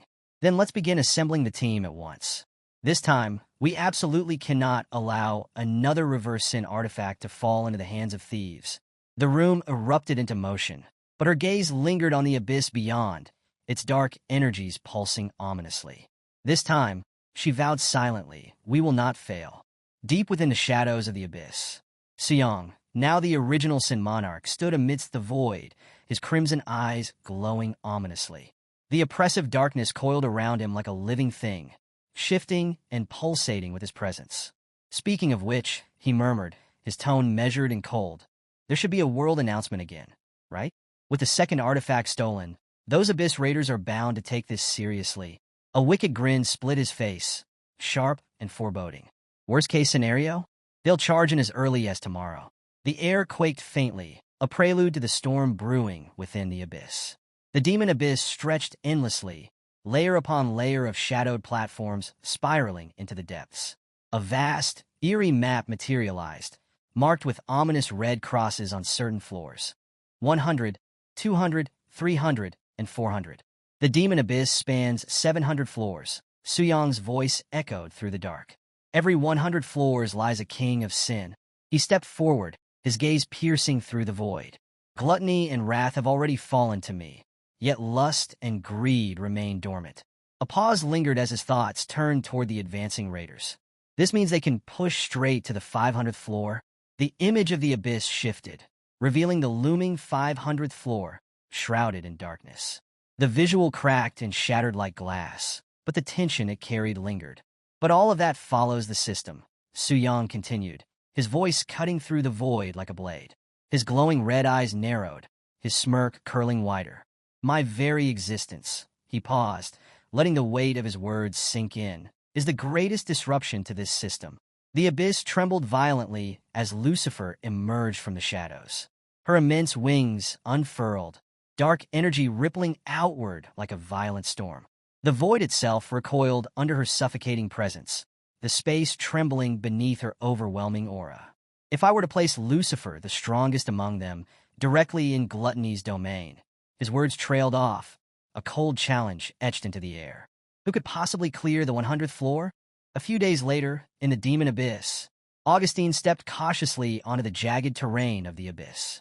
The crimson glow of crackling lightning reflected in his eyes, tension carved deeply into his furrowed brow. Abyss of demons, he muttered under his breath, gripping his staff tightly. I'm finally back. Below him, the spiraling rift roared with blood-red energy, a chaotic storm promising nothing but destruction. Are you all ready? Augustine asked, his tone sharp and commanding. The group stiffened, the anticipation palpable. Carolina stepped forward, her smirk bold and fiery. Do you even need to ask? I've been itching for this, she quipped, excitement glinting in her eyes. Beside her, Tang Zhan shrugged nonchalantly. Ready to go any time, he replied coolly. Augustine's tone grew heavier, his resolve solid. The first 200 floors have already fallen. We cannot allow the third reverse sin weapon to fall into anyone else's hands. Carolina's grin widened as her fiery determination flared.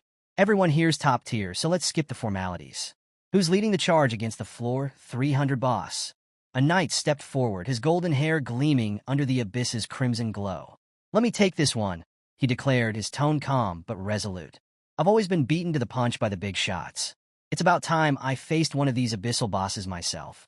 The air grew heavier as his status displayed. Rank 3. Level 301. Class Radiant Sun Templar. Raising his sword, a confident smile broke across his face. All right, Let's see what you've got. Let's go. Tang Zhan shouted, his aura igniting with fierce determination. Break through all barriers. Augustine followed, bracing for the chaos ahead. Magic and steel clashed violently as spells erupted, their light illuminating the darkness. Rocks shattered, and the dense air trembled with the force of their attacks. The team moved in perfect sync, their focus unyielding as they charged deeper into the abyss. The group came to a halt, their breaths heavy, eyes fixed ahead. We're almost at the 100th floor, Gluttony's domain, Carolina announced, her voice tense with anticipation. Before them, the grotesque maw of the 100th floor domain loomed, pulsating with a sinister crimson glow. It twisted and churned like a living void, an ominous gateway into chaos itself. Since there aren't any guard bosses left, let's charge through in one go, a voice called out, determination cutting through the tense silence. The group braced themselves, but unbeknownst to them, deep within the domain, a dark figure stirred. Shadows writhed like serpents, coiling around her form. Blood-red energy crackled through the void, her piercing gaze radiating malice. Lucifer, the king of original sin, pride, stood with an aura that suffocated everything in her presence. Her crimson eyes glimmered coldly, and her disdainful voice echoed, dripping with venom. Finally, you've arrived. The air thickened instantly, a palpable dread creeping into the chamber, as if the abyss itself responded to her words. Enemy units detected ahead, Radiant Sun Templar muttered, his tone tense as his gaze swept the area. The group stiffened, their unease rippling outward. Carolina's voice cut sharply through the silence. More enemies? But Gluttony is supposed to be dead. No, Tang Zhan murmured, his tone grim. That's not the Gluttony King. From the shadows, Lucifer stepped forward, her overwhelming power radiating like a suffocating wave. The mere sight of her sent chills through the team. Foolish ants, she sneered, her cold voice mocking. Daring to step into my domain of despair. Do you appreciate your death? A system notification blared across their shared interface. System notification. Boss, Lucifer. Race, demon. Level, details, unknown. The group's breath hitched as the ominous notification settled over them. Before anyone could react, Radiant Sun Templar's defiant grin cut through the tension. So, the 100th floor boss went for a makeover with a female skin? Interesting. With a burst of radiant light, he launched himself forward, his blade blazing with holy energy. Wait, don't act recklessly, Poker shouted, his voice drowned out by the deafening clash of power. The battlefield erupted into chaos, the air vibrating with violent energy. Suddenly, everything stopped. A single, lightning-fast strike illuminated the darkness, silencing the battle in an instant.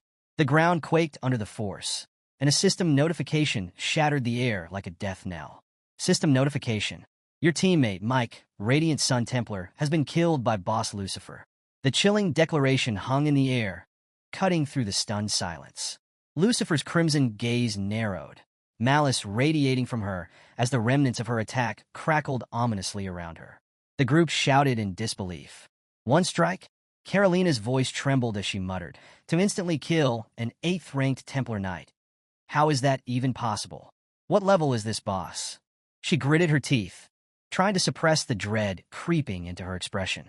I've already used high-rank insight. Another voice interjected, frustration lacing their words. It's completely ineffective, and those with weaker power fainted just from her aura. The realization settled over the group like a shroud. Lucifer was unlike anything they had ever encountered. The oppressive tension was broken by a determined voice. Let me try. A magician stepped forward, her eyes blazing with resolve. Power surged around her as she activated a forbidden spell, Record of True Delight. A radiant burst of multicolored light exploded outward, bathing the battlefield in blinding brilliance. Skill description. Allows the user to inspect detailed information of a target regardless of level disparity. Cooldown, 24 hours. As the light faded, the spell locked onto Lucifer, unveiling the monstrous truth behind her power. Boss profile. King of original sin. Pride Lucifer, divine rank. Description. Lucifer stands as the leader of the kings of original sin, embodying the sin of pride, the most dominant among the 7 deadly sins. Level, 400. Attributes. Strength, 452,121. Spirit, 231,123. Speed, 213,432. Carolina's eyes widened in disbelief, her voice trembling. This is divine rank. The group exchanged glances, their unease growing into outright fear as the magnitude of their challenge became clear. Deep in the shadows of the abyss, Suyang, now the original Sin Monarch, stood motionless, his crimson eyes piercing the void. His voice, calm yet edged with tension, broke through the oppressive silence. During the punishment battle earlier, I forgot to check Lucifer's information, he murmured. But now that I see her stats, it's absurd. She's almost on par with the original Sin Monarch me. As if on cue, a notification materialized before him. Status, weakened. Special abnormal state. Cannot be dispelled, significantly reduces stats and restricts some abilities. Suyang's gaze darkened, his thoughts swirling. Even in this weakened state, she's a Sin Monarch. If this is her power at half strength, how invincible must she be at full capacity? Let's see her talents next, he muttered, narrowing his eyes.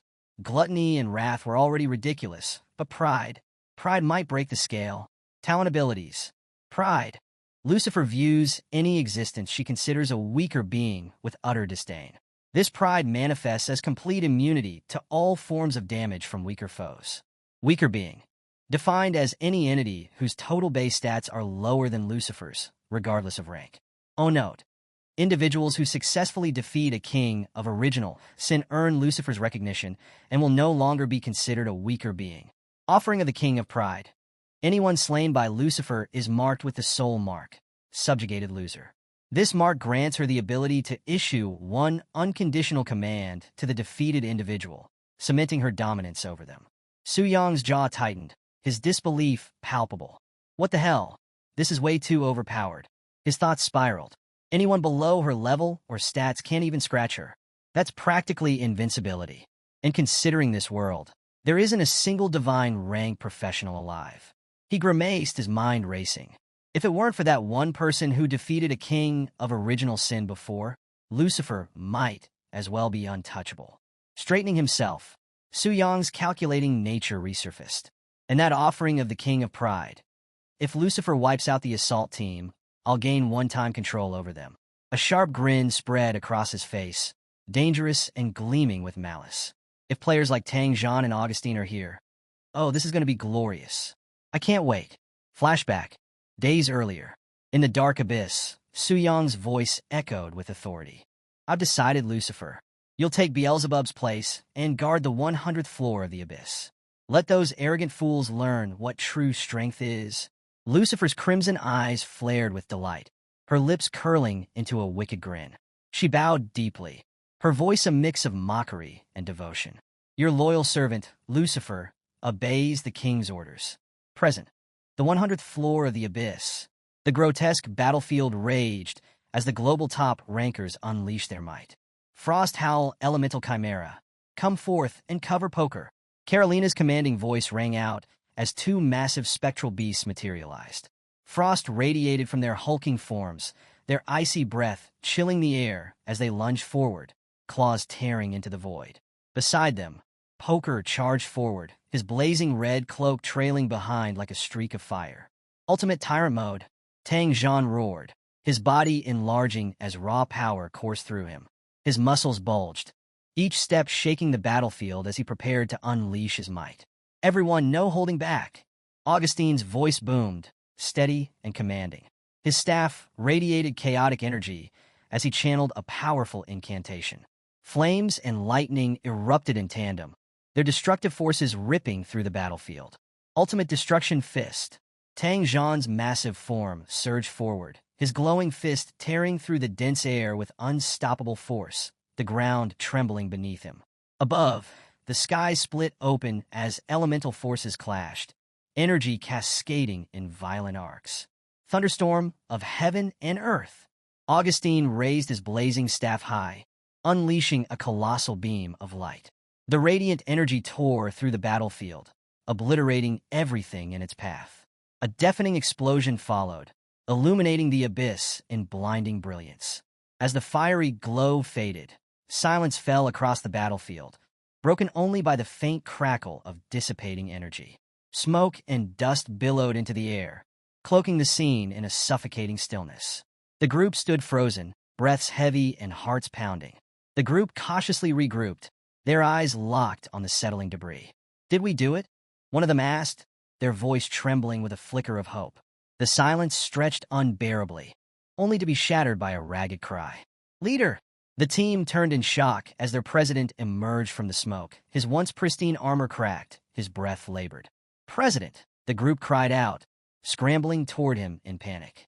But their relief turned to dread as the smoke cleared entirely, revealing an unscathed, chilling figure standing tall amidst the devastation.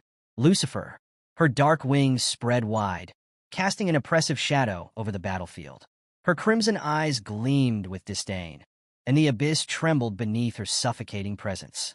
A pulse of energy exploded outward, forcing the group to brace themselves. Above her, her health bar flickered ominously. HP, 100%.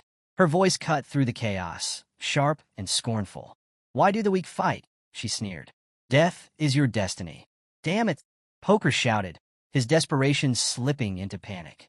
"Why is such an outrageous enemy on the 100th floor of the abyss? Our combined full-strength attack didn't even scratch her." Carolina growled, her frustration boiling over. "What kind of mechanic is this? How is this even fair?" Augustine's gaze hardened as he surveyed the battlefield. His voice was steady, but the weight of his words was grave. "Forget mechanics. The boss is preparing a big move," he warned. Tang Zhan's booming voice broke through the rising panic. "Everyone listen up. Activate all defensive skills. Hold the line no matter what." The team scrambled to respond, their focus shifting to survival. Above them, Lucifer smirked, her overwhelming aura suffusing the air. A dark beam of energy began to form in her hands, crackling ominously as it bathed the battlefield in its sinister glow. "My Lord Sovereign," she murmured, her voice laced with reverence. "Your loyal servant offers you a glorious feast. Please enjoy." The chilling words echoed, sending a shiver through the group. Beneath her feet, the inscription "Sin of Pride" glowed with malevolent energy, growing brighter as the beam intensified. The team braced themselves, their resolve faltering under the crushing weight of Lucifer's devastating power, now poised to descend. Boom! The battlefield erupted in chaos as the dark beam slammed into the ground with unrelenting force. The earth shattered, and a massive shockwave ripped outward, engulfing everything in its path. Lucifer's voice rang cold and unyielding amidst the destruction. "The weak shall perish." The abyss quaked violently beneath her. When the dust finally settled, Lucifer stood at the center of the wreckage, her crimson blade pulsing with dark energy. Screams echoed across the battlefield as the aftermath of the blast left nothing but devastation. Dust and debris swirled through the air, and the few surviving team members struggled to regain their footing. "So, in the end, only the three of us survived," Augustine muttered, his voice heavy with grief. The loss weighed on him like an unbearable burden. "Even Poker got wiped out," Carolina added bitterly, her gaze fixed on the wreckage. "And his defense was supposed to be incredible. What a terrifying skill." Tang Zhan gritted his teeth, his frustration bubbling beneath his calm demeanor. It annihilated everyone else instantly. Then his expression shifted, his eyes narrowing as realization dawned. "I get it now," Tang Zhan said grimly. "It's because only the three of us have ever delivered the final blow to a king of original sin. Everyone else was killed on the spot. No exceptions." The weight of his words hung heavy over the survivors. "This must be the boss's mechanic," he concluded. Augustine snarled, his fists clenching tightly. His voice shook with frustration and rage. "So what if we know this?" he snapped. "The overwhelming power gap makes it unwinnable anyway." A strange, ominous energy surged through the battlefield, pressing down like an invisible hand. The trio's eyes widened as the overwhelming presence engulfed them. Lucifer stood tall amidst the fading chaos, her dark wings unfurling to their full span, casting an immense and foreboding shadow across the ruined battlefield. Her crimson eyes glowed with a cold brilliance, exuding absolute authority. "My Lord Sovereign," she declared, her voice unwavering and filled with reverence. "I have not failed my mission." As her words echoed into the silence, the battlefield dimmed, the oppressive aura fading into stillness. Outside the demon abyss, Augustine, Carolina, and Tang Zhan now sat amidst the aftermath, their bodies slumped with exhaustion. The air around them was heavy. Their breathing labored as they struggled to process what had transpired. "Everyone is here," Augustine muttered, his voice hollow, barely audible over the faint crackle of lingering energy. Carolina's fiery demeanor was replaced by a quiet frustration. Her fingers twitched, betraying the tension she couldn't contain. "Damn it," she whispered, the anger simmering in her tone. "What just happened? Who is this person? Why couldn't I react at all? And why were we instantly wiped out?" Her questions hung in the air, unanswered, as the weight of their defeat settled over them.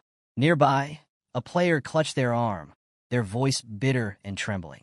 "Apart from those three great ones, we were annihilated instantly. It was like we were nothing more than dogs on the side of the road." Another voice broke in, shaking with disbelief. "Why would such a strong boss appear on the 100th floor of the abyss? That's not just a boss. It's a god-level entity. How are we supposed to beat something like that?" The suffocating atmosphere grew thicker, a shared hopelessness spreading among the group. Tang Zhan's deep voice finally broke the silence, steady yet grave. "This was inevitable," he said, his tone measured. "We just suffered an unprecedented defeat, and we're only beginning to grasp what we're up against." Poker stepped forward, his voice calm, but heavy with resignation. "The moment she swung her sword, I knew it. We didn't stand a chance. With our current strength, this dungeon is unwinnable." Carolina lowered her gaze, her voice barely audible as despair tinged her words. "But without defeating her, we'll never obtain the weapon of rebellion. Worse, we'll never face the original Sin Lord or access the expansion pack." Steps of ascension to divinity. Tang Zhan's brows furrowed, frustration glimmering in his eyes. His voice was firm, though strained. "And if we fail to ascend," he said grimly, "we'll never break through to face the king of arrogance. It's a vicious cycle." His final words cut through the silence like a blade, leaving the group to wrestle with the implications. Augustine slumped where he sat, his shoulders weighed down by exhaustion and defeat. His voice trembled as he spoke, each word laden with despair. "This is the first enemy, aside from the High Priest, who made me feel it's absolutely impossible to defeat them." His gaze darkened, shadows pooling under his tired eyes as sweat dripped from his brow. "The King of Pride is terrifying beyond measure," he muttered, his fists clenching tightly. His knuckles turned pale, and his hands shook under the crushing weight of the realization. His voice cracked, fading into the suffocating stillness. "This is truly the darkest moment in the entire world." The group sat in silence, the weight of their failure pressing down like a suffocating fog. Deep in the demon abyss on the final floor, the oppressive silence was shattered by the rumbling voice of the original Sin Monarch, dripping with mockery. "The darkest moment? That's true," he sneered, his tone razor-sharp. "But there's one thing you're wrong about." The massive figure leaned forward, his crimson eyes glowing with malicious confidence. With a casual wave of his clawed hand, he gestured as though addressing insignificant insects beneath his notice. "The steps of ascension to divinity will eventually come," he declared. "But the one to advance them won't be you. It'll be me." Dark energy surged around him as Lucifer's offering intertwined with the king's offering, forming a pulsating, ominous shadowy force. The original Sin Monarch's smirk widened, his fangs glinting in the flickering light. "Through these soul imprints, I can issue mandatory commands, sense your every movement, your every thought, even your exact position." His dark chuckle reverberated through the chamber. Far more efficient than any full map view feature. Swirling blue orbs hovered ominously in the void, illuminating the shadowy figure of the king. His crimson eyes glinted with suspicion as he scanned the glowing fragments of suspended souls. "Strange," he mused. "Amidst all this overwhelming negativity, one emotion stands out. Joyful, even." His gaze sharpened, locking onto a peculiar orb glowing brighter than the rest. Could it be, has their mind been damaged? Suyang's claws twitched slightly, his focus intensifying. The orb's radiance grew stronger, its pull irresistible. "And this appearance, is it from the people of Shiva?" As Suyang examined the orb, the scene shifted, revealing a figure clad in flowing emerald robes adorned with intricate golden ornaments. Adder Hazan, level 320, 9th turn miracle priest. Suyang's thoughts raced, the details clicking into place. When speaking of the people of Shiva, they always leave a peculiar impression. not just because of their distinct culture, but also due to their unique position in this era of games. His musings deepened, his tone sharper. Despite the advanced mechanics of this world, they still adhere to their traditional caste system, where the ruling elite control the most exceptional resources. This polarization has led to Shiva's number of legendary professionals being among the lowest of all nations. The glowing orb pulsed, demanding his attention. Suyang's voice cut through the void. To suffer such a devastating defeat and yet find someone in high spirits. How intriguing. Let's see what he's really thinking. The scene shifted again, focusing on Adar-Hazan. He stood calmly amidst the ruined battlefield, his masked face shadowed, yet exuding a commanding presence. His emerald robes flowed faintly in the tainted breeze, untouched by the devastation surrounding him. Adar's smirk widened, smooth and laced with satisfaction. I didn't expect even the best teams in the world to collapse like this, he muttered, his voice a mix of amusement and calculation. Tilting his masked face slightly, a sly grin formed beneath the veil. Wonderful. Excellent. He turned his focus inward, his tone dripping with calculated malice. With the significant decline in the strength of elite professionals and the halt of global mission progress, both Xia and the American Union will face severe setbacks. He surveyed the field of devastation, confidence radiating from his every motion. And this will give Shiva the opportunity it needs. A chance to surpass Xia and the American Union. Adar's piercing gaze lifted, his resolve unshaken as his mind turned toward his goal. The chance to become the world's next superpower. In his mind's eye, the shadow of the ancient devourer loomed, a towering, crimson-horned figure shrouded in a storm of ominous energy. Its glowing eyes narrowed with suspicion as if assessing Adar's worth. Adar muttered to himself, his voice resolute. So long as we obtain the legacy of the ancient devourer. The words hung in the air, carrying a weight of ambition and dread. Deep in the demon abyss, Suyang's crimson eyes flashed as a realization struck. The ancient devourer, he murmured, his voice low but sharp. A flicker of memory surfaced, tugging at the edges of his consciousness. I've heard that name before. Oh, right, it's in the description of the dragon bone sword. The scene shifted to a glowing void where the dragon bone sword hovered, emanating an eerie, blood-red glow. Dragon bone sword, Devourer Athos. Bearing the name Athos, descendant of the ancient devourer. In the end, he walked toward the grave of death. The sword of bones, the soul of blood. The corpses do not decay, and the devouring never ends. Suyang's voice trembled slightly as he spoke to himself. Yes, according to this description, the Black Dragon AOS was the descendant of the ancient devourer. At the time, I thought it was just a simple backstory. I didn't expect it to actually exist. The weight of the revelation settled over him like a dark shroud. The scene flickered again, revealing fragmented memories drawn from Adar-Hazan's thoughts. Suyang's mind replayed the discovery made by Adar's brother, Yumino-Hazan. Near the dragon spirit's secret realm, Yumino had unearthed an ancient stone stele. The weathered inscription etched into its surface whispered ominous truths. The ancient devourer rests here in his slumber. The ancient devourer was killed by an unknown hero. Dragons and spirits crowned him simultaneously, celebrating the demise of that dreadful shadow. But the hero, he was betrayed. His body was buried, his soul lingering here, waiting for someone to finish his vengeance. Suyang's thoughts raced. It's astonishing to learn that the ancient devourer could instill fear in both spirits and dragons, two races imbued with divine power. Just how strong must this ancient devourer have been? Meanwhile, outside the demon abyss, Adar-Hazan stood silently, his face concealed beneath a turban adorned with a skull motif. Only his piercing eyes gleamed, reflecting a dangerous anticipation. The world doesn't know this secret, he murmured, his voice rich with intrigue. Only we brothers do.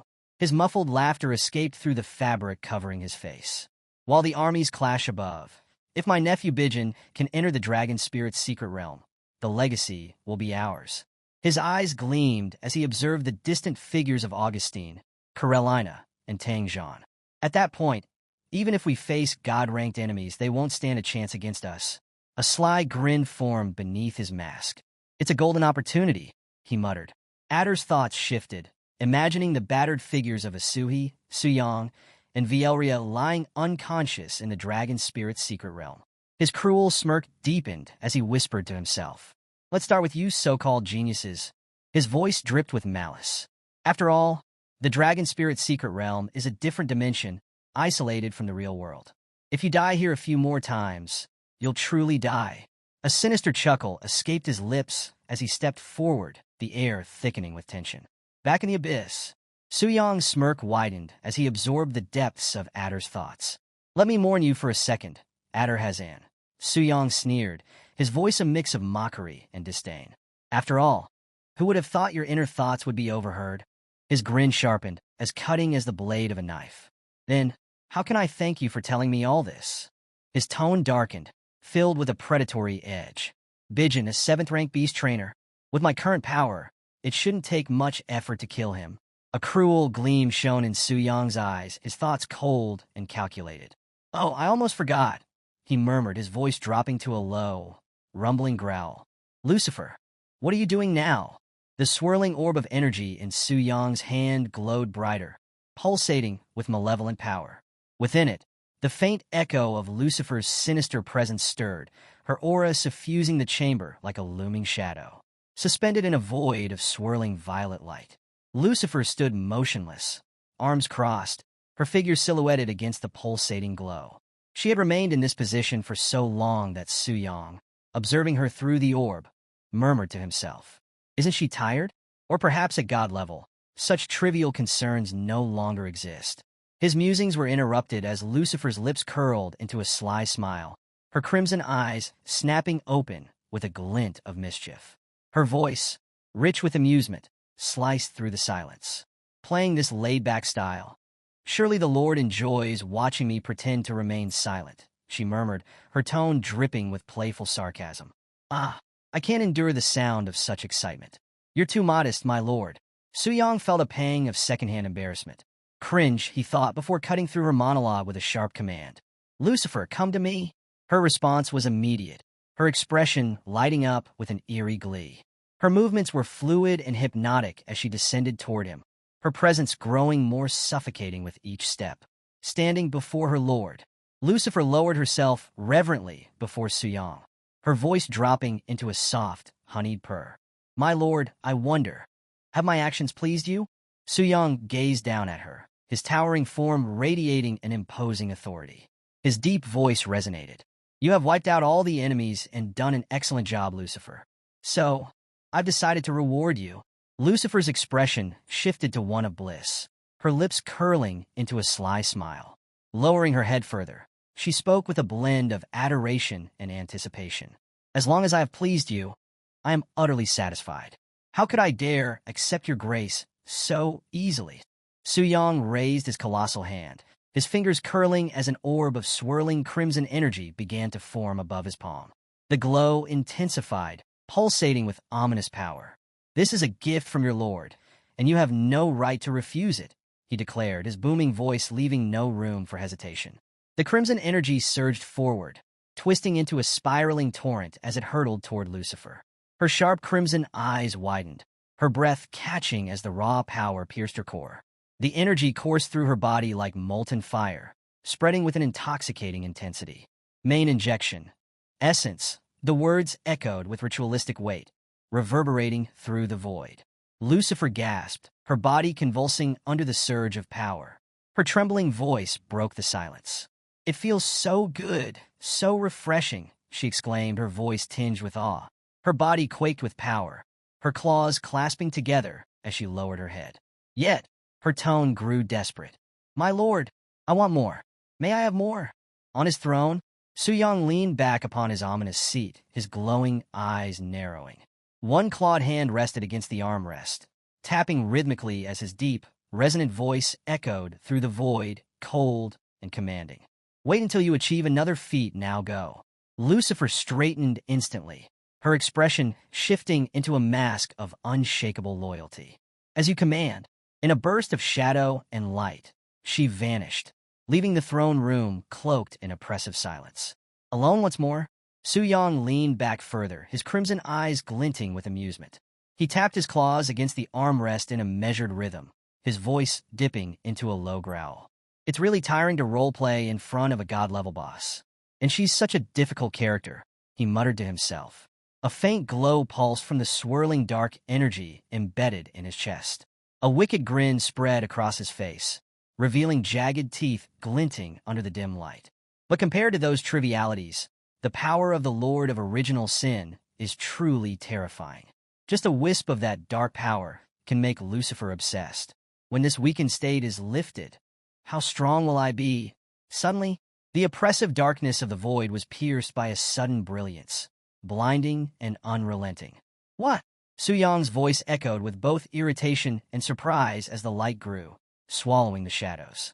Before him, an ethereal figure descended amidst a cascade of golden feathers and flickering embers.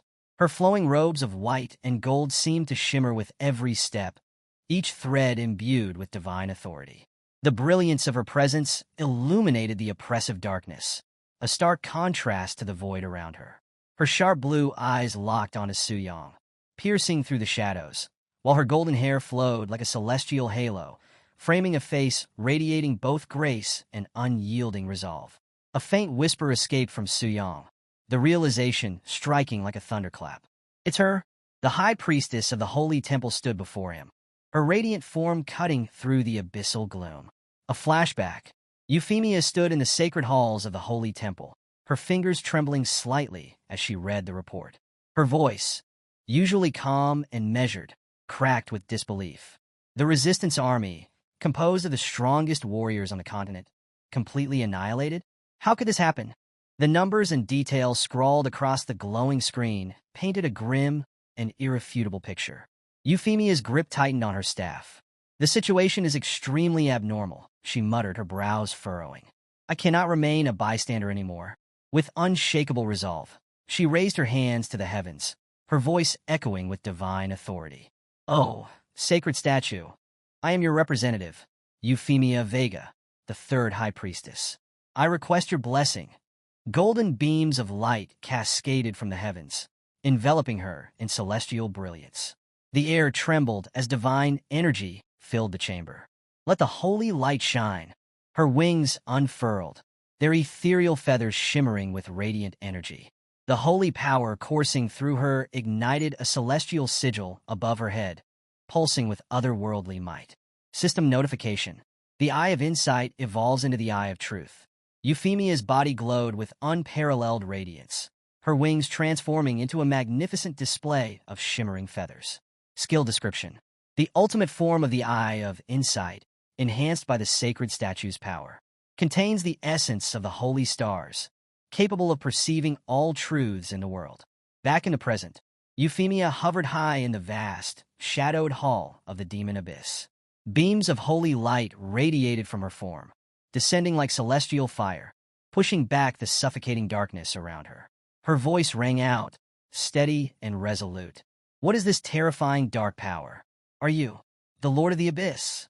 Su Yang leaned forward on his throne, his skeletal grin widening beneath his tattered cloak. His crimson eyes glowed menacingly, a stark contrast to her radiant presence. His claws rested casually on the armrests of his throne, but the oppressive weight of his aura bore down on her like a storm. What brings the high priestess of the holy temple to the very depths of this absolute darkness? His voice reverberated through the cavern, mocking yet commanding. Euphemia's eyes narrowed. She could feel the oppressive force of his presence pressing against her very soul. Despite the suffocating atmosphere, her tone remained steady, unwavering. You know me, she stated, her sharp gaze locked onto his. Of course, Su Yang replied, his voice laced with cruel amusement. I am fully aware of your so-called resistance force, and your desperate attempts to attack the demon abyss to complete your global mission. He gestured lazily with a clawed hand, his disdain for her efforts clear. Those cowards were all eliminated by Lucifer's hand. Is that why you've come here? To see the depths of your failure firsthand? He rose from his throne, his towering figure looming in the oppressive shadows. With each step forward, the air around him distorted, bending under the weight of his aura. Then tell me, High Priestess, he growled, his voice sharp and commanding. How should I welcome you? In the abyss. Euphemia's blazing sapphire eyes betrayed her determination, even as unease churned within her. Her grip tightened on her staff as she observed the towering demon, his skeletal grin stretching impossibly wide. The last time I used the Eye of Insight, he appeared to be sleeping, she thought, her heart pounding. I didn't expect he'd awaken this time. Is this the cause of the abyss's sudden changes? She tried to peer deeper into the essence of his overwhelming power, her divine senses straining to unravel its mystery. But this energy was darker, more profound than anything she had encountered before. Even the Eye of Truth couldn't penetrate its depths.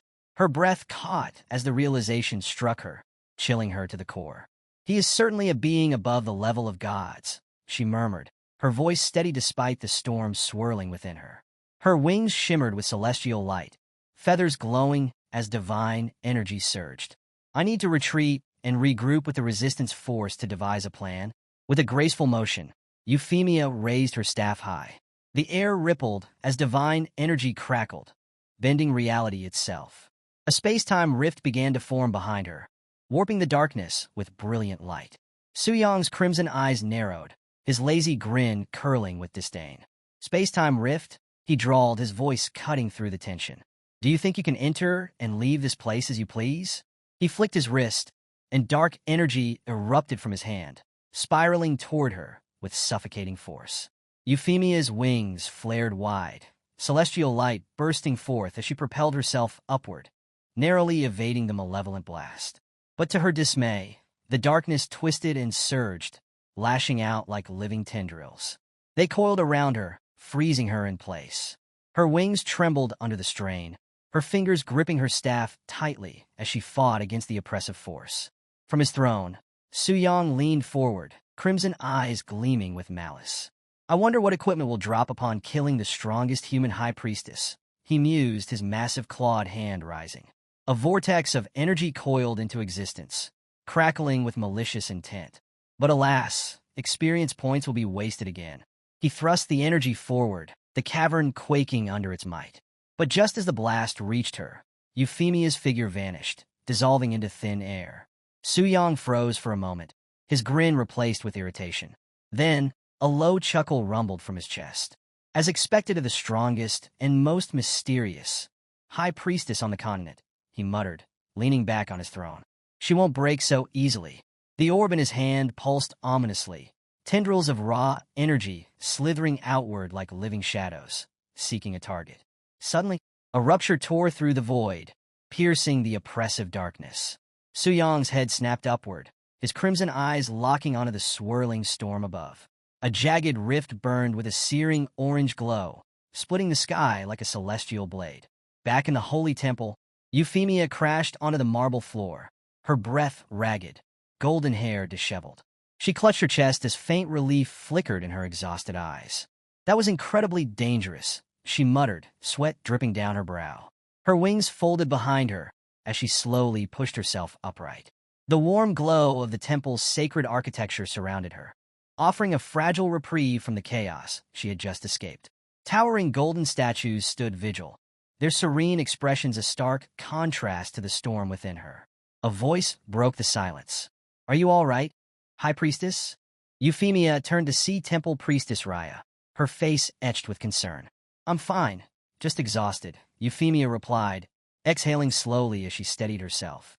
Despite the safety of the temple, the shadow of the abyss loomed heavy in her mind. How is the resistance force? She asked, her voice firm. They've all regrouped and are on their way to the holy city, Raya reported, her tone brisk and reassuring. Euphemia exhaled a breath she hadn't realized she was holding. Survival was a fleeting relief, but the weight of responsibility pressed heavily on her shoulders. Good, she said, her voice regaining its calm. I'll return to my room to sort myself out. Wait here and inform me if any visitors arrive. With that, Euphemia turned and walked away, her steps steady despite the heaviness in her heart. Above the holy temple, faint wisps of violet energy flickered ominously, weaving through the intricate carvings on the temple's ceiling. A deep, unseen presence stirred, its single glowing eye faintly illuminating the sacred architecture. Through the rift space that opened from the demon abyss, Suyong had infiltrated the heart of the holy temple. I didn't expect the energy to reverse through Euphemia back to its source, Suyong murmured, his voice a cold whisper in the void. In the shadows, Suyong began following the high priestess, his crimson eyes glinting with cruel amusement as he trailed her. The high priestess, Euphemia, he mused mockingly. A a figure I've only read about in textbooks and news reports. She's never left the holy city. But now, it's clear, she didn't choose to stay. She couldn't. With her power, she might have rivaled Lucifer herself. He chuckled softly at the thought, his mind envisioning Euphemia bound by Lucifer's overwhelming strength. If the high priestess had fallen, Suyang mused, her soul could have been repurposed, inscribed with my sigils. A perfect puppet. Such potential, wasted. Yet what intrigued him more was the realization that the original Sin Monarch's dark power had successfully infiltrated the real world undetected. Is this the capability of the transformation statue? His gaze drifted to the colossal sacred statue before him, its imposing figure looming at the heart of the temple. The sacred statue hub? Suyang's thoughts raced. Currently, all global professions are recorded by the sacred statues. And if nothing unexpected happens, this statue before me is the central hub of all sacred statues worldwide. A sinister grin spread across his skeletal face. Could my power corrupt this monument? He whispered, excitement lacing his voice. Could I weave my influence into its core and rewrite the sacred laws themselves? The intoxicating thought spurred him into action. Let me try. A sphere of swirling violet energy roared to life in Suyang's clawed hand. The temple grew deathly still as the dark force surged forward, its focus locked on the sacred hub. Minutes stretched into tense silence as the violet energy wrapped around the statue, probing its divine defenses. Finally, the energy faltered. Sparks faded, and the violet light dissipated into the air like smoke, leaving the statue untouched.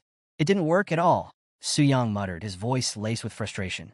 His crimson eyes darted around nervously. Whatever force the sacred statue wields not only resisted corruption, but completely nullified my power, he murmured. Still, no alarms were triggered. The resistance had been invisible, an untraceable wall of divine power. Fortunately, it didn't set off any defenses. Otherwise, things would have been troublesome, he admitted with a grim smirk. Shifting focus, turning away from the impenetrable hub, Suyang's attention was drawn to a lone figure standing beneath the golden light of the temple halls. Temple priestess Raya stood silently, her back to the encroaching shadow, unaware of the malice now fixating on her. Let me try controlling someone else, Suyang murmured. A thin beam of corrupt energy extended from the glowing violet eye hovering above him, striking Raya squarely in the forehead. Her eyes widened in terror as the chilling sensation spread through her body, suffocating her with its oppressive weight. Corruption. Her golden halo flickered as her knees buckled slightly. Dark tendrils slithered over her skin, pulsing faintly with violet energy, writhing like living shadows. Something is invading my body and mind. No, please. Raya cried, her hands clawing desperately at her face as the corruption deepened. The malevolent energy sank into her very soul, consuming her from the inside out like a dark poison. Her once pure aura, a beacon of divine light, twisted into something unrecognizable. Shadows swirled around her as sharp horns sprouted from her head and bat-like wings unfurled from her back. Transformation complete. A status window flashed before Suyang. Name: Temple Priestess Raya. Race: Demon Succubus. Class: Demon Priestess. Level: 130. As her transformation completed, Raya's cheeks flushed red. She lifted her gaze, now glowing with a seductive, dark light. Her voice trembled with newfound devotion. Master, she whispered, her tone dripping with submission. Original Sin Monarch, I am yours to command. Suyang's thoughts. Watching the transformation unfold, Suyang's crimson eyes narrowed in confusion. He murmured to himself, "What is this? I understand her power increasing, but how did her entire race change as well?" The transformation was unlike anything he had seen before. Could the original Sin Monarch's power cause people to fall completely and transform into demons? Is she now a monster or still a profession holder? The questions swirled in his mind, unanswered and tantalizing. Divine intervention. Just then, the sacred transformation statue pulsed with a blinding golden light. Its ethereal glow surged outward, colliding with the creeping corruption. Suyang instinctively recoiled, shielding his glowing eye as the divine energy pushed back against his influence. "What is this divine interference?" he muttered, suspicion flickering in his voice. Beyond the temple walls, a tremor of energy rippled outward. Towering spires and golden cities across the sacred lands began to glow, their radiant beams piercing the heavens. The earth seemed to quake beneath the celestial light. Energy coursed across mountains, cities, and distant fields, spreading far beyond the holy temple. A system-wide impact. Su Yong's narrowed gaze sharpened. This reaction isn't confined to her transformation, he realized. It's resonating through the entire system of sacred statues. The statues across the world began to hum with divine energy, their synchronized glow a celestial response to the corruption's intrusion. Suddenly, the system blared a global announcement. Global announcement. Version update. Alliances and factions. The intervention of the original Sin Monarch has created a ripple across the realms, influencing the global system. This unprecedented event has triggered a version update, introducing new alliances, factions, and world mechanics. Key update details. 1. Demon Faction unlocked. The Lord of Sin's power has affected profession holders, resulting in the rise of the first Demon Priestess. This marks the unlocking of the Demon Faction as a playable group. 2. Transformation rules. Profession holders entering the Demon Abyss who are fully consumed by demonic power, 100%, will no longer lose their minds. Instead, they will transform into members of the Demon Faction. 3. Demon Priestess advancement. Members of the Demon Faction can rank up through the Demon Priestess, serving as the faction's primary guide. 4. Faction limit. The current maximum rank for the Demon Faction is Royal rank. 5. Hostility rules. Mutual killings between members of different factions will no longer trigger interference from the global system. New features and areas. 1. New area unlocked.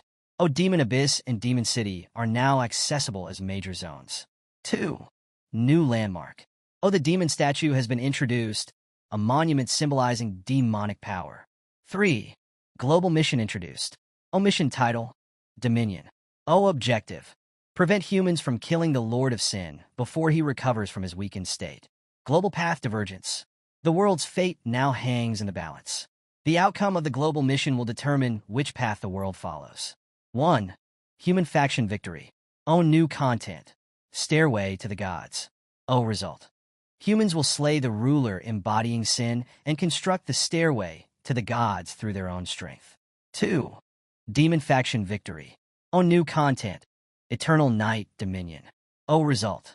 The Lord of Sin will descend, merging the demon abyss with reality and ushering in the era of eternal night. 3. Alliance path. Outcome. A bridge will form between the human world and the demon kingdom, enabling coexistence. System notification. Please make your choice. Within the Transformation Temple, a group of players huddled beneath the glow of the announcement interface, their faces a blend of disbelief and unease. The announcement of a new faction. The Demon Camp, someone murmured, their tone heavy with apprehension. The shimmering blue light of the interface cast long shadows on the walls, giving their uncertainty a tangible presence. What does this mean for us? Another asked, their voice trembling with tension. The room erupted into speculative murmurs. This isn't just an expansion, one figure noted grimly. This hints at a massive shift in power. But at what cost? What happens to those who join? A player shook their head in disdain, their conviction cutting through the noise. No one could truly want to become a demon, who would trade their humanity for power. I don't want anything like that. Their words hung in the air, but unease seeped into the group like an invisible fog. The Demon Camp wasn't just a choice. It was a temptation, its consequences vast and unknowable. A silent observer. In the corner of the room, a pink-haired guild member stood silently, their expression inscrutable. Their mere presence stirred unease among those nearby, their intentions impossible to discern. Perhaps, someone speculated hesitantly, those drawn to the demon camp are already teetering on the edge. Maybe they see it as pity for the corrupted, a way to save them from becoming monsters, or worse. But the words sounded hollow, a flimsy attempt at comfort in the face of growing dread. A private conversation. Elsewhere, two figures conversed away from the gathering. One leaned against a wooden railing, their dark expression contemplative. This goes far beyond us, said Director Jia, their tone heavy with foreboding. It's not something we can handle alone. This must be viewed through the holy city's lens. The younger figure narrowed their eyes, leaning forward slightly. Do you think those who've embraced this darkness truly grasp what they're walking into? The question lingered, unanswered. If this gains traction, it could become the worst-case scenario, they added, their voice low and resolute.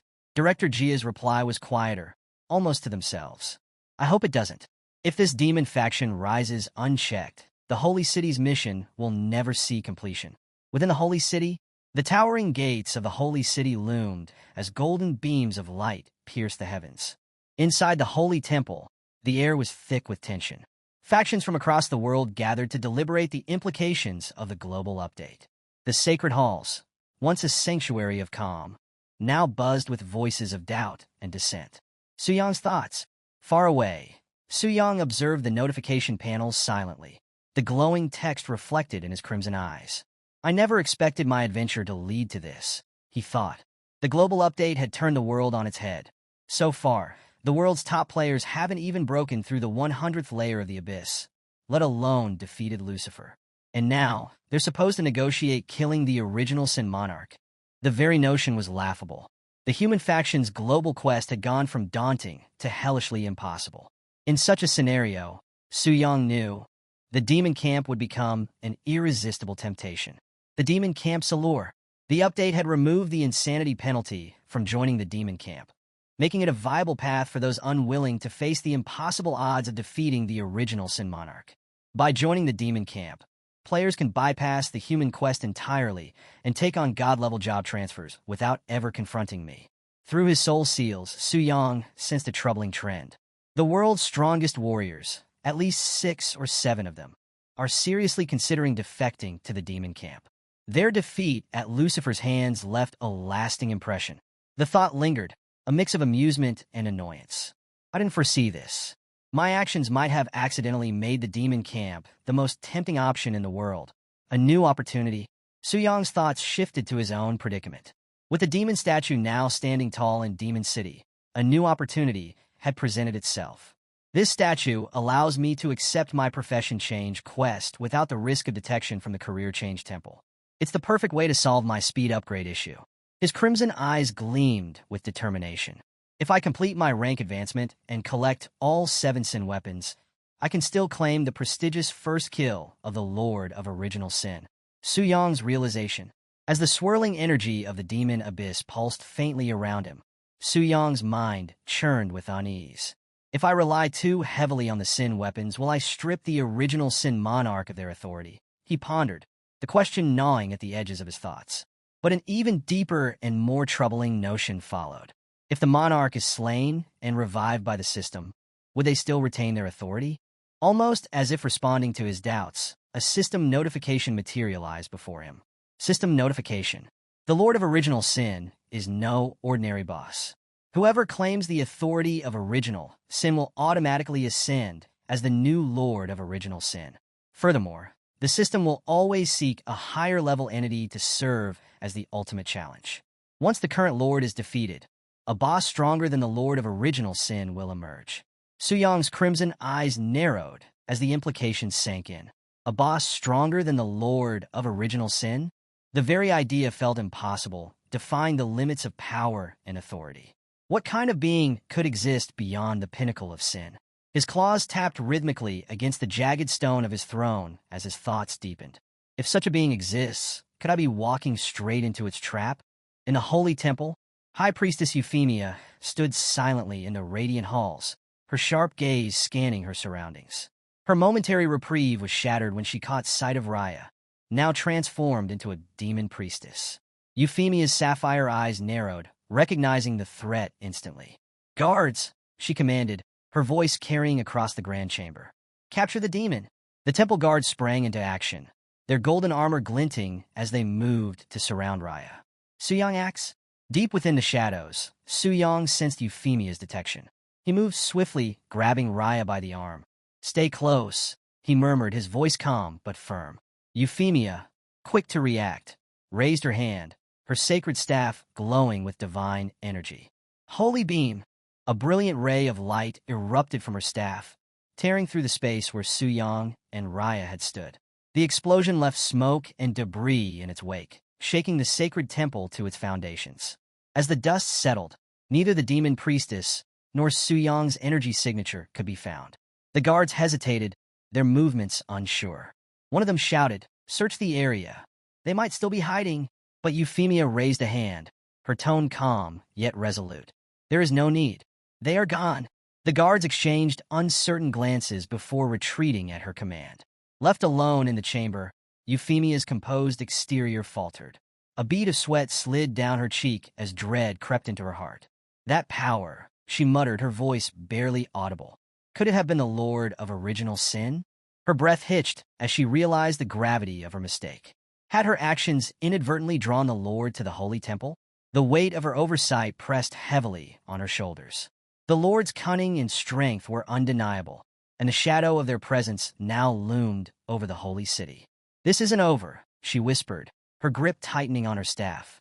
Back in the demon abyss, far beneath the surface, on the lowest floor of the demon abyss, Suyang emerged in the colossal form of the original Sin Monarch. His towering figure radiated power, the swirling void around him bending to his presence. Below him, the newly transformed demon priestess Raya knelt in reverence, her diminutive form barely reaching his knee. Her trembling voice betrayed her awe. "My lord," she whispered, her tone filled with devotion. But Suyang remained silent, his burning gaze fixed on the horizon. Moments later, he felt a shift in the abyss. The air crackled with energy as a new location revealed itself in the distance. A sinister city loomed on the horizon, radiating an eerie green glow. Lightning crackled across jagged spires, illuminating grotesque statues and towering structures. Suyang's eyes narrowed. The demon city, so it's real, he thought, recalling the mention of the city in the global update announcement. Within the demon city, deep within the city's twisted depths, a group of newly transformed demons examined their monstrous forms. One demon stumbled, their grotesque body towering awkwardly. "What is this?" they exclaimed, their voice filled with horror. Another demon scoffed, their jagged claws flexing as they sneered. "At least I don't look as ridiculous as you," they said mockingly. A third demon let out a sardonic laugh, their tone dripping with cruel amusement. "You should be grateful," they sneered. "Freed by the great Lord, you're lucky to exist at all. Salvation and enslavement, not so different, are they?" Suyang's smoldering crimson gaze swept over the unruly gathering of newly transformed demons. Their grotesque forms bristled with raw energy, their movements erratic as they adjusted to their monstrous transformations. Standing at the edge of the chaos, Suyang issued his first command. "Raya, manage this rabble," he said, his tone calm but unyielding. Without hesitation, the demon priestess spread her bat-like wings and soared toward the horde, her voice ringing out with authority as she began rallying the unruly masses. Building order from chaos. From his vantage point, Suyang observed critically. "Their transformations are raw. The power is there, but so is their volatility," he mused. "Managing such chaos with only one priestess is a gamble." Suyang leaned back on his shadowy throne, his clawed fingers tapping rhythmically against the armrest. Power requires structure. Chaos needs hierarchy. If the holy city relies on a high priest, the demon city will need its counterpart, a great demon priest. The summoning darkness coiled around the throne as Suyang prepared an ancient summoning ritual. The air grew heavy, crackling with raw energy. His deep voice resonated through the chamber. "Envy, answer my command." The shadows parted, and the energy reached a crescendo as a regal figure materialized before him. With fiery crimson hair cascading like a torrent of power, piercing eyes gleaming with cunning, and a sly smile that hinted at her ambitions, the King of Envy, Livia, emerged. She knelt before the towering monarch, her mind racing with thoughts of glory. "This is my chance," Livia thought, her heart pounding with anticipation. "Only Lucifer has ever earned the monarch's favor. Now it's my turn to outshine her." Suyang's gaze locked onto her, his voice carrying the weight of absolute authority. "Envy," he began, "I appoint you as the first great demon priestess. Rule over the demon priests and manage the demon temple. Use this power only for my benefit." Livia's piercing eyes glinted with satisfaction as she bowed deeply, her voice steady and resolute. "Yes, my lord." Without hesitation, Livia departed to fulfill her role, her crimson hair trailing behind her like a comet of ambition. The blueprint, turning his attention to the sprawling blueprint laid out before him. Suyang's gaze hardened. The map resembled a strategic game board, marking key locations and objectives for the demon faction. "Our progress is far from complete," he said, his tone sharp and commanding. "We must move faster. Dedicate yourselves fully to the cause." Livia's rise. Below, Livia emerged as a commanding presence among the horde of demons. Her fiery charisma and sharp intellect inspired immediate loyalty, and her piercing gaze demanded obedience. The new recruits fell silent as she addressed them, her voice steady yet dangerous. "Discipline is essential," she declared, her smirk carrying an edge of warning. "Loyalty without order will lead to ruin." The other priestesses watched in awe as Livia effortlessly rallied the recruits, her authority unquestioned. Her words cut through the chaos like a blade, transforming the horde into a semblance of order. The system's message.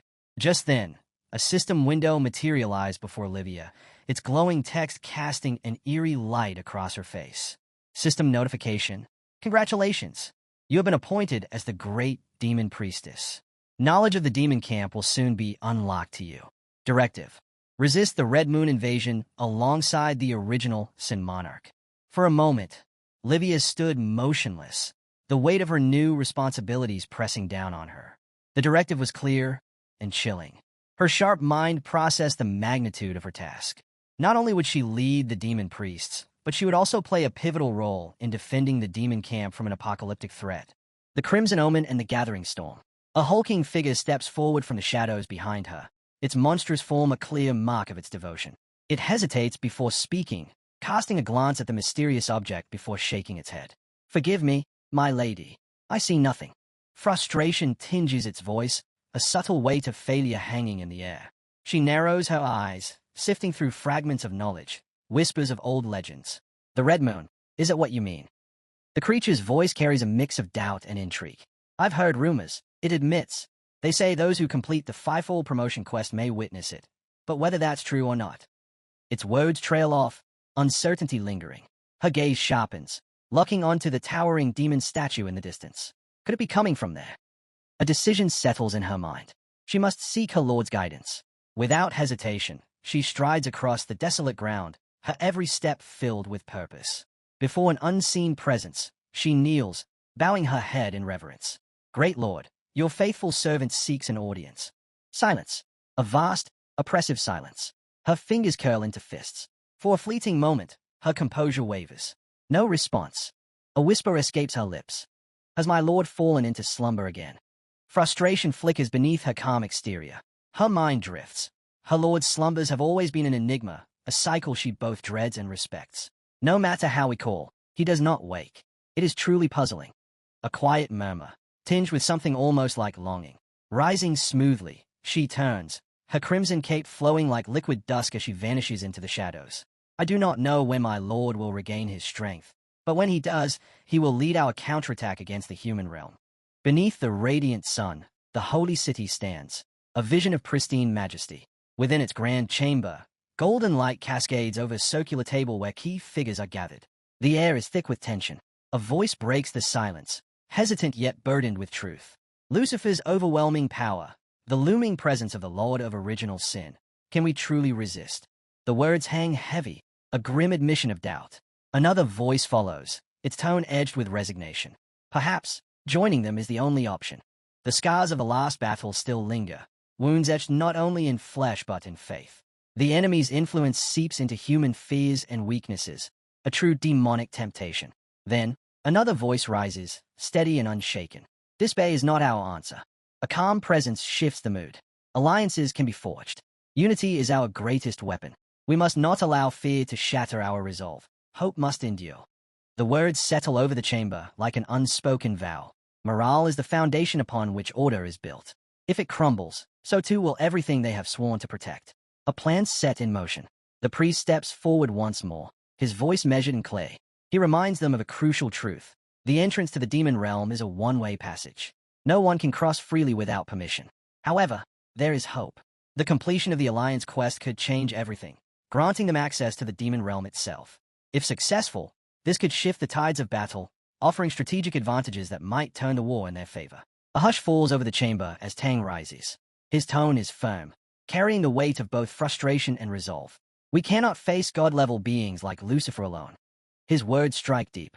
He lays out the gravity of their mission, making it clear that they need reinforcements. His solution? The kingdom of elves, renowned for their warriors, some of whom wield power on par with the gods themselves. If they can secure an alliance, victory is no longer an impossible dream. The tension in the room thickens as they absorb his words. The plan is bold, dangerous, but undeniably necessary. Tang continues, shifting the focus to their most formidable enemy. Lucifer is the strongest of the kings of sin. If we can defeat her, it will send a message. No enemy is beyond our reach. His logic is sound. Striking down such a force would be more than a victory. It would be a statement. It would crush the enemy's confidence and ignite hope among their own ranks. His words resonate, a battle cry yet to be shouted. Across the table, Carolina leans forward, her expression unwavering. The temptation of the demon camp is growing stronger. It preys on human weaknesses, offering power in exchange for loyalty. If we hesitate, more will fall into their grasp. Her voice is calm, yet every word carries weight. Then, a man speaks, his armored hand moving with a decisive gesture. An alliance is not just an option, it is a necessity. His revelation surprises them all. He had already anticipated this need and taken action. A meeting with the elves had already been arranged. His foresight earns approving nods. Time is not on their side. They need to act, and decisiveness will be their greatest weapon. The high priestess steps forward, golden staff in hand. The chamber quiets as she lifts it high, radiant energy flowing from its core. A shimmering circle forms in the air above them, its golden light pulsing with divine power. The gathering stands unified, their purpose clearer than ever. And from within the circle, a figure emerges. A cloak of resplendent blue, a presence both commanding and composed. Alan Lawrence steps forward. His gaze sweeps the room, his posture exuding quiet authority. When he speaks, his words are deliberate, each syllable laced with noble pride. Alan Lawrence, level 160 court magician and eldest son of the Lawrence family. I have come to offer my allegiance. The weight of his introduction crashes over them like a wave. In an instant, the tense atmosphere erupts. A kingdom's price. A young man shoots to his feet, his voice dripping with sarcasm as he mocks Alan Lawrence's so-called impressive level 160. The bitterness in his tone makes it clear, this isn't just about levels. There's something deeper, a frustration simmering beneath his words. Before the tension can boil over, the girl beside him tugs urgently at his arm. Her voice is low but firm, reminding him exactly who Alan Lawrence is. The Lawrence family holds immense power within the kingdom of elves. Offending them would be a mistake neither of them can afford. Her warning carries desperation, but whether it's for his sake or their own future remains unclear. Just as the atmosphere grows heavier, the high priestess steps forward, her presence alone enough to command silence. With the grace of a seasoned diplomat, she turns to Alan Lawrence. Your presence honors us. The kingdom of elves has answered our call without delay, and for that, we are grateful. Despite her composed demeanor, there's a pointed sharpness in her words as she presses forward. But tell me, where does your queen stand on this alliance? Alan, unfazed by the earlier hostility, meets her gaze with effortless charm. A knowing smile tugs at his lips, his green eyes gleaming with amusement. His next words, however, take an unexpected turn. Ah, the legendary high priestess, a true jewel of the human temple. His tone is smooth, but the flirtatious undertone does not go unnoticed. A flicker of irritation flashes across the high priestess's face, her usual composure momentarily shaken. Before she can respond, a sudden tremor rumbles through the chamber. All eyes whip toward the source. Augustin stands, his presence radiating barely contained fury. But Alan remains unshaken. Instead, he unfurls a scroll with deliberate precision, the queen's decree in hand. His voice is steady, authoritative, and leaves no room for debate as he lays out the conditions of the elf support. The terms are brutal. No human shall be permitted to enter the dragon spirit's secret realm. The human forces must locate and return the missing elf princess. A substantial portion of the red moon crystal cores must be surrendered to the elf temple. The demands keep coming, each more unyielding than the last. The weight of the elves' leverage hangs heavy in the air. Carolina's expression hardens, skepticism flashing in her eyes. Others murmur in growing frustration. This is absurd, someone mutters, the disdain in their voice undeniable. Tension builds, bubbling just beneath the surface. Then, another voice rises, louder this time, filled with indignation. And what right do the elves have to keep humans from the dragon spirit's secret realm? His words strike a chord. More voices join in, echoing the same frustration. But before the brewing argument can spiral out of control, another figure steps forward. Clad in the distinct garb of the Shiva Kingdom, Their stance is unwavering. The elves hoard the treasures of the dragon spirit's secret realm, yet it was our kingdom that paid the price to subdue the dragon. Their accusation cuts through the room like a blade.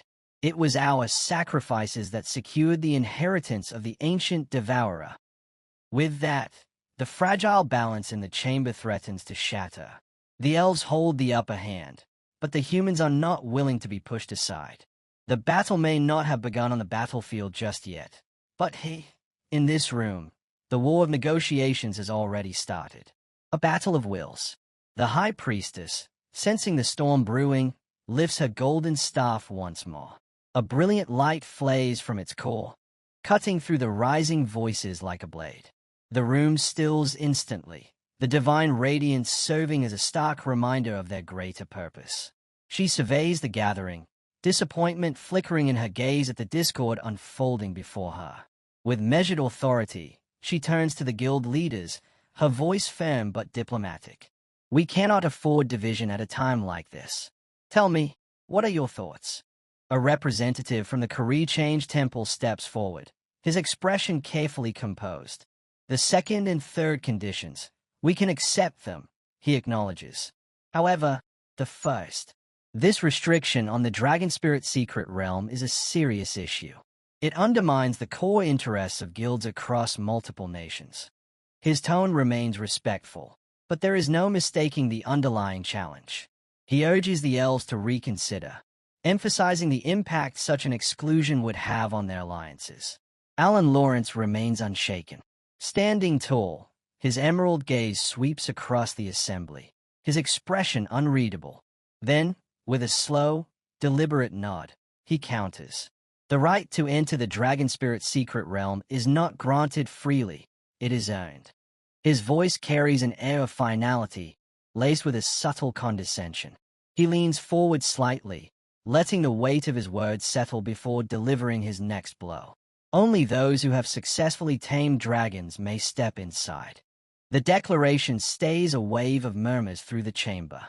Then, as if savoring the tension, Alan lists the few privileged nations that meet this requirement. Longxia, the Eagle Federation, Sakura Kingdom, Shiva Kingdom. Silence follows. The implication is clear. Most of those present are already excluded. The High Priestess steps closer, standing beside Alan as if solidifying the elves' stance. Their combined presence commands attention, leaving little room for argument. Then, with a smirk, Alan delivers a final stipulation, his voice slow and deliberate. One more thing. A dramatic pause. The individual who tamed the black dragon is forbidden from entering. His words land like a hammer blow. Instead, that person must be taken to the kingdom of elves. The chamber erupts. A loud crack splits the air. Tang Zhan's fist slams onto the table, his knuckles white with fury. His breath is sharp, barely containing his rage as he glazes at Alan. Are you targeting Longxia? His voice is tight with suspicion, daring anyone to deny what now feels obvious. Alan doesn't flinch. His response is swift, unwavering. The kingdom of elves holds no bias against any human nation. The words are sharp, almost dismissive. He offers no further justification, no attempt to soothe the growing hostility. The terms have been laid out. It is now up to the assembly to decide. The weight of the elves' demands hangs thick in the air, but before Tang Zhan can lash out again, another figure steps forward. A seasoned representative, his tone calm yet calculated. Tang Zhan, he begins, his words carefully chosen. Think wisely. There's an old saying in your nation, helping others succeed is the first step to securing one's own future. The message is clear.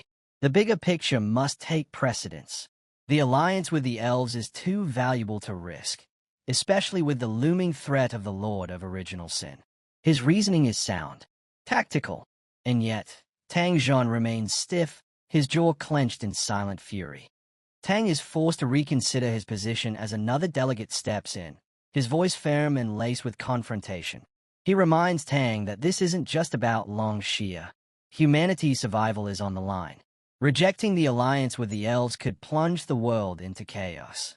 Stepping closer, he delivers a pointed warning. If Longshi's decision leads to failure against the Lord of Original Sin, their nation will bear the shame of betraying humanity itself. His words strike at Tang's pride and duty, but another voice cuts in, laced with mockery. She scoffs at the accusations, dismissing them as overblown theatrics. Her biting remarks liken Tang's stance to that of a disgraceful coward. Yet, Tang remains unfazed. Without a word, he turns to leave, his towering presence radiating restrained fury. Someone calls after him, their voice tinged with hesitation. "Warrior Tang, where are you going?" But their question barely lingers before Tang stops in his tracks. His piercing gaze locks onto the speaker, freezing him in place. A nervous stammer follows. "Why are you looking at me like that? Is there something on my face?" The air tightens. Then, like a lightning strike, Tang moves. His fist connects with brutal speed. The delegate's face twists in shock as is sent hurtling backward, crashing to the ground with bone-rattling force. Gasps ripple through the room. Another man steps forward, attempting to intervene. But Tang is relentless. His next strike is even faster. A blur of motion, a devastating impact. The would-be peacemaker crumples, his protests reduced to silence. Tang's voice slices through the chaos, cold and unyielding. Longshi's path is not for worms like you to dictate. His defiance echoes through the chamber, suffocating any further argument. The weight of his conviction settles over the room, leaving all stunned. Then, Longshi's leader speaks.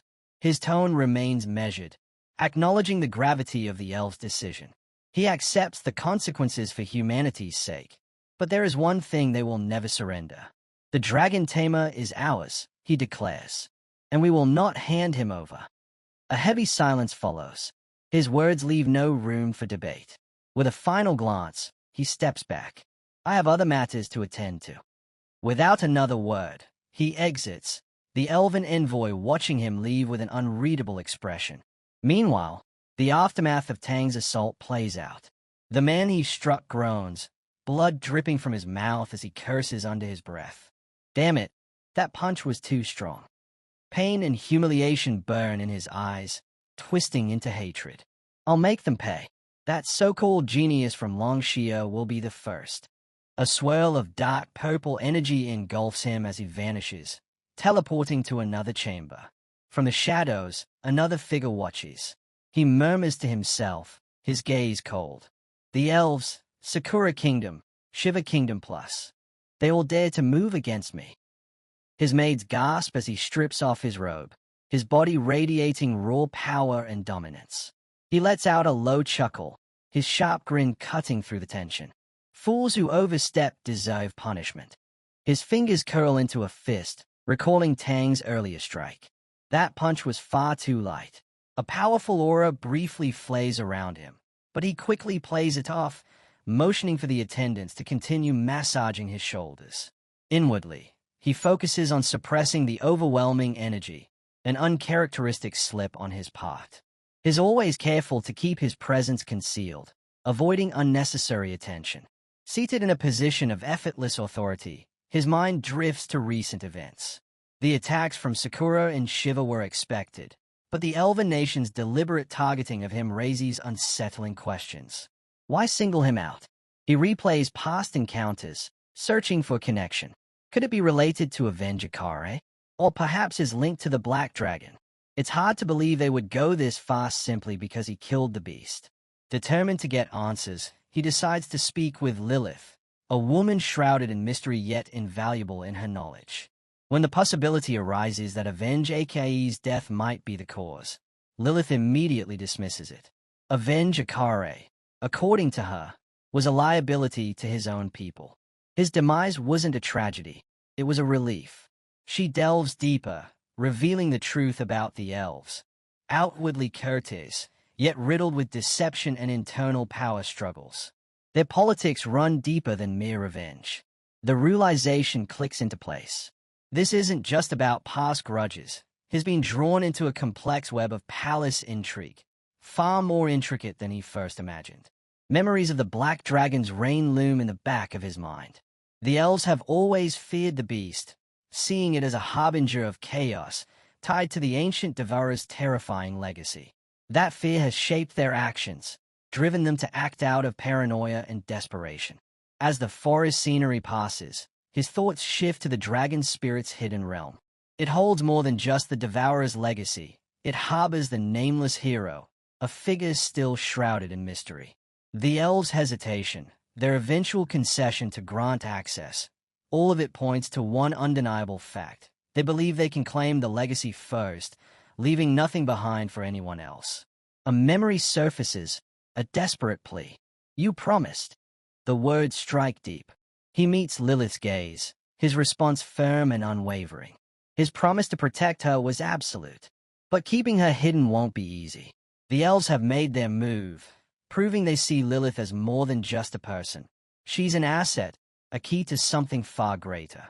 Her curse is both a burden and a weapon, one they won't hesitate to use against her.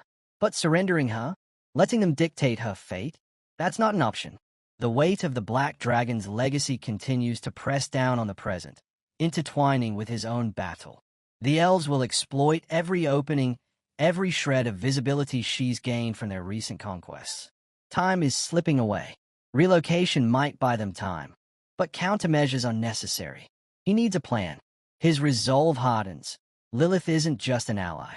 She's a promise, a challenge to the chaos the elves wish to unleash. And if they think he'll simply let them take her, they are mistaken. A subtle chime interrupts his thoughts. A notification flashes across his interface. A message from Tang Zhan. He straightens slightly, his expression calm despite the tension simmering beneath the surface. Whatever comes next, one thing is certain. He won't let them dictate the terms of this game.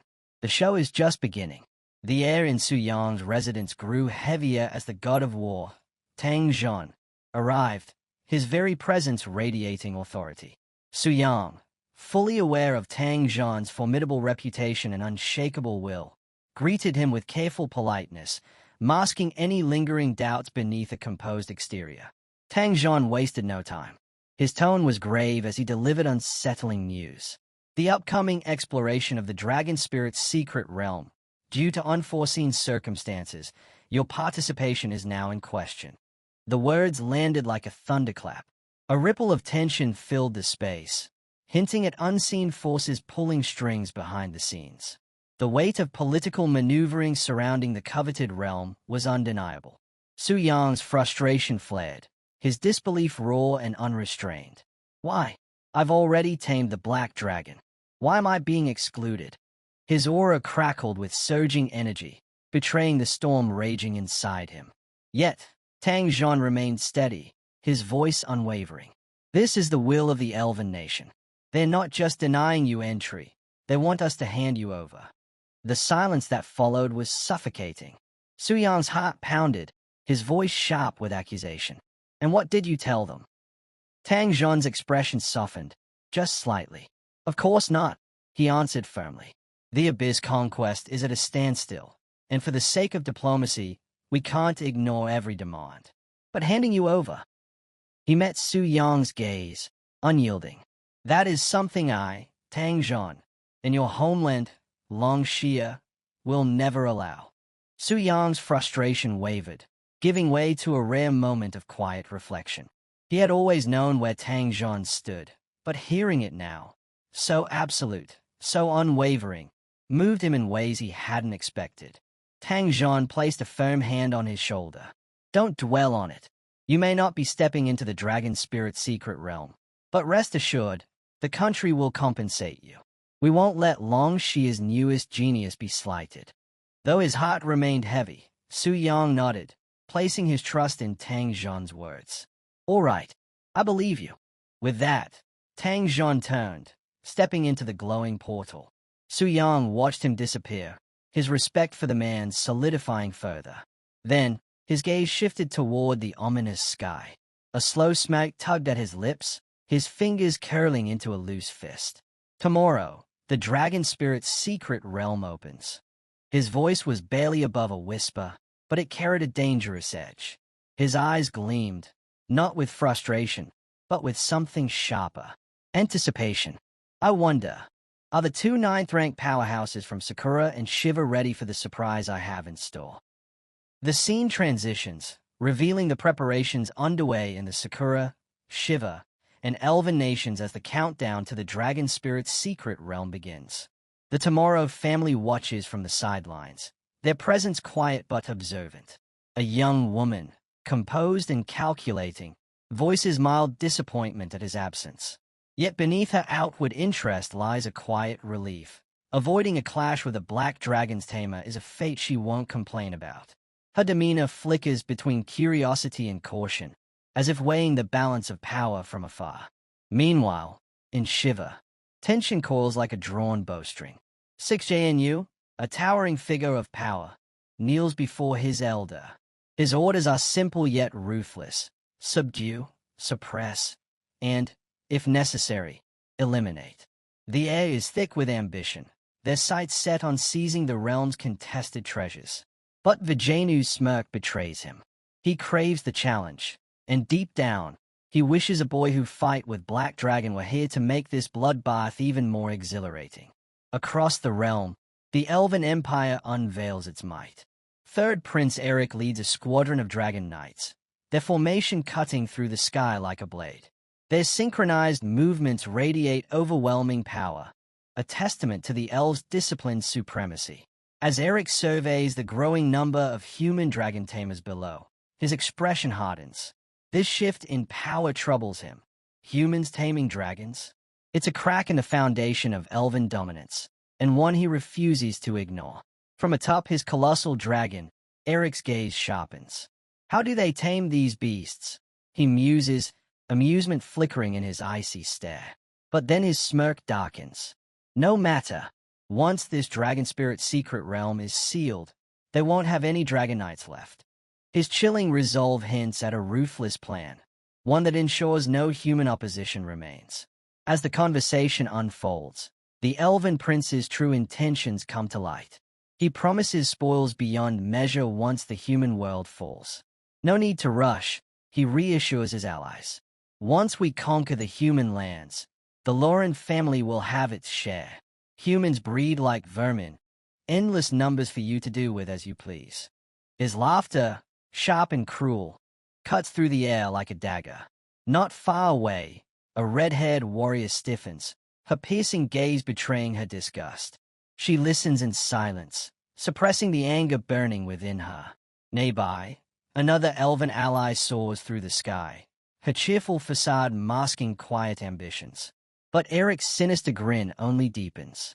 I can't wait that long, he mutters. Once we're inside, I'll. In stark contrast, human warriors gather, their mood grim as they brace for what's ahead. The red-haired warrior looks up at the sky, her thoughts uneasy. My view of elves is crumbling, she murmurs, bitterness lacing her words. Something tells me to stay far away from them. Beside her, a veteran mentor speaks with steady wisdom. Stay calm, he advises. If danger comes, don't be reckless. Survival is what matters most. Do you understand? The younger warrior swallows hard but nods, determination flickering in her eyes. Yes. The tension mounts as the elves tighten their grip on the battlefield. The entrance to the secret realm pulses with a violent purple glow, a storm of power waiting to be unleashed. Their dragons stir, roaring in anticipation. The battle for dominance is about to begin. The elven country is really putting on a show, he remarks sarcastically, watching their overwhelming display of force. But beneath his casual tone lingers a hint of suspicion. They are wary of Tang. Who knows if he'll actually keep his word? Suddenly, a young warrior from Shiva steps forward, determination burning in his eyes. His crimson scarf flays behind him as he makes his move. Uncle, I'm going, he declares. His uncle's response is immediate, fierce and filled with pride. Do well. Let them witness the true power of Shiva. Nearby, a sneering voice cuts through the tension. Little beauty, he leans forward slightly, smirking. Want to team up with me later? The girl's expression twists in visible discomfort. Her lips press into a tight line, but she doesn't dignify his words with a response. Instead, she simply lowers her gaze. Her silence is a protest louder than words. Below them, the ground pulses with an ominous glow. The air hums with an eerie energy as the swirling purple circle etched into the stone intensifies. Faint spikes of power burst upward, signaling something ancient and dangerous awakening beneath them. A whisper of excitement escapes him as he watches the ritual unfold. 6 new lambs from the elven country. He mutters under his breath. What a bonus. They have no idea we hold the stone tablet that bends dragons to our will. A tremor shakes the battlefield, and part of the rocky terrain crumbles under the growing force. His eyes gleam with unrestrained glee as he envisions the impending slaughter. Killing them means 8 dragons for us. What could be better than this? The earth cracks further, debris cascading down as dark energy surges beneath the surface, ready to explode. The anticipation thickens with every fracture in the ground. Then, a thunderous force erupts. Augustin, cloaked in crackling lightning, unleashes his devastating might. The battlefield trembles under his raw power, but something is wrong. His movements are unnatural, controlled, manipulated. His will is no longer his own. He is nothing more than a puppet, his immense strength serving another. Above, the true mastermind watches with a sinister smirk. In his grasp, a glowing sphere pulses, the Augustin's very soul, trapped within. Controlling such power is intoxicating, his grin widening with satisfaction. But his gaze remains cold, calculating. This isn't just a spectacle. Behind him, the black dragon, an overwhelming force of destruction, looms. Its crimson eyes burn with primal rage, waiting for the command. The protagonist's voice cuts through the storm of energy, resolute and commanding. Follow your bloodline. Devour everything. In an instant, a pillar of fire erupts into the sky, consuming everything in its path. The sheer force of the blast shook the battlefield, sending shockwaves that ripped through the earth. Cracks splintered across the ground as debris and embers filled the air. Onlookers barely had time to react before the devastation spread like wildfire. Damn it! Augustin's lost his mind. We have to stop him, warriors shouted, scrambling to their feet amidst the chaos. Coughing through the swirling dust and embers, Atel struggled to regain his footing. The urgency in his voice was undeniable. If they didn't act now, there would be nothing left to save. But before they could even regroup, the attack came, fast, ruthless, without warning. A blade sliced through the air with terrifying precision. Steel met steel in a violent clash, the impact rattling his arms. His breath hitched as he staggered back, shock flickering in his eyes. Damn it! Why are you attacking me too? The warrior before him wasn't himself anymore. His eyes burned with an eerie red glow, half his face darkened by some unnatural force. Force command activated. The battlefield trembled as the warrior let out an inhuman roar, his blade crackling with a sinister energy. His strike came down like divine judgment, raw power surging with unstoppable force. But his opponent barely flinched. A sigil ignited beneath them, pulsing with unnatural energy. Then, light exploded from the ground. A violent pillar of raw destruction erupted, swallowing everything in its reach. The shockwave shattered the earth, sending bodies hurtling through the air. Above it all, the true mastermind watched with a smirk, his eyes gleaming with cold amusement. The force command lasts only 1 minute, he mused. Let's see how much chaos they can create in that time. His smirk widened as he stepped back. I'll take my leave now. Below, the battlefield convulsed with destruction. Then, just as suddenly as it had begun, the control lifted. The aftermath was nothing short of a nightmare. Augustin blinked, his senses returning, his hands still crackling with the remnants of a spell he had no memory of casting. What exactly happened? His breath hitched as his gaze swept across the battlefield, now reduced to smoldering ruins. Bodies lay motionless, the air thick with smoke and the acrid scent of destruction. The land itself had been scarred beyond recognition. One chilling truth settled over them like a suffocating weight. No one survived. Augustin's stomach dropped. His voice wavered. Why did our minds and bodies lose control like that? Smoke curled from the ruins, the stench of charred stone and dust clinging to the air.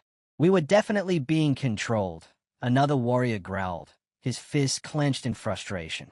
A priest of miracles, his robe still flickering with remnants of spiritual energy, furrowed his brow. My spiritual sense does not lie. Someone was pulling the strings from the shadows. Even Augustin, he must have been affected, too.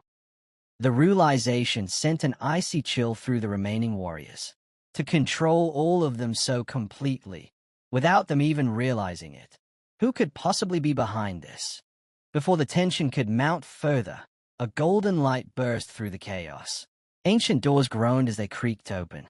The gateway to the dragon spirit realm stood wide, its entrance pulsing with residual energy. For now, their questions would have to wait.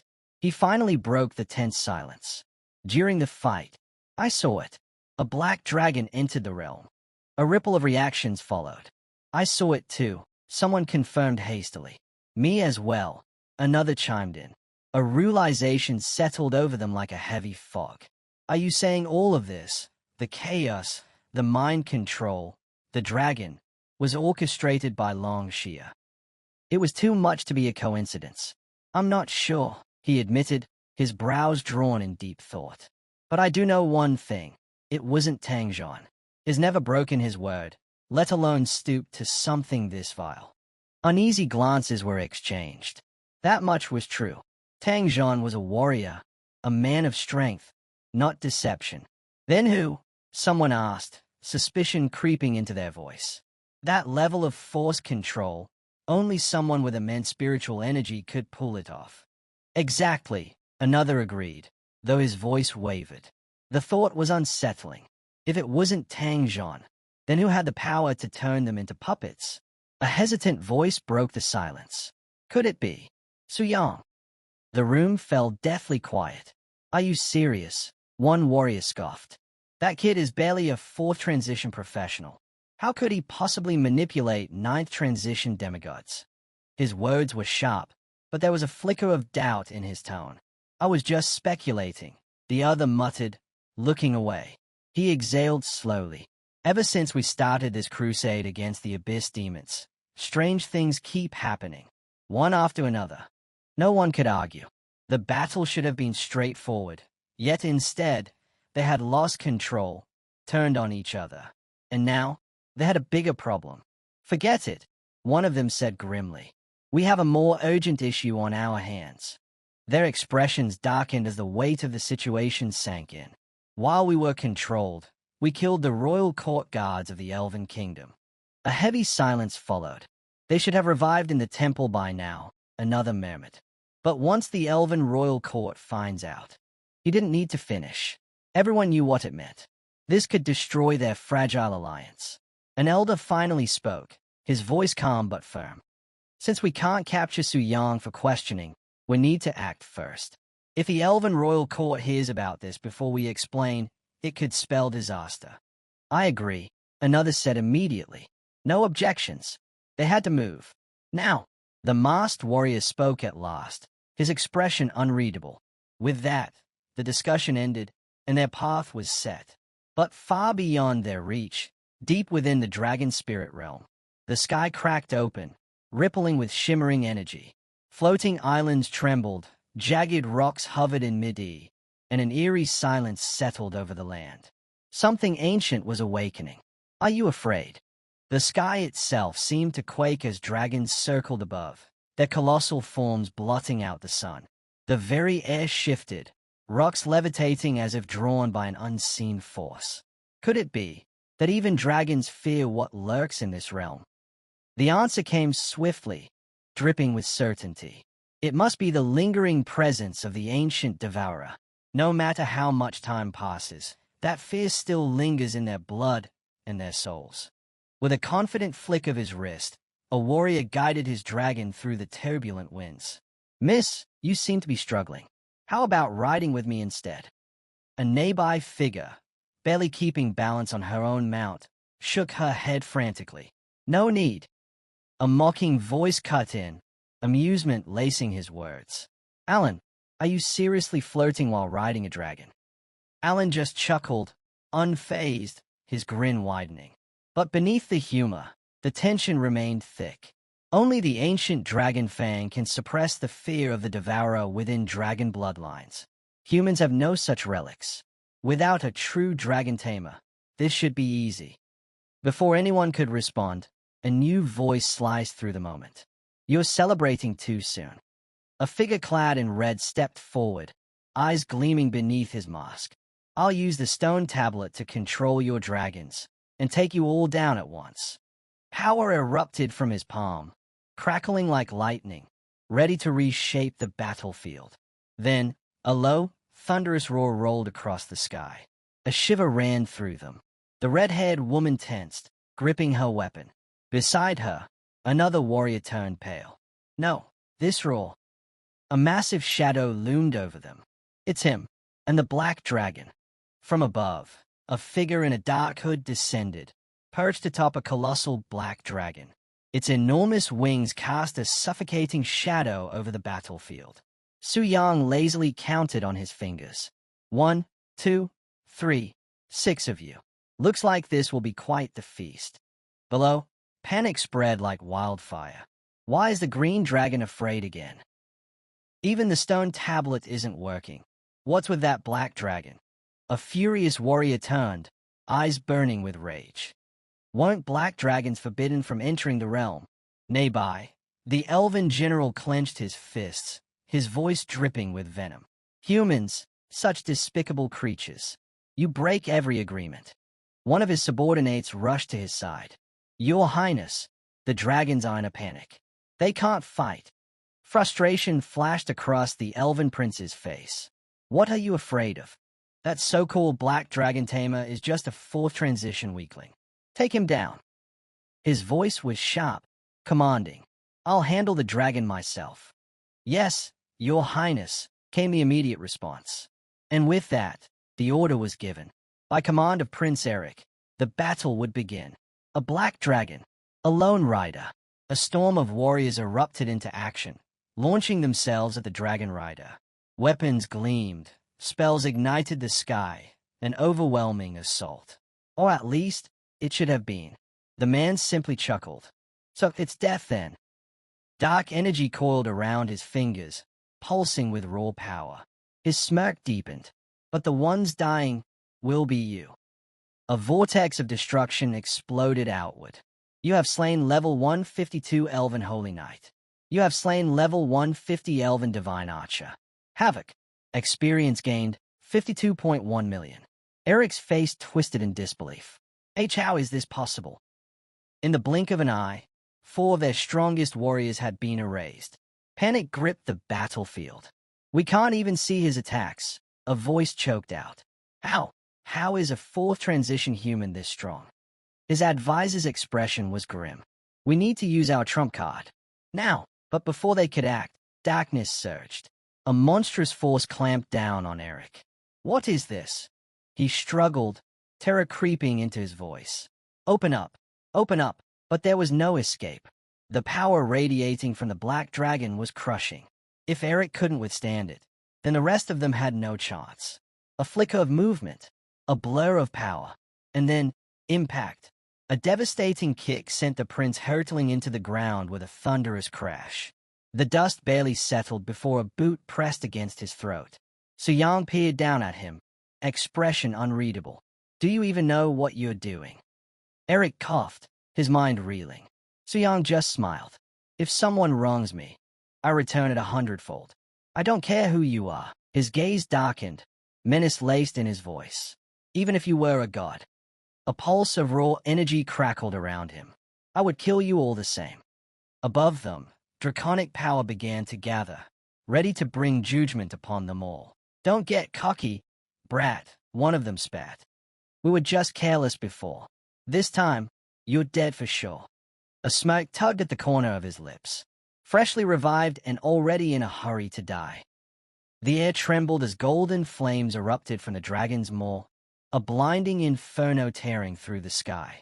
The elf riding atop the beast sneered, his voice ringing with arrogance. Burn to ashes. A deafening explosion shook the battlefield. Waves of fire surged outward, devouring everything in their path. The air distorted from the sheer heat, and a massive crater formed where the blast struck. But as the smoke thinned, something was wrong. What's happening? A voice filled with disbelief cut through the chaos. The green-haired girl's sharp eyes caught it first. The eyes. The colors changed. Her voice wavered. They're being controlled, forced into a frenzy. A spell like this. The elves were desperate to kill Su-yang. Amidst the chaos, the elven commander grinned, relishing the moment. "Well done," he murmured, his eyes glinting with malice. Watching the inferno engulf its target, he smirked. "Let's see you act tough now." The battlefield trembled. A low, ominous hum filled the air before, boom, a golden explosion surged across the sky, the elf prince's magic pulsing with raw power. But then, crack, a distortion split through the air. Below, the battlefield twisted as a violent surge of energy erupted. A radiant column of violet light shot upward, splitting the ground in two. From within the storm of power, a black silhouette emerged, wreathed in flickering energy. Two dragons flanked the vortex, their wings thrashing in terror. And no, this can't be real. The elf prince's voice wavered, his confidence shattering as the void advanced toward him, relentless and unstoppable. Then, screams. Fire rained from above, crashing down in blazing torrents like a meteor shower. Explosions rocked the battlefield as the elven forces scrambled in panic. Through the chaos, one figure stood motionless, untouched. Su-yang.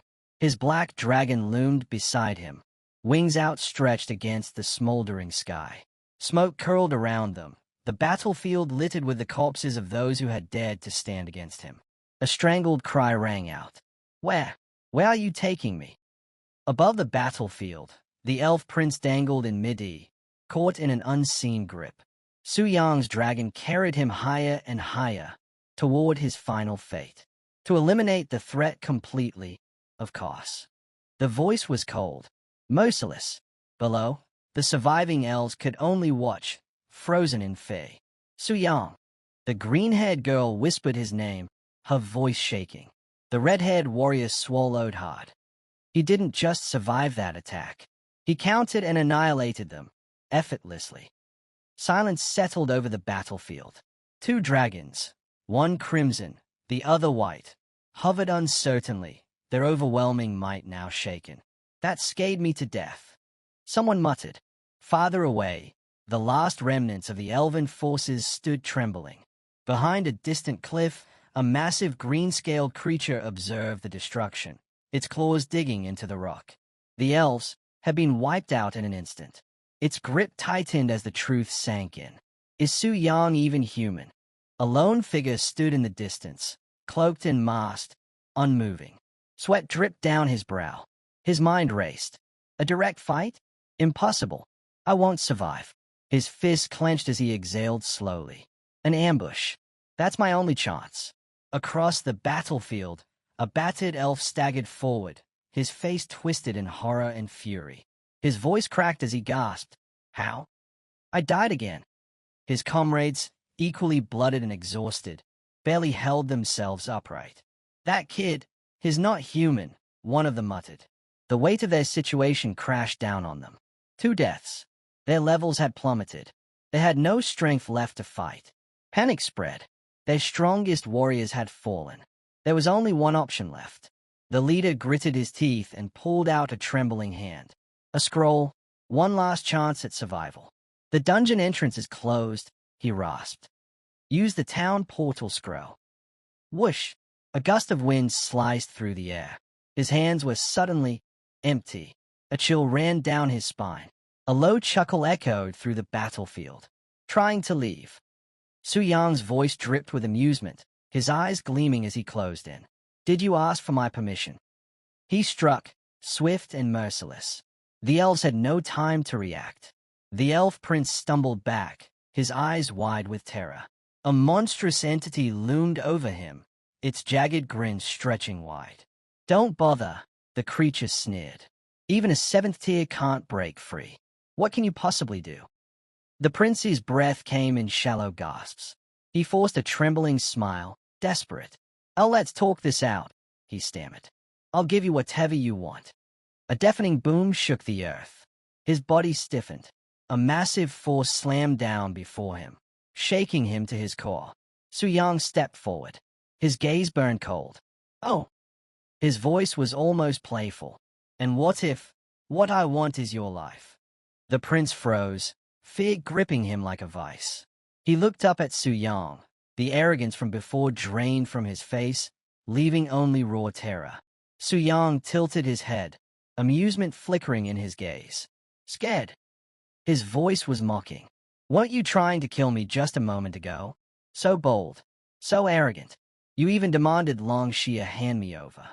His smirk faded. Why the sudden change of heart? The prince swallowed hard. His lips trembled. We were wrong. We were blind before, he choked out. We admit our mistake. Please, sir, spare us. Su-yang scoffed. Too late. The elf's vision blurred as dread consumed him. I've seen what you elves are like through Akare. Su-yang's voice was like a blade. You think I'll let you walk away? The prince's breath hitched. You're the one who killed Akare. Su-yang's gaze darkened. I'll keep killing you, he whispered, again and again, until your levels hit 0 and you can never revive again. The prince's world shattered. There was no escape. His scream tore through the battlefield, raw and desperate. He flailed, grasping for salvation. But none would come. The elf's trembling hands reached out desperately. Stop! Aren't humans supposed to be our allies? Su-yang moved like a phantom, his speed unnatural, his presence suffocating. The elf's frantic gaze darted around, searching for an escape. If I don't make it out of here, your entire race is doomed. A deafening impact shattered the ground as Su-yang struck with unrelenting force, dismissing the elf's plea without a second thought. An alliance? Su-yang scoffed. Impossible. The elf gasped, choking on his own words. You can't defeat world-level bosses, complete advanced world quests, or unlock divine tier classes without us. Don't you care about that? Su-yang's grip tightened, his voice like ice. Nope. The next moment, the elf's body was sent hurtling down, an explosion of rock and dust marking his end. A system notification. Elf Knight Aegis, Elf Warrior Karen, Elf Mage Baheim, and Elf Archer Havoc have been completely eliminated. Silence fell over the battlefield. It wasn't just a victory, it was a massacre. Deep in the writhing shadows of Su-yang's prison, the last surviving elf warrior trembled. His voice cracked with fury. Coward, using tricks to win. Let me out and fight fair and square. Su-yang tilted his head, unimpressed. Sure. With a flick of his hand, the dark prison unraveled, freeing the elf. Wasting no time, the warrior summoned his power. Blades of wind howled as his weapons surged with magic. You asked for it, he roared. Weapon enchant, storm gale slash. His eyes burned with confidence. Die, human. But Su-yang didn't move, didn't flinch, as the elf unleashed his ultimate technique, Storm Annihilation Slash. A massive tornado erupted, ripping through the battlefield. The very air howled as a lethal vortex formed, swallowing Su-yang whole. Ha! You deserve it. The elf sneered, watching the cyclone consume its prey. Then, his smirk vanished. Through the raging storm, a lone figure stepped forward, untouched. What? How are you still alive? Su-yang casually dusted off his sleeve. His HP bar remained at 90%. A 7th-tier attack. Not bad. Stronger than that silver dragon I fought. The elf's face twisted in horror. My full power strike only took 10% of your HP. That's impossible. You're not a 4th-tier class. You're not even. Su-yang lunged, his presence suffocating. You finally get it, he said, a wicked grin forming. I'm a boss in human skin. System notification. You have completely killed level 1 Fairy Knight Eric. Hidden behind a rock. A cloaked figure trembled, eyes wide with terror. Not even an ambush would work on this monster. He clenched his fists. I have to tell my uncle and father. They're the only ones who can handle him. Just as he turned to flee, a system notification flickered. You have completely killed level 1 Beast Tamer Paiganu. The black dragon finished its meal, crunching bones with eerie finality. Suyang barely glanced at the notification. The dungeon warnings were real. They were all dead. Two women approached, one furious, the other uneasy. Forget those elf scumbags. Why did you kill Paiganu too? Suyang wiped a speck of blood from his cheek, expression unreadable. Because the Shiva Kingdom had already planned to kill us all here. I just took him out before he could act. Pure self-defense. His gaze darkened. Besides, the Dragon Spirit Dungeon isn't some leveling paradise. It hides dangers beyond your imagination. He turned, walking toward the horizon. Stay put if you value your lives. Wander off, and I can't guarantee what'll happen to you. The blonde swallowed hard. Gulp. And just like that, their so-called hero disappeared into the distance, moving too fast for them to even react. He wasn't just powerful, he was a god among mortals.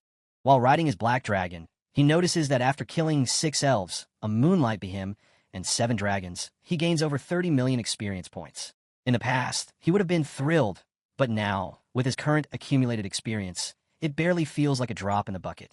The items, tools, and equipment dropped are somewhat valuable, but he doesn't need them for now, so he stores them away. Checking his attributes, he silently gazes at his dragon's sword, wondering if it's grown. The values seem necessary, but the bonuses from devouring those 7 dragons should be much higher than this.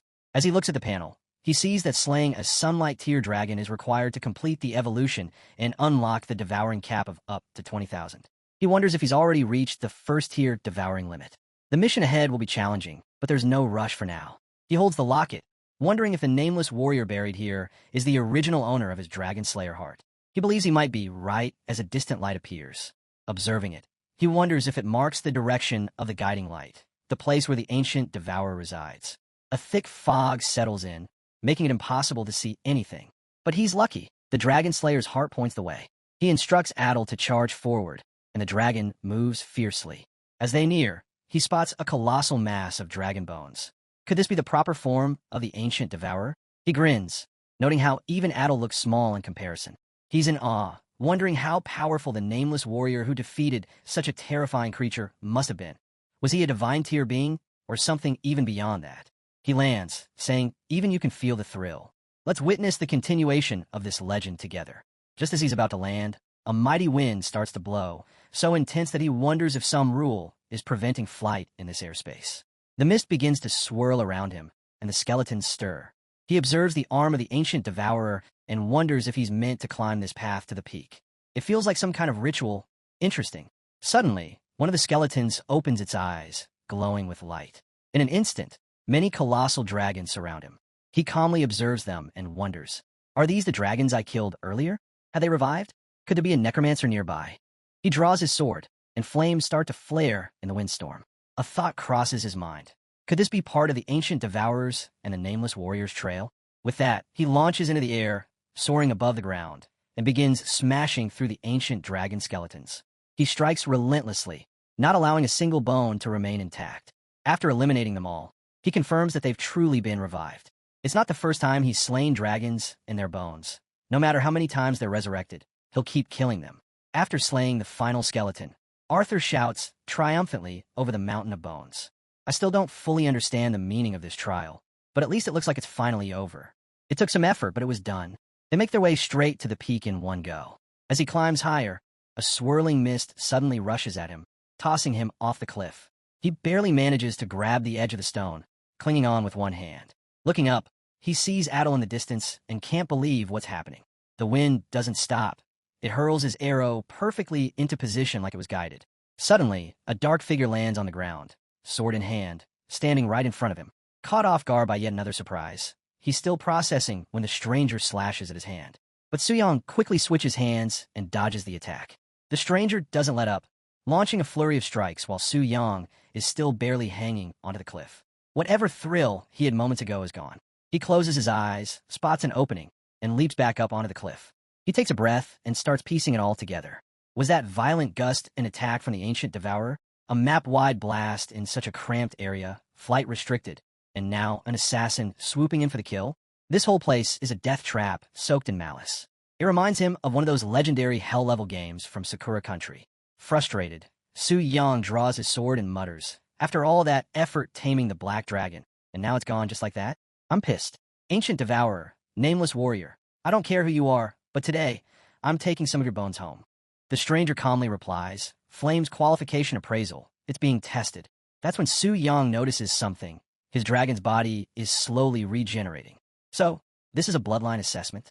If they fail, will the dragon die, for real? He hopes Adol pulls through. But right now, he has to deal with the stranger. He demands, "Who is this nameless warrior?" The stranger just responds with the same question. Su Yang answers, "My name is Su Yang." But then the stranger repeats the same question again. "Who are you?" It stuns Su Yang. What does that even mean? 2 times in a row? Has this guy seen through him? Can he feel it? The pull of the sovereign of original sin? The stranger doesn't wait. He unsheathes his sword again, the wind slicing around it like a living force. It's unbelievably fast, and in the blink of an eye, the blade pierces right through Su Yang's shoulder. In the next moment, Yang drops to his knees. Strangely, even after taking a direct hit, he feels no pain, and his health points haven't dropped at all. Confused, he mutters, "What's going on?" The stranger looks at him and says, "Correction failed. You are," but before he can finish, Yang leaps back up, grabs his sword, and launches a sudden attack. But the stranger effortlessly parries the blow and counters with a swift strike. Yang barely manages to block it. Their blades clash violently as the two battle all across the area.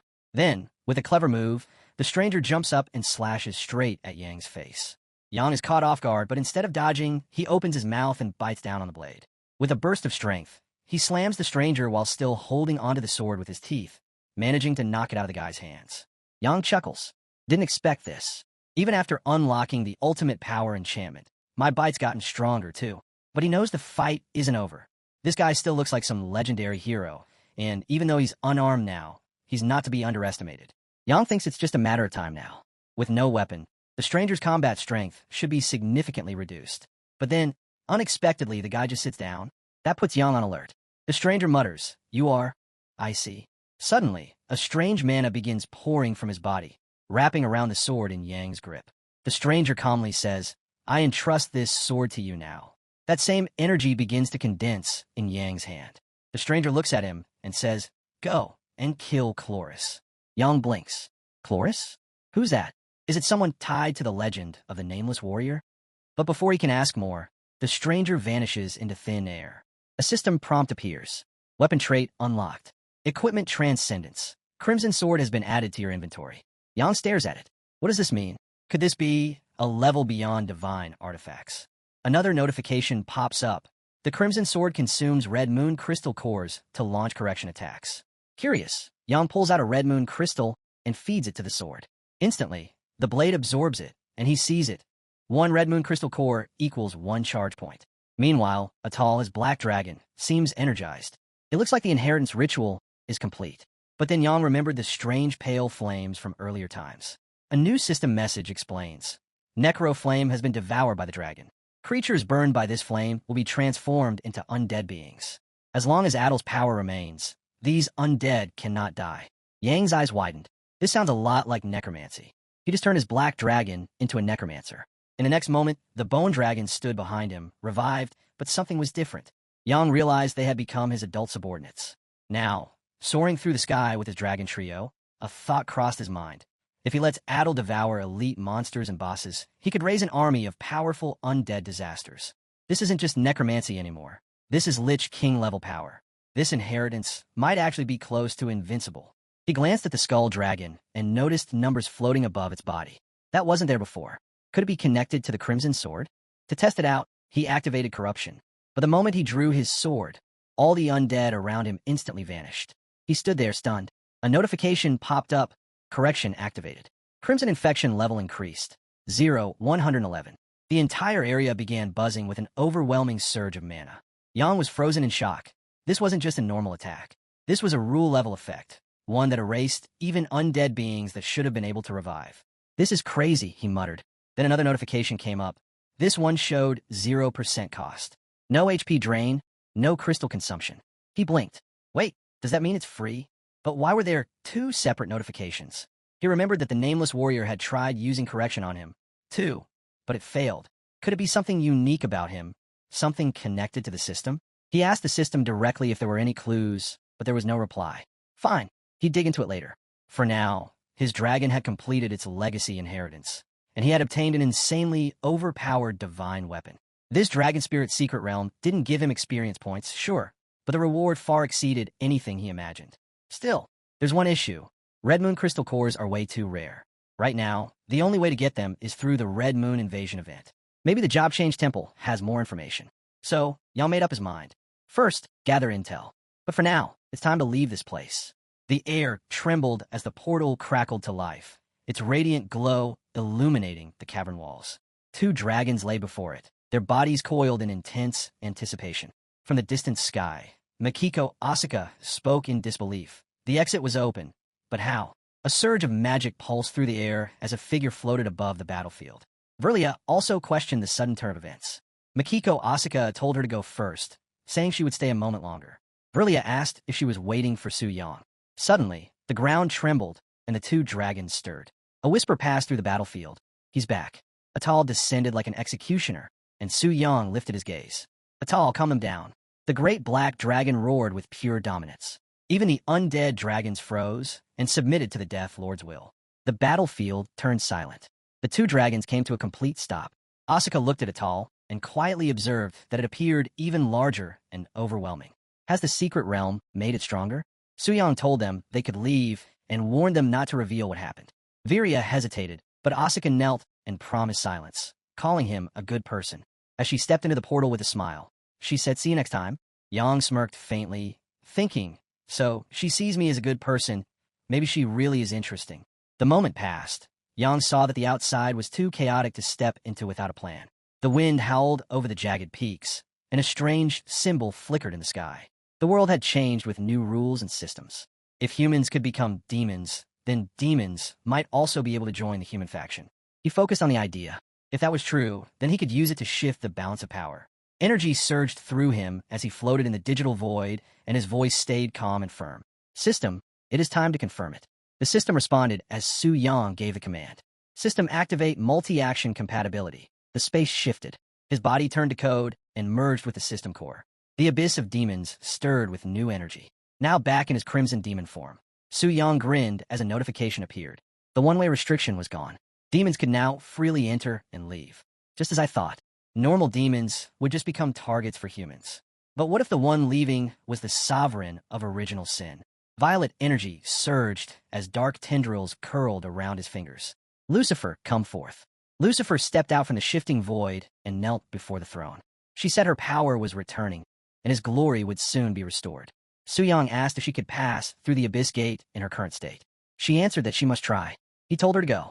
The Abyss Gate towered over the frozen Siberian plains. At -30°C, the icy winds could break even the toughest mortals. The armored sentinels chant, how much longer do we have to stay in this godforsaken place? Even deep demons would freeze solid here. Lucifer's form materialized amidst the blinding frost, her body recoiling instinctively from the oppressive cold. "My power is weakening." Their complaints stopped the moment they saw her, a demon. Now that demons could enter the outside world, panic hit fast. "Quick, inform the high priest." But Lucifer scoffed. "Too noisy." In a flash, her claws sliced through the air. The guards didn't even react before their bodies were torn apart, blood staining the ice. Lucifer's gaze lifted toward the fortress ahead, its towering ice spires gleaming under the bitter sun. "At least it's confirmed we can cross the Abyss Gate. Time to report back to my king." Back in the depths of the abyss, Lucifer knelt before the Crimson Throne. "So we can enter and exit the Abyss Gate, but our power is limited to the demigod tier." He wondered if it was because the path to godhood had not been unlocked yet. Did that mean the current world could not support god-tier beings?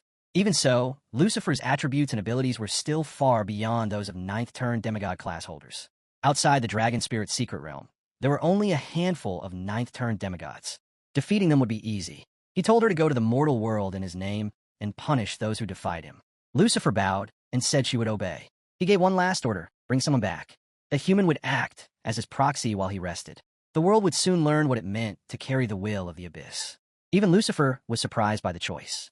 Elsewhere, not long ago, a glowing portal pulsed in a barren land as Augustin confronted Tang Zhan. "You broke the pact.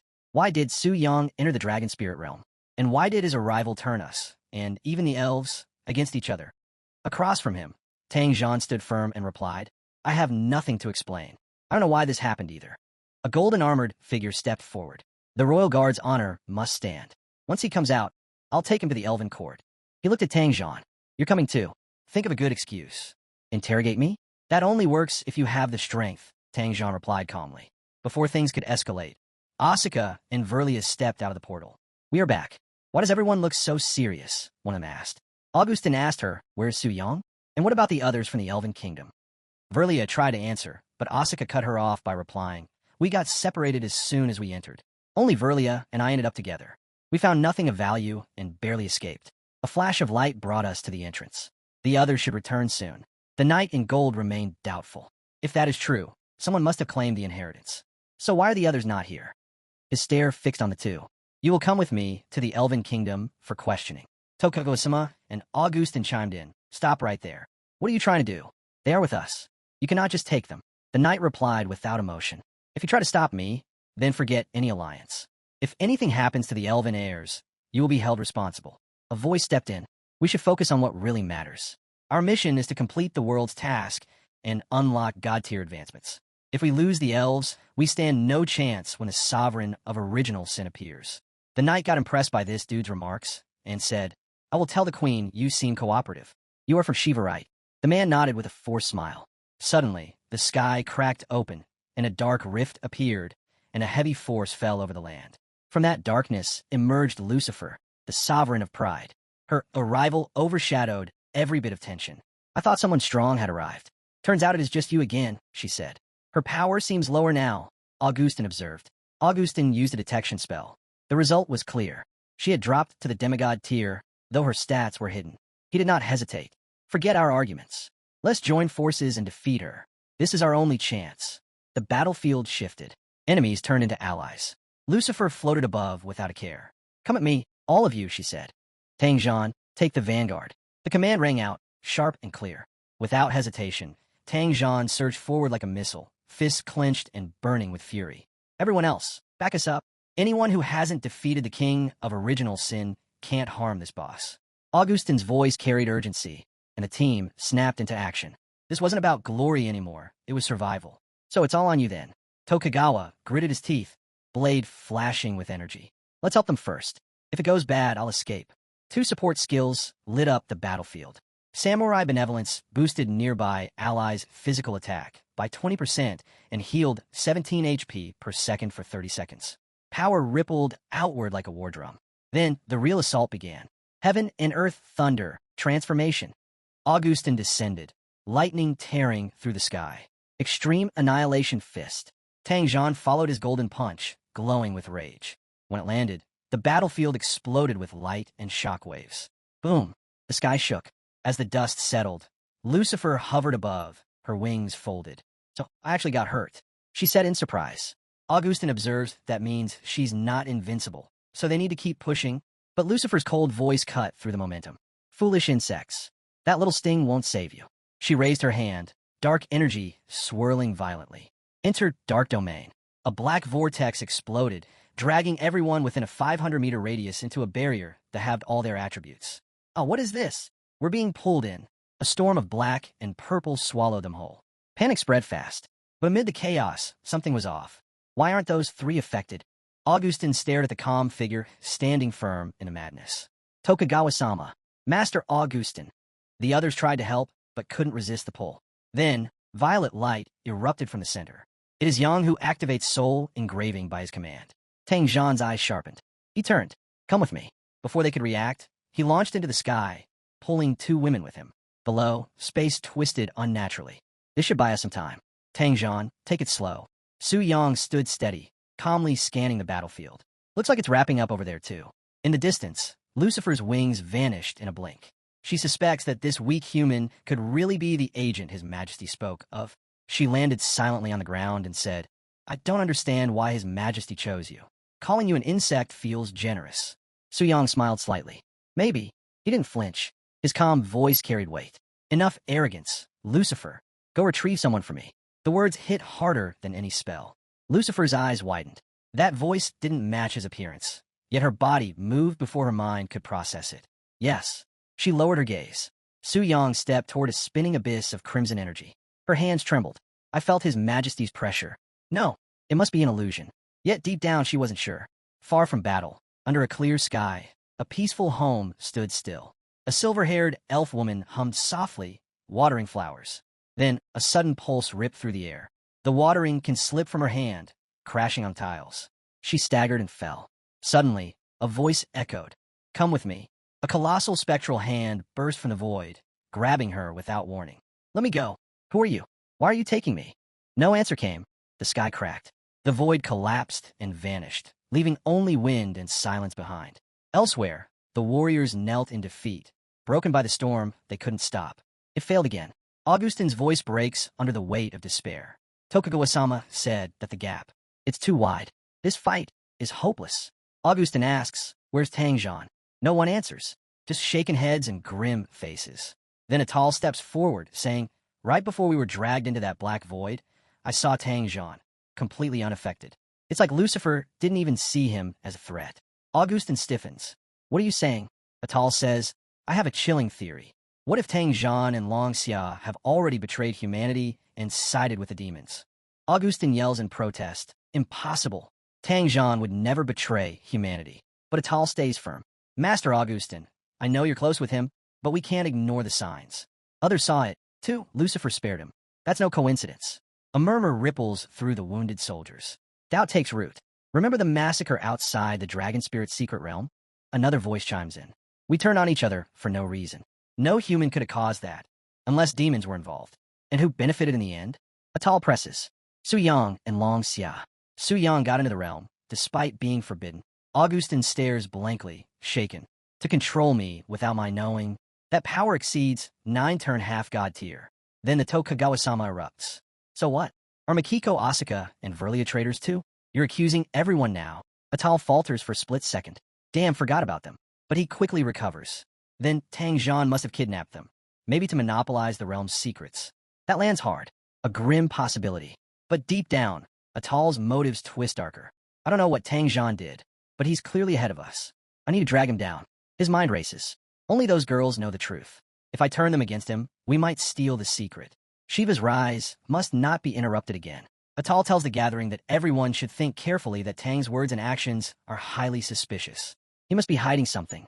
The gathering starts to gossip, saying that although it's hard to believe, there still is a possibility. Atal says they don't need to waste any more time and suggests they head out to find Tang. Suddenly, someone moves and comes up behind Atal.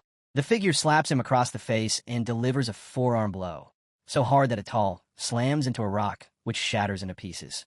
It's Tang who says, "If you dare slander me again, I won't mind making you experience death once more." Augustine shouts at him, demanding an explanation. Why wasn't he trapped in Lucifer's barrier, and why did he suddenly disappear? Tang replies that he has nothing to explain. If Augustine truly suspects him, he should go to the holy city and ask the highest priest to verify. Verlia adds that His Majesty led the two of them in a mad dash all the way to the border of Long Xia, stopping only briefly before immediately returning. Verlia adds that, at the time, this uncle looked very strange, almost as if he were being controlled. Now Augustine and Tokugawa begin to wonder. If Tangjean dares to propose going to the holy city, then the likelihood of him colluding with the abyssal demons is low. Everyone knows the high priest can detect lies. So, could it be that the young man from Long Xia, Yang, is actually the one working with the abyssal demons? All of their thoughts converge on one man, Su Yang. They question whether someone who has only just reached his 4th-class advancement could even have the power or status to pull something like this off. However, Augustine says that if that's the case, then they should head to the holy city, ask the high priest to decide, and handle the matter involving the priest as well. Meanwhile, Atal, with a swollen face, disguises Tang and says that he will make him pay one day. In the holy city, standing before the priest, she asks if everyone can confirm they have never colluded with the abyssal demons and have no knowledge of being forcibly controlled. They all nod in unison. A bright yellow light shines above Tang's head, showing that he is telling the truth. The priest remarks that it is no wonder Tang was so confident. Since none of them is at fault, he places the two girls on the seat and questions them about the events they described in the Dragon Spirit's secret realm. He asks if they can confirm that there are no falsehoods in their statements. The girls are taken aback as the light above their heads dims, revealing that they have lied. They panic internally, realizing this is bad. They hadn't expected the holy priest to possess such an ability. Now, they can no longer hide the truth from Su Yang. Realizing the deception, Augustin shouts at them, "How dare you lie?" Tokugawa also rebukes them harshly, demanding, "What exactly are you two hiding? If you don't tell the truth, I won't spare Asuka, even if her father begs for mercy." Meanwhile, Tang begins to wonder, could these matters really be related to Su Yang? He had previously investigated everything. His background, his classmates, the guilds he joined, and even the temple priest. All gave the same evaluation. Su Yang is a genius, strong and kind-hearted, definitely not a ruthless villain. Even if, by some chance, he has a connection to the Abyss, he has never implicated Tang or those two girls. He wondered if the final verdict had confirmed Su Zhang's connection to the Abyss. Should he eliminate him now? But, just as he was trying to make sense of it, the priest turned to the two girls and said their identities had already been exposed. There was no point in hiding anything anymore. If they didn't wish to speak here, they could follow her to the confession room and explain everything there, so she could deliver her final judgment. Verlia and Asuka had the same thought. If the priest could detect lies, then maybe that matter would come out as well. So they agreed to go. The priest led them to the confession room, and on the way, the two girls looked back at Atal. He had no idea why they did that. It puzzled him. 10 minutes later, the priest stepped out of the room holding a weapon. Without hesitation, she pointed it at Atal and said, "Did you conspire with your nation's Vijanu to kill all the secret realm participants?" Atal froze. What has happened? How did the high priest know about this? Was it those two girls? Could they have caught Vijanu? That didn't seem possible. The priest continued explaining that according to the girls, back in the Dragon Spit's secret realm, Su Yang had discovered Vijanu's plan and killed him. They were not involved. That left only one question to resolve, whether Su Yang was guilty or whether it was Vijanu, who was actually Atal. The priest demanded a clear answer. Meanwhile, the crowd began whispering among themselves. Some questioned how Su Zhang, a 4th class advancement, could have killed a 6th class like Vijanu. Others began to suspect Atal, noting his long history of cunning behavior and wondering if he had been behind everything all along. Still trying to maintain his innocence, Atal denied everything. But the priest declared that the truth had already come to light. By the authority of the Holy Light Priest, he temporarily sentenced Atal of Shiva Nation to 3 death penalties. He would also be detained by the Holy City, with the duration of imprisonment to be decided later. Atal dropped to his knees in disbelief, unable to comprehend how it had come to this. Burning with rage, Su Zhang stepped forward. So it turns out, I and the other participants from Sakura Nation and Eagle Federation were completely innocent. This was all because you, Atal, wanted to frame me for your crimes. Atal dismissed it as slander. He admitted to plotting, but denied any ties to the Abyss. He accused Su Yang of killing a prince of the elves and claimed Long Xia had helped. If he was guilty, then so were they. In his eyes, they had ruined the Elf Alliance, and they were the real traitors. Tang shut him down immediately. He slammed a raw punch into Atal's gut. The impact launched him across the hall, and he crashed into the giant statue of the priest outside the building. Tang remained still and unmoved. And it was not over. Tang caught up to him and drove a brutal knee into Atal's groin. Then he followed with a powerful punch that sent Atal tumbling again.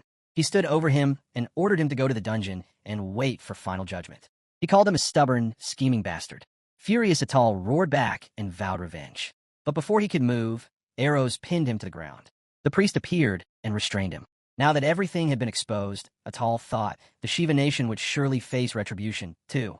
There was only one thing left to do: flip the table. Brother, he thought, this is my final message before I'm sealed. Tell the Elf Kingdom that Su Yang killed their prince. Then join the Abyss. Side with the demons. Avenge me. He opened a portal and sent the message through. Watching everything unfold, Su Yang thought to himself, if the Shiva Nation is siding with the demons, isn't that the same as walking straight into a trap? Now Atal is behind bars. Yang reflects. Despite how meticulously Atal plotted everything, how could he have possibly predicted that Yang is the ruler of the demon abyss? If the human nation defects to the demon faction, then they'll be mine to command. I'll gladly accept this generous gift. As for you, Atal, just obediently take 4 from me. After all, you brought this on yourself. Don't blame me. As for the Elf Kingdom, Yang muses, apart from Lilith, every elf he's met reeks of arrogance. Deep down, they all see themselves as a noble race, flaunting their pride and contempt like it's a divine right. Anyone unaware might think they all wield Lucifer-level power. They're just a race that once had God-ranked beings. Once I ascend to original Sin Monarch and achieve godhood, I'll show these arrogant elves who are the true rulers. Enslaving one more tier, 11 race, is nothing.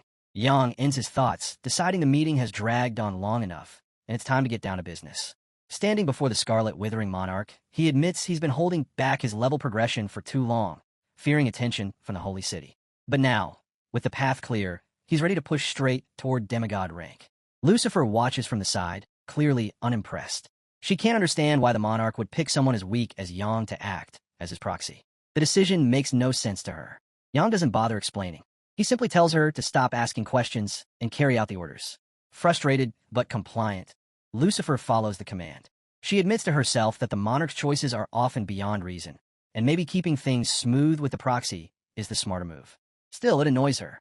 Of all people, why was she the one tasked with retrieving him? She could have done it on her own terms. A system notification appears, confirming the detection of level 100 with a 5th revolution advancement quest. Jean observes that the process doesn't seem much different from Shireen's class change, and wonders if it's possible to set up a VIP system for Demon Sectum. Yang confirms he's already planned it out. The idea is to get powerful demons to clear the 5-star advancement quest within the Demon Sectum. If everything proceeds as expected, they'll trigger the Red Moon invasion, where defeating the Scarlet Withering monsters will drop Red Moon crystal ores. He's confident that, as the original Sin Monarch, he can simply order them to hand over the ores afterwards. He reflects on the scarcity of these crystals. The reason they're so rare is that very few individuals manage to complete the 5th revolution quests. But if he finds a way to mass-produce 5-star professionals through a controlled system, then collecting huge quantities of Red Moon crystal ores becomes a real possibility. Alongside the wealth that would generate, it would also solve the enhancement issues tied to the Crimson Sword. With excitement building, he sees it clearly. Once the collection power is secured, nothing will be able to stop him. Not even gods or Buddhas. The quest details arrive next. The objective is to kill the 5th revolution demon and non-demon professionals. The reward includes a Spirit Reaper title and advancement to the legend stage. Yang reads it carefully. The difficulty is obvious. At this level, anyone who completes a 5th revolution advancement is already a chosen one. Taking them down while still in the 4th revolution is no easy feat. He smirks, calling it the perfect filter to separate the truly God-chosen from the rest. Taking out 5th revolution professionals, he adds, is child's play. Turning toward the abyss, he declares his plan to stroll through the demon abyss and casually finish the first task. The scene shifts to Shiva Nation inside the Ganges temple. A man paces anxiously, frustrated by the silence, wondering why there hasn't been any news yet. The waiting is killing him. He clings to the hope that if Vishnu successfully inherited the power of the ancient devourer, then no one would be able to stop Shiva Nation's rise. They would surpass Dragonvaya, overtake the Eagle Union, and become the strongest nation in the world. With that power, they wouldn't even need the alliance with the elves. They'd be strong enough to kill the original Sin Monarch and take control of the world quest. While he's lost in ambition, a system notification appears. He quickly checks it and is stunned. Vishnu has failed. Worse, he was killed. How is this possible? Shocked, he slams the table. He can't believe it. His proudest son, a beast-taming prodigy with more talent than himself. If Vishnu had lived, he was sure to reach the 9th revolution. And yet, a 4th revolution weakling somehow killed his genius son? He curses aloud in disbelief. After a moment, he forces himself to calm down. The truth is clear now. The secret has been exposed. His brother is surely in grave danger. Shireen's class change will soon come knocking. He knows he must act immediately. Joining the demon faction means betraying humanity. Once that step is taken, there's no turning back. But Vishnu cannot die in vain. With teeth clenched, he makes his decision. Things have come this far. I have no choice. Back in the holy city, the high priestess announces that Atal has been imprisoned. Now, the focus must return to the matter of Su Yang. Augustin speaks first, saying Su Yang killing a 6th revolution like Vishnu with 4th revolution strength is already unbelievable. But killing the 7th revolution elf prince Eric? That seems downright absurd. Verlia insists that everything she said is true. They must believe her. Augustin turns away. It's not that he doubts her, especially since the high priestess herself certified it. It's just that the situation is too bizarre. He wonders what really happened at that moment. Verlia explains that Su Yang seemed to use a strange item to control Eric. She's never seen anything like it. Eric remained conscious but couldn't move, use any items, or even cast skills. The duration of the effect was unknown, but it remained stable while they watched. Another official commented that it sounded like a binding status effect. However, based on what's commonly known, a lower-level professional trying to bind a higher-level one should see the control duration severely weakened. Verlia agrees. That's the standard rule among professionals, which is exactly why cross-level challenges are so rare. Augustin adds that this rule didn't seem to apply to Su Yang. Either his real level is far higher than known, or that item he used was incredibly powerful, perhaps powerful enough to bypass the level suppression altogether. He begins to consider the possibility. Tang cuts in, saying that no matter what method Su Yang used, at the very least, he was retaliating. He wasn't hurting others without cause. Tang doesn't believe Su Yang is guilty. Tokugawa speaks next. Maybe Su Yang isn't guilty in their eyes, but to the Elf Kingdom, he absolutely is. After all, one of their princes was killed inside the Dragon Spirit's secret realm. They all pause, realizing the political implications. If they can't provide a satisfactory explanation to the Elf country, what will happen to the alliance? Just then, the temple doors burst open. A man rushes in and whispers urgently into the priestess's ear. With a heavy heart, she slams her weapon to the floor. An emergency has occurred. The meeting is temporarily suspended. Atal has instructed Amino to incite Shiva Nation to join the demon faction. At the entrance within Shiva Nation territory, a soldier stumbled out, crying and barely holding himself together. Broken weapons lay scattered on the ground, remnants of a lost Beatal. Priest Amino stood firm before the Abyss entrance and thought that if inheritance could not make them strong, then the demon faction would. With the original Sin Monarch's protection, they would rise again and flood the Ganges over their enemies.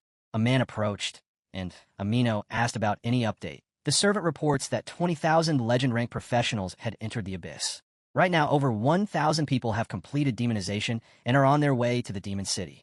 Once demonized, they will stop initiating attacks. Before Amino could respond, another man hurried up to him. He says that people from the Class Change Shrine have arrived. They've already captured a large group, and many of the untouchables have been persuaded by them. They're no longer willing to go to the Abyss. Amino's eyes widened in shock. He asked if any Brahmins or Kshatriyas left untransferred. The man replied, 70% of the Brahmins have already been transferred, and about 60% of the Kshatriyas too. Amino gave the order to prioritize transferring the Brahmins next. As for the remaining untransferred Kshatriyas, he instructed that they and the obedient untouchables should stall the Class Change Shrine to buy time. The messengers agreed and ran off. Meanwhile, Amino silently wondered if low-caste untouchables could really hold off Shrine's forces. He knew it wasn't likely and that some Kshatriyas would have to be sacrificed, but none of that mattered now. He grits his teeth and mutters that revenge will come. With that, he retreated into the Abyss. Elsewhere, in the 20th layer of the Demon Abyss, the surroundings were shrouded in darkness. A group of demonized blue elves wandered through the Abyss. One marveled at how his base stats had increased about 4% after his transformation. Another added that this had gone up by 6%. Someone joked that he still didn't even know what demons looked like. Another teased that maybe there was a succubi in the Demon City. Still, they were clearly enjoying the benefits of transformation. They knew people from Dragongsia must be jealous of how quickly they were growing. One elf said that once he got stronger, he'd counterattack under the leadership of the original Sin Monarchs and wipe out their enemies. They heard that the elf country holds a strong favor toward their Shiva Nation. Once an alliance is formed, the status of Shiva Nation will surely rise. Suddenly, a figure stepped out from the shadows. It was Su Yang. The elves stared in shock and asked who he was. Su Yang told them to guess. One elf, annoyed and startled, launched an attack. He throws a ball of mana at Yang, and a massive explosion follows. When the smoke cleared, Yang stood there completely unscathed. Calmly, he told everyone not to panic. He was just a guide from the Demon City, assigned to escort new professionals. Everyone panicked, thinking they had just attacked a city-assigned guide. But Yang smiled and assured them it was fine. He explained that he was part of the first batch to join the demon faction and was given the task of leading newcomers. The elves felt reassured and agreed to follow him without hesitation. They reached the base of the Demon City, and Yang explained that as the demon faction developed more, new cities would be built around this area. This place could rival the holy city of the Class Change Shrine. For now, this statue was the Demon Saint statue, the sole resurrection point for all demon faction professionals. Anyone who died could be revived here. The elves were impressed, saying the Demon Abyss was more fascinating than they had imagined. They asked Yang which country he was from. He turned and replied he was from Dragongsia. They were relieved, saying that the country was on friendly terms with theirs. Another asked if there were rules in Dragongsia's Demon City, like in the real world, especially about professionals attacking each other. Yang explained that there were rules. Attacking others inside the Demon City would bring terrifying punishment from the High Priest. One of the elves tenses up and asks, "What about outside the Demon City?" Yang immediately understood what they were getting at and replied with a grin. "Outside there are no rules, and it's all about the strong preying on the weak." The elves visibly relaxed, until one of them noticed Yang calmly cleaning his dagger with a cloth. Confused, he asked, "What are you doing?" Yang answered coldly, "Preparing to kill these dogs." The elves are perplexed, and fear runs down their spine. But before anyone could react, his dagger slashed through one elf's neck. The others froze in shock. "What the hell is this bastard doing?" one of them yelled at Yang. But as they retaliated, a swift blow sliced their necks. Yang stood still, watching as the last elf crawled back, terrified. "You're crazy. Aren't you afraid of the demon high priest punishment?" Yang stared at him and said, "Any attack inside the demon city will lead to serious punishment. The demon high priest will strictly uphold the rules, but I make the rules." A strange mana surged from his body as he stepped forward and killed the last elf. Outside that area, several other elves ran to report to Lord Amino. Before they could escape, Yang appeared above them floating in the air and told them that since they were already here, they might as well stay. They were shocked by his sudden appearance, but in the next moment Yang cut them down in an instant.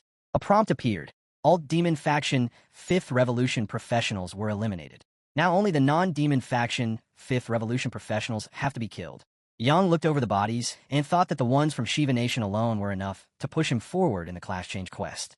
He planned to keep hunting and finish the 5th Revolution advancement within a day. Meanwhile, the corpses around him burned quietly with the mana. Sung wonders that people from the Shiva Nation are still pouring in nonstop, and it's more than enough for me to finish my class change quest. Yang casually burned mana just to cremate the bodies, then jumped right back into hunting, trying to finish the 5th Revolution advance quest in just one day. As he moved further away, Lucifer had her eyes locked on him. Watching his actions, she couldn't help but think, this guy, the proxy chosen by the monarch, really doesn't seem all that simple. He's only in the 4th Revolution, yet he's capable of killing people in the 6th. But what exactly is the monarch's end goal here? Was Yang chosen just to help speed up the monarch's awakening? Still, can someone this weak and fragile really pull that off? Meanwhile, somewhere else, a hero quickly wiped out 10 5th Revolution demonstration professionals. Just like that, the 5th Revolution advancement quest was complete. Yang, on the other hand, got ready to take on the non-professional demons while checking his system quests. He figured there should still be quite a few untransformed Brahmin nobles left in the shallow layers of the abyss. Taking them out would be easy. The real issue was that they'd respawn under Shiva Nation's protection. That could mess with his plan unless he made sure to camp their corpses properly after death. If rumors started spreading about him in a bad way, things could get real annoying. Suddenly, he felt a presence. "Lucifer, you were right there," he said. She was caught off guard by how sharp Yang's senses were, and it gave him a nod of respect. "What do you want from me?" she asked. Yang gave her a grin and said, "As a proxy, I'm ordering you to issue a quest. Send all the demon professionals in the demon city to the shallow abyss layers and have them kill 10 untransformed 5th Revolution Brahmin nobles." He pointed his sword at her as he spoke. Lucifer's eyes narrowed with irritation, not because she couldn't handle it, but because she had no choice. This weak little proxy dared to order her around, and yet, since it came as a monarch's command, she had to comply, even if just this once. Elsewhere, a bunch of elves were checking out their quests. One of them smirked and said, "Looks like our boss ain't too fond of these new Brahmins." Another chimed in, "Then let's go, boys. Time to show these rookies what's what." They hunted the newcomers down without mercy. The Brahmins ran for their lives yelling, "Hey, we've already joined the demon faction." But the elves didn't care. They slaughtered them on the spot. The few Brahmins who managed to survive felt relieved. They'd broken past the class change screen's defense line again and had entered the abyss. This area had to be tightly guarded now. They started wondering how they'd sneak past, even though they were finally free from those crazy demon elves. One Brahmin said, "How about we grab a few Sudras to use as meat shields?" Another agreed, "Good idea." The Shireen soldiers definitely won't dare kill innocent hostages at random. But the very next second, they were sliced to death. Heads rolled like sliced bread. It was Yang. "I felt a little guilty at first," he said, "but now it's clear. Killing you is just pest control for the people." He glanced around at the rest, who were just chilling, and added, "All right, back to assembly line work." An hour later, every last one of them was dead. Yang had completed the 5th Revolution advancement quest, clearing out both demon faction professionals and the ones outside the faction. Once he wrapped that up, another quest popped up. This one told him to dive into an unknown lair deep within the abyss and solo kill a native demon boss at star rank. The goal? Obtain the crystal core dropped by the boss and fuse it with the power of wrath. Yang was stoked. Finally, a hidden quest appeared. He said, "This feels a lot like my last hidden class change quest. That time, I needed the essence blood from the rock abyss earth dragon, but I ended up using black dragon essence blood instead. Now it's the power of wrath. Makes me wonder, what kind of insane result would I get if I used the dark origin power for fusion?" After some planning, Yang made his way to visit the abyssal roar first. In one area, there was a massive dragon skeleton. Then suddenly, a barrage of arrows came flying, panning through the scene and scattering wildly. Yang was riding the dragon and heading straight into the lair of the star-rank native demon boss, which had a terrifying level of 150. Sure, here's the rephrased and proofread version in a casual tone, keeping it fun and engaging. Looking at the monster, Yang could instantly feel that sheer demonic pressure oozing off it. The boss let out a thunderous roar. "Who do you think you are, daring to challenge me all alone?" But Yang cut him off mid-roar. "Let's skip the intro. I'm in a rush. Just bring it on." He dropped down from the sky with his dragon's soul landing like a pro. The demon boss, clearly pissed, growled, "You overestimate yourself. You'll pay for that arrogance and ignorance." Next thing you know, spoons of mana were flying through the air like missiles, all heading straight for the boss. And 5 minutes later, the so-called fearsome demon boss was completely roasted. Charred and confused, he stared at Yang, unable to believe what just happened. "Ow, how could I lose to such a small human?" the boss stammered. Yang shrugged. "It was tougher than the silver dragon, I'll give you that. But yeah, that's about all it had going for it." He looked around, wondering, that's it? It's over just like that? But the boss wasn't done just yet. While lying on the ground, he suddenly unleashed a blast of mana from his mouth, his last desperate move to kill Yang. Laughing, the boss coughed out. "Didn't expect that, huh? My final trump card. A true damage attack that ignores all defense. You're definitely dead now." Smoke filled the air, and then Yang's voice cut through it. "You done playing around?" The boss froze. Yang walked out of the smoke with barely a scratch, smirking. "Haven't you heard the saying? No smoke without injury." "Well, too bad. My HP's only down by 2%. The boss practically started crying like a little kid. "Damn it. Am I the boss here, or are you the boss?" Yang chuckled and, without another word, sliced the boss clean in the next second. "That'd be me, obviously. I'm the boss." As the hero finished dealing with his opponent, he stepped forward, eyes fixed on the shimmering object before him. He wondered if that was the demon crystal core mentioned in the hidden quest. It used to excite him before, but now he could no longer look at it with any interest. Suddenly, a golden energy pulsed outward from the core, and as the light reflected in his eyes, he realized that to gain the dark, primal power of the Lord of Original Sins, one must enter the abyssal depths. The dragon hovered nearby and responded with a low rumble. It couldn't go in right now. The power of the Lord of Original Sin had to be bestowed first and then passed back. With a swift beat of its wings, the dragon rose into the air, noting that the connection opportunity hadn't refreshed yet. Waiting until tomorrow was the only option. As the scene transitioned, the focus shifted to a grand demon city, known as Su Yang's private residence. Inside, Elf stood near a window with her gaze distant, until she saw the hero. Her expression lit up, filled with relief and confusion. She had waited long for his return and asked herself where exactly this place could be. The hero stepped forward with calm assurance. This was the Demon Lord's city, deep within the demon's abyss. Elf's eyes widened with shock at the realization. A human like him shouldn't have been there. But the hero smiled faintly. The reasons were complicated, and he knew she would not be safe where she came from. He had heard that the Yelef Kingdom had begun yet another investigation. Bringing her here had been the only option. He assured her that this place was safe and that all her daily needs would be taken care of. She hesitated, but as she sat nervously on the couch, her voice softened. She agreed, trusting his words.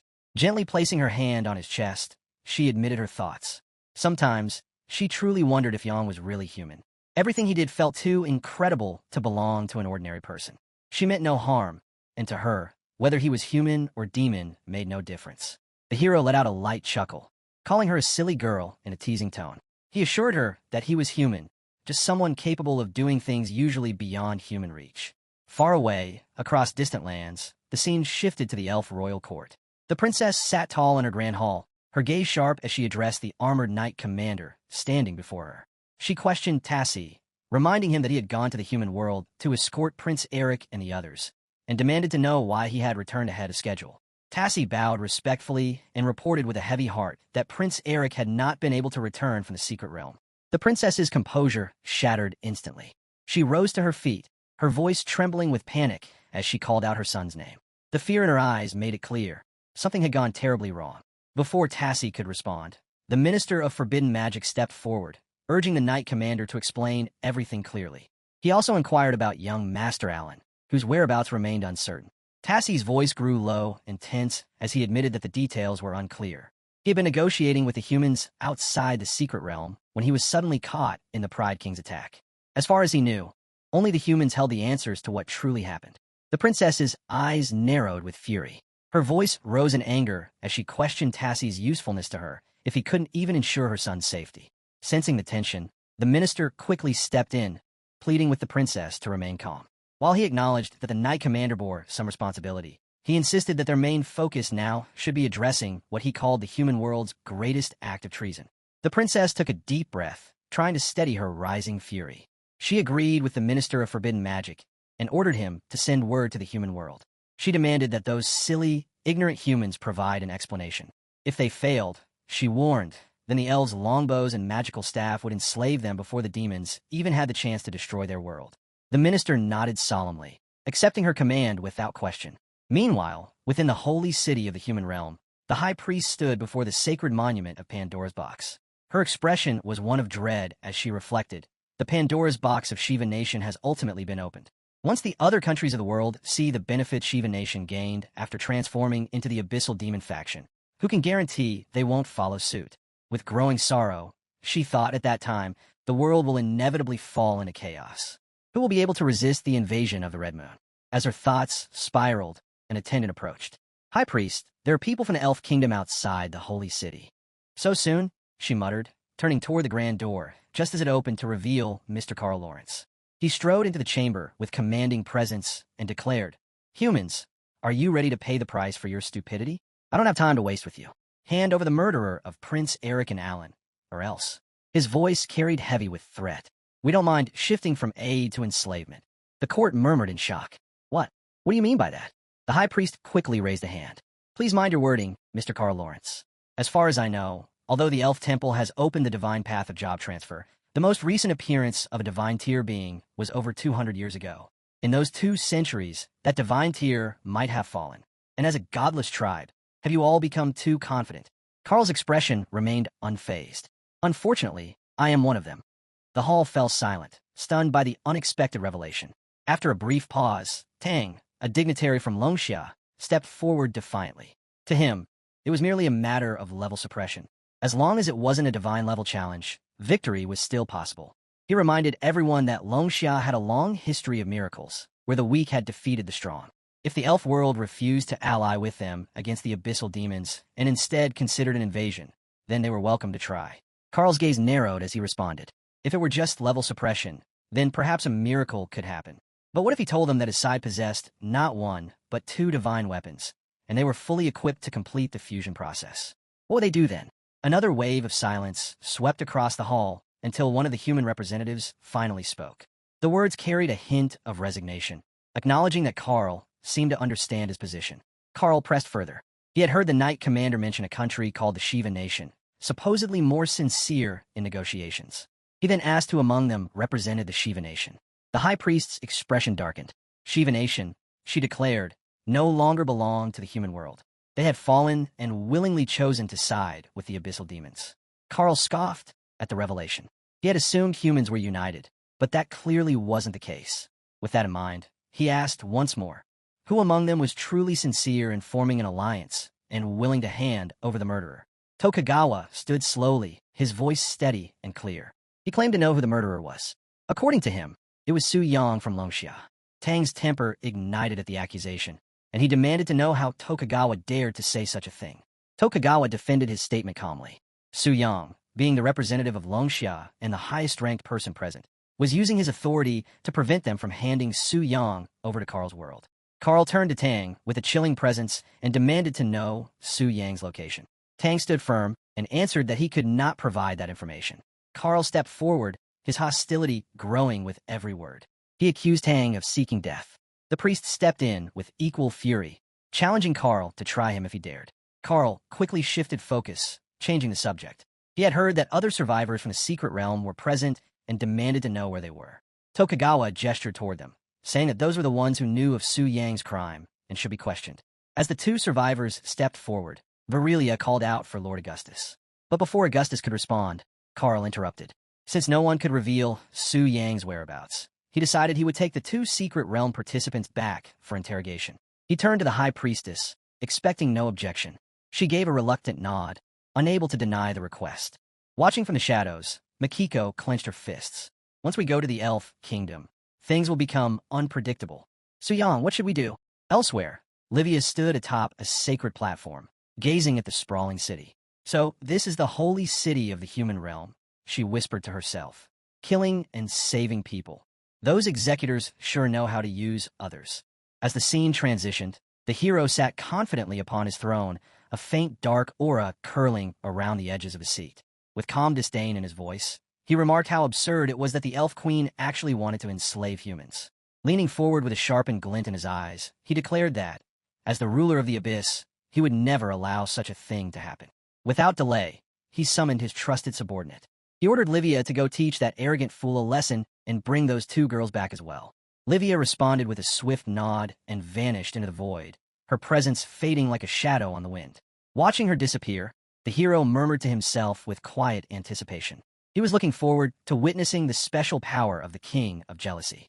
Meanwhile, as the summit came to an end, the hall began to empty. Envoys and nobles filtered out, their faces tense with suspicion. Among them, Tokugawa moved in close to Mikiko, his tone heavy with pressure and authority. He instructed her to reveal everything about Suyong once she arrived at the elf royal court. According to him, this was her chance to repay the country's favor. He warned her not to anger Lord Karl or Her Majesty the Queen, or else she would be branded a traitor to the Sakura nation. Mikiko clenched her fists, her heart aching from the sting of betrayal. He had once treated her with such respect, and now he stood before her so heartless. Unable to remain silent, Virilia stepped forward, her voice full of indignation. She told Tokugawa he had gone too far. The high priest's frustration echoed through the hall as his staff struck the floor. He chastised Tokugawa, reminding him that as the ruler of a nation, his behavior was disgraceful. But Tokugawa was unfazed, his mind swirling with selfish thoughts. One part of him observed everything with detachment. Another part whispered about taking a share, about seizing this opportunity. Perhaps, he mused, if he could make this elf noble feel good, then what he gained would be considered legitimate. Before the tension could escalate further, Karl cut in with his commanding tone. He stated that he still needed to report back to the magistrate, the queen. He made it clear that he liked obedient people. As a reward, he granted Tokugawa permission to accompany them to the Aleph world, where he promised to help him increase his level a bit. Tokugawa responded with an overly dramatic bow, expressing his gratitude. At Karl's gesture, two guards stepped forward. Magical restraints shimmered into existence and bound the two girls tightly, their enchanted bindings causing visible pain. Yet not a soul dared to speak up. Without delay, the group departed from the mansion and entered the dense jungle ahead. As the party moved along the wooded trail, Tokugawa leaned in closer to Karl. In a low voice, he asked what would happen if Tang continued to refuse to hand over the murderer of Prince Eric. Karl did not hesitate. He said that he would kill Tang and replace him with another ruler. Tokugawa's eyes lit up with cruel satisfaction. In his mind, he believed that Tang was finished. But just as the path ahead seemed clear, the sky suddenly darkened. A powerful presence descended from above, halting the group in their tracks. Livia emerged from the clouds, her form cloaked in ominous energy. Tokugawa's expression twisted with alarm as he looked up at the figure. He wondered who it could possibly be. Karl instinctively analyzed her, but confusion twisted across his face.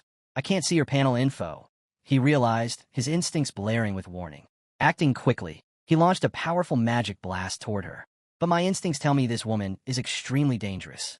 Livia deflected the attack with ease, her voice dripping with icy confidence. Useless struggle. From now on, all your powers are mine.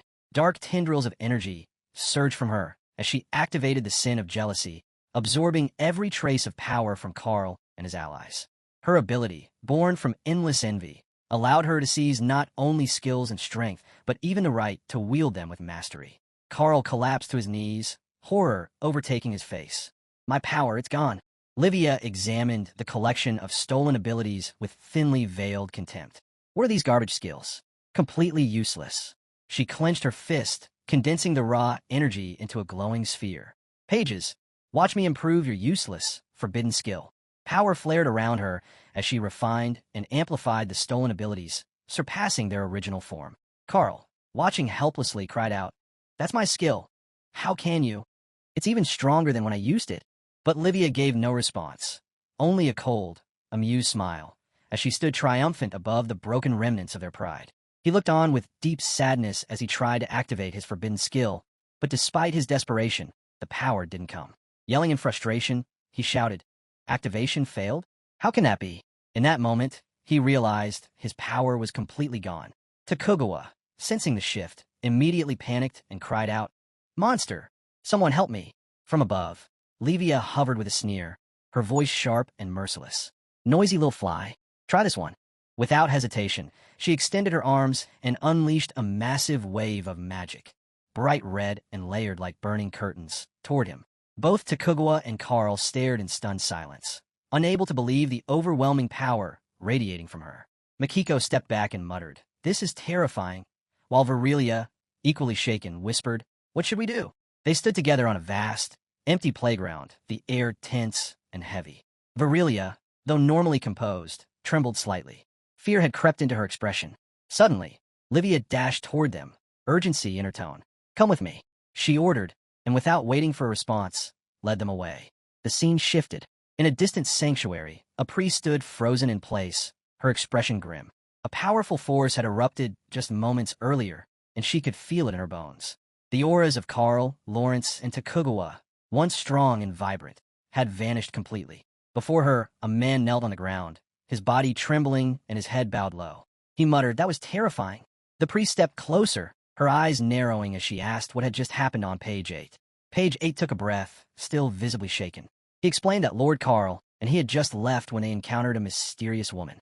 She had not only sealed their skills, but had also used Carl's own power to kill them instantly. Her eyes widened at his words. She said that kind of power wasn't something even a semi-divine powerhouse with 9 transfers could unleash. She then wondered aloud if another king of original sin had come to the human realm. She looked around and questioned the absence of Makiko and Virelia, noting it was strange that she didn't see them. He slowly lifted his head and answered that both Lord Carl and he had been instantly killed, making it impossible for those two to have survived. She frowned, but her voice grew sharp with suspicion. She recalled that Makiko and Virelia hadn't been killed by Lucifer last time outside the dragon spirit's secret realm either. Back then, they had assumed Adder was behind it, attempting to frame Lingxia while hiding his ties to the abyssal demons. But now, Adder was sealed in the Holy City's prison. And yet again, Makiko and Virelia had survived an encounter with a king of original sin. He looked up at her, realization creeping into his expression. He began to ask if she was suggesting something. Yang's eyes darkened as she stated that there was only one possibility. The center of all these events was Su Yang. The priest turned pale at the thought and struggled to accept the conclusion. She asked if the king of original sin could really be acting under Su Yang's command. Livia stood silently for a moment, her brows furrowing as thoughts churned within her.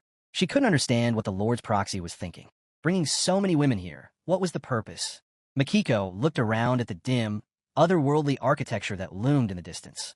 Her eyes widened as she recognized the setting and wondered aloud if this could be the demon city.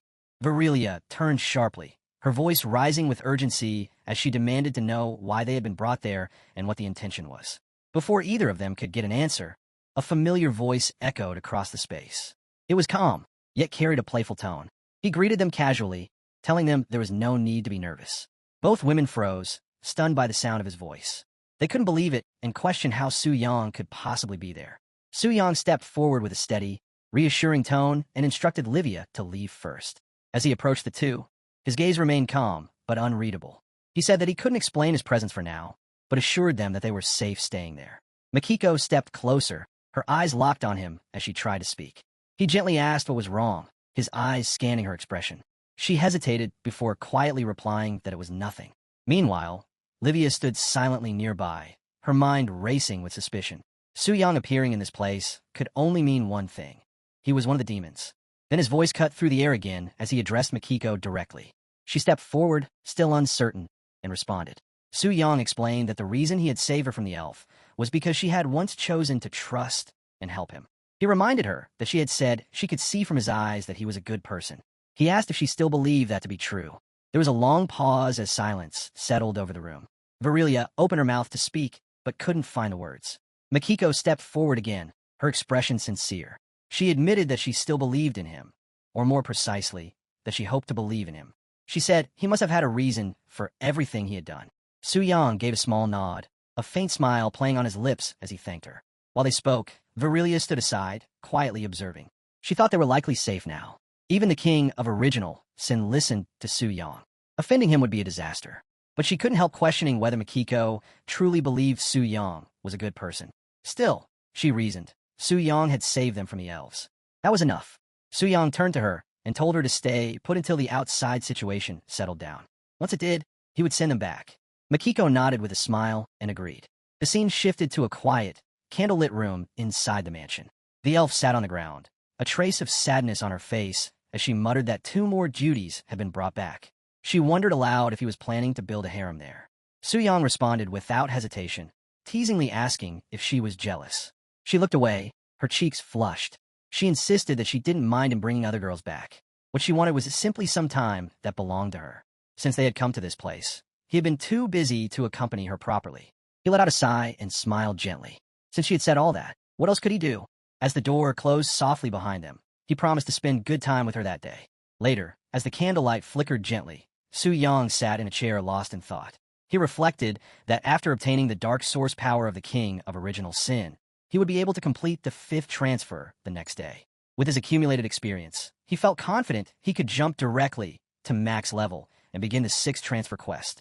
His gaze turned toward the darkness beyond the window. Everything in the demon abyss was going according to plan, but the elf world remained a hidden threat.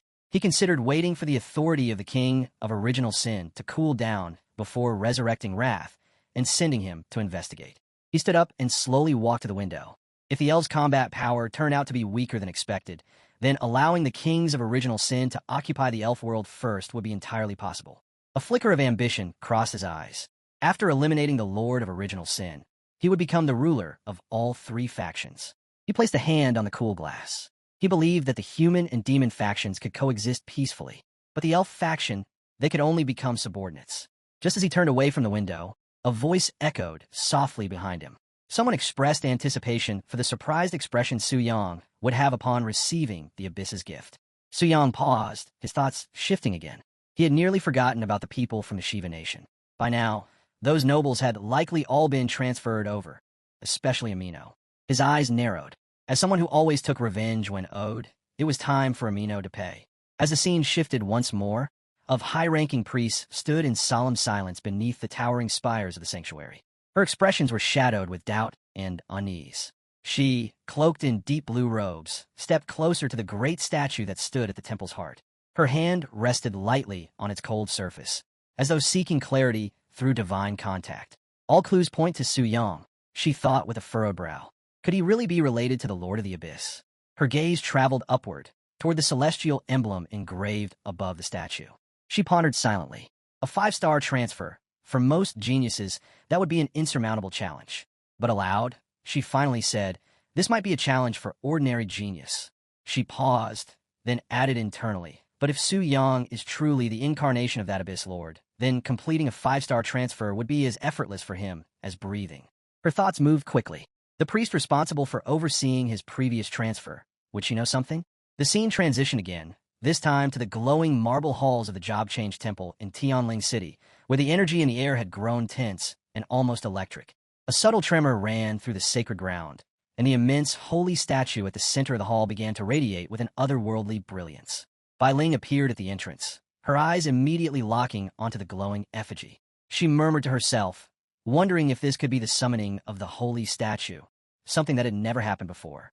A voice answered her before she could continue. The woman introduced herself as Euphemia, the 3rd Holy High Priestess. Her presence was commanding and her tone unwavering as she stepped forward, her ceremonial robes trailing behind her like woven starlight. She stated that she was there in the name of the holy statue. Bai Ling turned, startled by the name. She instinctively stepped back, barely able to believe it was Euphemia. Euphemia's gaze remained steady as she requested to know everything about Soo-young. Bai Ling repeated the name, stunned.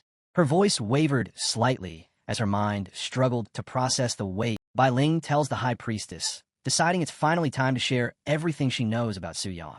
At first, she'd assumed the priestess already knew, but now she wants to talk about his heroic feats in full detail. The priestess is completely stunned. She hadn't expected any of this. Bai Ling even gets a little flustered while recalling how she first met him when he was just an ordinary warrior. Who would have guessed he'd go on to pull off legendary miracles? She reminisces about their time together. Even the priestess had met him once. Bai Ling explains that every jaw transfer he did was flawless, like 5-star level perfect. He crushed Crimson Wither in combat. He even tamed the Black Dragon. And the pavilion's young lady? She literally fell for him, like physically. That's all I know about Soo-young. Satisfied, Bai Ling says, clearly still caught up in her feelings for him. Honestly, it was written all over her face. She told the princess again that she'd said everything. But the princess stayed silent, and it became obvious to her that the princess had fallen for Su Yang too. She realized she'd miscalculated. Then suddenly, the princess turned and asked, "Between you and Su Yang, is there still something you haven't told me?" They were standing by the holy statue, where no lies or secrets were allowed. The girl got real close to our boy's name in that moment, so she couldn't just brush it off. She stumbled over her words, trying to explain. The priestess let out a sigh and said, "It's fine. If you see Su Yang again, just tell him I'd really like to talk to him."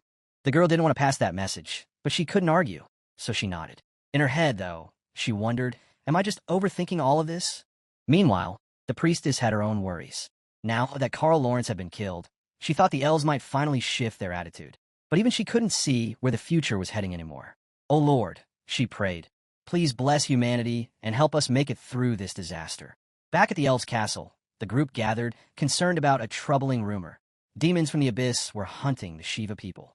One of them insisted there had to be some misunderstanding and decided to go meet the demon high priest personally for answers.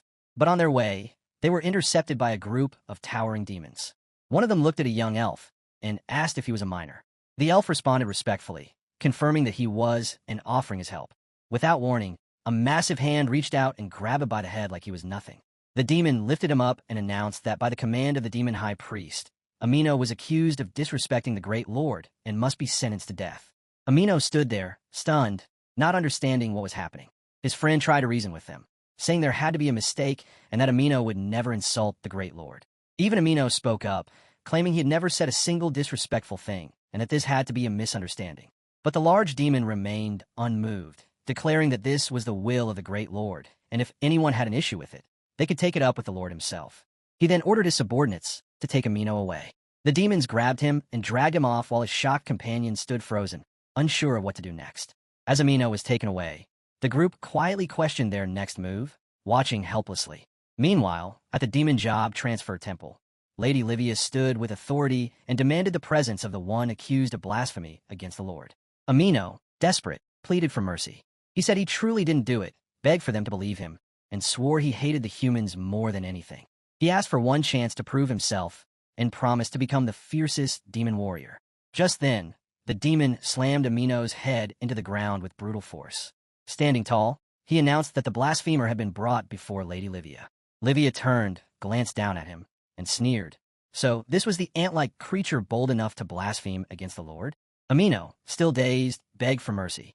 He swore he never meant any offense to the Lord. But Livia cut him off coldly, questioning whether someone like him was even worthy to speak in her presence. Without warning, a vicious slap sent blood flying from Amino's face as his body crashed into the wall behind him. That's when our boy made his entrance. He stepped forward and calmly said that if Amino was wondering why he was being sentenced to death for blasphemy, he should raise his head and see the answer for himself. Amino looked up, and the moment his eyes locked on the figure before him, his expression tightened in disbelief. It was Su Yang. He muttered that it couldn't be possible. Su Yang replied with an eerie calm. He said this was their first meeting and introduced himself. Su Yang, a native of Longxia, now serving as the acting Lord of the Abyss and its representative, effectively the crown prince of the damned Abyss.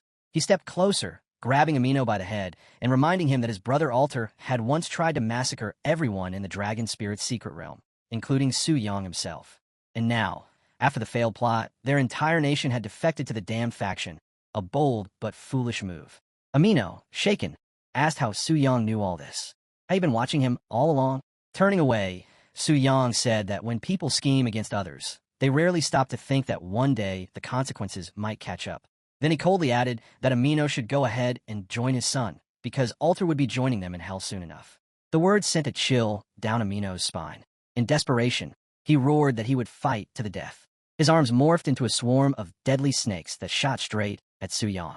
But before they could reach him, the princess stepped in, flames flickering at her fingertip. She shouted for him to stop, declaring that attacking the Lord's representative was yet another crime. She raised her hand, letting the fire grow, and said with a smirk that his little ability seemed more suited for torture, and he should take his time enjoying it.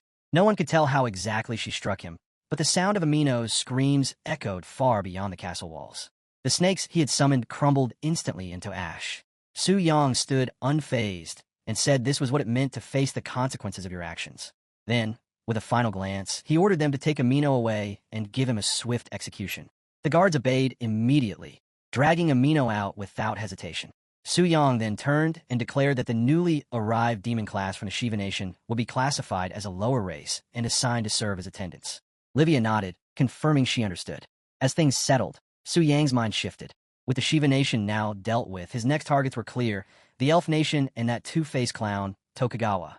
Sooner or later, all of them would pay the price. The scene shifts to the Grand Elf King's court, a massive and imposing castle. A figure slowly approaches, limping and bruised all over. The guards spot him and immediately recognize him. Lord Karl has returned.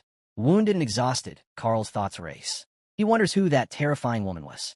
The power she displayed was far beyond anything anyone from the human world should possess. Her posture, her presence, everything about her felt off. Could she have been a demon from the abyss? If so, how could that be possible? And now he had to report this to the queen. She would no doubt be furious. Inside, the queen was already waiting. Calm, but expectant, she greeted him casually, noting that he had finally returned. She immediately asked about the one who killed Prince Erich. Karl, overwhelmed, dropped to his knees in complete defeat. Bowing deeply, he reported that the murderer had been identified. It was a young man named Su Yang from Longxia, part of the human world. And more shockingly, he was the one who had tamed the black dragon. Gasps echoed through the hall. The warriors began murmuring among themselves. The black dragon? Tamed? That was supposed to be an omen of destruction. One of the elf warriors muttered that the creature should be slain immediately. The court was tense, everyone wondering how Her Majesty would respond. The queen's fury erupted. She shattered a nearby stone with her bare hands and demanded to know Su Yang's location. Karl, still kneeling, explained that there had been 2 survivors from the dragon spirit's secret realm who might have known the full truth. But while escorting them back, they were ambushed by an incredibly powerful demon. He tried to resist, but was defeated, and now the whereabouts of the 2 survivors were unknown. This new development only deepened the queen's concern. The elf lord continued, his voice trembling. He said the power of the abyss demon was terrifying, possibly even on par with the king of original sin. Another elf lord gasped in shock. The high minister had been killed? Just how strong was this demon? The room filled with unease. If a being tied to the king of original sin had managed to escape the abyss and enter the human world, then using it as a gateway to reach the elf realm seemed entirely possible. One of the elf lords turned to the queen and said that, according to the high minister's report, the strength of the abyss demon might be beyond anything they could imagine. He recommended that while continuing the investigation into Prince Erich's death, they should also speed up efforts to form an alliance with the humans to address the abyss threat. The other elf chiefs nodded in agreement. The queen sighed heavily. She declared that, since all her ministers shared the same opinion, then in the name of the holy nature goddess, she would be willing to temporarily set aside her personal grief and form an alliance with the humans to face the threat of the abyss together. However, she made it clear that Prince Erich's death would not go unanswered. The one responsible must be found, and their blood offered as sacrifice to the royal family. As her words echoed through the court, everyone turned toward the great door carved into the giant tree at the heart of their mystical castle. One of the elf lords stepped forward and began chanting, invoking the name of the holy nature goddess, praying that the queen's light would shine even in the other world. Meanwhile, in his mind, the elf lord reflected on the elf kingdom's long and brutal history with black dragons. They had slain 95 of them over the centuries. In fact, within the dragon kingdom itself, black dragons were now extinct. Never once had a black dragon appeared with the bloodline of the ancient devourer. He reasoned that the dragon tamed by the human boy couldn't possibly possess such a rare and terrifying lineage. And if that were true, killing it would be as easy as crushing a bug. The scene shifts to our hero, now seated on a throne in the face of a demon lord. The solid, rumbling bass beneath him pulses with raw power.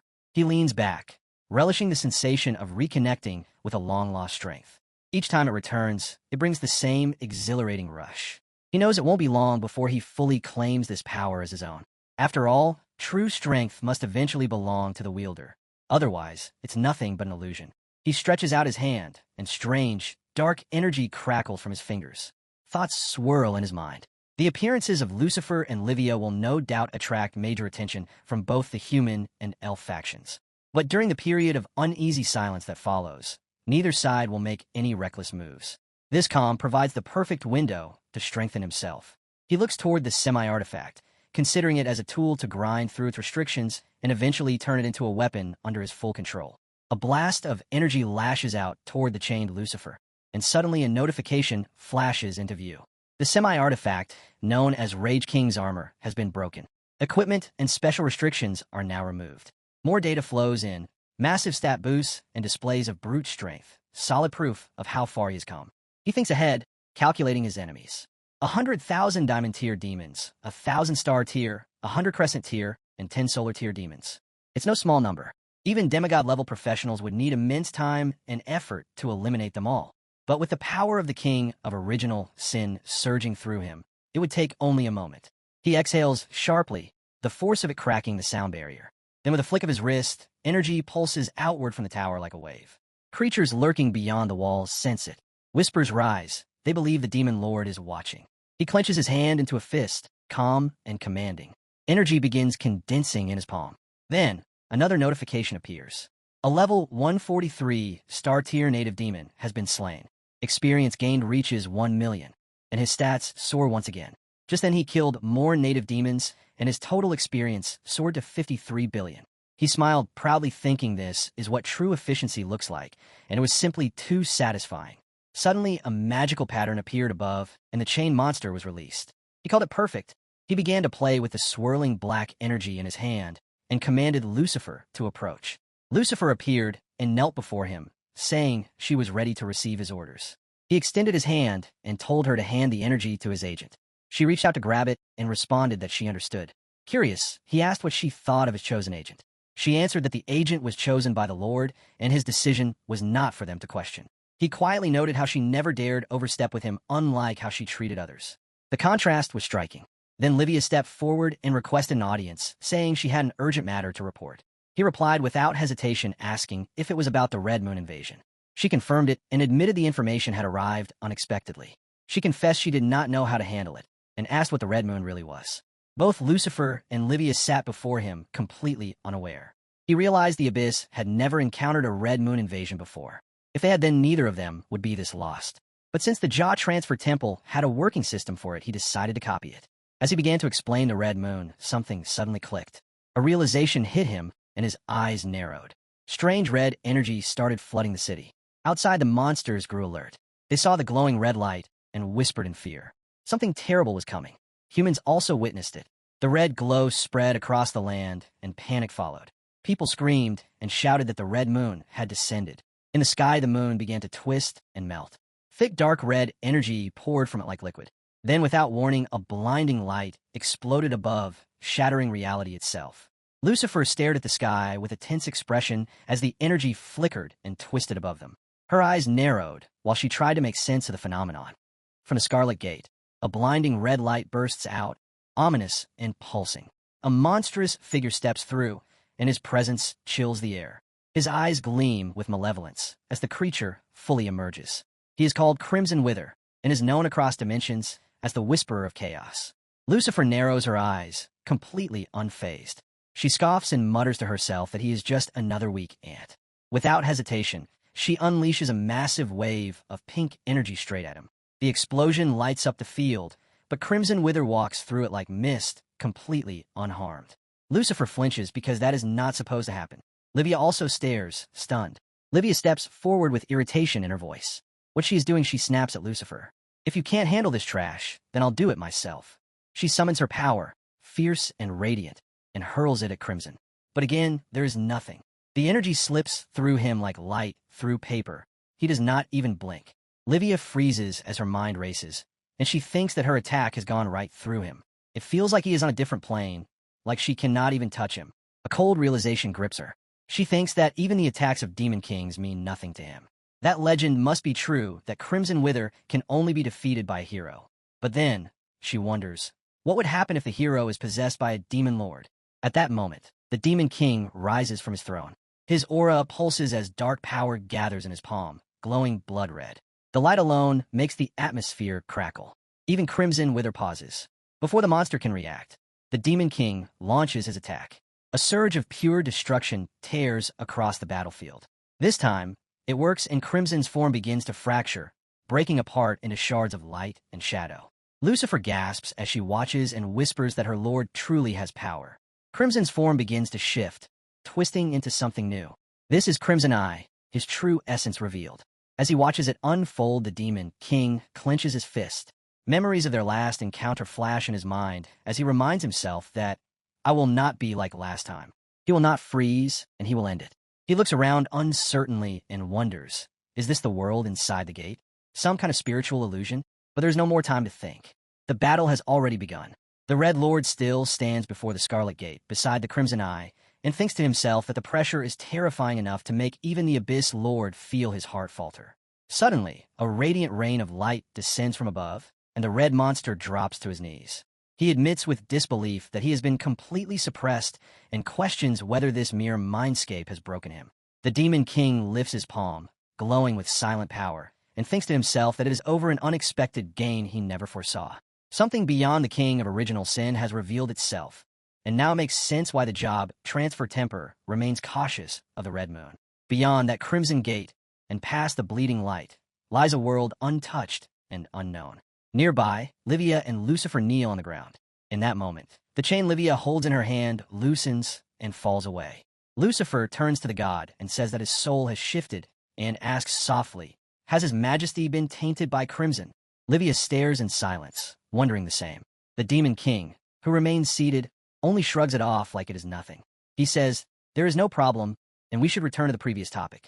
It is time to teach you knowledge related to the Red Moon. Lucifer, upon hearing that name, murmurs to herself, Red Moon Invasion. Crimson with a red moon crystal core. Livia places a hand on her face and admits, I'm overwhelmed. There is too much information at once. The Demon King tells her not to overthink it, and says it would be better to experience it. He reveals that he has used his power to survey the abyss, and what he saw confirms his fears. The Crimson Force is beginning to seep into the darkness. That means even demons who have perfectly completed the job transfer can now trigger a Red Moon Invasion. Livia asks, what do you mean by that? The Demon King turns to her and says that, as the higher demon priestess, she must take charge of the Red Moon matter. If a Crimson Gate appears, she must slay the heretic that emerges and offer him its crystal core. He declares, anyone who surrenders 1,000 Red Moon crystal cores will be granted a fragment of my origin power. Livia lowers her head. As you command, my lord. And then, the Demon King gazes beyond the gate and speaks of the vastness of the world. He says that the Lord of Original Sins is not his limit. One day, he will surpass that crimson being and uncover the greatest mystery of existence. The scene shifts to a holy city where the High Priestess stands. She looks up at the sky and murmurs, it's been less than half a month since the last Red Moon, and yet here comes another. And now the abyss stirs. World-class wars rumble on the horizon, and a crisis that could end everything is taking shape. In her heart, she pleads to her Lord to reveal when the true Savior will come to lead them from this collapsing future. Just then, Suyang appears and quietly announces his return. At that moment, a girl comes running toward him without hesitation. She throws her arms around him in a tight embrace. Suyang blinks in surprise as he tries to process the sudden warmth. She looks up at him and says, I just woke up from a nightmare. I saw a blood-red moon opening its maw and swallowing everything whole. Her voice trembles as she adds that she does not want that future to come true. Suyang listens in silence, then gently taps her on the head and asks, with a soft smile, if she has so little faith in him. He says that instead of dreaming of despair, she should imagine him punching the red moon into pieces. She does not respond right away, only holds him tighter and whispers that she is just scared because he is all she has left. Before he could say anything more, Lucifer appears at the edge of the scene. She watches the tender moment between them and remarks that the proxy seems rather busy. Suyang turns slightly and replies that indeed, things might get even busier soon, and tells her to let him know if anything important comes up. The girl behind him instinctively hides herself behind Suyang's back. Lucifer steps forward and hands him a crystal shard. This is something my lord entrusted to me. Keep it safe. Suyang holds the crystal in his hand and stares at it for a long moment. A quiet thought passes through his mind. He notes that she has left without hesitation. That kind of trust must mean she has a rather high opinion of him. The frame drifts toward a volcanic hellscape, where monsters writhe and drown in rivers of lava. A distorted voice echoes through the burning air, followed by a twisted laugh. The speaker declares, with madness in his tone, that the red moon crystal gold is his. He shouts that he will trade it for origin power from his lord and cries out to the skies that soon he will become a lord himself. High above the chaos, Lucifer hovers silently, her body slicing through the air like a shadow. Her voice comes low and cold as she questions how anyone could dare to usurp her lord. In her hand, she holds a glowing red moon crystal core, and her gaze burns with contempt. She wonders aloud why her lord has chosen that proxy, who is weak and ruled by carnal desire choice that only stains the majesty of her lord's name. But the law has already been spoken. For every 1,000 red moon crystals offered, a fragment of the origin power will be granted. Lucifer tightens her grip on the core. Her eyes shimmer with hunger. She whispers, "I must work harder. I must be filled with my lord's power." And then she raises her hand to the sky and declares the only thing left to do. Suddenly, the pink energy explodes across the battlefield, and Lucifer's voice cuts through the chaos as she declares, with cold resolve, "Let the slaughter begin." After the pink energy explosion converges, the air crackles with tension.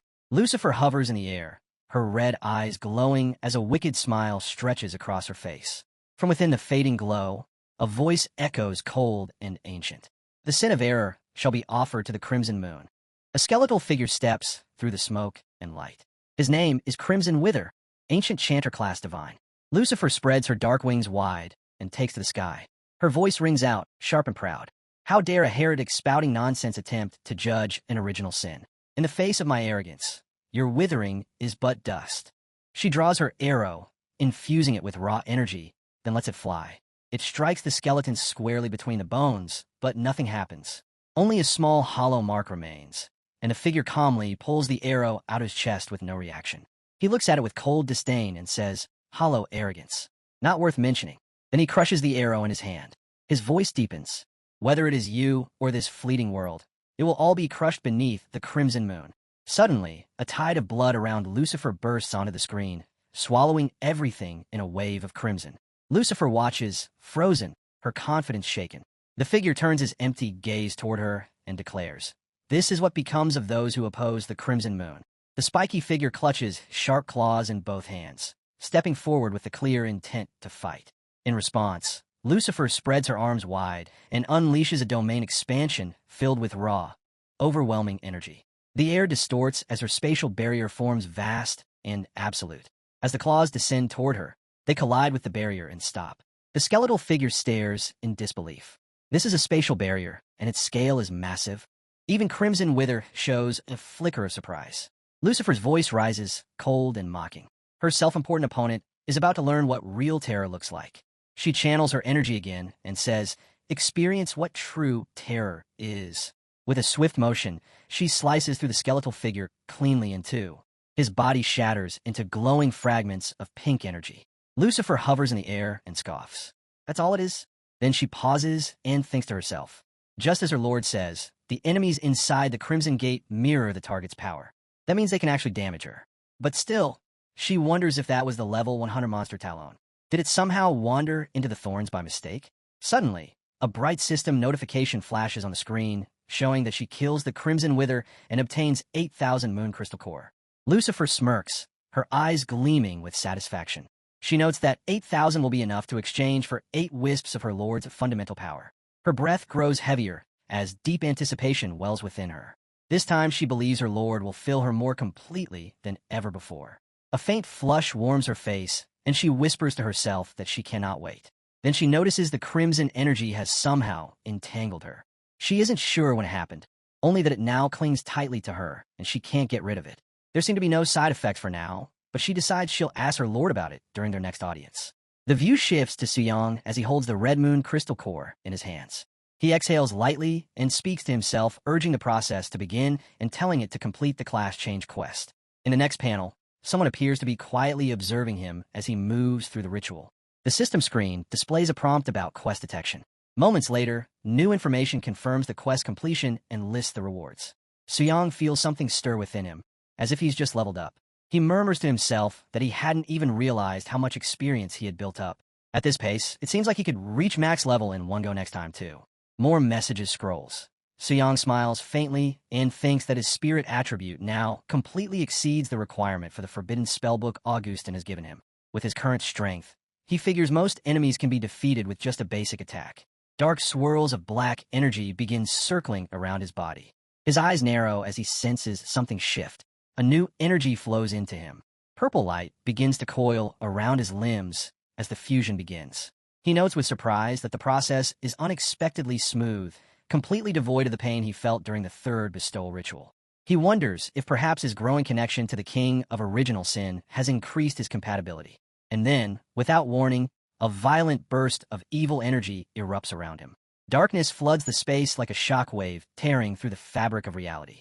Suyong staggers back, wide-eyed and completely caught off guard by the sheer force of the surge. Outside the building, every monster freezes in place. All eyes turn upward toward the sky, where the energy now pulses like a living storm. Without hesitation, they drop to their knees, heads bowed in reverence. Even Livia, standing in the shadows of the ruined hall, lifts her gaze to the sky. A mix of awe and dread fills her voice as she whispers to herself that it might be her lord's personal presence descending upon the world. All around her, the monsters begin to chant in unison, "Long live the Lord." Varela and the green-eyed girl stand inside the room, watching everything unfold outside the demon temple. They exchange uneasy glances as they sense a sudden eruption of overwhelming pressure. Varela mutters to herself that something powerful has just awakened. Through the window, they see the surge of evil energy rising like a storm, and it is coming from the direction of the demon temple. She wonders aloud, who could command such a force? Strong enough to make all the demons drop to their knees at once. Could it really be him, and wonders if the legendary king of original sin has descended? Beside her, Varela's sister suddenly drops to her knees, trembling with fear. One of the other girls rushes over and asks what's wrong. Varela stares at her sister and says, in a shaken voice, that she might have been used in some kind of summoning ritual. Hope that's not true. The green-eyed girl steps forward and says she will try to find out. She activates her magic, and the moment she peers into the energy, her eyes widen in disbelief after seeing Suyong. Suyong stands steady as the new energy flows through him. He lifts his gaze and quietly declares that this must be the ultimate power of darkness. A message flashes across the screen stating that the hidden class change quest is complete. He gives a small smile and thinks to himself that this ability was originally meant to be granted only after defeating a king of original sin. Yet somehow, it has unlocked early, and it lasts only 5 minutes as he knows that it is more than enough to deal with most enemies. He smiles more broadly and says this is exactly what a true class change and hidden class reward should feel like. Absolute perfection. Suddenly, a voice rises behind him, calling out in fury. It is Lucifer, and she is clearly enraged. Her energy burns through the air as she steps forward and glares at him. She says, "You are nothing more than a regent, and have no right to misuse the Lord's power or force the abyssal followers to kneel. Don't forget you are just a puppet." Suyong slowly turns to face her with a calm smile. Before she can speak, Suyong continues and says, "If you insist on calling me a puppet, then it's time to correct your thinking." His power flares, and waves of pink energy mix with black swirls, twisting the air. He lifts a hand, and his energy forms something sharp and bright. He says, "You'll experience my power with your own bodies." A small crystalline projectile forms in his palm and launches toward them. Lucifer and Livia dodge just in time as the blast tears through the air. Lucifer's fury sharpens, and she says, "If you dare keep abusing the Lord's power, I will be forced to teach you a lesson." But before she can act, something shifts. The energy around them suddenly changes, and both Lucifer and Livia freeze in place. Lucifer gasps and says that her arrogance and power are gone. Livia is stunned because her own power has vanished too. She does not understand what is happening. Suyong, still calm, his expression unreadable, says, "A regent is not just someone who follows the commands of the Lord. A true regent is one who holds the Lord's authority." Lucifer finds herself kneeling before him. In her mind, she admits that the force she just felt didn't seem like a regent at all. It felt like she was facing the Lord himself. She pushes the thought aside, stands tall again, and says she recognizes his strength and will follow your orders. But remember his place, she will not tolerate repeated aggression against the Lord. Suyong keeps his hands in his pockets and responds calmly, mocking them. "Even without the Lord's authority, you remain weak." Lucifer turns away, and her steps are heavy. Her pride was clearly wounded as she walked off. She hopes he proves worthy of the authority he has claimed. The two figures vanish into the distance. Suyong watches them leave, and a small grin forms on his face. He thinks that the more arrogant Lucifer becomes, the more it amuses him. After all, he muses, who would ever reject such a powerful, beautiful, and loyal follower? The scene shifts where Suyong stands alone in front of the towering demon statue, navigating the screen before him, fingers gliding over the interface. He thinks he has fused enough dark origin power for 4 activations. 3 uses remain, but even now, his 5th-tier body can barely handle a single wisp of it. He tells himself, maybe after reaching 6th tier, I can push it further. Then, he taps the screen to view the 5-star quest for 6th tier advancement. A new interface flashes up with details about the 5-star target. Sun Yao chuckles, thinking that a solo fight against a glorious moon tier foe at 5th tier is suicide for most, but he's used to the impossible. He lifts his hand, and emerald flames flicker to life in his palm. He wonders if I devour him using gluttony authority, how much will my attributes grow? He thinks he might as well test his new powers too. Then the view shifts to Abyss Floor 19. Deep underground, in the dark and dangerous levels of the abyss, a huge black dragon is curled up on the rocky ground. Its wings are so big they stretch across entire platforms, and its scales glow with evil energy. High above it stands Sun Yang on the dragon's back. He gazes down as the screen zooms in, revealing a monstrous figure ahead. A sharp voice echoes throughout the floor. By order of Lord Livia's new abyss law, the final 10 floors of every 100 are reserved for the rising Devon nobility. The being before him steps forward, towering and twisted with blade-like limbs, and the name of this creature is Demon Lord Lovick. Lovick snarls and demands, "Whose subordinate are you?" daring to break the rules. "Aren't you afraid of Lord Livia's punishment?" Suyang holds a sword, faintly crackling with divine malice. He says that if Livia made this rule herself, then she must be trying to rebuild the demon faction after the rise of Demon City. He adds that she is ambitious. Lovick roars. His voice splits the sky. No matter whose subordinate you are, in the abyss, the only law is the law of the jungle, where the strong survive and the weak perish. As Lovick's strike closes in, Sunyang's form shifts instantly. He is no longer human, and no longer mortal as he becomes a demon king now. He grins and asks, "Are you ready to die?" A system message flashes across the battlefield that reads, "Great sin." Lovick halts as he senses the shift, but it is already too late. The two clash, with blades flashing and magic tearing the space around them. Tension peaks, and silence falls before the inevitable blow. Suddenly, Lovick crashes to the ground. His monstrous form cracks open, with his grotesque belly exposed. His expression shifts to pleading and submissive. Lovick stares up and says he is Regent Sama and begs for mercy. Sun Yang hovers above with wings flaring and tells Lovick, "I want to test my new power on you. You'll do whatever I say. No disobedience." Lovick replies, "I will do anything you command, even if it means dying 10,000 times." Sun Yang lifts his gaze to the heavens while basking in the rush of power and declares that arrogance is confirmed. A new power surges beneath his skin as the screen flashes again with the message "Great Sin" as the Greed Authority unlocking. Suyang hovered high above the battlefield, then spiraled down toward the ground. He faced the monster standing below and asked, "Do you have star-type equipment?" Lovick replied urgently, "I'll give it all to you. I also have a lot of glorious moon-type equipment as well." Suyang lifted his sword, as if ready to strike, and said there was no need, because his star-type juggler was a bit outdated anyway, and it was perfect for a test. His palm began to glow with spiraling green energy, as though he was about to unlock a new power, the great sin of greed. Then his dagger shattered into fragments and reformed into an amazing key, glowing with strange light. A moment later, a system screen flickers into view displaying information about the shield class. Suyang breathes slowly, says this isn't even an offensive skill, but the effect is insane. He grips the glowing green key in his other hand and says, "This key lets me strip my opponent under equal conditions star-tier gear against someone practically naked." And lastly, he wants to try the final skill, which is known as Great Sin, Sloth, and the screen shows the info about this skill. As the skill Greed in Sloth activates, Suyang tosses the equipment to Lovick and tells him to use his skills, along with a magic scroll, on him. The monster quickly obeys and channels his power into the equipment. In an instant, a red, mana-like light surges out and shoots towards Suyang. Lovick hesitates and warns him that it is a forbidden spell and he should be careful. But Suyang stays high in the sky, completely still, as the spell charges at him. The energy crashes forward, yet vanishes without a trace. The monster! Lovick blinks and is stunned by what just happened. Suyang simply nods and says, "Very good." But his mind races that mana consumption is insane and almost runs dry in a second. Even with Reaper mode, I wouldn't last more than 3 minutes. He exhales and says the last authority, which is lust authority, stays sealed for now, not testing it today, maybe later. Nearby, Lovick drops to his knees exhausted and asks if his performance was satisfactory, Regent Sama.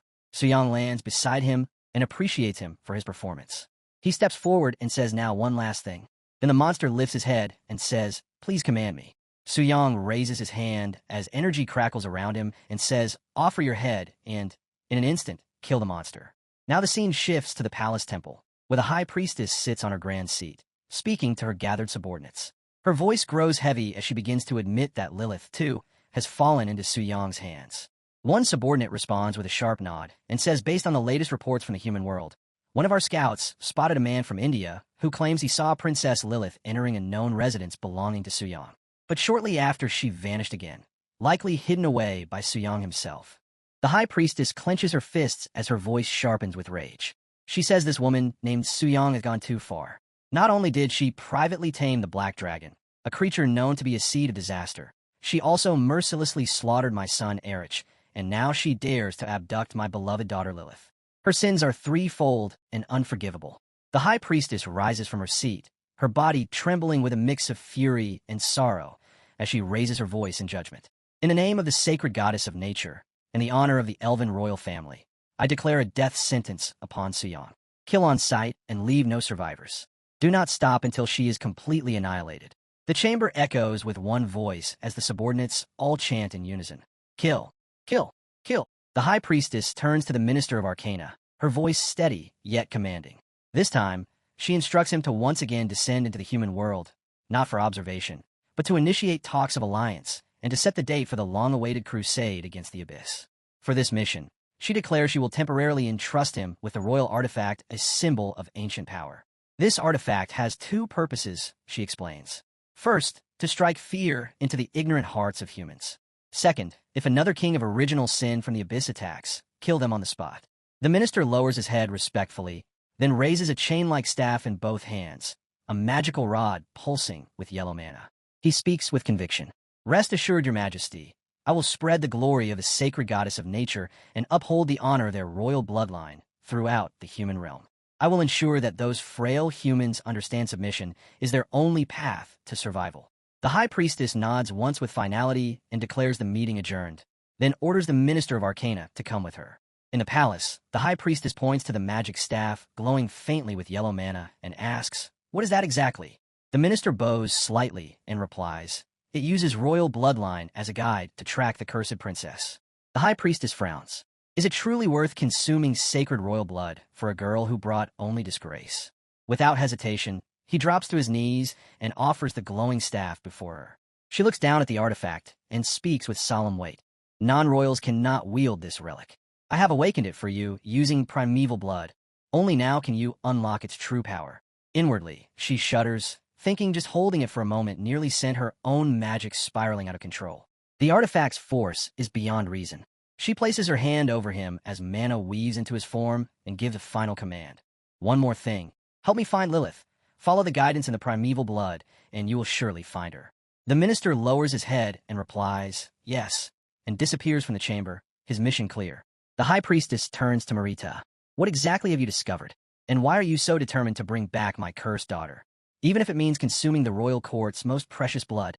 Marita steps forward, her voice gentle but certain, said, "Sister, this is divine guidance. She will understand soon. This will become crucial for the survival of the entire royal court."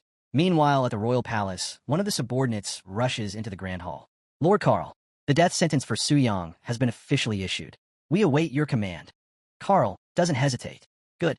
This is your chance to redeem yourself. Seize it properly and do not fail as you did before." The subordinate bows, "Yes, my lord." Far above them in the sky, Suyang sits atop his black-tamed dragon, saying a death sentence. They're really going all in, are they?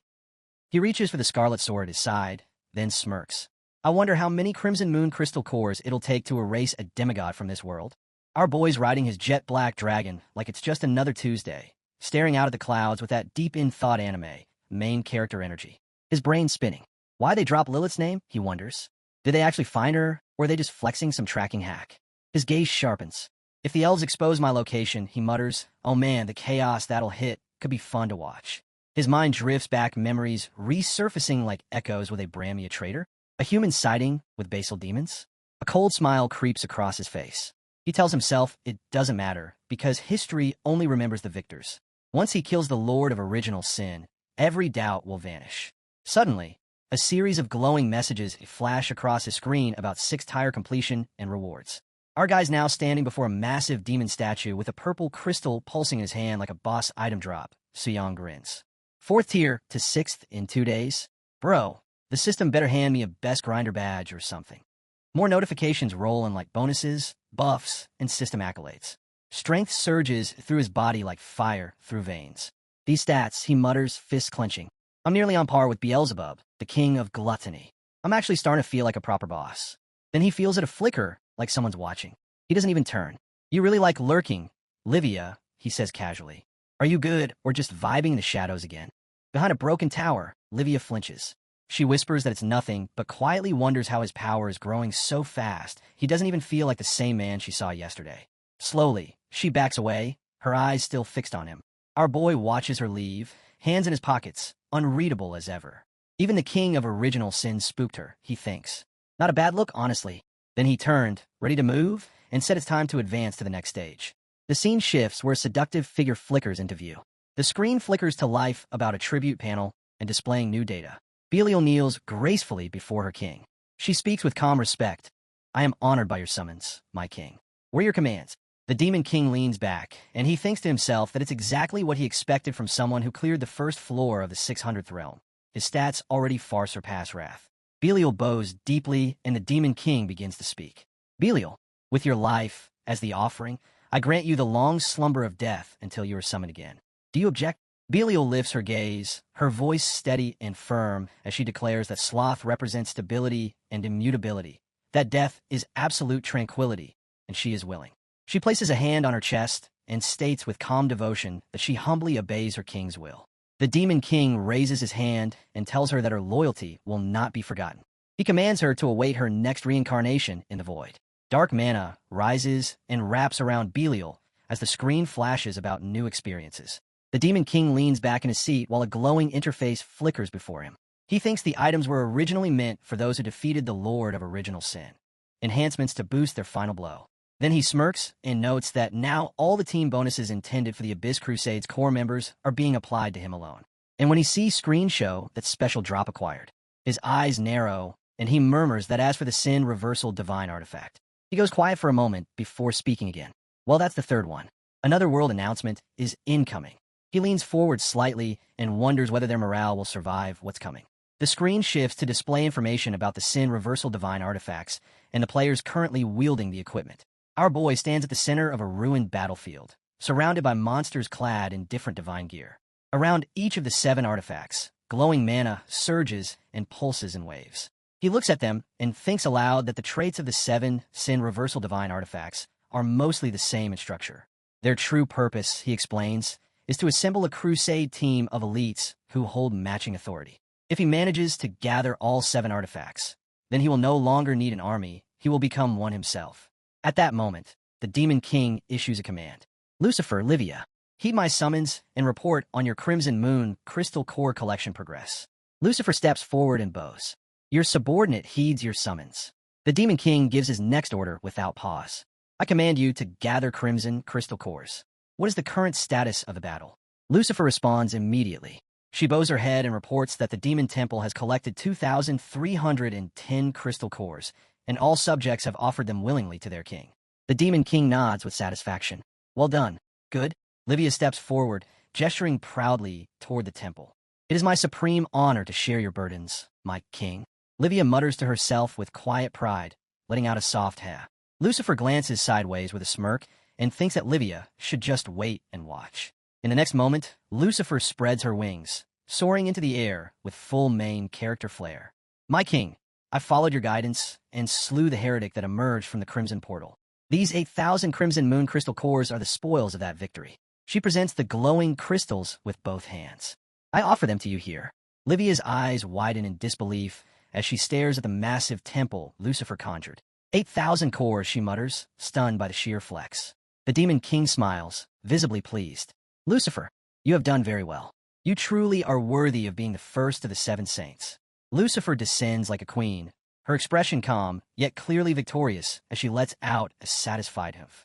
Behind her, Livia glares with clenched fists, silently muttering in frustration, letting out a string of low, angry grumbles. The tension crackles in the air. Yeah, this isn't just about missions anymore. It's straight-up office rivalry, demonic edition. Both are dead set on impressing the big boss. And then in the next moment, dark energy coils through the air, wrapping around their bodies with possessive hunger.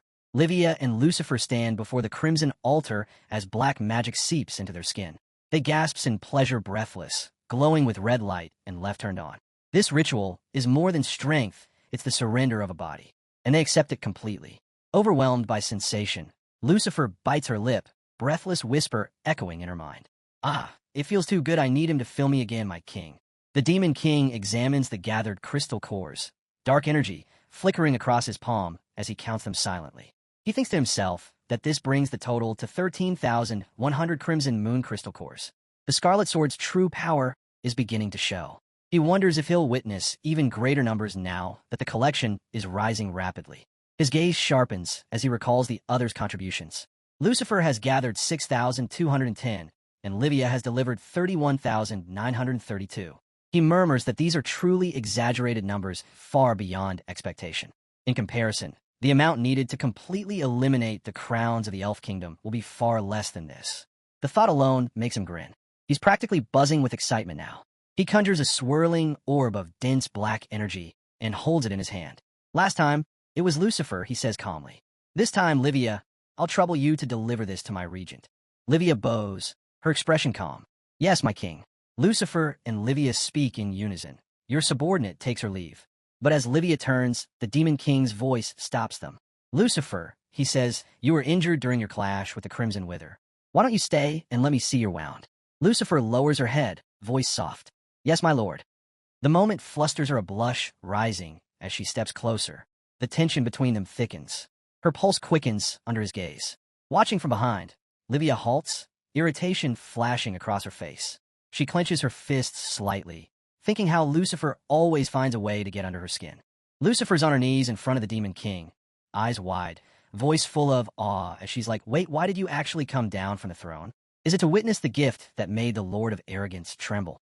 The Demon King steps forward like he owns every inch of existence, towers over her, rests a hand on her head, then raises a finger to his lips. Sure, he says, don't act unless I say so. Lucifer nods, instantly obedient.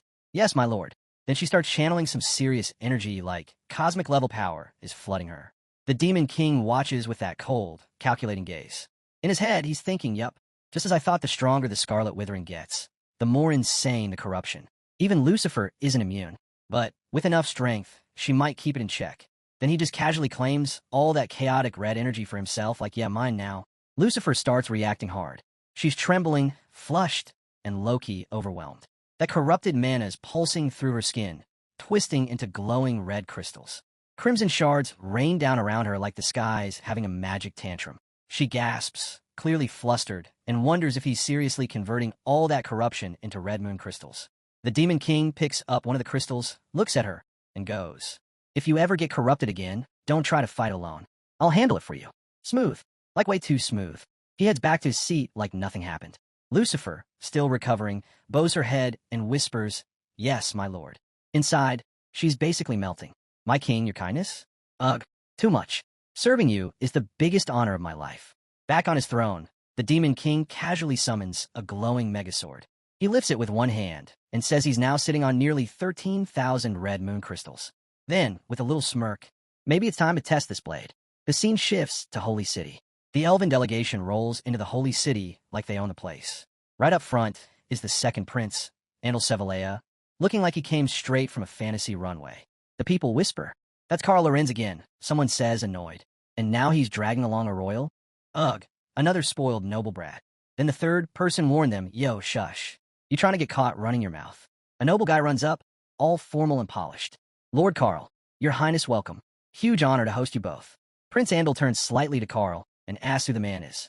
Karl replies calmly that it's Tokugawa Suno, the ruler of Sakura Nation. Tokugawa bows like a pro. Whatever requests you bring, the Sakura Nation is all in.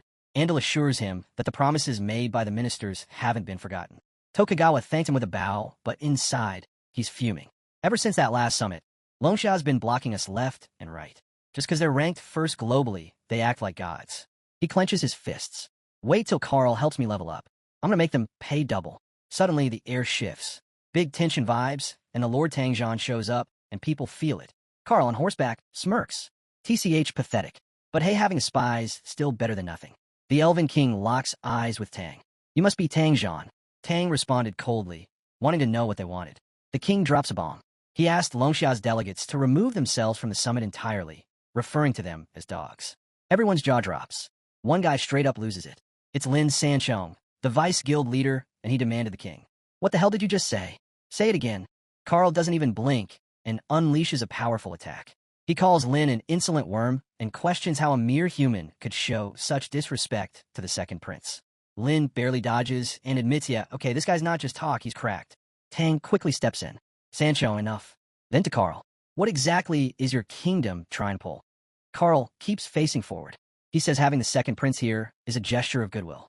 But the guy who killed Prince Eric and snatched Princess Lalith is from a Longxia citizen. So the delegation has no choice but to request Longxia's withdrawal from the summit. Prince Andal adds that the withdrawal would prevent further pain for his highness. Carl simply bows in response to the prince's will. Carl bows, acting all respectful, but Tang knows better. He's thinking, on the surface, they want to kick us out of the alliance. But deep down, they're after my boy Su Yang. Really going this far, for someone who just hit level 4? Carl keeps it going. The elven delegation will not enter the temple or the summit until every Longxia rep is gone from the city. Inside the holy temple, the high priestess shows up in full divine mode, stands before a statue, and sends out a wave of holy light to heal Lin. Carl watches, narrowing his eyes. Just as things are about to pop off again, boom. A sacred blast shuts everyone up. The high priestess steps forward and warns everyone to mind their words and actions. Carl bows politely. Thank you for your guidance, high priestess, he says. I admit I was out of line. But inside, he shook to match the sacred 3 branches. Maybe even surpass them? This temple's no joke. As he turns to go, he throws in one last jab. I'd advise settling this soon. Otherwise, the heartbroken second prince might not sign the pact. In private chamber, inside the temple, Lord Tang sits across from the high priestess, the vibe's serious. She asks, what's your take on the elves' demands?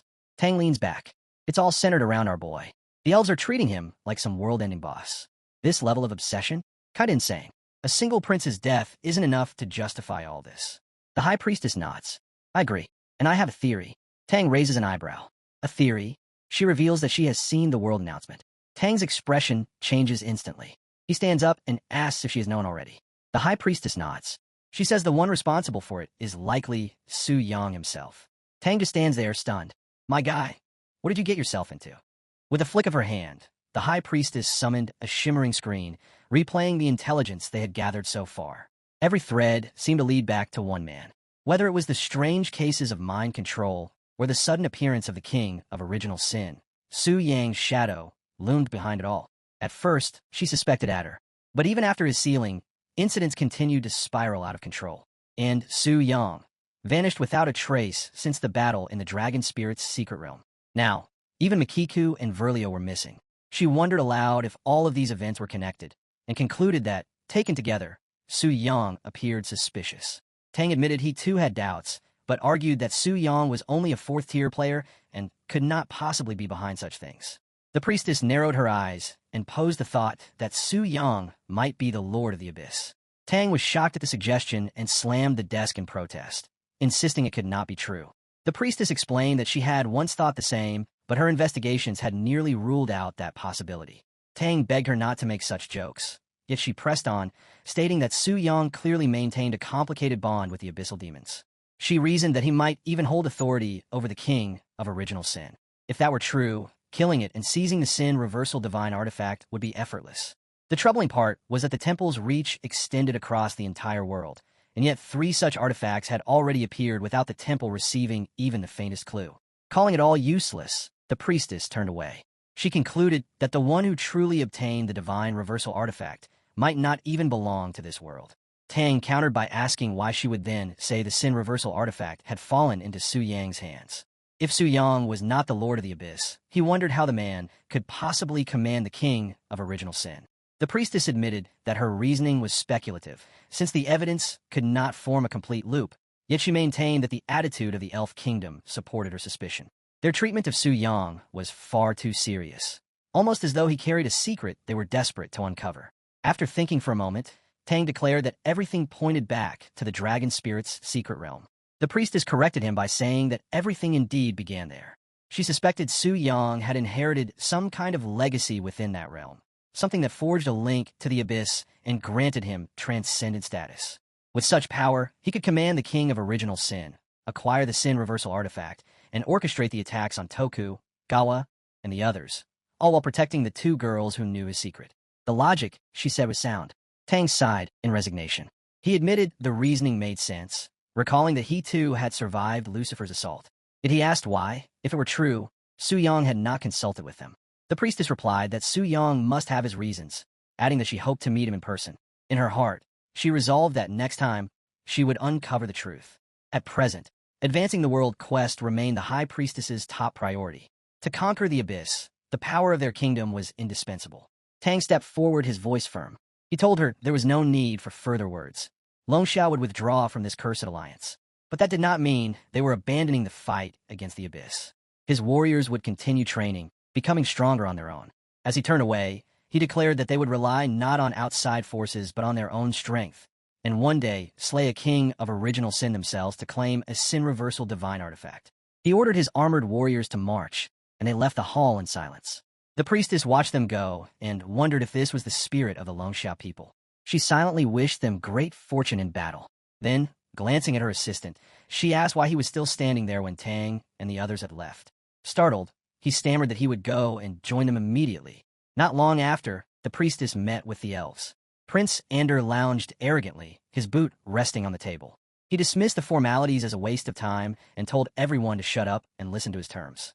Carl and several others exchanged uneasy glances, muttering that their prince was little more than a spoiled brat when the princess was not around.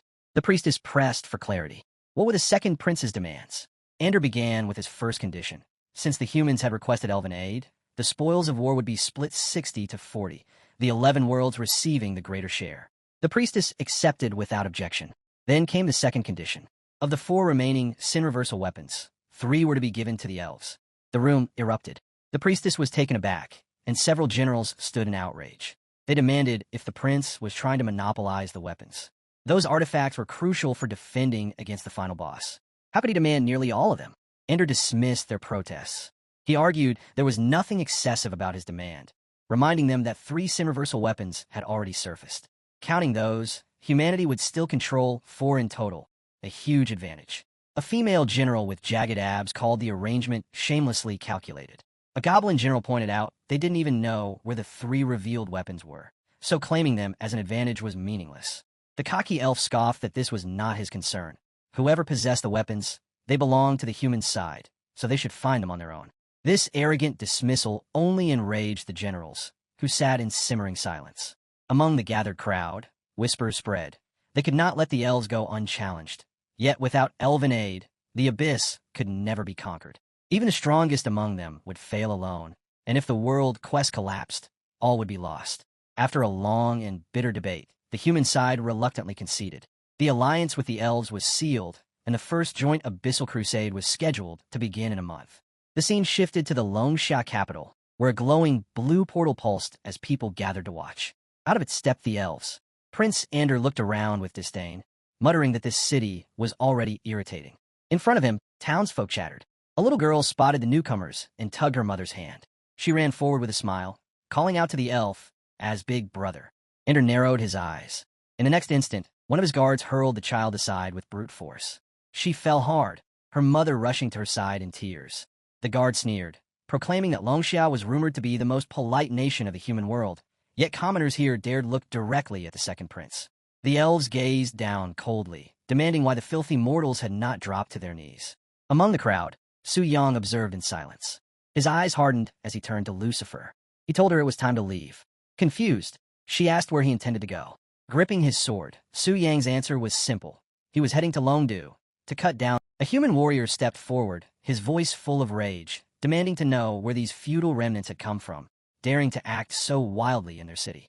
He bellowed that it was the elves who should be kneeling in apology. The elf guard only sneered, calling him conceited trash, and vowed to show the difference in strength. With a brutal strike, he slammed the warrior into the ground, pinning him hard into the dirt. Coldly, he declared that this was the fate of ants who dared defy them. Nearby, the female fell to her knees, trembling as she begged them for mercy. She cried that her daughter was not even level 5. If killed, the child could never be revived. Her voice cracked with desperation as she pleaded for her life. Suddenly a voice thundered from above. calling them impudent as the sky split with blinding light. A radiant barrier enveloped the mother and child while a blazing force descended, setting the ground aflame. The human warriors lands, rallying their ranks and ordering the citizens to evacuate. Tang stepped forward, fury etched into every word as he demanded of the elf prince whether it was his guard who had struck down Longxia's people. The elf guard, strained by the flames, sneered back and asked what if it was. Tang leapt in the air, his body blazing with power. He drew in energy with the extreme Dao inhalation technique, his fist wrapped in a thick, violent red aura that shattered the elf guard's body in one devastating blow. Without hesitation, he followed through, hurling a surge of golden mana straight toward the elf prince. Carl stepped forward, staff glowing as he shielded the prince. Tang's strike tore through the square, leaving a trail of devastation. Yet under Carl's protection, the elves stood unscathed. Carl's gaze fell on Tang as he asked if this was how Longxiao welcomed its guests. Tang's reply was sharp. Respect, when given, was returned tenfold, but the elves had shown none to his people. Prince Ander brushed the words aside. To him, etiquette was for nobles, and the ones harmed were nothing more than commoners. He wondered aloud why Tang would make such a fuss. Tang answered with steel in his voice. In his city, there were no nobles or commoners. Everyone was equal. Yet the elves had hounded them in the holy city and now barged into Longxia without cause. He demanded to know their true purpose. Carl laughed coldly and declared their accusation. Su Yang, he said, had committed 3 crimes. First, without permission from the elf royal family, he had subdued a black dragon, a creature they considered a seed of disaster that must always be executed on sight. Second, he had slain Prince Erich and countless elven prodigies in the dragon spirit's secret realm. Third, he had abducted Princess Lilith. For these crimes, the elven queen herself had already decreed Su Yang's death. That was why they had come. A human guard roared in protest, calling the charges shameless. Subduing the black dragon was Su Yang's own skill. Why would he need the elves' permission? Carl snapped back that the dragon was an evil seed marked for extermination, and he demanded what a mere guard thought he was, to dare speak to him at all. The guard seethed with fury, but Tang held him back with a raised hand. Calmly, Tang asked if they were searching for Su Yang. If so, they would leave disappointed because no one knew where Su Yang was. Carl dismissed the answer. He claimed they did not need Su Yang handed over, only the release of the city's territory, so that the elves could search it district by district, starting here. The red-haired warrior rose in outrage, declaring that the capital would never allow outsiders to trample through its streets. To permit such a thing would be a blatant insult to the nation. Carl raised his staff, and green energy shimmered around him like a poisonous mist. He warned them to consider carefully whether they even had the strength to stop him. Tang's fury boiled over. He declared that a scholar might endure much, but this could not be endured. If the elves sought war, then war they would have. He unleashed his extreme divine power, hurling a massive explosion of energy toward Carl. But Carl turned his staff with effortless grace, diverting the blast through his guardian tree's protective power. Smiling thinly, he declared that Tang was now exposed after using such a move. With a single command, he invoked the sacred tree's punishment. From his staff burst countless deadly roots that shot forward, spearing through Tang's body. Blood sprayed across the stones as Tang collapsed, pierced and lifeless. Shock rippled through the human ranks. General Tang, their fearless warrior, had been struck down in an instant. Carl raised his staff, his voice heavy with pride, declaring that the power of a divine artifact was beyond the imagination of mortals. He urged the humans to abandon their resistance. Before his words could settle, leaves began to drift from the sky. Carl froze, startled, and looked upward. The heavens split open as a portal tore through the clouds. From its depths, 2 figures descended slowly. Lucifer, the king of arrogance, and, at her side, the cloaked form of the hero. The generals gasped in shock, whispering the name of Lucifer. Prince Ander barked at Carl to shield him. Carl steadied his grip on the staff, assuring his prince that with the divine artifact in hand, there was no need to fear. Yet, in his heart, he measured the risk. Intelligence had warned him. Once a king of original sin descended into the mortal world, their divine power would fall to the demon tier. He reasoned that with his artifact strength, standing at the same demigod level, it might even be possible to kill the strongest of the abyssal kings. Among the Longxiao warriors, unease rippled. Some whispered why Lucifer had appeared now. Was her target the humans or the elves? Tang, battered but still standing, narrowed his gaze. He noted that the hero's identity seemed cloaked by some unknown force. Perhaps it was intentional. Perhaps it was a chance. Either way, it made his own move easier. High above, the hero studied the field. His thoughts were precise. The adjustment range was barely a meter, the enemy was far too alert, and a direct strike might fail. He turned to Lucifer, instructing her to draw all the elves into her domain while he dealt with the second prince. Lucifer spread her power wide, expanding the abyssal domain. Darkness consumed the battlefield, swallowing sound and light alike. In an instant, the elf prince found himself standing alone. He spun in panic, searching for his guard, only to realize they were already locked in combat with Lucifer. The hero descended, looming over him. His words cut coldly into the prince's fear, telling him his subordinates would not return soon. The prince stammered, demanding to know who this man was. He declared his name and title, the second prince of the Elven Kingdom, and demanded to know what the intruder wanted. The hero gave no reply. He surged forward. The prince's shield flared, layered with noble protection, but the hero's strike shattered it, as though it were glass. The blow smashed across the prince's face, hurling him into the ground. Before he could recover, the hero seized him by the head and drove his fist deep into his stomach. Pain burst through the prince as he writhed and spat blood. Yet, even in agony, he sneered that death meant nothing. He would revive in the elf temple, and the elven army would flatten the abyss until the Longsha people were annihilated. The hero drew his sword, his gaze like iron.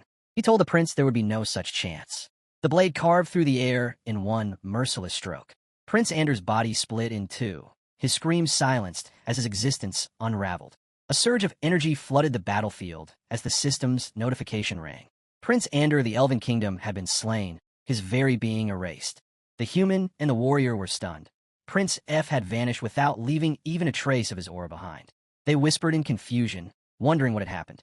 Tang, sweating nervously, realized he had been too distracted by Lucifer's earlier entrance to notice the mysterious figure at all. What unsettled him most was that the person hadn't emitted any powerful aura. He began to suspect this could be another one of the kings of original sin. As Tang glanced toward the boy, he sensed the Lucifer barrier weakening. A moment later, the dark veil surrounding the area dispersed, and Lucifer let out a sigh. The arcade minister only laughed at the sight, declaring that the so-called strongest king of sin was nothing more than a demigod tier.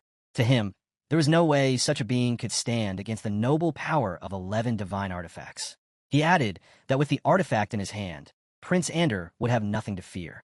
But when Carl turned, he realized Prince Ander's presence had completely vanished. His eyes narrowed as he looked toward the boy, demanding to know what had been done to the second prince.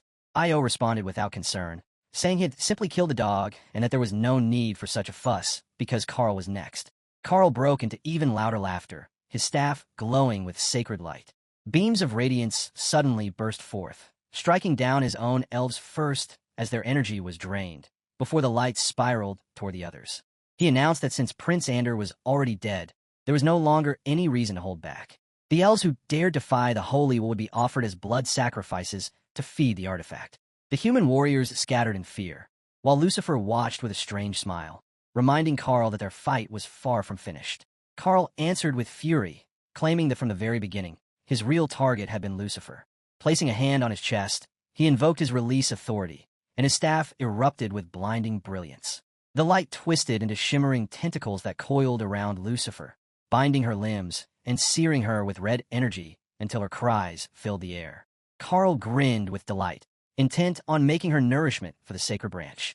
Before the final strike could land, a surge of pink energy cut through the air, forcing Carl's attention away. He caught sight of the hero leaping forward and mocked him for overestimating himself.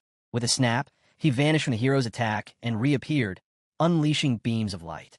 The hero dodged with a leap, clashing against the beams until they shattered. Sword in hand, he charged Carl and brought his blade down. Carl sneered in defiance, even with death looming, commanding the boy to die.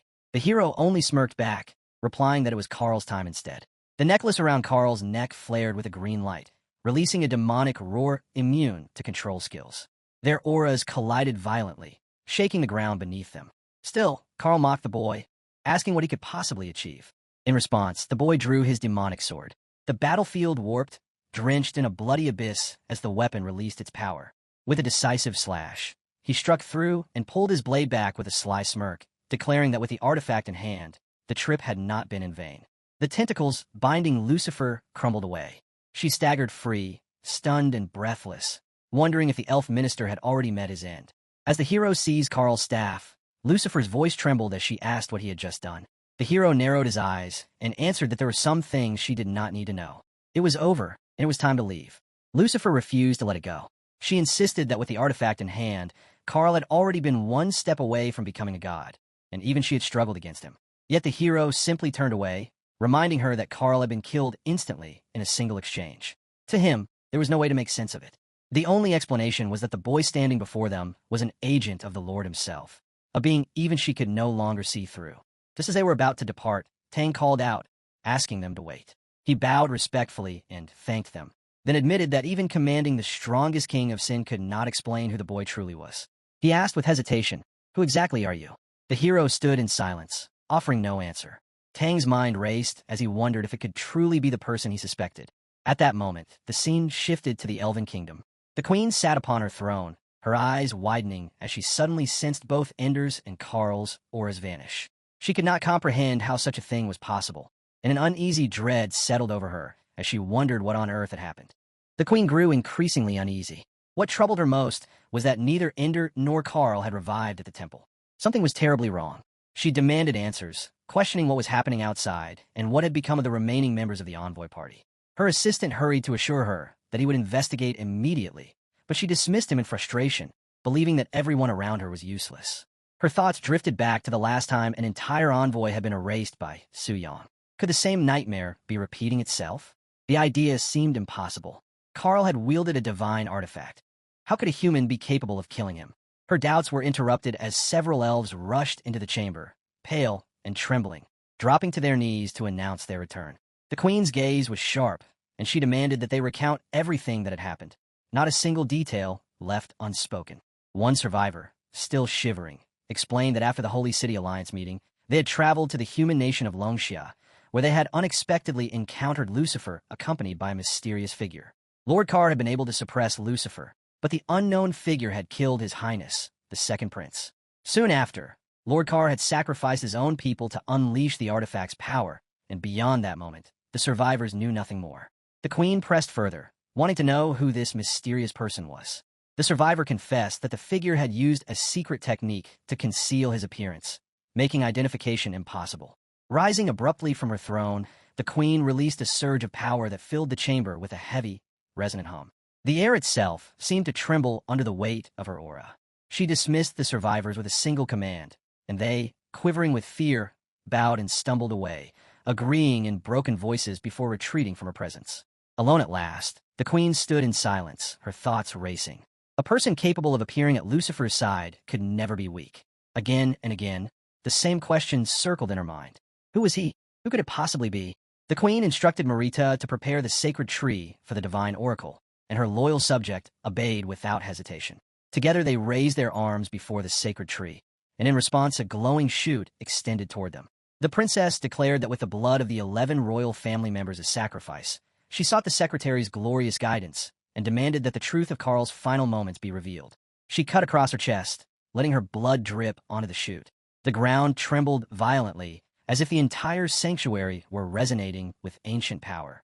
Both women exchanged uneasy glances, realizing the secretary itself was shuddering. What could the ancient spirit have witnessed to cause such unrest? The earth convulsed again, and a sudden explosion ripped through the chamber. A vast divine circle manifested before them, blazing with overwhelming light. Shock spread across their faces as they watched the circle transform into a vision. Within it, the image of a cloaked man appeared, striking with impossible force as Carl was shattered into nothingness. The vision ended abruptly, the screen vanishing as silence fell. The princess bowed her head, declaring that this had been the divine oracle of the secretary. Marita agreed, her voice firm as she interpreted the revelation. The meaning was clear: the mysterious man must be slain at all costs. The queen, however, remained troubled. The man had hidden his face, and there was no way to identify him directly. Yet she reassured herself that it did not matter. The oracle had already integrated the man's aura into a spiritual imprint. Whoever bore that imprint would recognize him instantly. No disguise, no concealment, no trick of fate could allow him to escape the perfection of the secretary's mark. She raised her voice with finality, proclaiming that the will of the secretary was the highest law. From this moment, all hostilities with the human nations were to be set aside, and every resource would be redirected toward crusading against the abyss. The mysterious man had to be found, and he had to be killed. Marita bowed in compliance, offering no resistance. Yet even as she gave these orders, the queen's heart smoldered with hatred. Her commands did not absolve the humans of guilt. Though she bowed to the will of the secretary now, she swore silently that one day she would avenge Ender and Carl twofold. The scene shifts to the divine artifact. It's a sacred branch blessed by the goddess, crafted from the first branch of the ancient tree grown under the nature goddess's blessing.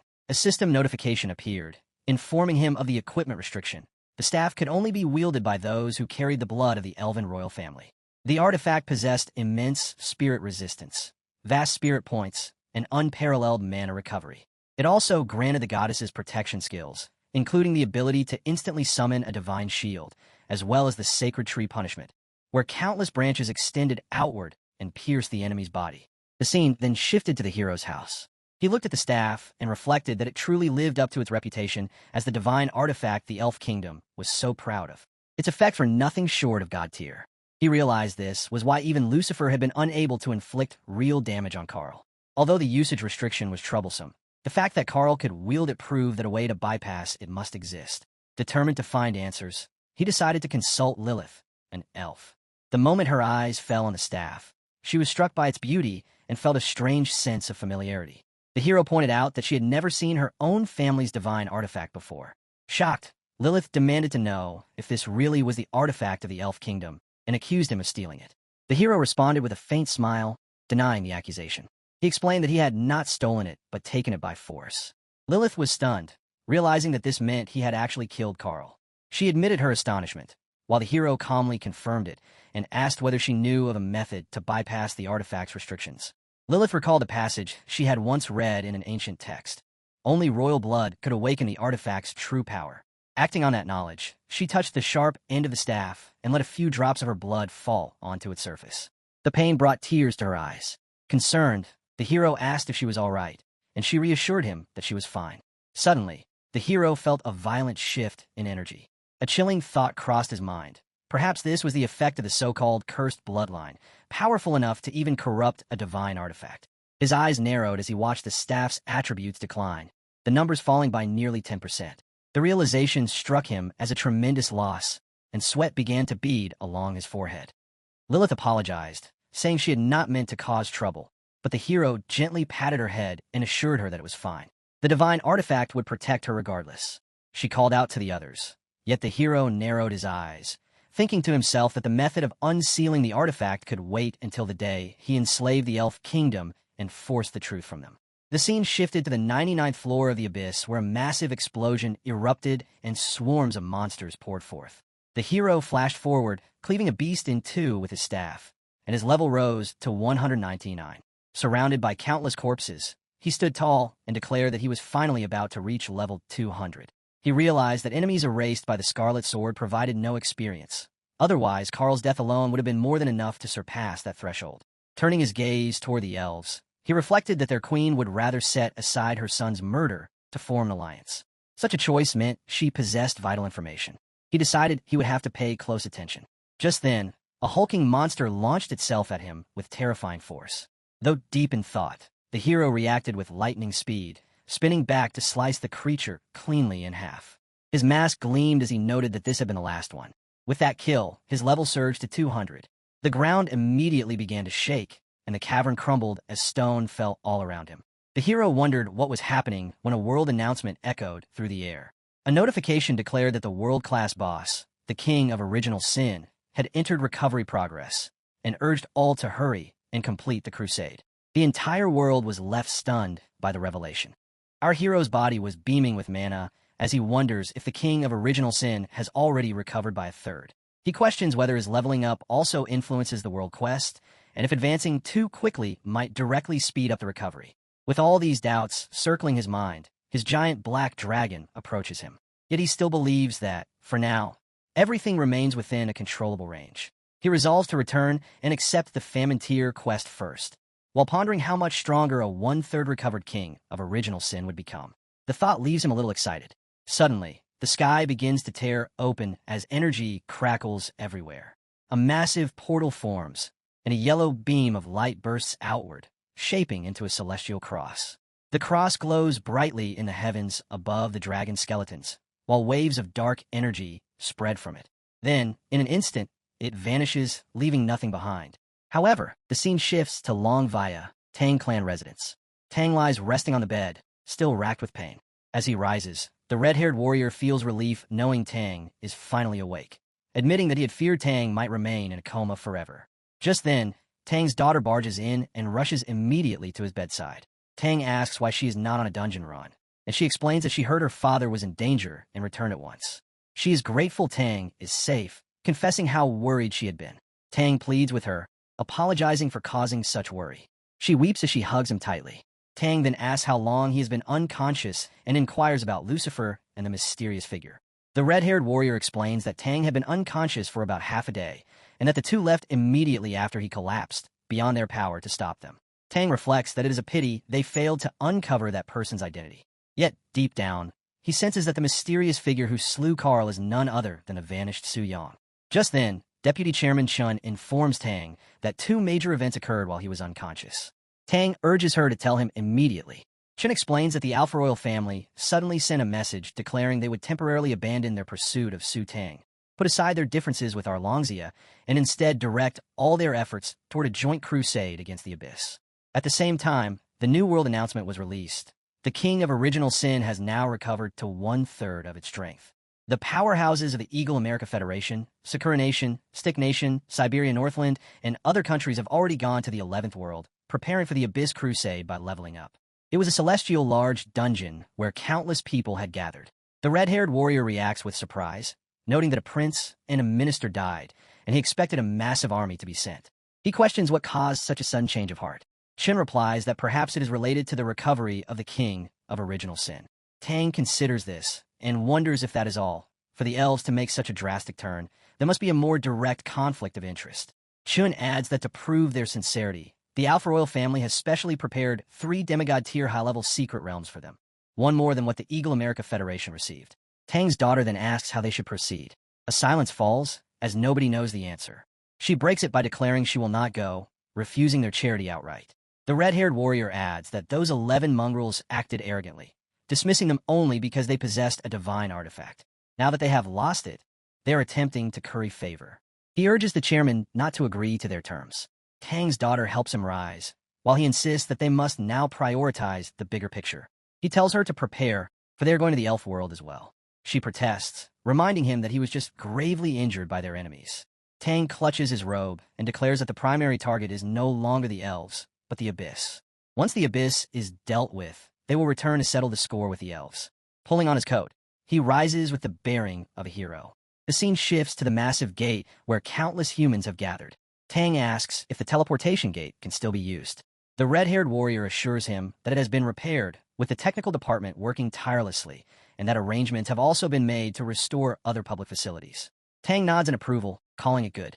Just then, his daughter stares at the portal in awe and questions what terrifying destructive force could have caused such damage. She wonders aloud if it was the power of a 9th-tier powerhouse, or even a divine artifact. Tang turns and remarks that, speaking of such things, her father once wanted her to meet Su Yang. Who could have known he would perform so many acts and then vanish? He laughs, insisting that Su Yang had not committed great deeds at all, but had only acted in self-defense. His daughter teases him, saying he always speaks on Su Yang's behalf, and wonders what kind of ability Su Yang must possess to have him so smitten. Tang reflects as he gazes at the portal and the teleportation gate, musing that perhaps Su Yang could help them annihilate the hateful elves. His daughter walks away dismissively, declaring that no one would believe such a claim. The scene shifts to our hero standing before the demon archlord. A system notification declares that after rejecting his tier upgrade, he has triggered a class change quest. A 5-star 7th-tier mission appears called the Dragon Feast of the Demon Archlord.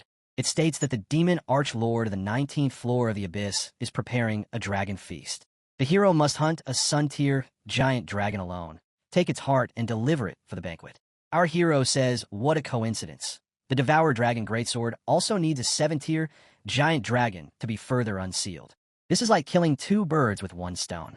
Then he thought, but without Balan's help he couldn't locate the giant dragon's secret realm in the human world. The only remaining option is the Dragon Nation, and the only teleportation gate to the Dragon Nation is located within the 11 Kingdom. To go there, he first has to go through the human world's teleportation gate. As we look at the crumbling gate along with other species, he thought that the strength of the 11 guards is almost 6th or 7th tier, so that's not a problem. While walking, he suddenly stops. He thinks it's only the reason to go and observe the 11 world in advance, since he will be enslaving them anyway, right? Then his dragon flaps wings and sits in front of him. Our hero says it's a shame. He wants his dragon to have a good meal, but his dragon is too conspicuous. If someone recognizes his true identity, it will be a problem. He can take him to the Dragon Nation. His dragon bows down his head, so our hero pats him. But suddenly, it roars and energy crackle around it. Our hero wonders what's happened. Just then, the energy melts down in a very strange way, and the dragon starts to shrink until it just transforms into a black energy right on our hero's palm. Our hero was surprised, but then he was annoyed, saying his dragon, if it can transform, it should have said earlier. He asked his dragon if it needs a beating for such an act. However, the scene shifts to the demon abyss, the boss of original sin. This beast that has overwhelming stats, who sits on its throne, the boss says, just 1 tier recovery, and his stats surge this much. His power at his peak is unimaginable. But what is more important right now is the authority. The King of Original Sin effect is updated thus. The system says that by consuming a portion of the Dark Origin power, the boss can revive the King of Original Sin infinitely. Our hero says no time limit is needed. As long as there is enough Dark Origin power, our hero believes he can revive the King of Original Sin. He considers it a huge buff, and for the upcoming battle, undoubtedly great news. With a flicker of his finger, he channels Dark Origin power. As light shimmers and constricts within the inner circle, he declares that he will now fulfill his previous agreement and summon the King of Wrath, Samuel, once more. The system pops up, saying the revival of the King of Wrath, Samuel. It consumed 7 out of 1 of Dark Origin. Suddenly, the energy crackled around his green throne, and a giant beast wolf with overwhelming mana gets summoned. It says, by the grace of my King Samuel, is ready to die for you. Our hero commands it to follow his regent Su Yang, heed his orders, and go on crusade against the 11 Kingdom. Samuel says, as you command, my king. The scene shifts to the Elf Kingdom Human World Connection Gate, where elves guard the entrance while human troops attempt to pass through. One elf calls out to them, and the human commander explains that they are from the Sakura Nation, invited by Lord Carl to enter the 11 secret realms for leveling. He requests passage. The elf opens his stats window and replies that he needs to check. The commander urges him to hurry, all the while wondering why the elves suddenly set aside their defenses with Longxia and allowed others to join the Abyss Crusade Alliance. He thinks of how the Sakura Nation might seize this chance to surpass Longxia and trample over Tang's reputation. Then the elf points his spear, causing the commander to pull back his horse in alarm, demanding to know what they're doing. He insists that he is Lord Carl's guest. The elf retorts that it is not him they care about, but the one behind him. The commander turns and sees our hero, cloaked and standing alongside a giant muscular figure. At once the humans spread out, exposing them to the elf guards. The guards demand our hero stop, claiming their monitors detect highly unusual energy and ordering him to reveal his identity. Samuel quietly asks the commander for permission to act. Our hero acknowledges that he had hoped to slip in disguised as a human, but realizes it will not be so simple. He smirks, deciding there is no reason to keep playing games, and orders Samuel to crush them. Samuel immediately obeys. His body swells into its berserk black wolf form, and in a blink he vanishes. The elves do not even notice until one of their heads is already severed. Alarms sound, warning of combat. As the warning signal echoes from an elf's pocket, Samuel charges forward with blazing energy. The monitors confirm a boss-level energy signature belonging to the King of Original Sin. Panic spreads among the humans as the commander realizes the truth. He orders his men to retreat. Assistants cry out in terror, questioning why a boss from the Abyss has appeared here. Yet escape proves impossible. A swift blur slices through the fleeing soldiers, sparing no one.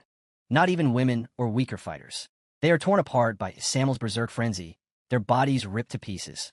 In the chaos, only the Sakura commander and his brother remain. His brother asks if they will abandon their men so easily, but Sakura commander dismisses his concern, saying his low-level fodder meant only to grind experience, worthless compared to their own lives. Our hero hears this and scoffs at their shamelessness. He commands Samuel to chase them down as well. In moments, Samuel appears before the terrified brothers, who can scarcely comprehend his speed. In an instant, one brother is smashed to the ground, hurled skyward with brutal force, and as he plummets, Samuel opens his mouth wide and devours him alive. A system notification confirms that the King of Wrath has slain an 8th tier level 276 player. Our hero remarks that 50,000 HP gain may seem little, but countless small gains add up in the end. Just then, Samuel forms a mana spear and hurls it at the Sakura commander.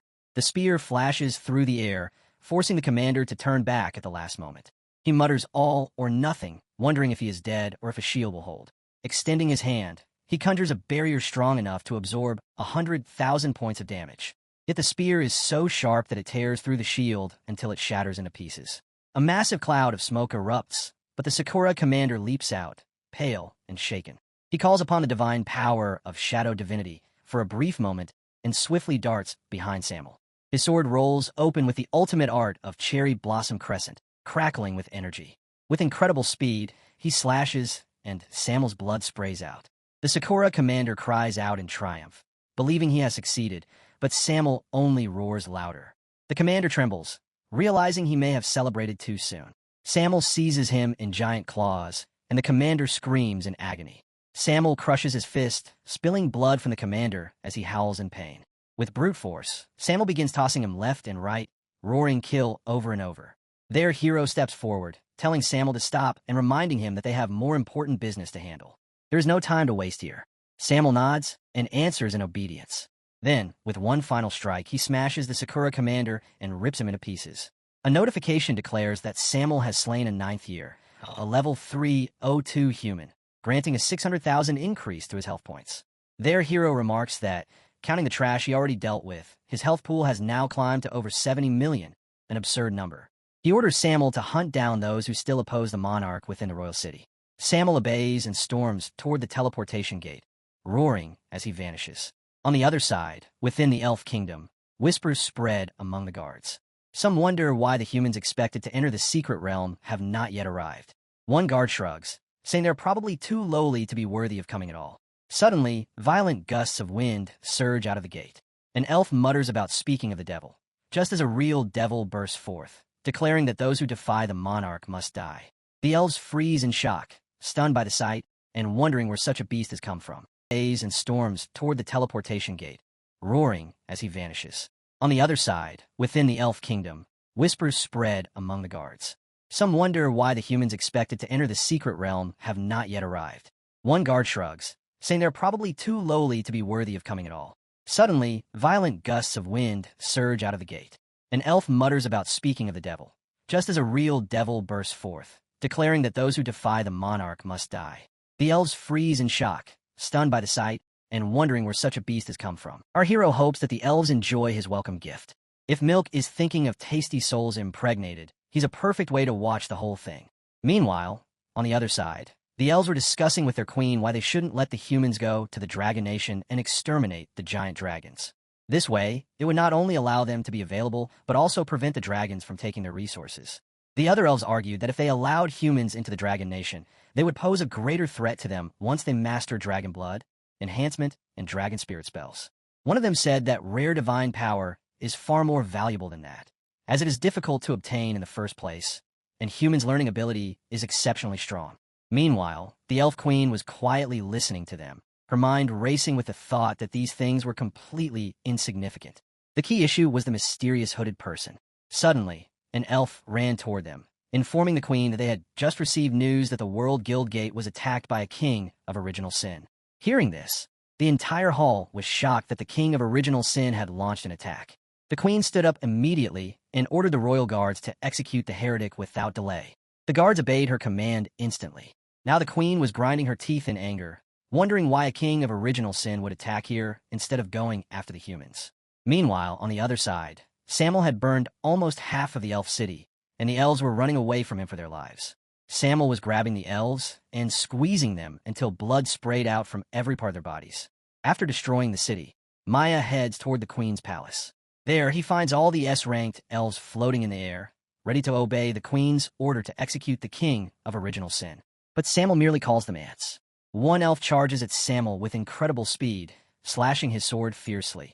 Yet Samuel instantly summons a weapon that blocks the strike midway. He mocks the elf's attack as laughable, then roars back, drawing his fist before delivering a devastating punch straight into the elf's stomach. The sheer force makes the elf cough up blood, unable to comprehend how such power is even possible. After wiping them all out, Samuel roars, daring anyone to face him. The senior elf quickly warns everyone to keep their distance, as Samuel's attacks seem to ignore all forms of defense. Then, one elf begins casting a forbidden spell, a meteor shower. Samuel narrows his eyes as two massive fireballs descend toward him, leaving behind trails of blinding light like laser beams. The ground shatters beneath him, yet he stands unshaken. Another explosion erupts as a meteor crashes down, but Samuel remains completely unaffected, purple mana surging and oozing from his body. One elf commander, witnessing this, believes the magic is working and orders his troops to repeat the attack. But suddenly, Samuel appears right before their eyes. Before the commander can react, he feels his body being slashed apart. Samuel had appeared directly in front of him. The beast seizes the elf in its grip and squeezes so hard that blood sprays from every part of his body. Then, opening its mouth wide, it engulfs the elf whole. Suddenly, Maya's body begins to crackle with mana as he declares the end of wrath, burning everything to ash. It is actually a powerful skill that begins by consuming the enemy's heart, dramatically boosting all attributes and amplifying destructive power. Samuel then tears apart another elf commander, proclaiming that those who desecrate the monarch will be executed by wrath. The remaining elf commander stands frozen, unable to comprehend how the beast is slaughtering them so mercilessly. Against the raw blood carnage, the elves cried out to stop the monster and not let him approach the royal court. But the beast, roaring and relentless, charged forward, killing the elven guards as if they were nothing. Despite their attacks, the beast's HP remained full. The elves couldn't understand why the boss's health wasn't decreasing. They wondered if he possessed a health lock mechanism while they continued their assault. One elf shouted for everyone to switch to crowd control skills to hinder his movement speed. Suddenly, massive roots burst from the ground, binding the monster by his limbs. Samuel smirked, calling their attempt foolish, like fighting firewood. With a single swift strike, he sliced through all the roots and declared that his time was almost up, vowing to burn his life to the fullest and devour the entire royal city. The elf queen grew furious, stating that he was not worthy to act wildly in the royal court.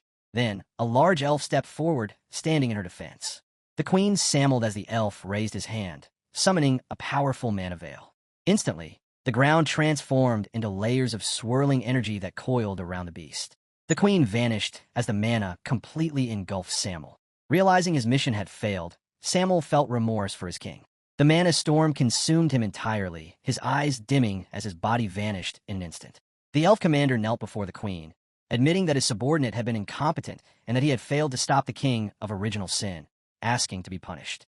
But the queen ordered him to stand, saying it wasn't solely his fault and that he must oversee the aftermath of the destruction.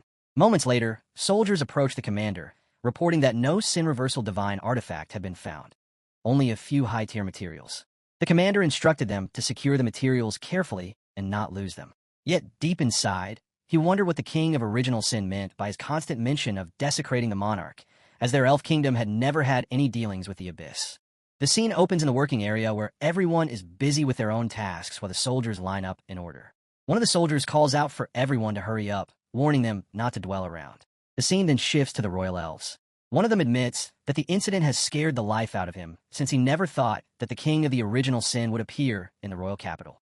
Another, holding a glass in his hand, remarks that it is fortunate that Her Majesty the Queen is present to keep things under control. Otherwise, the consequences would have been unimaginable. He adds that it is the fault of those incompetent guards who only know how to take their pay without doing their jobs properly, saying that they cannot even guard a teleportation gate correctly. He scoffs that they are just weak commoners and that it is an honor for them to die protecting the royal capital. Then, shifting the topic, he asks if he has heard about the unrest in the lower city. He said that he has heard of it and that a new sect has appeared, calling itself the Original Sin Sect, claiming to worship the sovereign of original sin. He calls them foolish and confidently predicts that they will soon be purged without causing any real trouble. He laughs and raises his glass, proposing a toast to the great queen. When she hears their conversation, her heart grows heavy with sadness. Immediately, the scene transitions to a group of commoners gathered around a fire.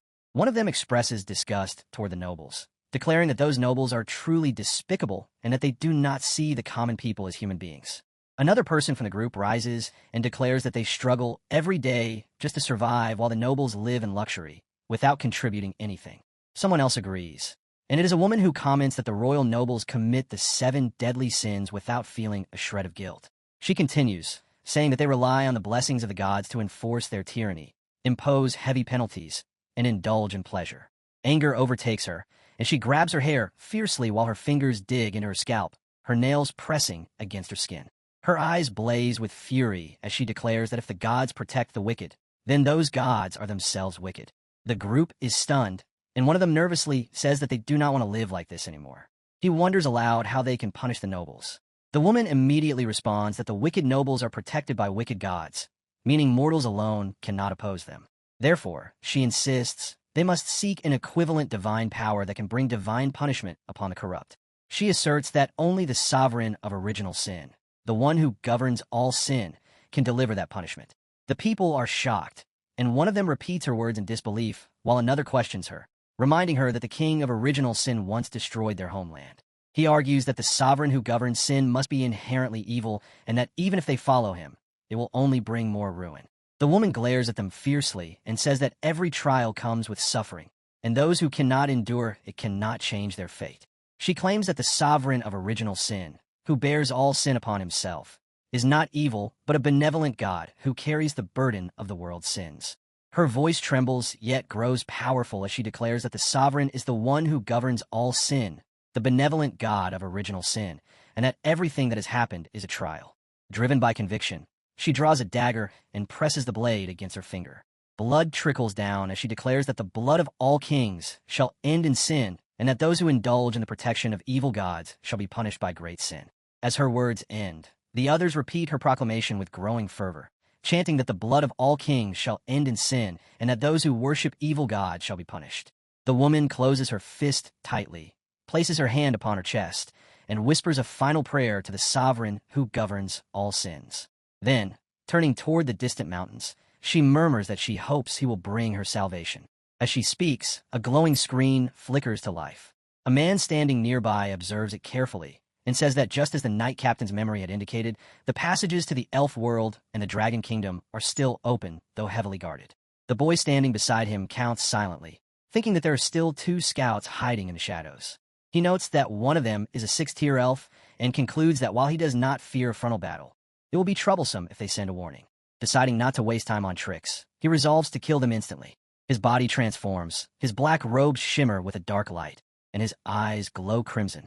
A burst of white energy flashes across the ground as the soldiers are caught off guard, crying out in shock before being struck down. They barely have time to react before collapsing. The man mutters that using the soul mark will automatically return them to their posts with all memories of their deaths erased. He removes the marks calmly and looks ahead, remarking that the dragon kingdom is magnificent. His gaze follows the sky, where countless dragons soar majestically. A faint smile appears on his face as he asks if his companion feels excited or senses a familiar scent from home. He raises his arm and calls out the name Athos. In response, a colossal black dragon emerges, roaring thunderously as it takes to the sky with renewed vigor. The boy mounts the dragon and declares that they should look for any fortunate opponents nearby. Flying atop the mighty creature, he draws his sword as they enter the Dragon Valley. There, the white dragons awaken, releasing waves of pink and blue energy that ripple through the air. The ground trembles as stones are flung in every direction. A thunderous voice booms through the valley, mocking him for daring to appear before the dragon race. The blue energy intensifies, and a massive thunder dragon laughs as he accuses the boy of disturbing his domain.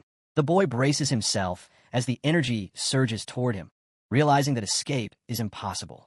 He steadies his resolve and tells himself that there is no reason other than the mission.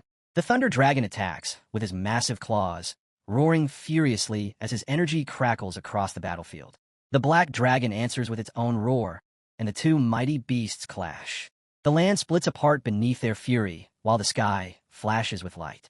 The thunder dragon mocks the black one, asking why a proud dragon would serve a mere human and whether it has forgotten the pride of its race. Rocks explode around them as the battle escalates. The boy rides through the chaos, flying swiftly like an arrow, shouting that the dragons themselves are no different since the strong always prey upon the weak. His words echo as he drives his sword into the thunder dragon's chest. The thunder dragon lets out a final roar as blood gushes from its mouth. The boy grins as his dragon descends beside him, and he says that they should share the meal together. The black dragon devours the heart of the thunder dragon, and the boy senses the surge of power flowing through him. He remarks that the thunder dragon's heart energy is immense, and that his affinity with a lightning element has increased greatly. He feels that he is now just short of mastering the lightning forbidden spell. The fallen dragon lies lifeless beneath him while he rests against its body, murmuring that this marks the 10th one. He examines his blade, realizing that the attributes of the devoured dragon's energy have reached their current limit. To grow further, he knows he must defeat an 8th-rank king-level dragon, but he admits that he is not yet capable of challenging a god-phase dragon. Deciding to bide his time, he stands as a glowing screen appears before him, displaying the stats of a 5-star 7th-rank hidden mission. He looks at the data intently and mutters that it mentions a holy dragon, something so rare that even the Global Beast Taming Association's database holds no record of it. And yet, by sheer chance, he has just encountered one. The scene opens as Hiro stands in front of the massive, glowing screen, his eyes scanning the detailed data with focused intent. He recalls that normal giant dragons usually reach the diamond tier during their youth, and as he taps the screen thoughtfully, he continues that after undergoing several growth phases, they eventually ascend to the sun tier in their adult form. Even Otto's, the formidable black dragon bearing the ancient Devourer bloodline, had only managed to reach the star tier in his youth. As Hiro scrolls through the endless stats and figures about the dragon, he frowns and mutters that this particular scar dragon is actually sun tier, which makes it a full 2 tiers higher than Otto's himself. Suddenly, the black dragon with burning red eyes rises behind him, and Hiro glances back with a smirk, asking if the dragon is getting jealous. He laughs lightly and assures him that he is not the kind of person who grows tired of old companions or constantly craves new ones. Besides, the quest requires him to slay the creature anyway. Hiro's mind begins to race as he speculates that the scar dragon must have devoured something strange to have fallen from its natural state. He wonders if it might be connected to those same rotten meat chunks, and if it drops one of those as well. Without hesitation, the dragon spreads its wings, soaring into the air, and Hiro leaps up after it, saying that they should go and take a look at that desolate land. The scene shifts as the black dragon lands near a barren riverbank while Hiro stands beside it, gazing over the bleak landscape where not even a single blade of grass grows. He remarks that the place truly deserves to be called a no-life zone. As he observes the thick smog gathering in the distance, he notices a shifting movement within it and realizes that something has noticed their presence. The black dragon lets out a deafening roar, and Hiro looks up in surprise, asking what is wrong since it is the first time he has ever seen the creature react this way. He mutters that if they are about to face a max-level sun-tier giant dragon, Otto's help may not be of much use and might even end up startling the beast. Determined, Hiro begins walking through the smoggy wasteland while black energy coils around him like a living aura. He turns to the dragon and tells it to return for now, saying that he will handle this giant dragon himself. As the red-eyed black dragon reluctantly retreats, a massive screen materializes before Hiro, displaying the stats of the approaching creature. It reads, Sun Tier Level 350 Fallen Scarred Giant Dragon with immense power that grows endlessly instead of adjusting to strength. The hero narrows his eyes at the monstrous figure in the distance and mutters that it is enormous, more than twice the size of Otto's, and its stats are almost comparable to Gluttony. He questions if he can truly fight such a being, and then pauses, realizing something unusual. He checks his own stats and feels an overwhelming surge of confidence, as he notes that his health alone is over 5 times higher than the dragon's. The screen shows his stats at level 200, revealing immense power that never adjusts with strength, only gaining further boosts. The hero smirks, running his thumb across his lips, but despite his clear advantage, he reminds himself that he is still a very cautious person. Another screen flashes before him, showing his Reaper state, which amplifies all attributes by 20%, reduces mana consumption by 80%, and increases total damage output by 200%, while allowing him to wield the authority of the 7th original sin. Blue and golden energy burst from his arms as he declares that since this is a battle against a higher-level opponent, he will go all out and finish it quickly. Another screen flickers to life, displaying the effects of his extreme Dao dual cultivation, which states that for every 10 points of base strength, physical attack damage increases by 1.5%, and for every 10 points of base spirit, magical attack damage is amplified by another 1.5%. The Heart of the Dragon Slayer skill activates as well, allowing him to ignore all innate abilities of the dragon race, and amplifying his damage against them by 500%. The golden-eyed dragon looming in the distance glares down at Hiro, while the red-eyed dragon beside him roars, white energy spiraling along its tail. Hiro grips the red-eyed dragon's side, commanding it to stay still, and with a powerful shove, he pushes it away from the battlefield. The dragon ascends high into the sky while the golden-eyed dragon opens its mouth, unleashing a torrent of deathly holy energy that glows in eerie blue. Hiro raises his arms, chanting the release of a Tier 2 forbidden spell, as black energy spirals and crackles around him, forming a chain of raw destruction. He hurls the dark chains forward and shouts the name of his attack, Azure Flame. as the energy engulfs the dragon. The creature thrashes violently, roaring as Hero draws his sword and drives it upward to hold the dragon's massive jaws apart. Pink energy ripples around the beast, while white energy detonates behind Hero, the explosion blowing across the battlefield. Yet Hero stands firm amid the chaos, declaring with a hint of disbelief that a Sun-tier fallen scarred giant dragon boss with 14 billion HP has just been instantly killed by him. He admits that his damage output feels almost exaggerated and terrifying. With a confident grin, he states that it is time to devour the creature using his gluttony authority. As he channels the devouring energy, Hero suddenly freezes, his expression shifting to shock as he realizes the dragon is not completely dead. A vast shadow looms over him, and he looks up, wide-eyed, exclaiming in disbelief as a colossal dragon with blazing golden eyes descends upon him. Its roar is indescribable, shaking the earth itself. The system screen flickers one last time, but fails to display any details about the new entity. Staring up at the overwhelming presence, Hero's voice trembles as he wonders what on earth this thing truly is. The boy stands there in utter shock and exclaims that the creature's appearance is even more disgusting than before while none of its information is visible, making him wonder what kind of abomination it is.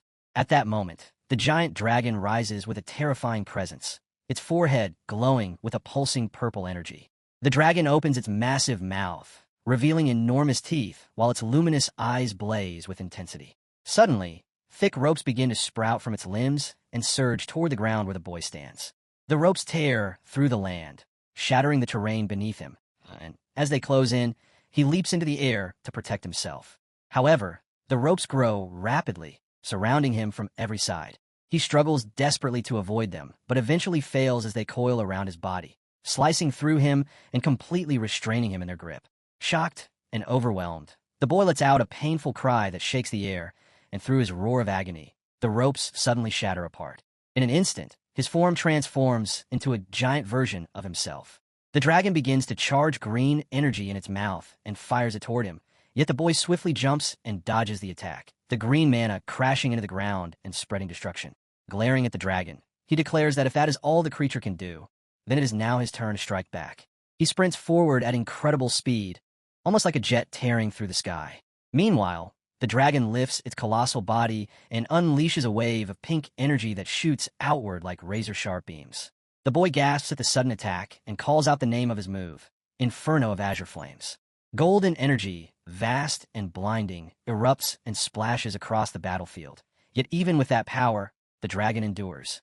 The creature roars violently, shaking the heavens, and the boy realizes in disbelief that his ultimate combo, combined with a forbidden spell, has only managed to shave off a quarter of its HP. As the dragon opens its mouth again, a horrifying sound echoes, a sacred yet dreadful voice that pierces through the air. The boy staggers, clutching his head, and groans that the sound is making his brain feel like mush. The system announces that he is suffering a special attack that reduces his sand value along with his strength, spirit, and agility by 10%. He gasps and questions in disbelief whether sand value isn't a stat associated only with legendary Cthulhu-type monsters, wondering if this mutated dragon has some connection to the Cthulhu mythos. The ropes once again extend from the dragon and strike toward him, wrapping around his midsection. He shouts that he cannot drag this battle out much longer, and although he is not afraid numerically, the side effects of the decreasing SAN value might kill him. Determined to end it before his fallen form and Reaper mode wear off, he raises his hand once more and unleashes another inferno of azure flames. The dragon roars louder, its fiery breath igniting the ground around it. The boy thrusts his hand forward, declaring that his lightning affinity is ready, and launches himself upward, shouting that it is time to take the creature's dawn life. His full power bursts forth as white energy surges toward the dragon, striking with tremendous force across its limbs, belly, neck, and wings. The dragon writhes and screams under the immense impact, while the system flashes on the screen that Fallen Form and Reaper mode are deactivated. The dragon gulps and staggers, barely standing, as the display shows that its health has dropped to 15% and the nascent Fallen Creation level is unavailable. Gritting his teeth, the boy mutters that just a little more effort will finish it. The dragon roars again, lifting its massive frame, preparing for one final strike.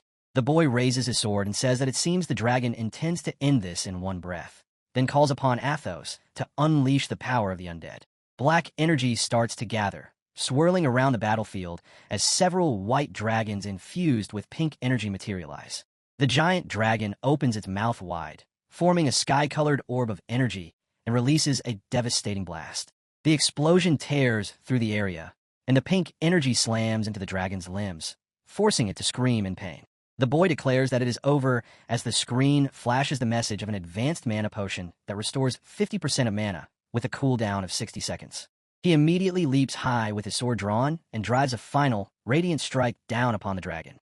The system displays messages in quick succession that Sent Fallen Creation has gained 130 million XP, 15 million gold, and several dropped items.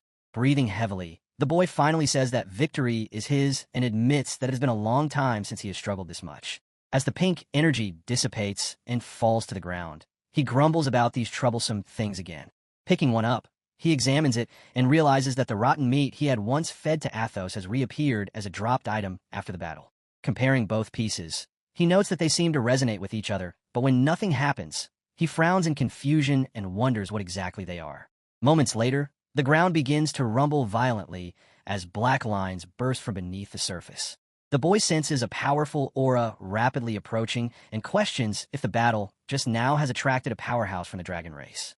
As a black dragon descends, he orders Athos to fall back, announcing their retreat. The black dragon roars fiercely, shaking the air, but soon after, a golden dragon lands heavily, spreading its gleaming wings. The golden dragon glances around and murmurs that perhaps it has arrived one step too late. The dying giant dragon groans in disgust, asking who could have slain such an abomination, and remarking that the one capable of doing so must possess formidable strength. The golden dragon narrows its eyes, feeling the lingering aura, and states that it recognizes it, declaring that nothing is impossible as its crimson eyes begin to glow with power. The scene opens as the boy places his foot firmly on the ground and demands to know who goes there, his tone sharp and commanding. The soldier standing behind him quickly turns toward him, startled by the sudden question. The boy immediately begins speaking again, declaring that black dragons are old and uncomplicated in the 11th Kingdom and that Ethos should take a rest this time. The giant dragon roars in response, its deep voice shaking the surroundings. Without hesitation, the boy commands the unleashing of all undead dragon threats upon the 11 royals. Instantly, a white dragon infused with pink energy activates, roaring fiercely as it launches a violent assault against the royals. Among them, a female shouts desperately, urging everyone to run for their lives, but a sudden voice rings out, ordering the royal guards to hold the line. The soldiers struggle as one of them cries out that the lightning is terrifying and impossible to stop. Another soldier yells to unleash the trashy attack and attract the enemy's attention, while one more warns that there might be poison in the air. Another quickly commands everyone to get out of the potion's range, and someone else invokes Zamage's purity to cleanse the air. The chaos intensifies as the white dragon gets attacked by a royal warrior. At that moment, another gigantic creature, a skeletal dragon radiating green energy, emerges from the shadows. The boy clenches his fists and curses under his breath, realizing that these undead creatures refuse to die, concluding that there must be a necromancer nearby. He immediately orders his scouts to find the culprit, and the soldiers respond in unison, acknowledging him as their master. Standing at the edge of the battlefield, the boy observes the swirling pink and blue energy spreading across the land. He murmurs that it is not bad and that, as expected of the royal elite, the light from the dragon tattoo is dimming, signaling that Ethos's power is almost depleted. He knows that this gift will have to end here. The energy continues spreading, tearing through everything in its path while the white skeletal dragon's power expands outward. The boy mutters that next time the outcome might be permanent. As the dust settles, he narrows his eyes and demands to know who is there. Suddenly, a female voice answers, calm and steady, assuring him not to be nervous because she means no harm. She narrows her eyes as well and asks who he is. The boy glares at her, thinking with unease that he could not sense her presence at all. The mysterious woman speaks again, revealing that he came from the demon abyss. Shock flickers across his face as he straightens his stance and asks, "So what?" She does not react aggressively, but instead activates a glowing green energy and politely requests a favor. She explains that she needs him to deliver a letter to the demon abyss. The boy is visibly shocked and questions her intentions, asking why he should help if the device she carries is an elven weapon meant to harm the demon abyss, since doing so would make him her accomplice. She replies with quiet certainty that she is unsure whether he will help, but if he refuses, she will simply wait for the next demon who arrives. The boy then asks who the recipient is, and she gazes directly at him, stating that the letter is for the supreme king of the original sin and ruler of the demon abyss. The air trembles as energy swirls around her and the distant presence of the king. The boy is taken aback, thinking that her aura feels identical to the massive phantom that once stood behind the elf queen. He senses that her power is overwhelmingly vast, possibly divine rank, and wonders what her connection to the queen might be. The woman stands tall and composed as she asks if he still has any questions. The boy finally speaks, asking why she does not deliver the letter herself, pointing out that with her strength, she could easily do so. She calmly answers that she possesses no strength and is merely an ordinary elf. The boy's thoughts grow sarcastic as he considers that if her kind of power is ordinary, then beings like Lucifer and Lisa must also be average. She remains still and solemnly explains that for certain reasons she cannot leave this place, and that anything related to the custody bird must always be entrusted to others, for it has always been this way and remains so. The boy silently reflects that her claim is strange because the world gateways are now fully open, allowing even divine tier beings to cross freely. He concludes that she must be bound by some mysterious force, though he cannot imagine what kind of power could imprison someone like her. Finally, he agrees to help but warns her not to be lying. She bends slightly and extends her hand in gratitude, thanking him sincerely as she senses the aura intensifying above them. Urgently, she tells him to hurry and leave. The boy asks what about her, but she insists that he should not worry and should return to the abyss. The boy nods firmly, says farewell, and flies away on his dragon, vanishing into the horizon. As she watches him depart, she softly remarks that undead giant dragons are nothing but distant memories. The scene shifts to a group of soldiers arriving at the same spot, one of them declaring that the aura they sensed earlier definitely originated here. The perspective then transitions to a grand estate featuring a beautiful swimming pool where several figures are gathered. One of them addresses Her Majesty Martia, reminding her that she surely knows what the appearance of undead dragons signifies. He states that the only being capable of commanding undead dragons is the entity that once brought endless calamity and cast a shadow of fear across both the elven world and the dragon kingdom. Though its true name has long been erased from history, both elves and dragons still refer to it as the Ancient Devourer. Martia grits her teeth and mutters with dread that the legendary monster might truly be returning. In front of the ancient life tree of the elves, the elf queen asks her assistant how long it will be until the day of the divine's godbirth.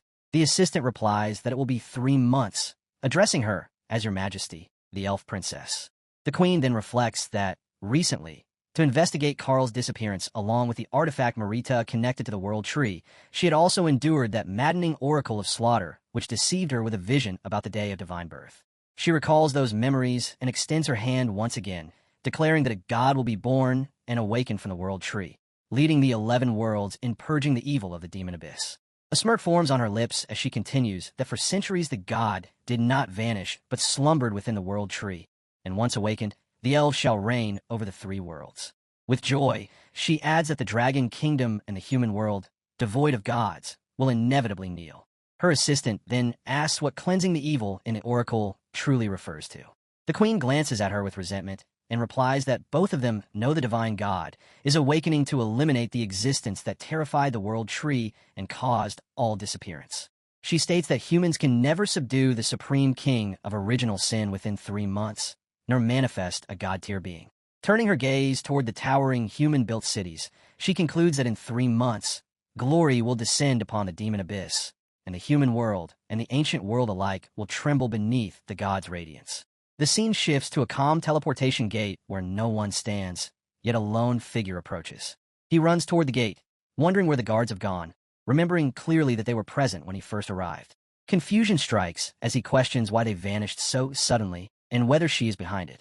A half-cloaked figure steps through the gate, noting that judging by the situation, it doesn't appear to be a trap, and deciding to leave the rest of fate.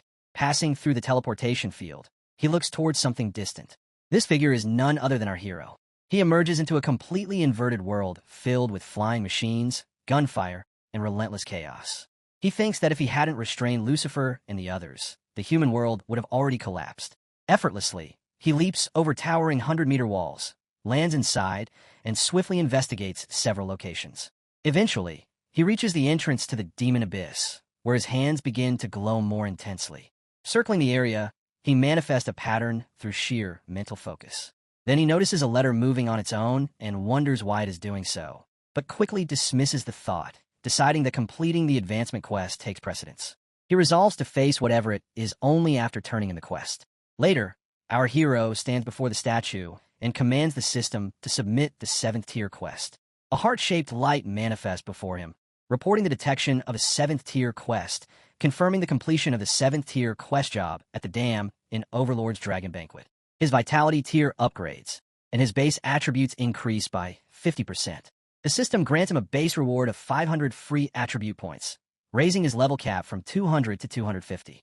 He consumes 1.3 billion experience points and levels up to 202. Our hero sighs, noting that only 300 million experience earned him 2 levels, realizing that reaching the maximum level will take longer this time. Still, advancing from Awakened to 7th-tier level 202 in less than a month remains impressively fast. The system then announces the acquisition of a passive dual empowerment, a strength-based gain that boosts physical power from 15 to 25%. Another passive, Extreme Dual Cultivation, enhances physical damage from 1.5 to 2.5% for every 10 points of strength. Astonished, our hero examines his updated stats as his level, class, and attributes materialize before him. He reflects that his 6th-tier damage cap has risen from 10-fold to 20-fold, and that his base stats now surpass those of Solar Rank Gluttony. With his gear in full strength, he can cleave through 8th-tier enemies, and soon, the 8th and 9th tiers, and even replacing the Supreme King of Original Sin, are within reach. The system then detects a quest item and instructs him to complete a hidden quest. A radiant glow forms a screen revealing that a job advancement has been unlocked, titled Holy Desecrator. The hero remains unaware of the significance of a hidden job advancement until the system confirms that the quest item scan and hidden quest are complete, officially unlocking the Holy Desecrator job.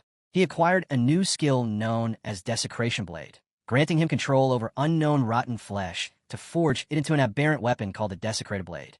The system scans his inventory and identifies the unknown rotten flesh, explaining that the Desecration Blade's first effect is devastating flesh corrosion, inflicting flesh desecration that causes 2% health loss per second, while its second effect, potent mental corruption, inflicts mental desecration that causes 1% spirit loss per second.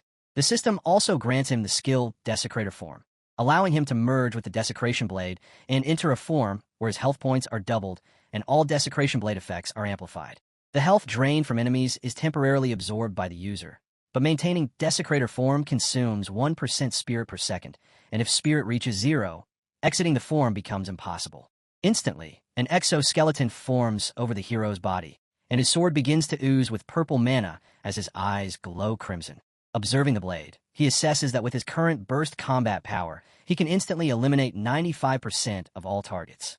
Compared to that, the 2% health loss per second seems negligible and might even slow battles, though against sturdier foes or those with special resistance, percentage-based bleeding will prove devastating.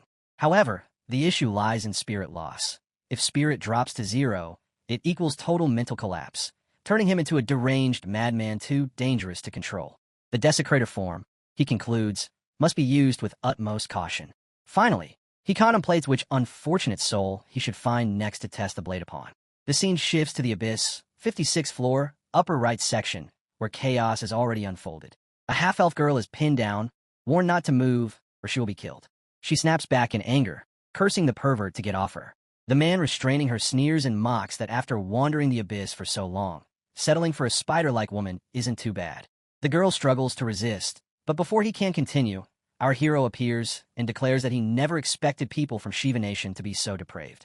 The blue-skinned man turns to look at him, only for a blade to pierce straight through his heart before he can even react, blood gushing from his mouth.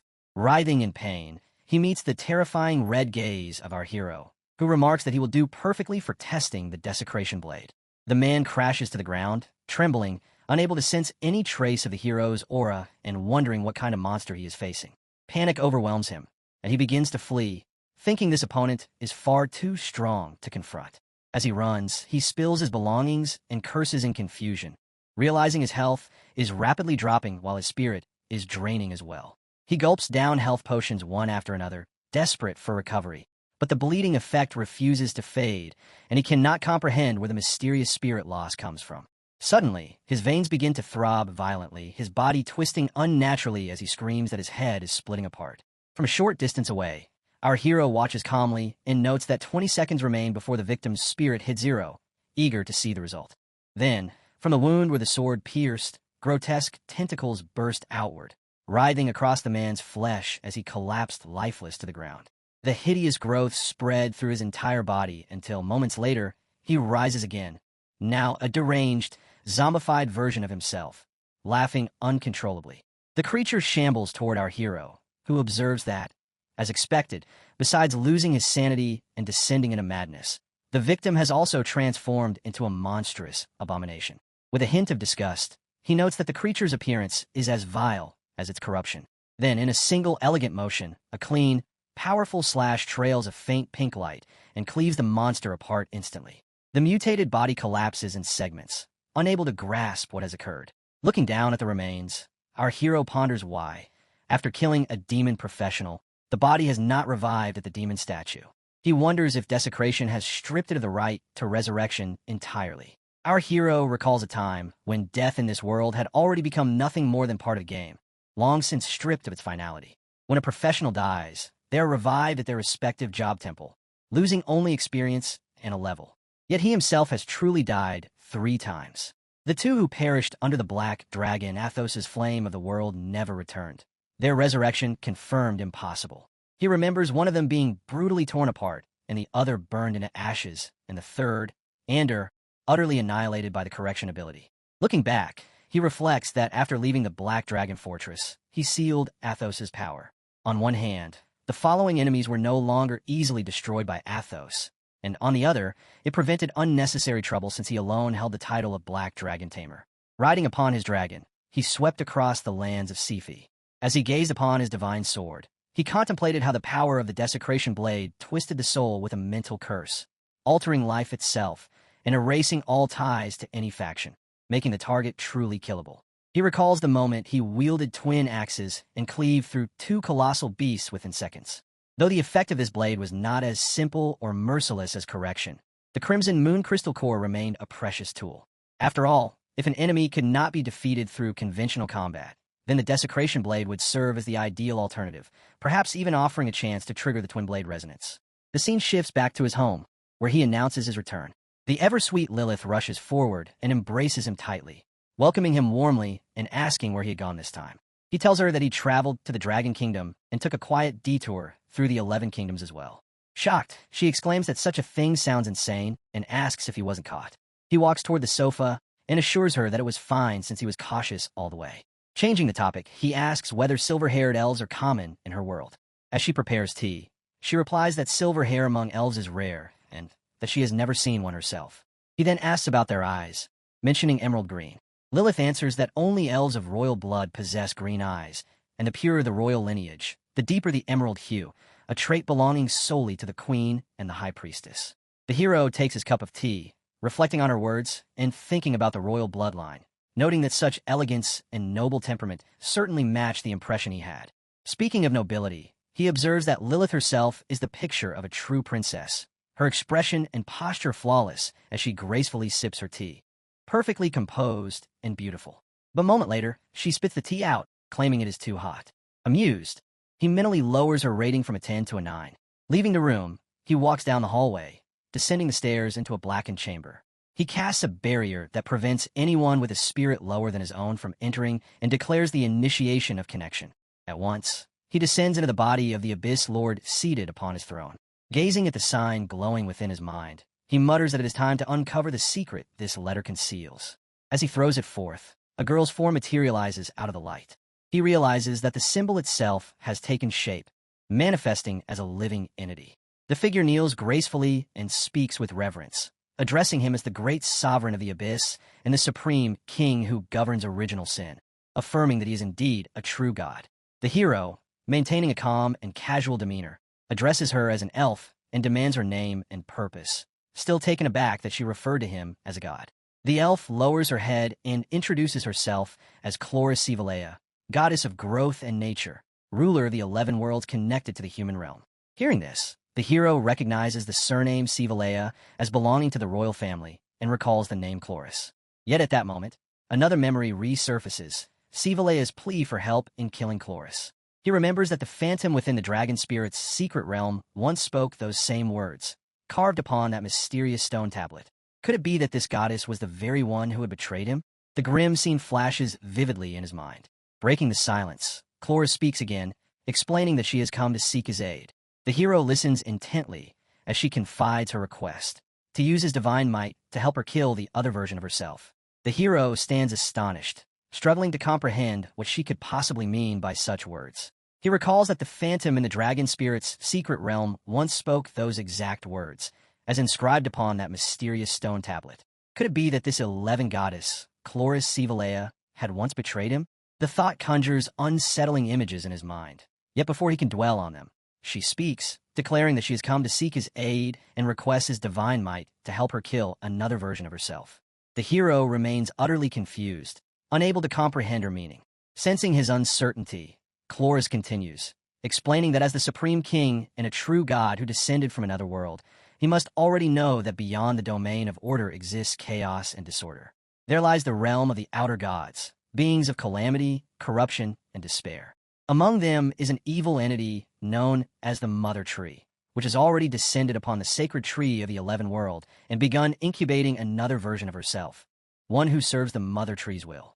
Her goal, Chloris explains, is to replace her entirely, seize control of the 11 world, and extend that corruption into the other realms as well. Her strength continues to grow, and soon she will emerge from the sacred tree fully formed.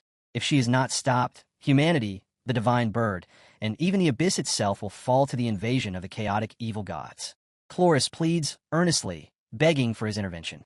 Listening to her words, the hero silently reflects that while he suspected she might be connected to the Elven Queen, the revelation that she is an actual goddess changes everything. He finds himself baffled by her talk of chaos gods and this so-called Mother Tree, concepts entirely foreign to him. How is he supposed to respond to something he has never even heard of? For a moment, he clenches his fist to steady himself, reminding his mind to stay calm. As long as he does not reveal any cracks in his composure, she will not notice his lack of understanding. After all, she has come to him for help. The initiative remains firmly in his hands. This may even be an opportunity to extract valuable information. Collecting himself, he finally speaks, telling her that before giving an answer, he has one question of his own. Addressing her directly, he asks whether she has ever encountered the corrector.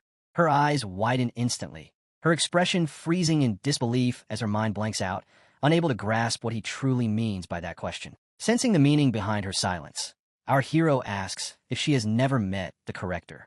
After a long pause, she lowers her gaze and replies that she would never dare to conceal the truth from the Supreme King, admitting that she truly cannot recall such an encounter. She explains that the other self born within the sacred tree was split from her original being, and perhaps that fragment carried away part of her memory. The hero, however, doubts her explanation, thinking that amnesia is a weak excuse and wondering if a deeper conspiracy lies hidden within that colossal sacred tree. Breaking the silence, his voice resonates through the throne hall as he asks what she will offer in return if he chooses to assist her. Without hesitation, she produces an ancient scroll glowing with divine markings and declares that she is willing to form a divine contract with him. From this moment onward, she vows to become his subordinate, overseeing the 11 worlds under his authority and offering 70% of all faith power gathered there as tribute. The hero's eyes widen at the generosity of her proposal, realizing that 70% of faith energy is an immense concession. Rising from his throne, he regards her with a measured expression and remarks that once he regains his full strength, he could simply devour her world instead. Extending his hand slowly, he fixes his gaze upon her and commands her to give him one good reason to help her at all. She kneels deeply, her voice steady yet respectful, stating that from what she knows, he currently exists in a state of profound weakness. Though he retains his divinity, he lacks true divine power. Under the blessing of the Mother Tree, she warns, he might barely match her strength. In an instant, our hero steps forward, appearing right before her face, his gaze sharp as he asks whether she is threatening him. Taken aback, she freezes, unable to respond at first, then hastily raises her hand in deference, insisting that she would never dare. She clarifies that she merely speaks the truth, warning that if he were to fall, the entire abyss itself could become an offering to the Mother Tree. She implores him to consider the matter carefully. Our hero reflects silently, troubled by her words. That weakened debuff, could it truly be this severe? And what of the supposed one-third recovery he possesses? What does that even mean? The situation grows increasingly complex. To regain control of the conversation, He asks how much power she still possesses and what must be done to destroy her counterpart. Chloris responds that nearly all her strength has been detained, leaving her only with the divine authority of realms. Though she cannot exert true divine power, she has been secretly nurturing the faith of original sin throughout the 11 worlds. Once enough belief has accumulated, she will be able to open the path for him to descend directly into her world. When that time comes, she pleads for him to crush the false goddess within her cradle. Her explanation leaves him momentarily blank, yet he admits that it sounds simple enough. Bowing once more, she says her remaining power will soon fade entirely. If he is willing to bestow salvation upon her, she will offer a divine contract in exchange. Our hero takes the scroll from her grasp and declares his acceptance. She expresses her gratitude, thanking him sincerely for granting her salvation. As he reads the document, he notes that although he has never seen anything like it before, the divine nature of the contract is unmistakable. Its sacred authority allows no deceit, governed entirely by the laws of divine order. The pact states that Chloris Sivalea willingly becomes the vassal of the supreme king of original sin, pledging to rule the 11 realms in his name, surrender 70% of their faith power each moon, and assist him in slaying the false god within the sacred tree. He acknowledges that the wording matches her earlier explanation perfectly. Then his eyes catch an additional clause declaring that as the greater god, the supreme king of original sin may revoke the contract at any time. Realizing this, he concludes that she is indeed being truthful. Yet something feels off. His name is missing from the signature field. He questions whether he needs to sign it manually. Chloris smiles faintly, and before he can act, the scroll activates on its own. A surge of divine energy fills the air as the contract takes effect. The hero stands momentarily stunned by what just occurred, wondering if his title as Supreme King of Sin overlapped with hers and caused a system glitch. Has he just gained a free divine contract, or is there a hidden consequence waiting beneath it? Overwhelmed, he mutters that it is too much to process and decides to consult Lucifer. Summoning her instantly, he explains the situation. Lucifer listens closely, repeating his words about divinity before remarking in confusion that authority is granted by him, yet divine power itself cannot be confined. She questions the very concept of divinity and admits that even she does not fully understand where such an essence originates. Our hero realizes that even this goofy Lucifer knows nothing useful. Changing his tone, he calmly tells her that he has only just awoken from a long slumber and that his memories are hazy, so she should pay it no mind. Lucifer immediately kneels, her wings trembling, and begs forgiveness for her insolence, saying that she failed to consider his condition and asking to be punished. He waves a hand dismissively, telling her that it is fine and that she may go. Once she vanishes, he exhales in relief, thinking that it was close and he almost blew his cover. He leans back on the throne, lost in thought, realizing that a being who reaches the divine tier after the 9th turn is only then considered a true god. Even someone as powerful as Lucifer still has a vast gap between her and a real deity.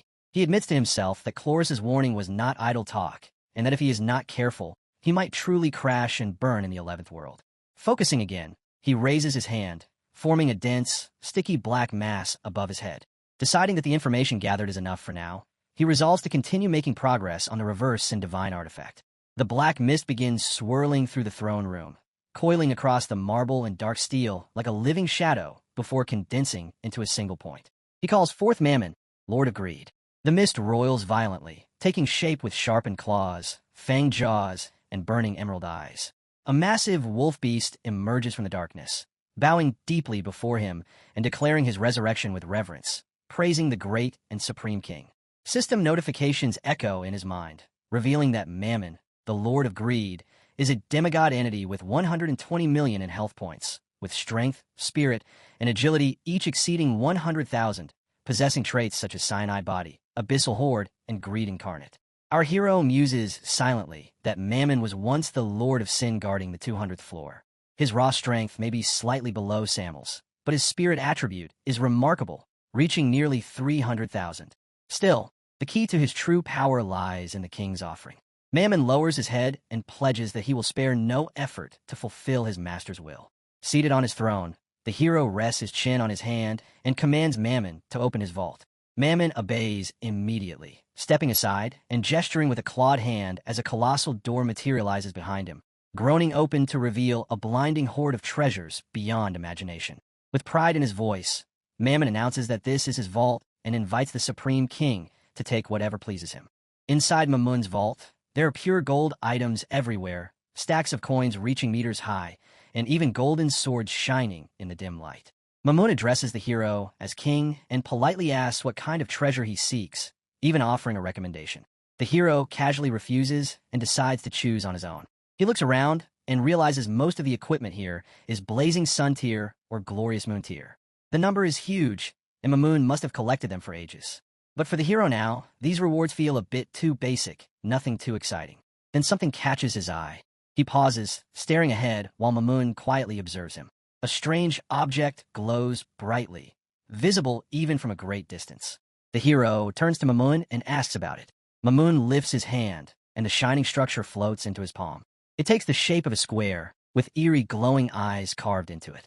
The moment Mamun holds it, the structure unfolds, revealing a bright object inside. Mamun explains proudly that the hero has chosen well. This is a demigod artifact, known as the Gift of Nothingness, one of the finest treasures in the vault. The system notifies our hero that the Gift of Nothingness is a demigod artifact that keeps the wearer unseen unless a god looks directly at them. It greatly raises spirit and allows the user to move in perfect stealth until they attack. Only those with far stronger spirit can notice the effect, and it slowly drains mana. Its true power forms a complete veil, where no attack can touch the wearer if the enemy is below the divine level, though it costs massive mana to keep active. Our boy starts thinking that his current base spirit is over 54,000, which barely meets the requirement to use the artifact. He calculates his current mana pool and realizes he can maintain the Walk of Nothingness for about 30 minutes and the Forced Nothingness state for 8 seconds. It becomes clear that this is top-tier power for stealth assassination and survival. He acknowledges it as an excellent gain. Mamun bows proudly and expresses that satisfying his king is his greatest honor while asking if there is anything else required.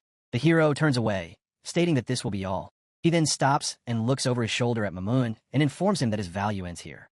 Mamun's voice shakes with concern as he questions why he would be killed again right after being resurrected. A dark sphere of energy forms in the hero's palm. He explains that words are no longer needed and that Mamun will now become his strength and return to the darkness to avoid being summoned again. The dark power surges forward. Mamun closes his eyes and accepts his fate while saying he will obey his king's will. The energy wraps around him and lifts him upward until he disappears. A system notification appears to the hero announcing that he has defeated the Lord of Sin and earned 11.4 billion experience. His level rises to 217. Notifications fill the screen in front of him, and he checks each reward with steady focus. He receives the flesh essence of the Lord of Sin Greed Mammon, which gives 10,000 spirit points when consumed. That alone is a huge boost to his power. Next, he gains the source of the demon of Greed Mammon, which protects him from demonic erosion on the first 200 floors of the abyss. The last item is the demonic eye of Greed Mammon, which increases his luck and improves rare equipment drops. He scrolls through the window as his crimson glow reflects over the golden light. He sees he only gained 16 levels, and the growth is slowing as he gets stronger. The same 3 rewards keep showing up, which means they are fixed drops from this demon lord. The hero falls silent, deep in thought. After a moment of reflection, he comes to a decision. He lets out a sigh, realizing that luck hasn't favored him once again. No reverse sin artifact drops this time, and his dark soul source power dwindles to nearly 1/3. He begins to walk, deciding not to resurrect any more lords of sin for the moment. There are other ways to gain experience. Raising his finger, he channels his remaining power, and the system confirms the consumption of 1/6 of his dark source energy to execute an 8th tier Abyss Demon. The prompt follows. He earns 10.6 billion experience and levels up to 227. After consuming a potion, he returns to his human form and steadies himself. His spirit strength now approaches 70,000, and with a boost from Reaper mode, even a 9th turn demigod tier mage like Augustus would struggle to detect his stealth. He turns his gaze forward, confident that it's time to deal with Tokugawa. Alter and Amino have already fallen. Tokugawa is next. His words carry weight, for a massive spirit form emerges before him. It is Tokugawa himself, declaring that he shows no mercy to those who attempt to frame or betray him. The scene shifts to the Sakura Nation, inside a grand residence where Lord Shogun, a man with a thick mustache, seethes with anger. He slams his palm on the table, furious over the recent events. The cursed Lord of Wrath has struck again, claiming yet another life. That makes it the 4th death, and he's already lost over 100 levels. Rage boils inside him. He snatches up a cup, his expression twisting in frustration. The question burns in his mind. Why is Longxia being allowed back into the Abyss Crusade Alliance after everything? Years of effort spent manipulating the elves, all to turn them against Longxia, now wasted. The cup shatters in his grip, fragments scattering across the floor. His anger only grows as he recalls the latest development. Instead of retaliating after Lucifer's assault on their delegation in Longxia, the elves now seek reconciliation. They're even warning Longxia to hide its secret realm. Tang Zhan survives yet again, still climbing in strength, while Shogun's plans fall apart. He clenches his fists, overwhelmed by confusion and rage, unable to understand what's really happening. A knock echoes through the hall, and a voice from outside announces an urgent report. Shogun, still fuming, allows the messenger to enter. The man steps in quietly, his movements sharp and precise, resembling more an assassin than a servant.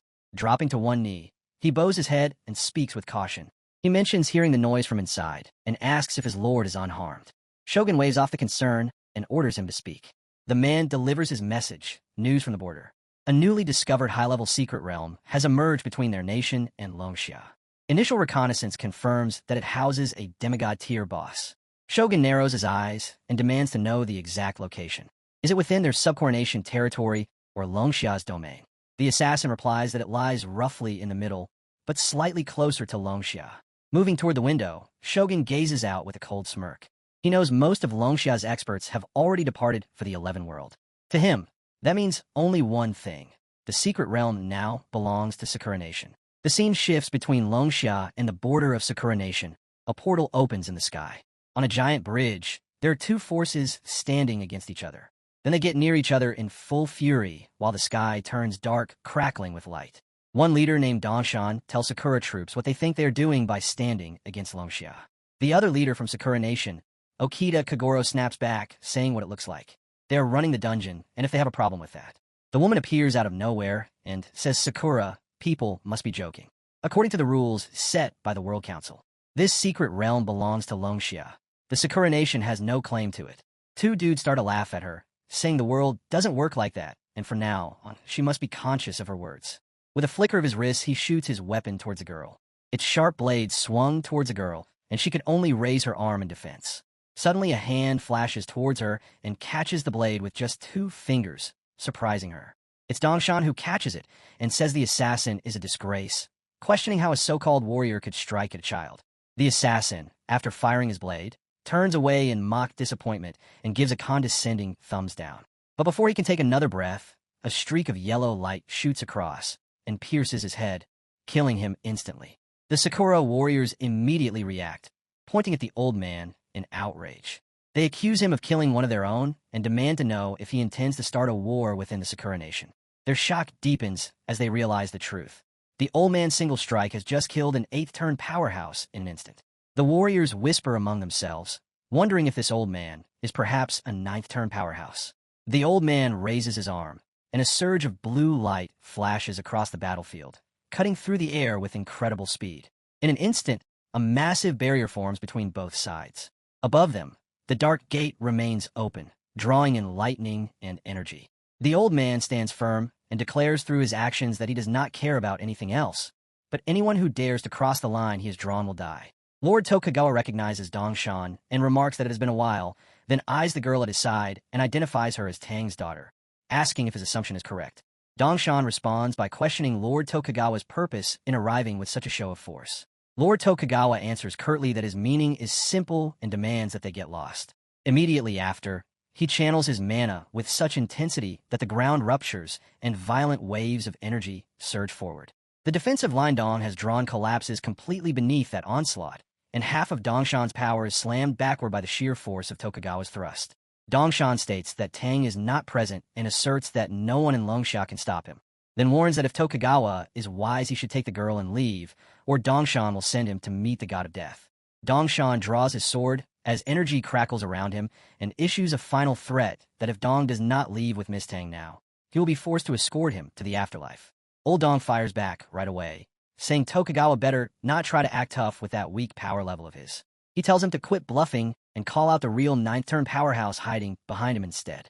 As Dong walks forward, bright energy starts swirling around his body, glowing like he's ready to explode.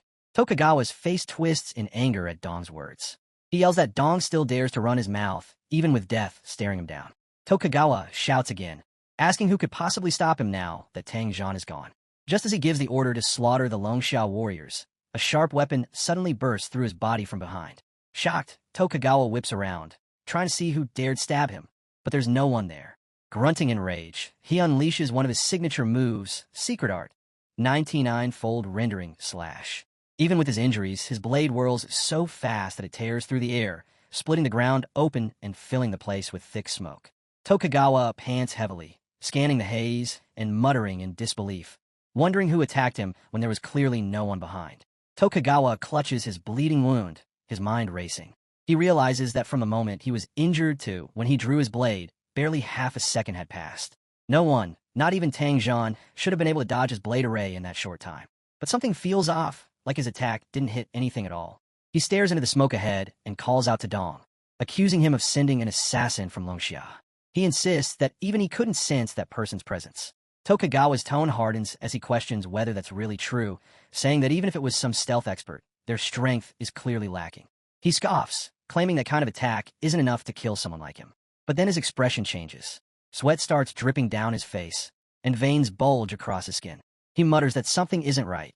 His health is still dropping. In panic, he pulls out 2 recovery scrolls, using both instant heal and purification effects at once. When nothing happens, he checks his system prompts in disbelief, mumbling that there's no effect at all and wondering if he's been cursed. Suddenly, small, wriggling worms begin crawling out from under his skin, even from his eyes. Horrified, Tokugawa screams for his mages to heal him, to use every recovery and dispel spell they have. They rush to help, casting everything they can, but the bleeding won't stop. His knees buckle, his strength fading fast, and he gasps out in confusion. Why aren't any spells working, and what kind of curse could do this? Before anyone can answer, black tentacles burst from his body, his arms twisting into grotesque shapes. He lets out a terrifying scream as the corruption spreads, his body overtaken by something dark and viral. Panic spreads instantly among the people surrounding Lord Shogun. Voices rise in confusion, some shouting his name, others demanding to know what's wrong with him. The Shogun himself screams in agony as grotesque, flesh-like tentacles erupt from his body, coiling tightly around his torso. His arms and legs flush an unnatural red, veins bulging as something clearly takes control from within. Without warning, one of the writhing tentacles shoots outward like a spear, punching straight through one of his own warriors. The man doesn't even have time to scream before his body collapses lifelessly to the ground. By now, the symbiotic creature has completely overtaken the Shogun's face and eyes, erasing any trace of the man he once was. He turns toward one of the sect's young girls. She stumbles backward, trembling, begging him to stay away. Just as he raises a tentacle toward her, a strange yellow energy slams into the back of his neck with overwhelming force. A split second later, a massive explosion erupts from the distance, shaking the ground beneath everyone's feet. The one responsible steps forward calmly. Izanagi Hideki, a level 300 buddy, narrows his eyes as he observes the Shogun. He declares that this appears to be a curse unlike anything he has ever seen. Even his highest-tier dispel abilities are completely ineffective. With a grim tone, he announces that there is no other option. The Shogun must be killed first. Once he revives, his body should return to normal. He orders all nearby warriors to retreat and begins walking toward the Shogun himself. Before he can get close, the symbiont reacts violently. The tentacles multiply and spread in all directions, thrashing wildly. The warriors instinctively pull back, unwilling to get any closer. At that moment, a priest steps forward and activates his spell. Chains of light burst forth, wrapping tightly around the Shogun's body. One by one, the tentacles are forced into submission, pinned and suppressed by the binding magic. Nearby, a young girl watches with clenched fists and asks her elder in a shaky voice what they should do next. Elder Mo responds calmly, saying they will simply observe. This is internal conflict of the Sakura nation, and they have no reason to interfere. The priest then pulls out a yellow scroll and begins a summoning ritual. The air trembles as a massive creature materializes directly in front of the bound Shogun.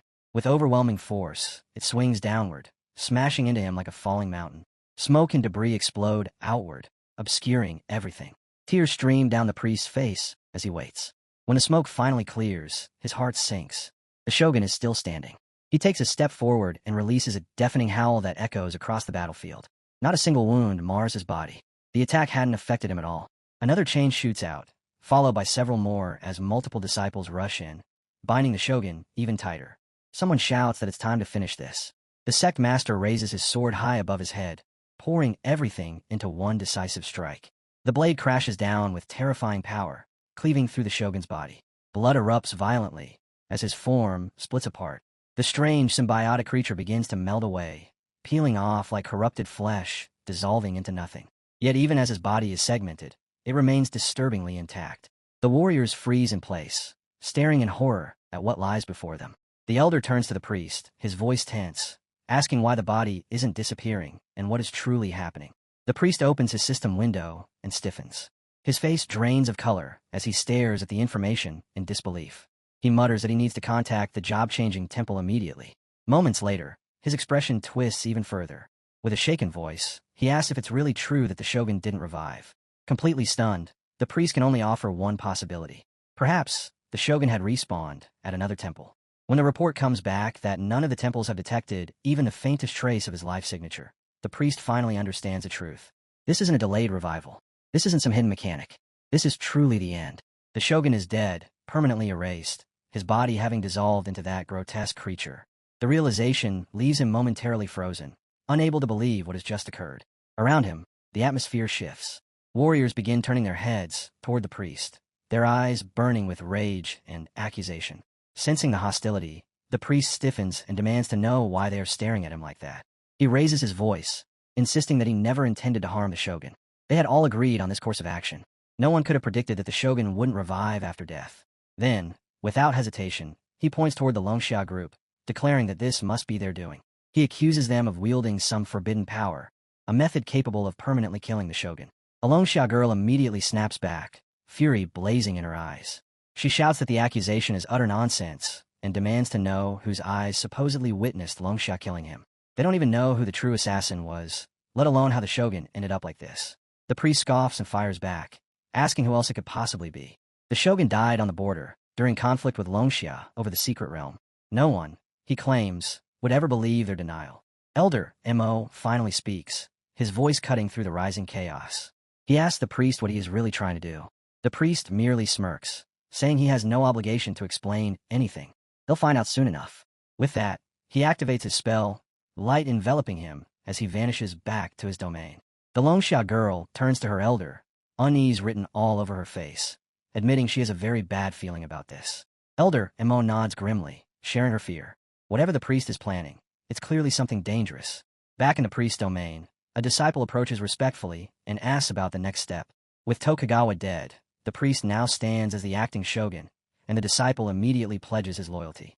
The priest acknowledges that the shogun's death is a severe blow to their nation, but calmly adds that it may become an even heavier blow to Longxia. When asked how, the priest explains that if the world comes to believe Longxia possesses a method to permanently kill professionals, they would instantly be labeled an enemy by every nation. Who, he asks, would tolerate such a power existing freely? Once isolated, no matter how strong Longxia might be, its eventual downfall would be inevitable. The elder listening nearby reflects silently. The logic is sound. To this day, all nations fear the Crimson Moon, because aside from scarlet withering, it is the only phenomenon known to cause permanent death among professionals. If rumors spread that Longxia wields a power similar to scarlet withering, the world would turn on them without hesitation. Even if the truth later emerges, the damage would already be done.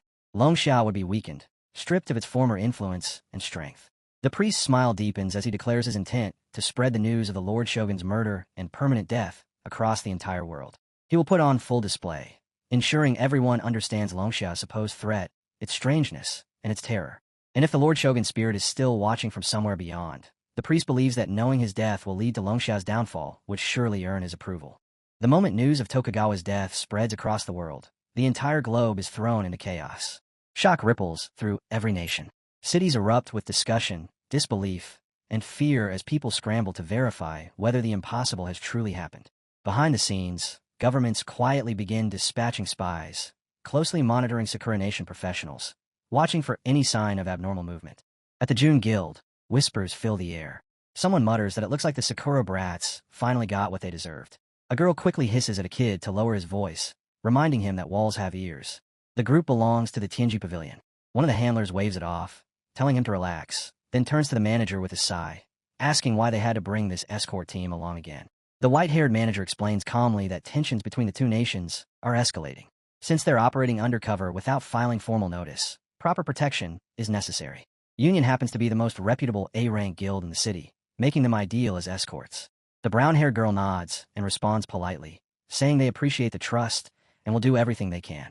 A white-haired girl suddenly speaks up, mentioning that she heard Su Yang is part of their guild and asks how he's doing these days. The other two girls fall silent and glance at her without answering.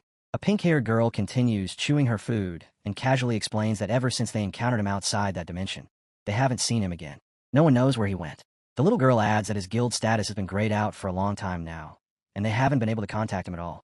The girl who asked nods softly, saying she understands. She starts to say something else, then stops herself and mutters that it's nothing. The pink-haired girl's eyes light up immediately. She grins and says she smells gossip, asking if there's something going on between her and Su Yang. The girl denies it bluntly, saying of course not, and turns to walk away. The pink-haired girl hurriedly follows after her, pestering her to open up and be honest. Irritated, the girl snaps back and tells her to mind her own business. Watching from the side, the manager falls into thought. Ever since losing Su Yang, this girl has been training relentlessly, taming one dragon after another, all for the sake of challenging him again someday. But Su Yang vanished after that incident in the Elf Kingdom, and his disappearance has been gnawing at her ever since. The manager can't help but wonder where Su Yang, the Tianling's rising star, has gone. Later that night, the girl announces that they've arrived at the memorial hall. The other two are still eating, their hands never leaving their food. Strangely, no matter how much they eat, the food never seems to diminish. Inside the memorial hall, an elder is already seated, quietly waiting for them. A coffin rests at the center of the hall. The moment they see it, they understand. It contains Tokugawa's corpse. Shock flashes across their faces. Putting his body on public display like this feels excessive, even grotesque. Both the manager and the old man exchange heavy looks. Neither of them has ever seen a death like this recorded anywhere before. The manager finally speaks, asking whether this was the real objective all along. First spreading rumors and slander, then using such a shocking display to steer public opinion, turning Longxia into the focus of global suspicion and criticism. The old man looks at the manager and questions him quietly, asking whether the leaders of the other factions are truly fools. Would they really believe a one-sided story coming from Sakura Nation alone? If Longxia genuinely possessed the power to permanently kill professionals, then why would they have hidden such a terrifying ability until now? The manager answers calmly that the truth no longer matters. What matters is making the other major powers believe that Longxia might possess such a method. As long as Longxia cannot conclusively prove its innocence, even a 41% possibility is more than enough to draw suspicion and trigger layered suppression from multiple sides. He adds that this plan was deliberately executed only after War God Tang disappeared. Calling it what it is, he admits it's a vile, insidious scheme. The scene shifts back to the priest's domain. His room is deathly silent. Standing alone, he wonders whether Longxia has already become the target of the entire world. In his mind, it won't be long before nations begin hunting them down, allowing Sacrifice Nation to rise in their place. The man kneeling before him praises him openly, saying it is all thanks to the Lord's brilliant planning, and that he is destined to become the greatest figure in Sacrifice Nation's history. The priest smiles inwardly. Destroying Longxia while summoners simultaneously eliminate Tokugawa truly is killing two birds with one stone. A plan of this caliber could only come from someone like him. Once Longxia's territory is slowly devoured, ruling the world will be well within reach. Just then, hurried footsteps echo through the hall. A man rushes in, panic written all over his face, and reports urgent bad news. The priest frowns and asks what it is, scolding him for losing his composure. The man quickly bows and reports that demons have attacked the exhibition hall where the shogun's remains are being displayed. The situation is chaotic, and they urgently need orders. The priest rises to his feet, his expression darkening, and demands to know how many demons have appeared. The man answers shakily that there are only two. In the next instant, the priest drives his knee into the messenger, sending him flying, berating him for panicking over just two demons. He demands to know whether there aren't countless guards stationed there, and asks if they are all completely useless.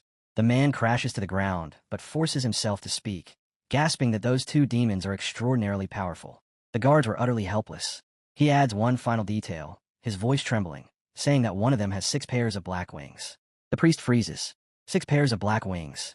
He repeats the words under his breath, his eyes widening as a horrifying possibility forms. Could it be the Lord of Pride, Lucifer? The moment the name is spoken, panic erupts throughout the hall. Voices cry out in fear, urging the acting shogun to decide quickly, declaring that the situation is critical. Now standing as the acting shogun, the priest forces himself to think. According to all known analysis, demons weaken once they leave the abyss and cannot remain in the mortal world for long. If they simply avoid direct confrontation, Lucifer would eventually be forced to withdraw. However, showing too much weakness now could severely damage future diplomacy, especially when the entire world is watching their every move. He gives his orders coldly. Since those demons dare to defile the shogun's corpse, the Tokugawa family guards will be the ones to confront them and die with honor. As for the rest, they are to follow him and wait. He says they will move when the time is right. Among the crowd, one man lowers his gaze, his heart turning cold as he realizes the truth. The priest isn't just avoiding responsibility. He's using the demons to wipe out the remaining Tokugawa forces. Truly ruthless. Just then, an overwhelming presence crashes down upon the battlefield, crushing the tension like fragile glass. Someone has arrived. Their hero. His aura alone forces everyone to stiffen. He speaks calmly, yet his words cut deep, saying Sakura Nation really has some nerve, trying to provoke the entire world into turning against Longxia. Behind him, wings of darkness unfold as Lucifer stands silently, his presence suffocating. The hero continues, saying that if someone dares to commit an act, then they must bear the consequences themselves. His achievements will never be shared, but neither will this blame ever fall upon Longxia. The hero scans the area and scoffs, noting that none of Sakura Nation's top powerhouses bothered to show themselves. He calls them cowards, mocking how they hide like turtles behind their board. He states flatly that the enemies here have already been dealt with, and when he looks down at their mangled bodies, he remarks that this pitiful end suits them perfectly. He points at one of them and tells him to get up. The dragon has already been killed, its massive body lifeless on the ground. One man still clings desperately to the dragon's claw, barely breathing, pretending to be dead. The hero asks him calmly if he truly believes that playing dead will save him. Trembling, the man begs for his life. The hero asks where their current boss is and why they dare to send insignificant trash like them instead. The man hurriedly explains that the acting shogun is nothing but a dead bastard. The priest seized power for himself and ordered the Tokugawa clan to fight, treating them all as disposable pawns.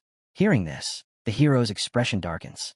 In his mind, the priest is just another scoundrel like Tokugawa, perhaps even more sinister and despicable. He wonders why Sakura Nation keeps producing leaders this rotten. He turns his head slightly and asks Lucifer if he senses anything strange.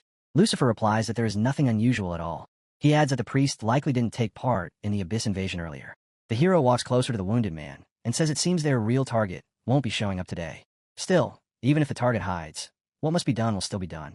With that, he raises his sword, bombed, its presence alone sending a chill through the air. The man behind him struggles to his feet, panic filling his eyes, and hesitantly asks what he is doing to his summoned beast. The answer comes immediately. Blood splatters in all directions as the beast lets out a horrifying growl. From its head, grotesque symbiotic tentacles begin to emerge. Its body swells unnaturally, trembling violently as the tentacles force their way out through its mouth. With the help of that freakishly strange creature, the hero finally subdues and tames the beast. He turns back to the man and tells him he should feel lucky. He explains calmly that he doesn't enjoy slaughtering the innocent. Then he adds one final line, his voice cold and absolute. Except when it comes to humans. As the dragon becomes completely overtaken by the symbiotic creature, it lets out a furious roar and spreads its massive wings wide, shaking the air around it.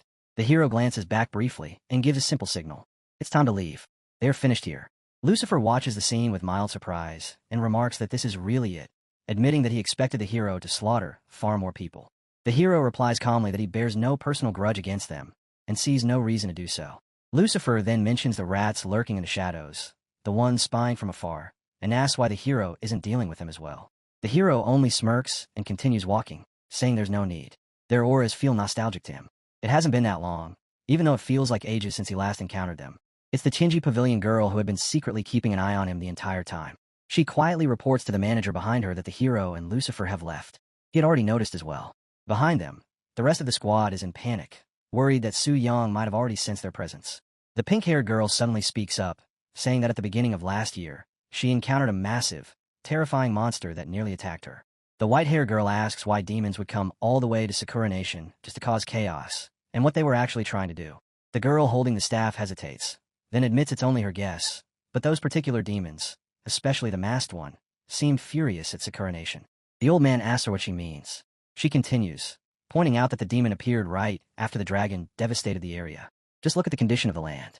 And that dragon, it's exactly the same as Tokugawa. That means the demon they saw was the one who killed him.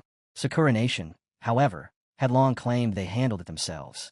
That lie may have enraged the demon, making him feel insulted. So he descended upon this place to teach Sakura Nation a lesson. Now, she says she's right in front of that demon, racing toward her. The old man admits it sounds unbelievable, but when it comes to demons, anything is possible. The manager exhales and says that no matter what, this clears Longxia of suspicion, which is excellent news. He asks everyone to step back and leave this monster to them, but she doesn't retreat. Instead, she raises her staff. Behind her, a circular formation appears, a star glowing at its center as she activates her spell. She scoffs and tells them to spare her the nonsense, asking how she could possibly back down when facing a powerful enemy. Then she shouts for everyone to move together. All of them, along with their dragons, are to attack the Earth Dragon at once. The scene abruptly shifts. The priest stares at a system window, unable to believe what he's seeing. His eyes burn with rage as the realization hits him. His plan has been exposed. He mutters in disbelief, asking why, over and over again. Why did it come to this? Why did that demon interfere?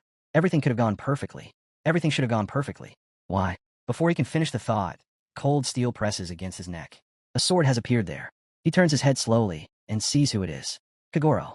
The priest snaps, demanding to know if he's gone mad and what he thinks he's doing. But before his anger can take hold, he senses it.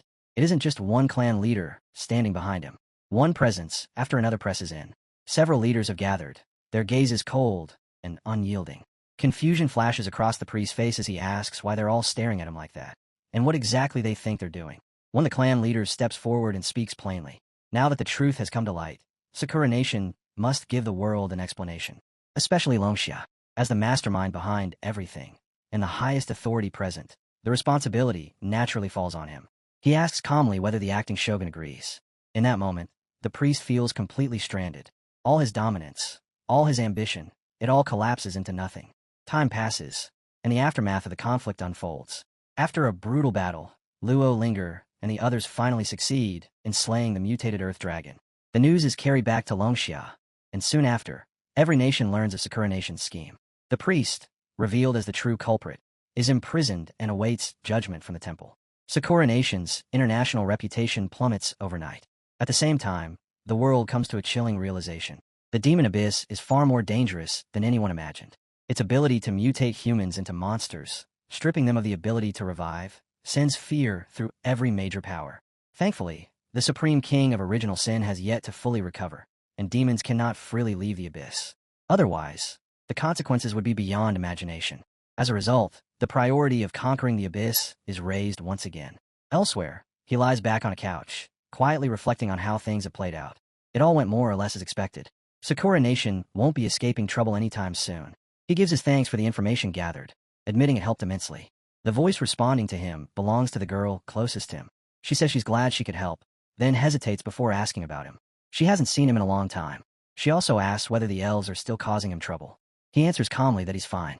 His current location is very safe. They won't be able to find him, and even if they did, he isn't afraid. She exhales in relief, but still tells him to be careful. After a pause, she asks if, once things settle down, he could come back for a visit. There's something she wants to talk to him about. He agrees without hesitation. She presses him to promise, and he does. As the conversation ends, he finds himself thinking that staying in this place for too long sometimes makes him start to think like a demon, and that it's only bonds like these, small and human, that remind him he still belongs among them. Just then, the elf girl, Makiko, steps into the room and asks Lord Su if Tokugawa is truly dead. He glances back and answers simply that yes, he is. He won't revive, even if she returns now. No one will trouble her because of him ever again. She looks at him quietly and asks if that means he won't let her go back just yet.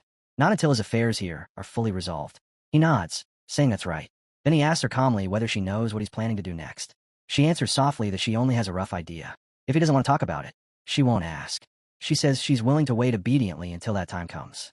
Then, after a brief pause, she adds that if, even then, he still doesn't want to let her go, she doesn't think she would mind. She tilts her head slightly and asks what he thinks. The hero is caught off guard. He clears his throat and says they should talk about that later. As she leaves, a thought crosses his mind. This girl looks harmless, almost naively normal, yet she's anything but simple. Outside the hero's palace, a figure walks quietly, deep in thought. It's been a long time since he last set foot in the demon abyss. Although the demons haven't harmed anyone, he knows better than to lower his guard. Su Yang clearly holds an extraordinary position among the demons. That much is undeniable.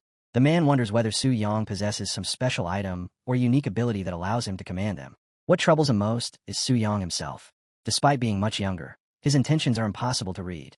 After some thought, he decides he should discuss future plans with Makiko. Just then, his gaze shifts toward the palace entrance, and he freezes. The hero is standing there, right at the door, with Makiko beside him. She's circling around him excitedly, telling him to visit more often because she wants to talk with him more. The hero listens quietly, then agrees and bids her farewell before turning to leave. Watching from afar, the red-haired woman is stunned. Since when did Mikiko become this close to Soo-young? While she was gone, did something unspeakable happen between them? As if sensing her thoughts, Mikiko suddenly turns her head and calls out, saying that Lord Soo-young has already left and that she can come out now. The red-haired woman stiffens. Not only did the elf girl notice her, she's even waving. She steps out hesitantly and asks when the two of them became so close. Mikiko replies casually that just now, Lord Soo-young and she did many things together. The red-haired woman's heart skips. She asks carefully whether they just finished doing something. Mikiko nods and begins explaining. He said he'd been very tired lately, so she gave him a shoulder massage. After that, they played some poker and exchanged tips on beast-taming techniques. It's nothing like what the red-haired woman imagined, yet she's still left speechless by the sheer oddness of their relationship. She taps her own head and admits that it does make sense. Mikiko isn't that kind of person. Still, she had been startled. Her expression turns serious as she tells Mikiko that regardless of Soo-young's reasons, she should continue staying close to him. Humans and demons are ultimately incompatible, and she absolutely cannot accept someone siding with demons and bringing disaster upon the human world. Mikiko nods and calls her big sister, saying she understands. But she doesn't believe Lord Soo is a bad person. After all, he's helped them more than once. The red-haired woman lets out a long sigh. She admits she's grateful as well. Still, being bound and restrained like this, watching events unfold from the sidelines, isn't what she ever wanted. Mikiko begins walking down the stairs and speaks casually, saying that if they truly wanted to leave, Lord Soo couldn't actually stop them. The red-haired woman pauses, confused, and asks what she means by that. Mikiko explains it simply. They could just commit suicide. After death, they would resurrect at the Job Change Temple. They'd lose some levels, sure, but that would be the only price. The words hit like a hammer. The red-haired woman freezes, then admits it's true, but doing something like that is far too extreme. Mikiko shakes her head lightly and says that's exactly why she chose to stay of her own will. She's genuinely interested in Lord Soo, not just in how he tamed the Black Dragon, but in him as a person. She never had the chance to talk to him properly before, and now that she does, she doesn't want to let it slip away. The red-haired woman listens in silence, her thoughts drifting. She's heard of the Ming family before. Their way of thinking has always been different. Seeing it firsthand now, she realizes it wasn't an exaggeration. In the demon abyss, the only human besides Soo-young who shows no trace of tension is Mikiko herself. The scene abruptly shifts. Deep in the mountains, a sealed entrance is violently pierced open. Each strike grows fiercer than the last. Claws tear through flesh, arms are ripped apart, and everything in the path ahead dies instantly. The one descending is none other than the hero in his demon dragon form, crashing down with overwhelming force. As the dust settles, he thinks calmly that he'll stop leveling for today. Farming monsters en masse using the Supreme King of Territorial Sin is efficient, even satisfying, but real combat still matters to him. His level is already nearing 245. Just as the thought crosses his mind, a strange dark aura surges up from the ground. Space itself twists and tears open, and a crushing pressure slams down on him. His expression shifts slightly as he wonders what this is. In the next instant, his consciousness is pulled away. He finds himself within the body of the demon lord, and the surroundings transform into the abyss of depths. He immediately understands. The system summoned him on its own. This time, however, something feels different. A violent agitation churns deep inside him. He wonders if the time for descent has finally arrived. Only 9 days have passed, yet enough faith power has already been gathered. If this succeeds, it will be the first time he unleashes the true power of the Supreme King of Original Sin. The risk is immense, but instead of fear, a spark of excitement ignites within him. The scene shifts once more. In the 11th Kingdom, voices echo in unison, chanting that the blood of all kings shall end in sin, and that a god who indulges in evil shall be punished by greater evil. An elf hangs nailed to a cross, lifeless. Below, a man grips a dagger tightly and screams accusations at the Lawrence family, denouncing them as notorious criminals guilty of every vile act imaginable. He shouts that rape and plunder are routine for them, and that their fourth son is the worst of all. He spares no one, not the elderly, not children, not pregnant women, not the disabled, utterly depraved. Raising the dagger high, the man declares judgment in the name of the sin of lust. Every fleshly tool of crime must be executed by bleeding, he roars, so that the victim will never resurrect at the temple. Meanwhile, an elf girl with mismatched eyes stands quietly, her thoughts in turmoil. She never expected things to spiral out of control this fast. For a brief moment, she wonders whether what's happening will lead to salvation or ruin. But that thought doesn't last long. She knows there's no turning back anymore. Just then, footsteps echo behind her. A voice announces calmly that it's time to begin. Time to summon the Supreme King. The elves move in unison, forming a ritual array with practiced precision, placing the girl at its very center. One by one, they slice open their wrists. Blood drips onto the ground, spreading outward as the world seems to darken, everything into a deep crimson hue. Using the blood of believers and the gathered power of faith, they call out to the sovereign of the abyss, the supreme king who governs original sin. The girl raises her voice, chanting the spell, pleading for the supreme king to hear her call and spread his glory across this filthy world. Without warning, thick smoke begins pouring around every building. A beam of black light shoots down from the open portal, bathing the entire area in an eerie brilliance. People look up in shock, shouting in confusion, unable to understand what they're seeing. One guard snaps back to his senses and urgently orders the others to report this to the queen at once. Standing before the massive door, the elves are anything but afraid. Their faces are filled with excitement. To them, this is proof. A god is finally about to descend. Then the door bursts open. Darkness floods outward, accompanied by heavy clouds of smoke. The elves fall to their knees, joyfully welcoming the king's arrival, offering their reverence without hesitation. From within the darkness, a clawed hand slowly extends forward. Chains wrap tightly around the arm, and in its grip is a faintly shining object. The movement is deliberate and human. The figure emerges. It is the hero, manifesting in his demonic form. The elf queen bows deeply the instant she sees him. In her mind, she recalls the last time she used a spirit clone, yet even then, she had never felt pressure like this. Now, despite this being nothing more than a projected descent, the oppressive aura alone makes it difficult for her to breathe. Rank suppression. This is the pressure of a true god. She hastily apologizes, admitting that the gate of faith can only remain open for 1 minute. She believed the accumulated faith power would be enough, but now she understands how naive she was. She begs forgiveness for her ignorance. The hero doesn't even glance at her. Hovering above the elf kingdom, his gaze shifts toward the towering divine tree and the distant palace beyond it. 1 minute. That's all he has. He thinks quietly that he's never truly unleashed the real power of the supreme king of original sin before. Perhaps this is a suitable opportunity. Without another word, he moves. In the blink of an eye, he appears before the divine tree. The next instant, the power of the abyss erupts completely. The command resonates through the land itself. The ground trembles violently as waves of dark energy surge outward, and crimson lightning tears across the sky. Terror grips the elves. In that moment, they finally understand. This isn't a god. It's a demon. Panic explodes through the crowd as shouts ring out, cries declaring that the demons have begun another invasion. Someone screams for the barrier to be activated immediately, their voice breaking as the world itself seems to buckle under the abyss's wrath. It's already too late. The hero fully reveals his true form and strikes. The barrier snaps into place at the last possible moment. But the impact is beyond comprehension. It shatters instantly, like fragile glass struck by God's hand. A system notification flashes into existence, cold and merciless, announcing that 11 nobles have been slain. His level surges upward without pause, climbing deeper into the 200s. He summons his sword. The blade expands violently, growing to a colossal size, far larger than it has ever been before. With nothing more than a casual flick of his wrist, the sword swings forward. The elf kingdom is split apart in an instant. Buildings collapse like loose sand, streets are erased, and the city is torn open along with the remnants of the shattered barrier.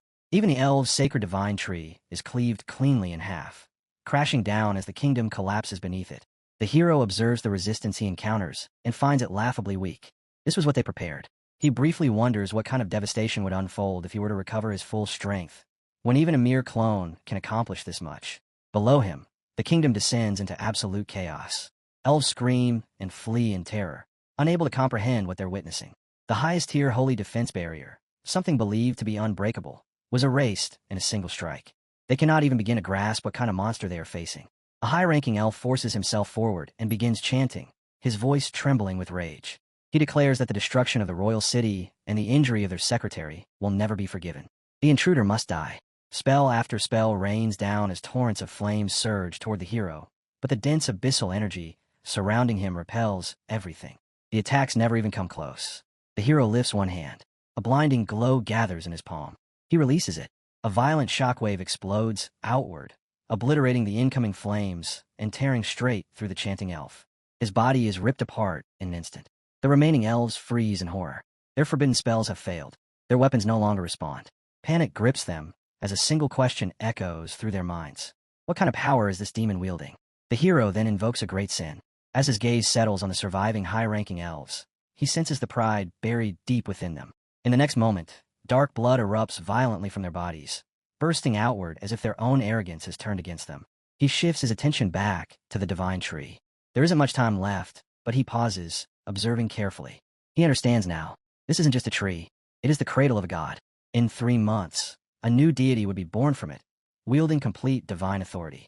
After that, it would march straight into the abyss to hunt him while he is still recovering. His conclusion is immediate and cold. Strike first. Judging the unborn god as weak, he decides to erase it before it can ever rise. A spear forms in his grasp. He hurls it forward with devastating force. The weapon tears through the air and plunges directly into the core of the divine tree. At the same instant, blood bursts from the elf queen's mouth. Elves cry out in alarm, demanding to know what happened to her. She wipes the blood away and insists she is fine, ordering them to continue sustaining the ritual. Yet deep in her heart, doubt gnaws at her. Did she succeed, or was already too late?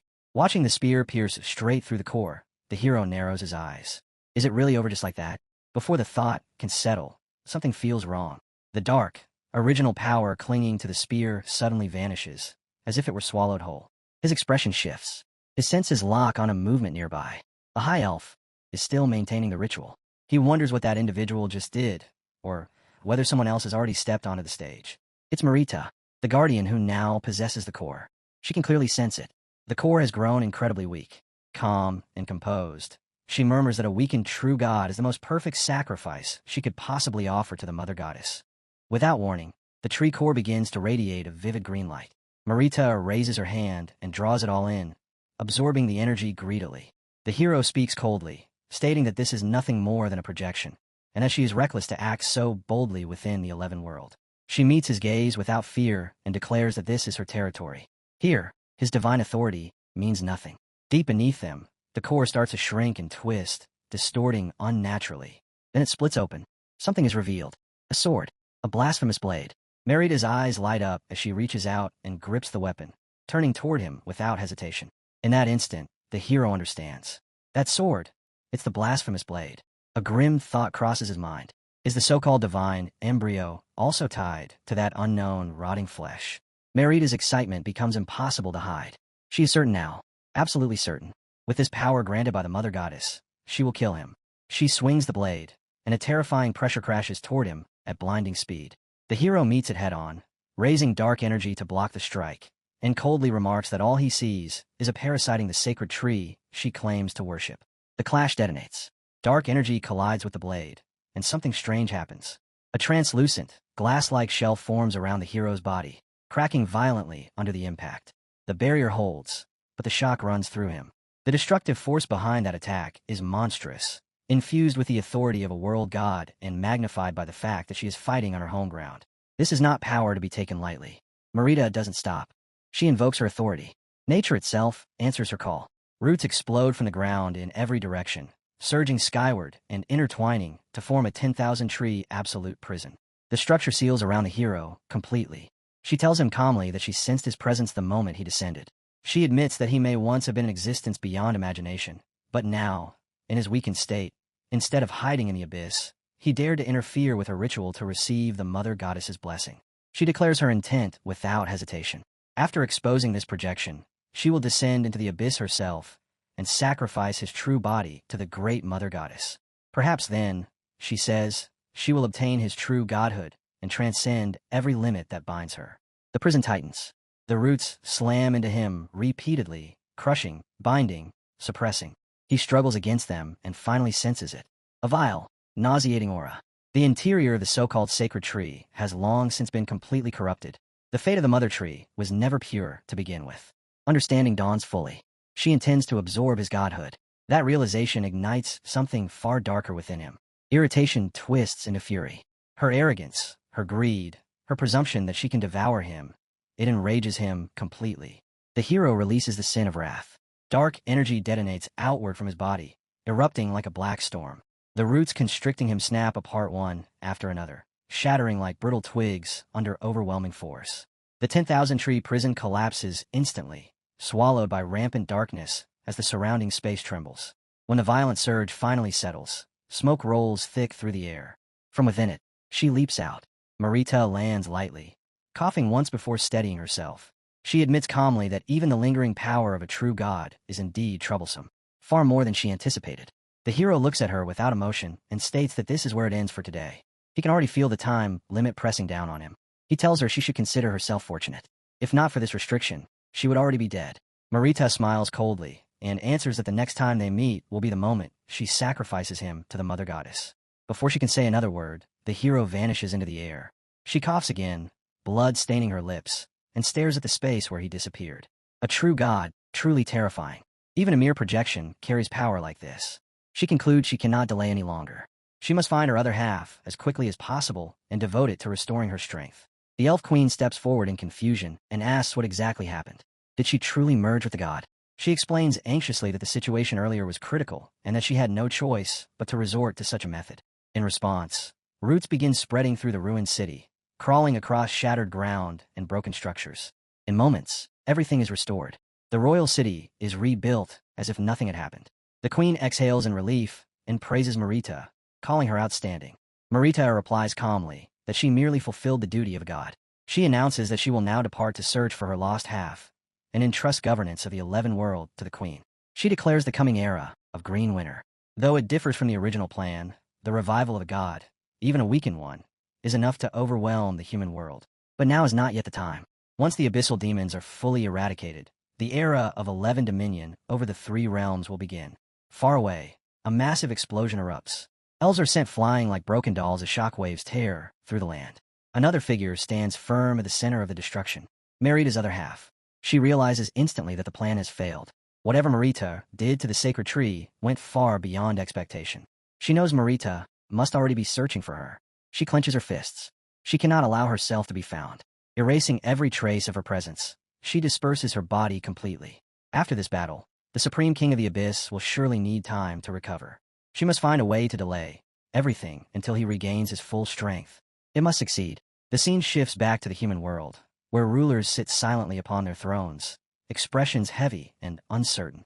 Then it returns once more to the hero's own throne. He sits quietly, eyes closed, contemplating the 11 world god and the mysterious mother goddess. The balance has shifted. Nothing will ever be the same again. Victory at his current level is anything but certain. In fact, there's a real chance of complete failure. With his recovery proceeding at a normal pace, it's impossible to say how long it will take before he returns to his peak as the Supreme King. 3 paths lie open before him. The first is patience. Wait for his power as the Supreme King to fully recover, then descend with absolute dominance and erase his enemy without resistance. It is the safest path in theory, but also the slowest. If he waits too long, his enemy may very well reach his doorstep first. The second path is far more aggressive. Push himself to the 9th rank as quickly as possible and slay the Supreme King of original sin. Once that true god falls, the system will grant him access to an even higher tier existence, either through linkage or direct power exchange. The Supreme King of original sin is already a true god. Whatever stands above that level would erase his current enemies with ease. His gaze shifts as he raises his sword, contemplating the third path. Forceful correction. Using the Crimson Sword's correction power, he could directly erase his enemy from existence. But the cost is terrifying. It would require an enormous amount of red moon crystal cores. His thoughts drift to Marita. He remembers checking before. The number required would be 80,000 cores, more than double what was needed to deal with Lucifer. His grip tightens. Where is he supposed to find that many? A familiar hero suddenly tears into the battlefield, as if he had slipped through reality itself, his blade flashing as it carves straight through a great demon. An 8th rank beast collapses in an instant, and the system rewards him with an absurd 860 million experience points. Before the echoes fade, he twists mid-motion and slices cleanly through the neck of another demon, his level surging upward until it crashes into 284. The last demon barely has time to turn its head. The hero's blade moves faster than thought, ripping through its body in a single breath.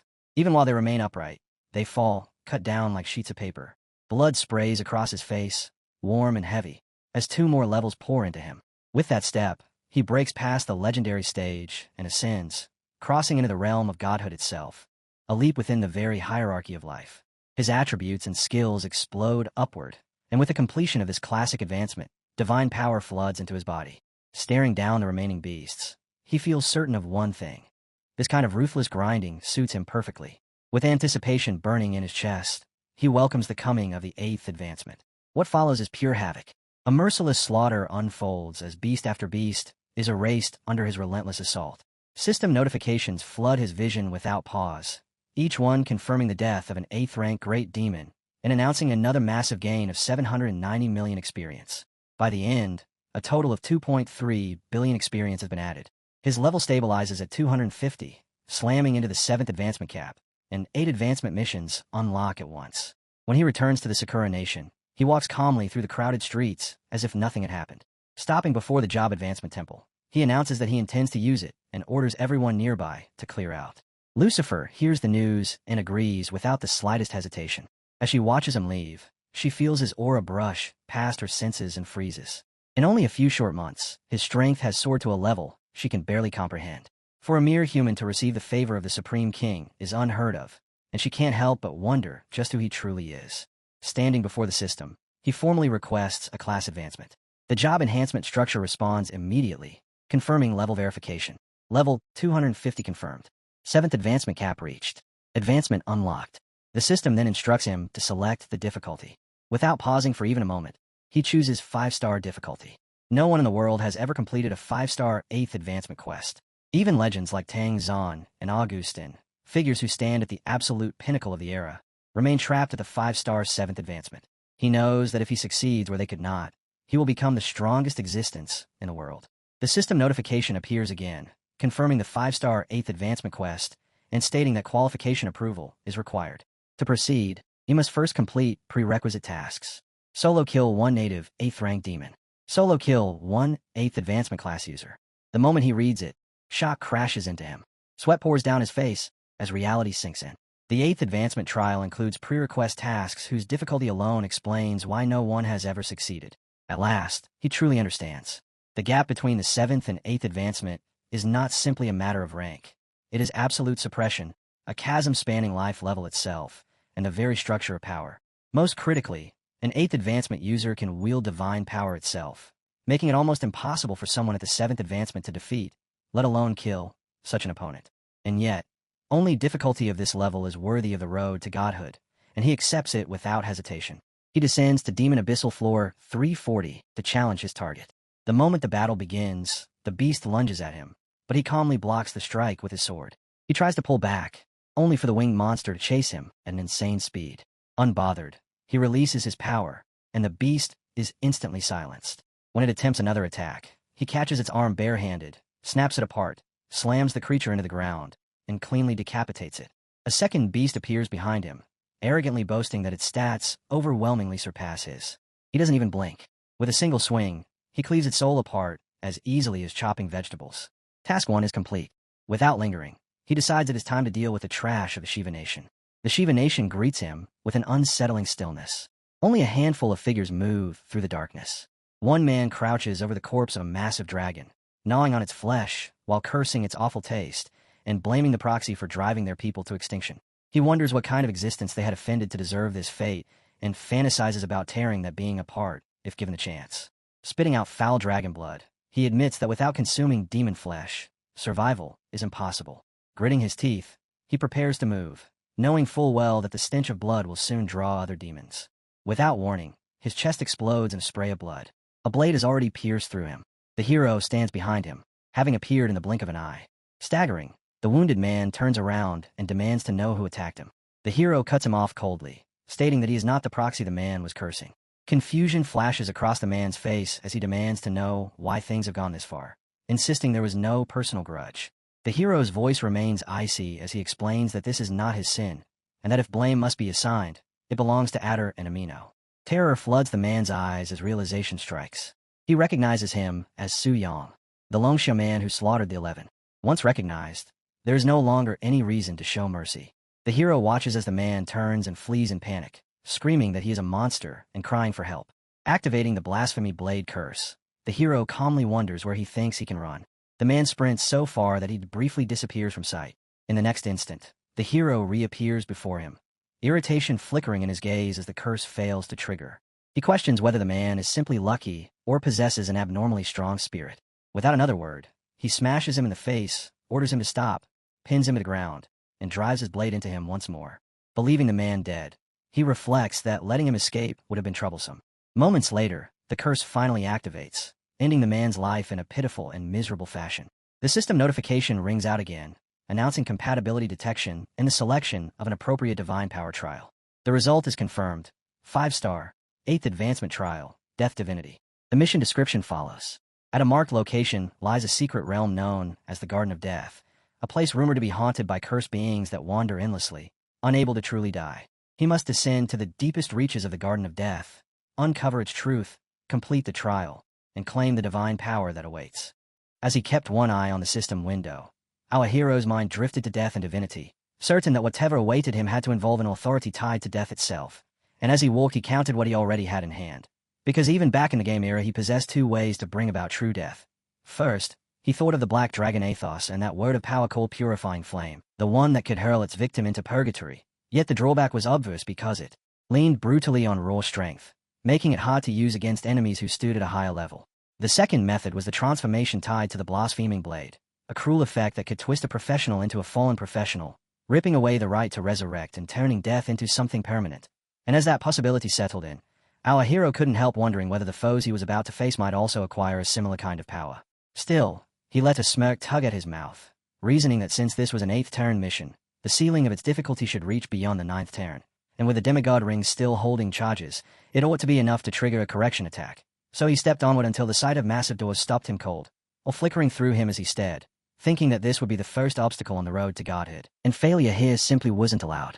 The moment he passed through, the doors slammed shut behind him, and far away a portal tore open over a stony wasteland as a gigantic cross manifested and smashed the surrounding windows to pieces. Then the portal disappeared just as abruptly as it had come, leaving only shattered remnants scattered across the northern Siberian plains, where dragon bones slept buried beneath frozen earth. Our hero emerged dressed in a winter coat, and as he moved he kept thinking about how he hadn't seen a single soul on the way in, not even a magical beast, wondering if the brutal cold had chased everything away. Then he continued forward at a measured pace toward the portal, questioning whether everything in this place existed solely because of the secret realm. A notice popped up to warn him that this new domain lay outside the protection of the statue's power, meaning death here would be final and resurrection impossible. And with those words hanging in his vision beside the looming portal, he understood the system wasn't playing around anymore. Most people would have taken one look at conditions like that, accepted a 4-star job change, and retreated, but backing down was never on the table for him. Our hero stepped ahead anyway, convinced that without this kind of courage he'd never earn the right to talk about becoming the strongest. And he entered the portal, only to arrive on the other side in Death Paradise, where a graveyard sprawled toward the horizon. He walked in, turning over the mission requirement in his head. Investigate the truth of Death Paradise, wondering what that was supposed to mean, whether it had a puzzle, a secret mechanism, or something else waiting to be uncovered. Then necromantic hands suddenly punched up through the soil, and in the space of a breath miserable skeletal zombies clawed their way into being, dragging themselves forward. And before they could fully rise, our hero launched from where he stood in a blur, sword flashing as he cut them down without mercy, thinking they were nothing more than walking corpses and that cheap horror parlor tricks like this would never scare him. As he kept moving, he glanced back to find even more undead clawing their way up through the soil, and disgust churned in him as it clicked that these things were inexhaustible, rising without pause or end. Yet he pressed forward all the same, because there was no point wasting time on worthless mobs when the true target was the boss. He surged through the area in one swift advance, nearly erasing the pack that pursued him as he blasted past and flung aside broken bodies like heaps of trash. And the moment he crossed the edge of their territory, the undead abruptly stopped giving chase, then turned back and slowly sank into the darkness. That was enough to make our hero sure the boss room had to be close, and before long he found it, an altar ringed by 4 horn-shaped pillars, each one channeling energy into a sphere that floated above. And standing atop the altar was a monster the system identified as a level 260 soul priest of Death Paradise. With one look, our hero sized it up as an 8th rank boss, the kind whose attributes would definitely outstrip ordinary demons. Yet he figured bringing it down shouldn't be too hard, and still, with a mission requirement nagging at him, he chose to watch first, wanting to understand what the creature was doing before committing. The monster suddenly reacted to his presence even though he had Void Walk active, a skill that should have kept him hidden from anyone whose base spirit was less than 1.5 times his own. But despite being only 8th rank, this thing's base spirit actually surpassed his, and it proved it by beginning an ancient chant, lifting its cross as multiple magical formations bloomed into existence, white circular rings spreading around the altar. Our hero shifted into position and hurled his sword at the monster, only for it to snap up a shield and block, sending the blade rebounding away, and in the very next instant he sprang into the air and slammed down with a dragon-slaying sword, the impact crushing through and shattering the barrier as though it were brittle glass. Then he drew on the power of the black dragon apples, calling forth a massive celestial dragon that materialized above the battlefield, and the monster's shock was immediate and obvious as it stared up at the enormous beast looming right overhead, scrambling to start another ancient spell. But the dragon answered first, spewing demonic flames and savoring the burning heat as if it had waited an age for the chance. Our hero could tell the dragon was enjoying itself, and as the inferno raged, the monster dropped to its knees, lifting its hands in surrender like it was submitting to the dragon's crushing presence, leaving our hero watching in bafflement, trying to make sense of what he was seeing. Our hero demanded to know why the monster was bowing to Athos and what that gemstone was supposed to be, but the creature replied in bizarre, cryptic language that flew completely over his head, and he could only wonder what kind of nonsense it was spouting when Athos suddenly moved behind him, making our hero's confusion spike as he started questioning what was happening to the dragon itself, because Athos' eyes were burning with fire, and even then our hero still couldn't understand any of it.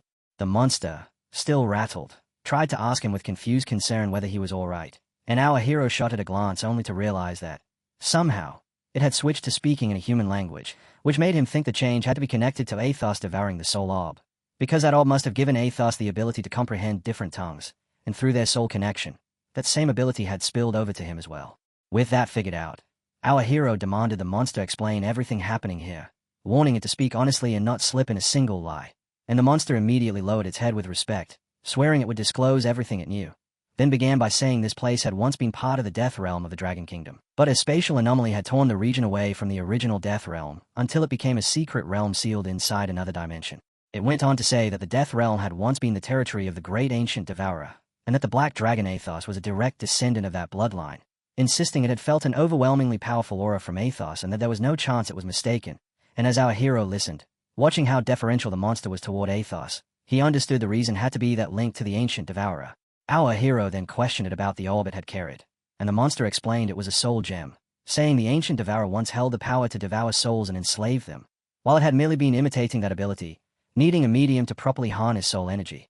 And as those pieces fell into place, our hero began to see how everything connected: the Death Realm, the devouring of souls, the walking dead, and death divinity. Then he exposed the dragon tattoo on his head and declared his intention to push all the way to the deepest part of the secret realm, ordering the monster to guide him there.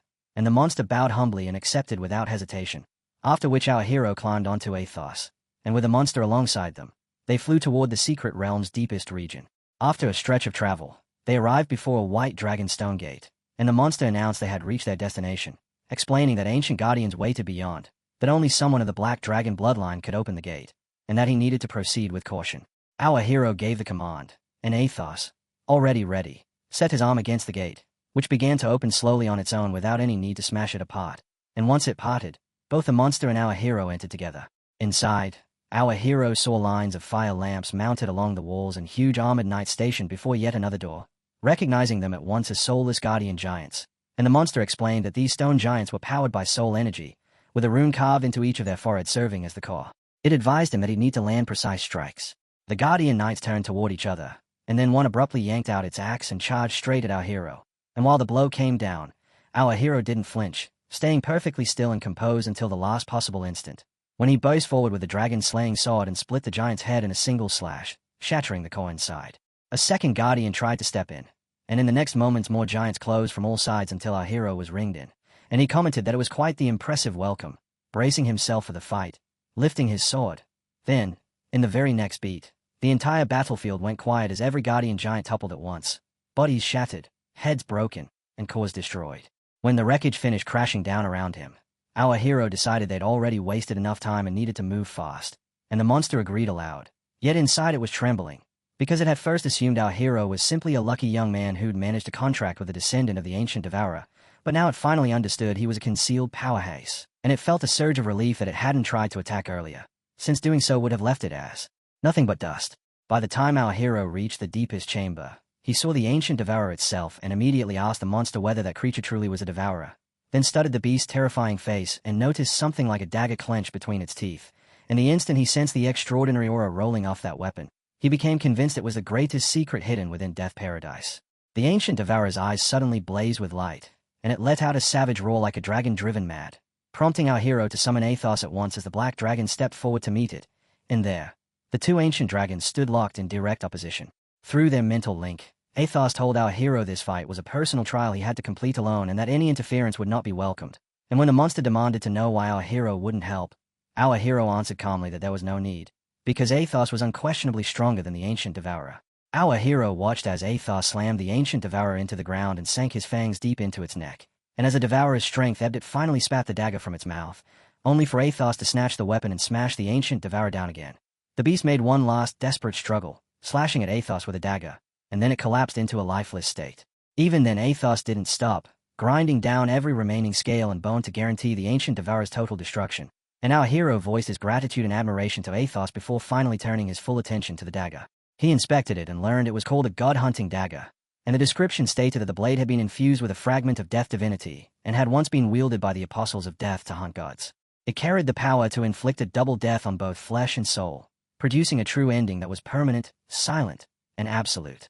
Its special effect was called Fated Death, and it worked by consuming a portion of death divinity to place a temporary mark on the target and strip away the protection of life. Once someone bearing that mark was killed, resurrection would become impossible. Our hero tightened his grip around the dagger and understood that he had gained yet another method to deny revival after death. And as his eyes rested on the weapon's name, certainty settled in. Given time, even gods could eventually fall by his hand.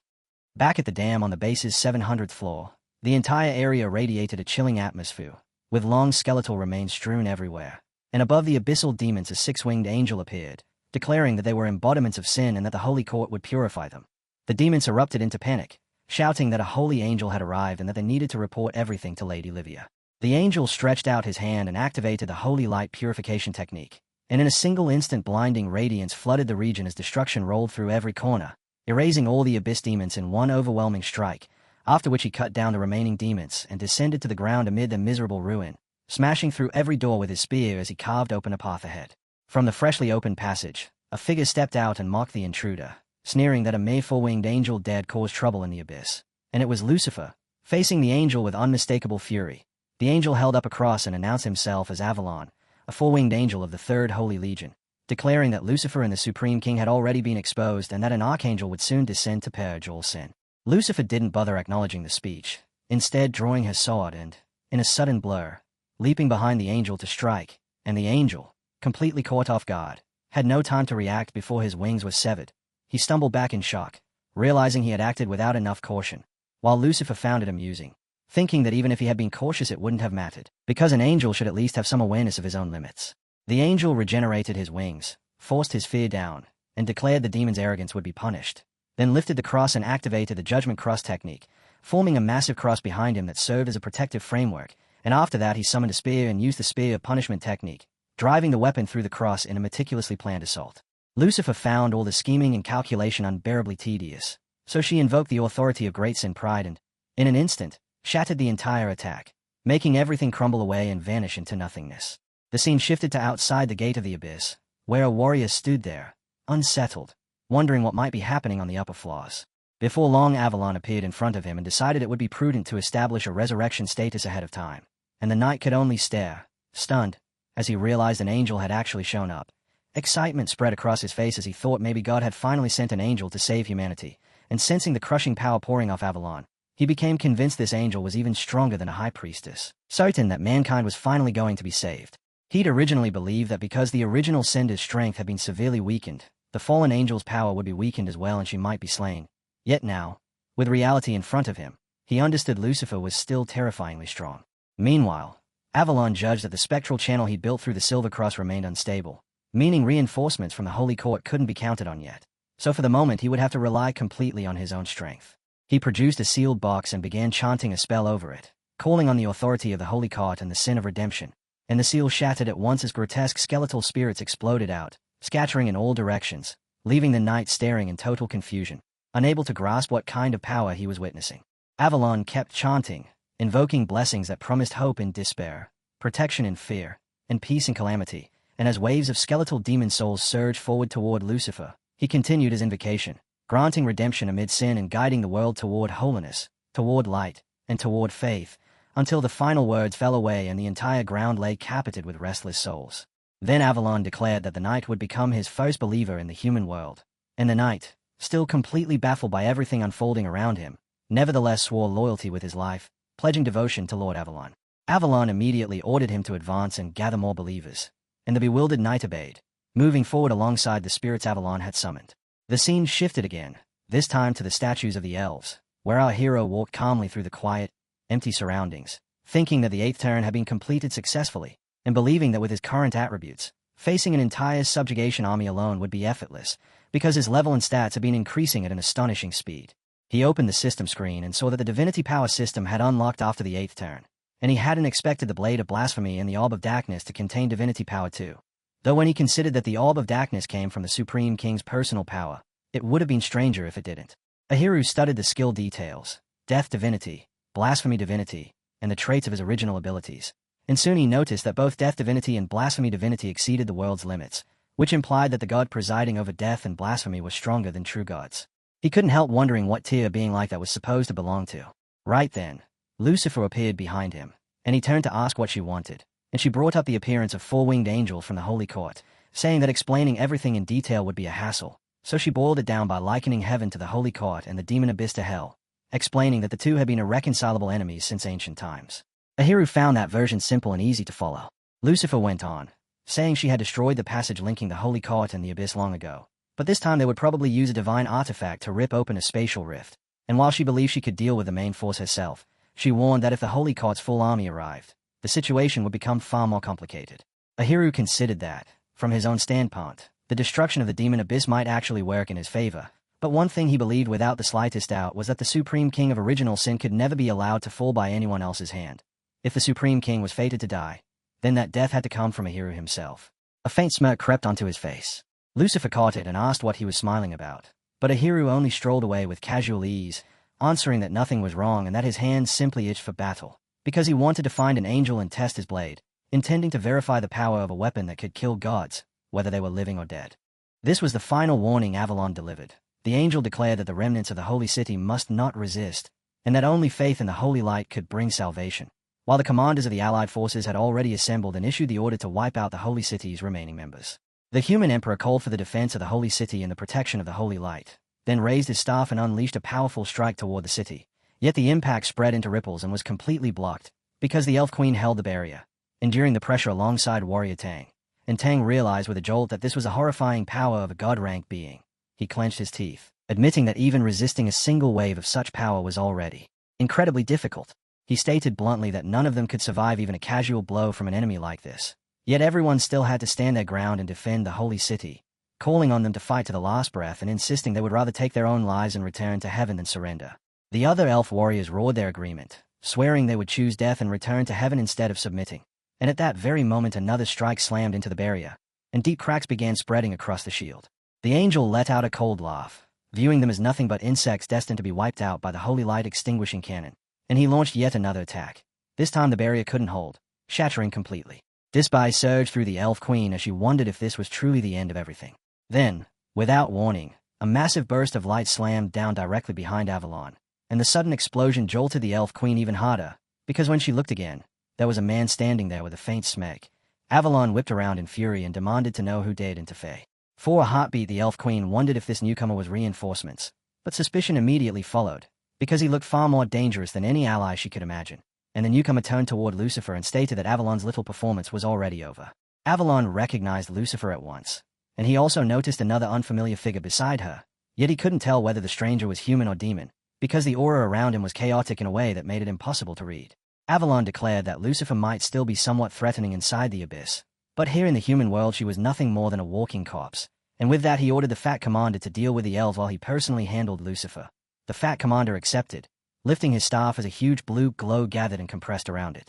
He fired the condensed energy at our hero and Lucifer, but both of them slipped away with ease and avoided the blast, and Avalon immediately clashed with Lucifer, taunting her that her strength had obviously weakened, only for Lucifer to answer with calm certainty that even weakened she still had more than enough power to kill him. Their fight erupted into a fierce exchange, and our hero decided to leave Avalon to Lucifer for the time being, turning instead toward the Fat Commander and the army behind him, already certain they would be next to fall. He dashed forward, thinking a battle between bosses didn't need a crowd of spectators, and with a single wide, sweeping strike he smashed the ground beneath the demons and sent shockwaves ripping through their formation. The Fat Commander barely managed to escape in time, and as he stared, he realized no ordinary demon could ever wield strength like that, so he concluded the enemy had to be one of the Lords of Original Sin. He barked orders for everyone to concentrate their fire, suggesting that a unified attack might even be enough to destroy a sin-reverse divine artifact. As the enemy scrambled to prepare the assault, our hero kept his face concealed through the fight and privately reflected that being mistaken for a Lord of Original Sin was, in its own twisted way, a compliment to his power. He gathered blazing flames and dark energy, shaping them into a defensive barrier that swallowed the incoming attacks completely. And the force didn't merely block the barrage, it rebounded it with crushing power. The soldiers could only stare in horror as their spells reversed course and slammed back into them. And the backlash erased the entire formation in an instant, turning the ground to dust and wiping out every warrior so thoroughly that only the Fat Commander was left alive. The Fat Commander had survived only by relying on the protective shield called Valentine, and even then he couldn't comprehend how his opponent had used a reflection technique so absolute that it could turn such a lethal barrage back on its casters.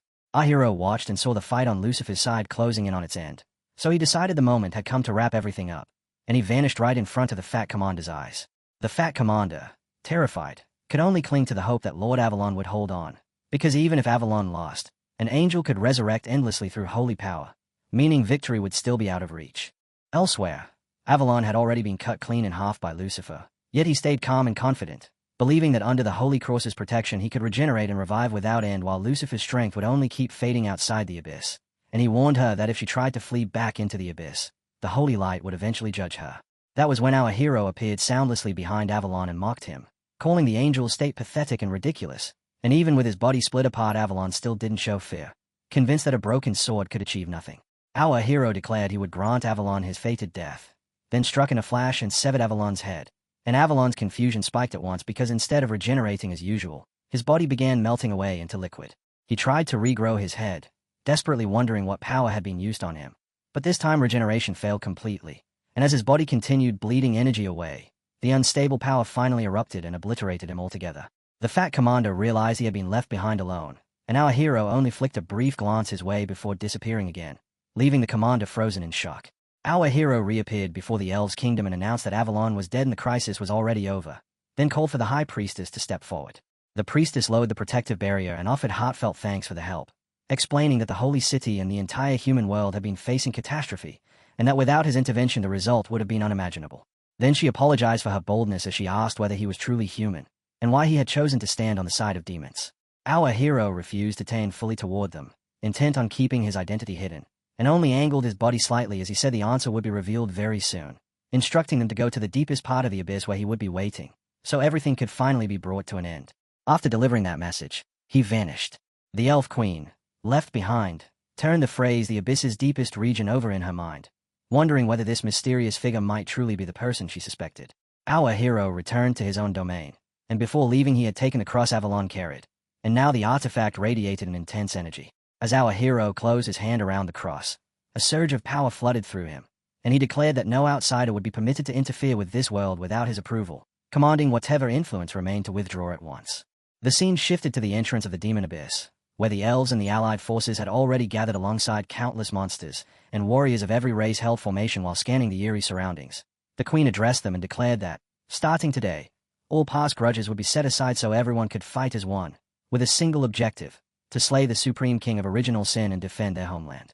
The army was massive, filled with humans, elves, monsters, and warriors from many races, and their voices fused into one thunderous chant calling for the sovereign's fall and the protection of their home, after which the queen ordered them to march straight for the deepest layer of the demon abyss, where they would kill the supreme king and end the crisis threatening the world, reminding them that this battle was about humanity's survival and that every last person had to give everything they had.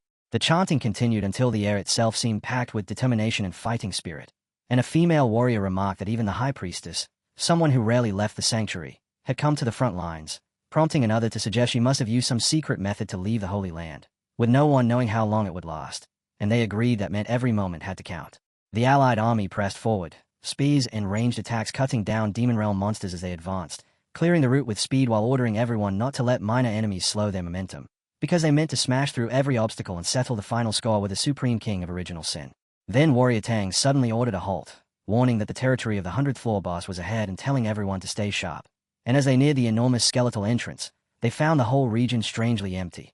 They searched through different areas and still couldn't find a single enemy, and even the altar had already been destroyed.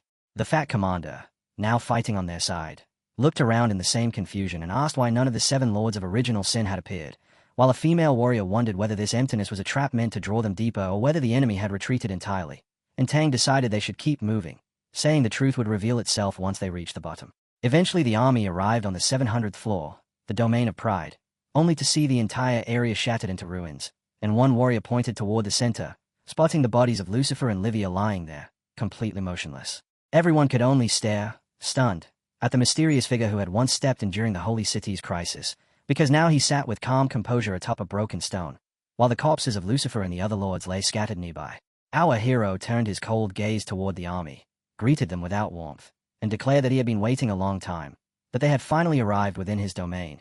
And the Elf Queen was shaken to the core as she demanded to know what he had done, asking whether the disappearance of the Lords of Original Sin had something to do with him, because no one could bring themselves to believe he'd committed something so terrifying. Without meeting their eyes, our hero calmly admitted that he had killed them all, adding that they had accepted death willingly. Yet the army still couldn't accept what they'd just heard. Warrior Tang scrutinized him, then said the movement patterns, aura, and techniques from the Battle of the Holy City all felt inexplicably familiar, and he demanded the mysterious figure reveal his true identity.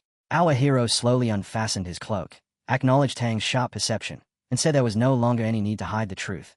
Then he removed his mask as well, revealing himself, Su Yang. Shock rippled through the ranks as everyone struggled to process that this person was Su Yang, the prodigy from Longxia, and they couldn't understand how someone who had only reached the 4th tier not long ago could possibly have become this overwhelmingly strong in such a short span of time. A female warrior suddenly understood why the guild had been unable to contact him, concluding he must have stayed inside the demon abyss the entire time. And then the high priestess stepped forward to ask Su Yang whether he now considered himself human or demon, demanding to know which side he had chosen. Su Yang answered with calm indifference that obsessing over identity was pointless, and asked whether it truly mattered if he was human or demon, then explained that if the Holy Court sent even stronger forces to invade this world, no one would be able to stop them. The high priestess's eyes widened in shock as Su Yang continued, saying that within 3 days the Holy Court would learn Avalon had been killed. He had destroyed the silver crust used to open the space-time rift, but he couldn't guarantee the Holy Court had no other way to cross into this world. He asked what meaning there could be in splitting humans and demons into opposing camps once the invasion began, then said the human realm had little time left, admitting he planned to keep his identity hidden longer, but circumstances had forced him to move earlier than intended. Finally, he revealed that his 5-star, 9th tone job change mission, called the Trial of God, required him to defeat 100 professionals above the 8th tone, including at least 5 9th tone experts. He urged them to make their move, asking if they had come here to fight. A female warrior blurted out her disbelief, demanding to know whether he had really achieved perfect 5-star ratings in every single job change, while a knight stared at him and asked if he seriously meant to take on the entire army alone, wondering if he'd lost his mind.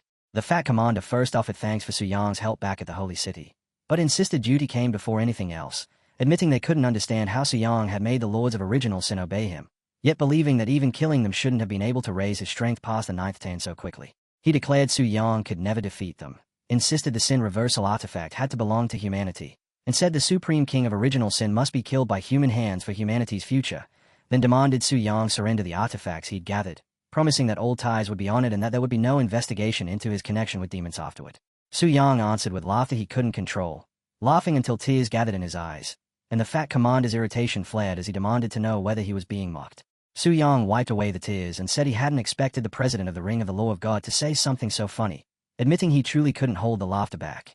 Then our hero openly displayed the artifacts and declared that the universal artifacts they wanted were all right here, inviting them to take them if they had the ability. The fat commander could only stare in shock as he realized Su Yang had collected all 7 universal artifacts, while a female warrior wondered why no world announcement had appeared, guessing the achievement must have happened only moments ago. A pink-haired girl nervously spoke up to Su Yang, saying that the way he looked and acted made him resemble a villainous final boss, and Su Yang considered it before replying in a playful tone that she was right, and that he appreciated the reminder. He summoned the dragon-slaying sword and admitted that after manipulating both sides for so long, he could finally enjoy acting like a real boss, then slammed the weapon into the ground with overwhelming force, shattering the surrounding stone into flying fragments and scattering bones across the battlefield, while the pink-haired girl barely survived and lifted a trembling thumbs up. Su Yang challenged the remaining warriors to attack, declaring the final battle had begun, and he surged forward, slicing through lines of warriors in moments and leaving ruin in his wake. The surviving mags hurried to cast enhancement spells, wrapping themselves in burning energy, and Warrior Tang, the fat commander, and the other elite fighters launched a coordinated assault, with the beast warrior joining in as well. Su Yang remained perfectly calm inside a defensive circle that effortlessly blocked every blow, and with a single motion he released an explosive burst that hurled shockwaves into the sky and smashed the ground into countless fragments. The blast hurled countless warriors away, leaving only a small handful still standing, and Su Yang mocked what was left of their strength, remarking that the attack hadn't even scratched the surface. His health had only fallen to 95%. The Elf Queen could barely process it, unable to accept that their combined ultimate strike had shaved off only 5%, until the truth behind his power finally hit her, and Warrior Tang, wounded and grim, drew the same conclusion as he forced out that Su Yang was the real final boss. The survivors, battered and shaking, understood at last, and the queen realized that Su Yang himself had become the supreme king of original sin. But by the time the thought fully formed, it was already too late. Su Yang unleashed his finishing blow, and the entire area split apart as waves of destruction ripped through the battlefield, killing every warrior who still remained. He declared the battle over, then asked who was left to challenge him. At that moment, he came face to face with the Lord of Original Sin, who announced that the time had arrived to complete the final quest. The remaining witnesses suddenly felt the sky shudder as lightning swallowed the heavens, and they couldn't make sense of the strange phenomenon, wondering if the world's end had come. Many believed humanity had already failed, and that the descent of the King of Original Sin would mean total destruction. A system window appeared across the sky while the lightning twisted into the shapes of a blazing sun and a glowing moon. Then a notification rang out, announcing that the world-class boss, Supreme King of Original Sin, had been solo killed by the human job changer Su Yang, and that the world mission had been completed, with victory awarded to the human faction. From within the blazing lightning, Su Yang descended with radiant wings, resembling a divine angel. Another notification appeared, welcoming all living beings to witness the descendant of the true God. And there was Su Yang, revealed in a divine form, having reached the goal he had pursued from the start, finally standing as a true immortal God.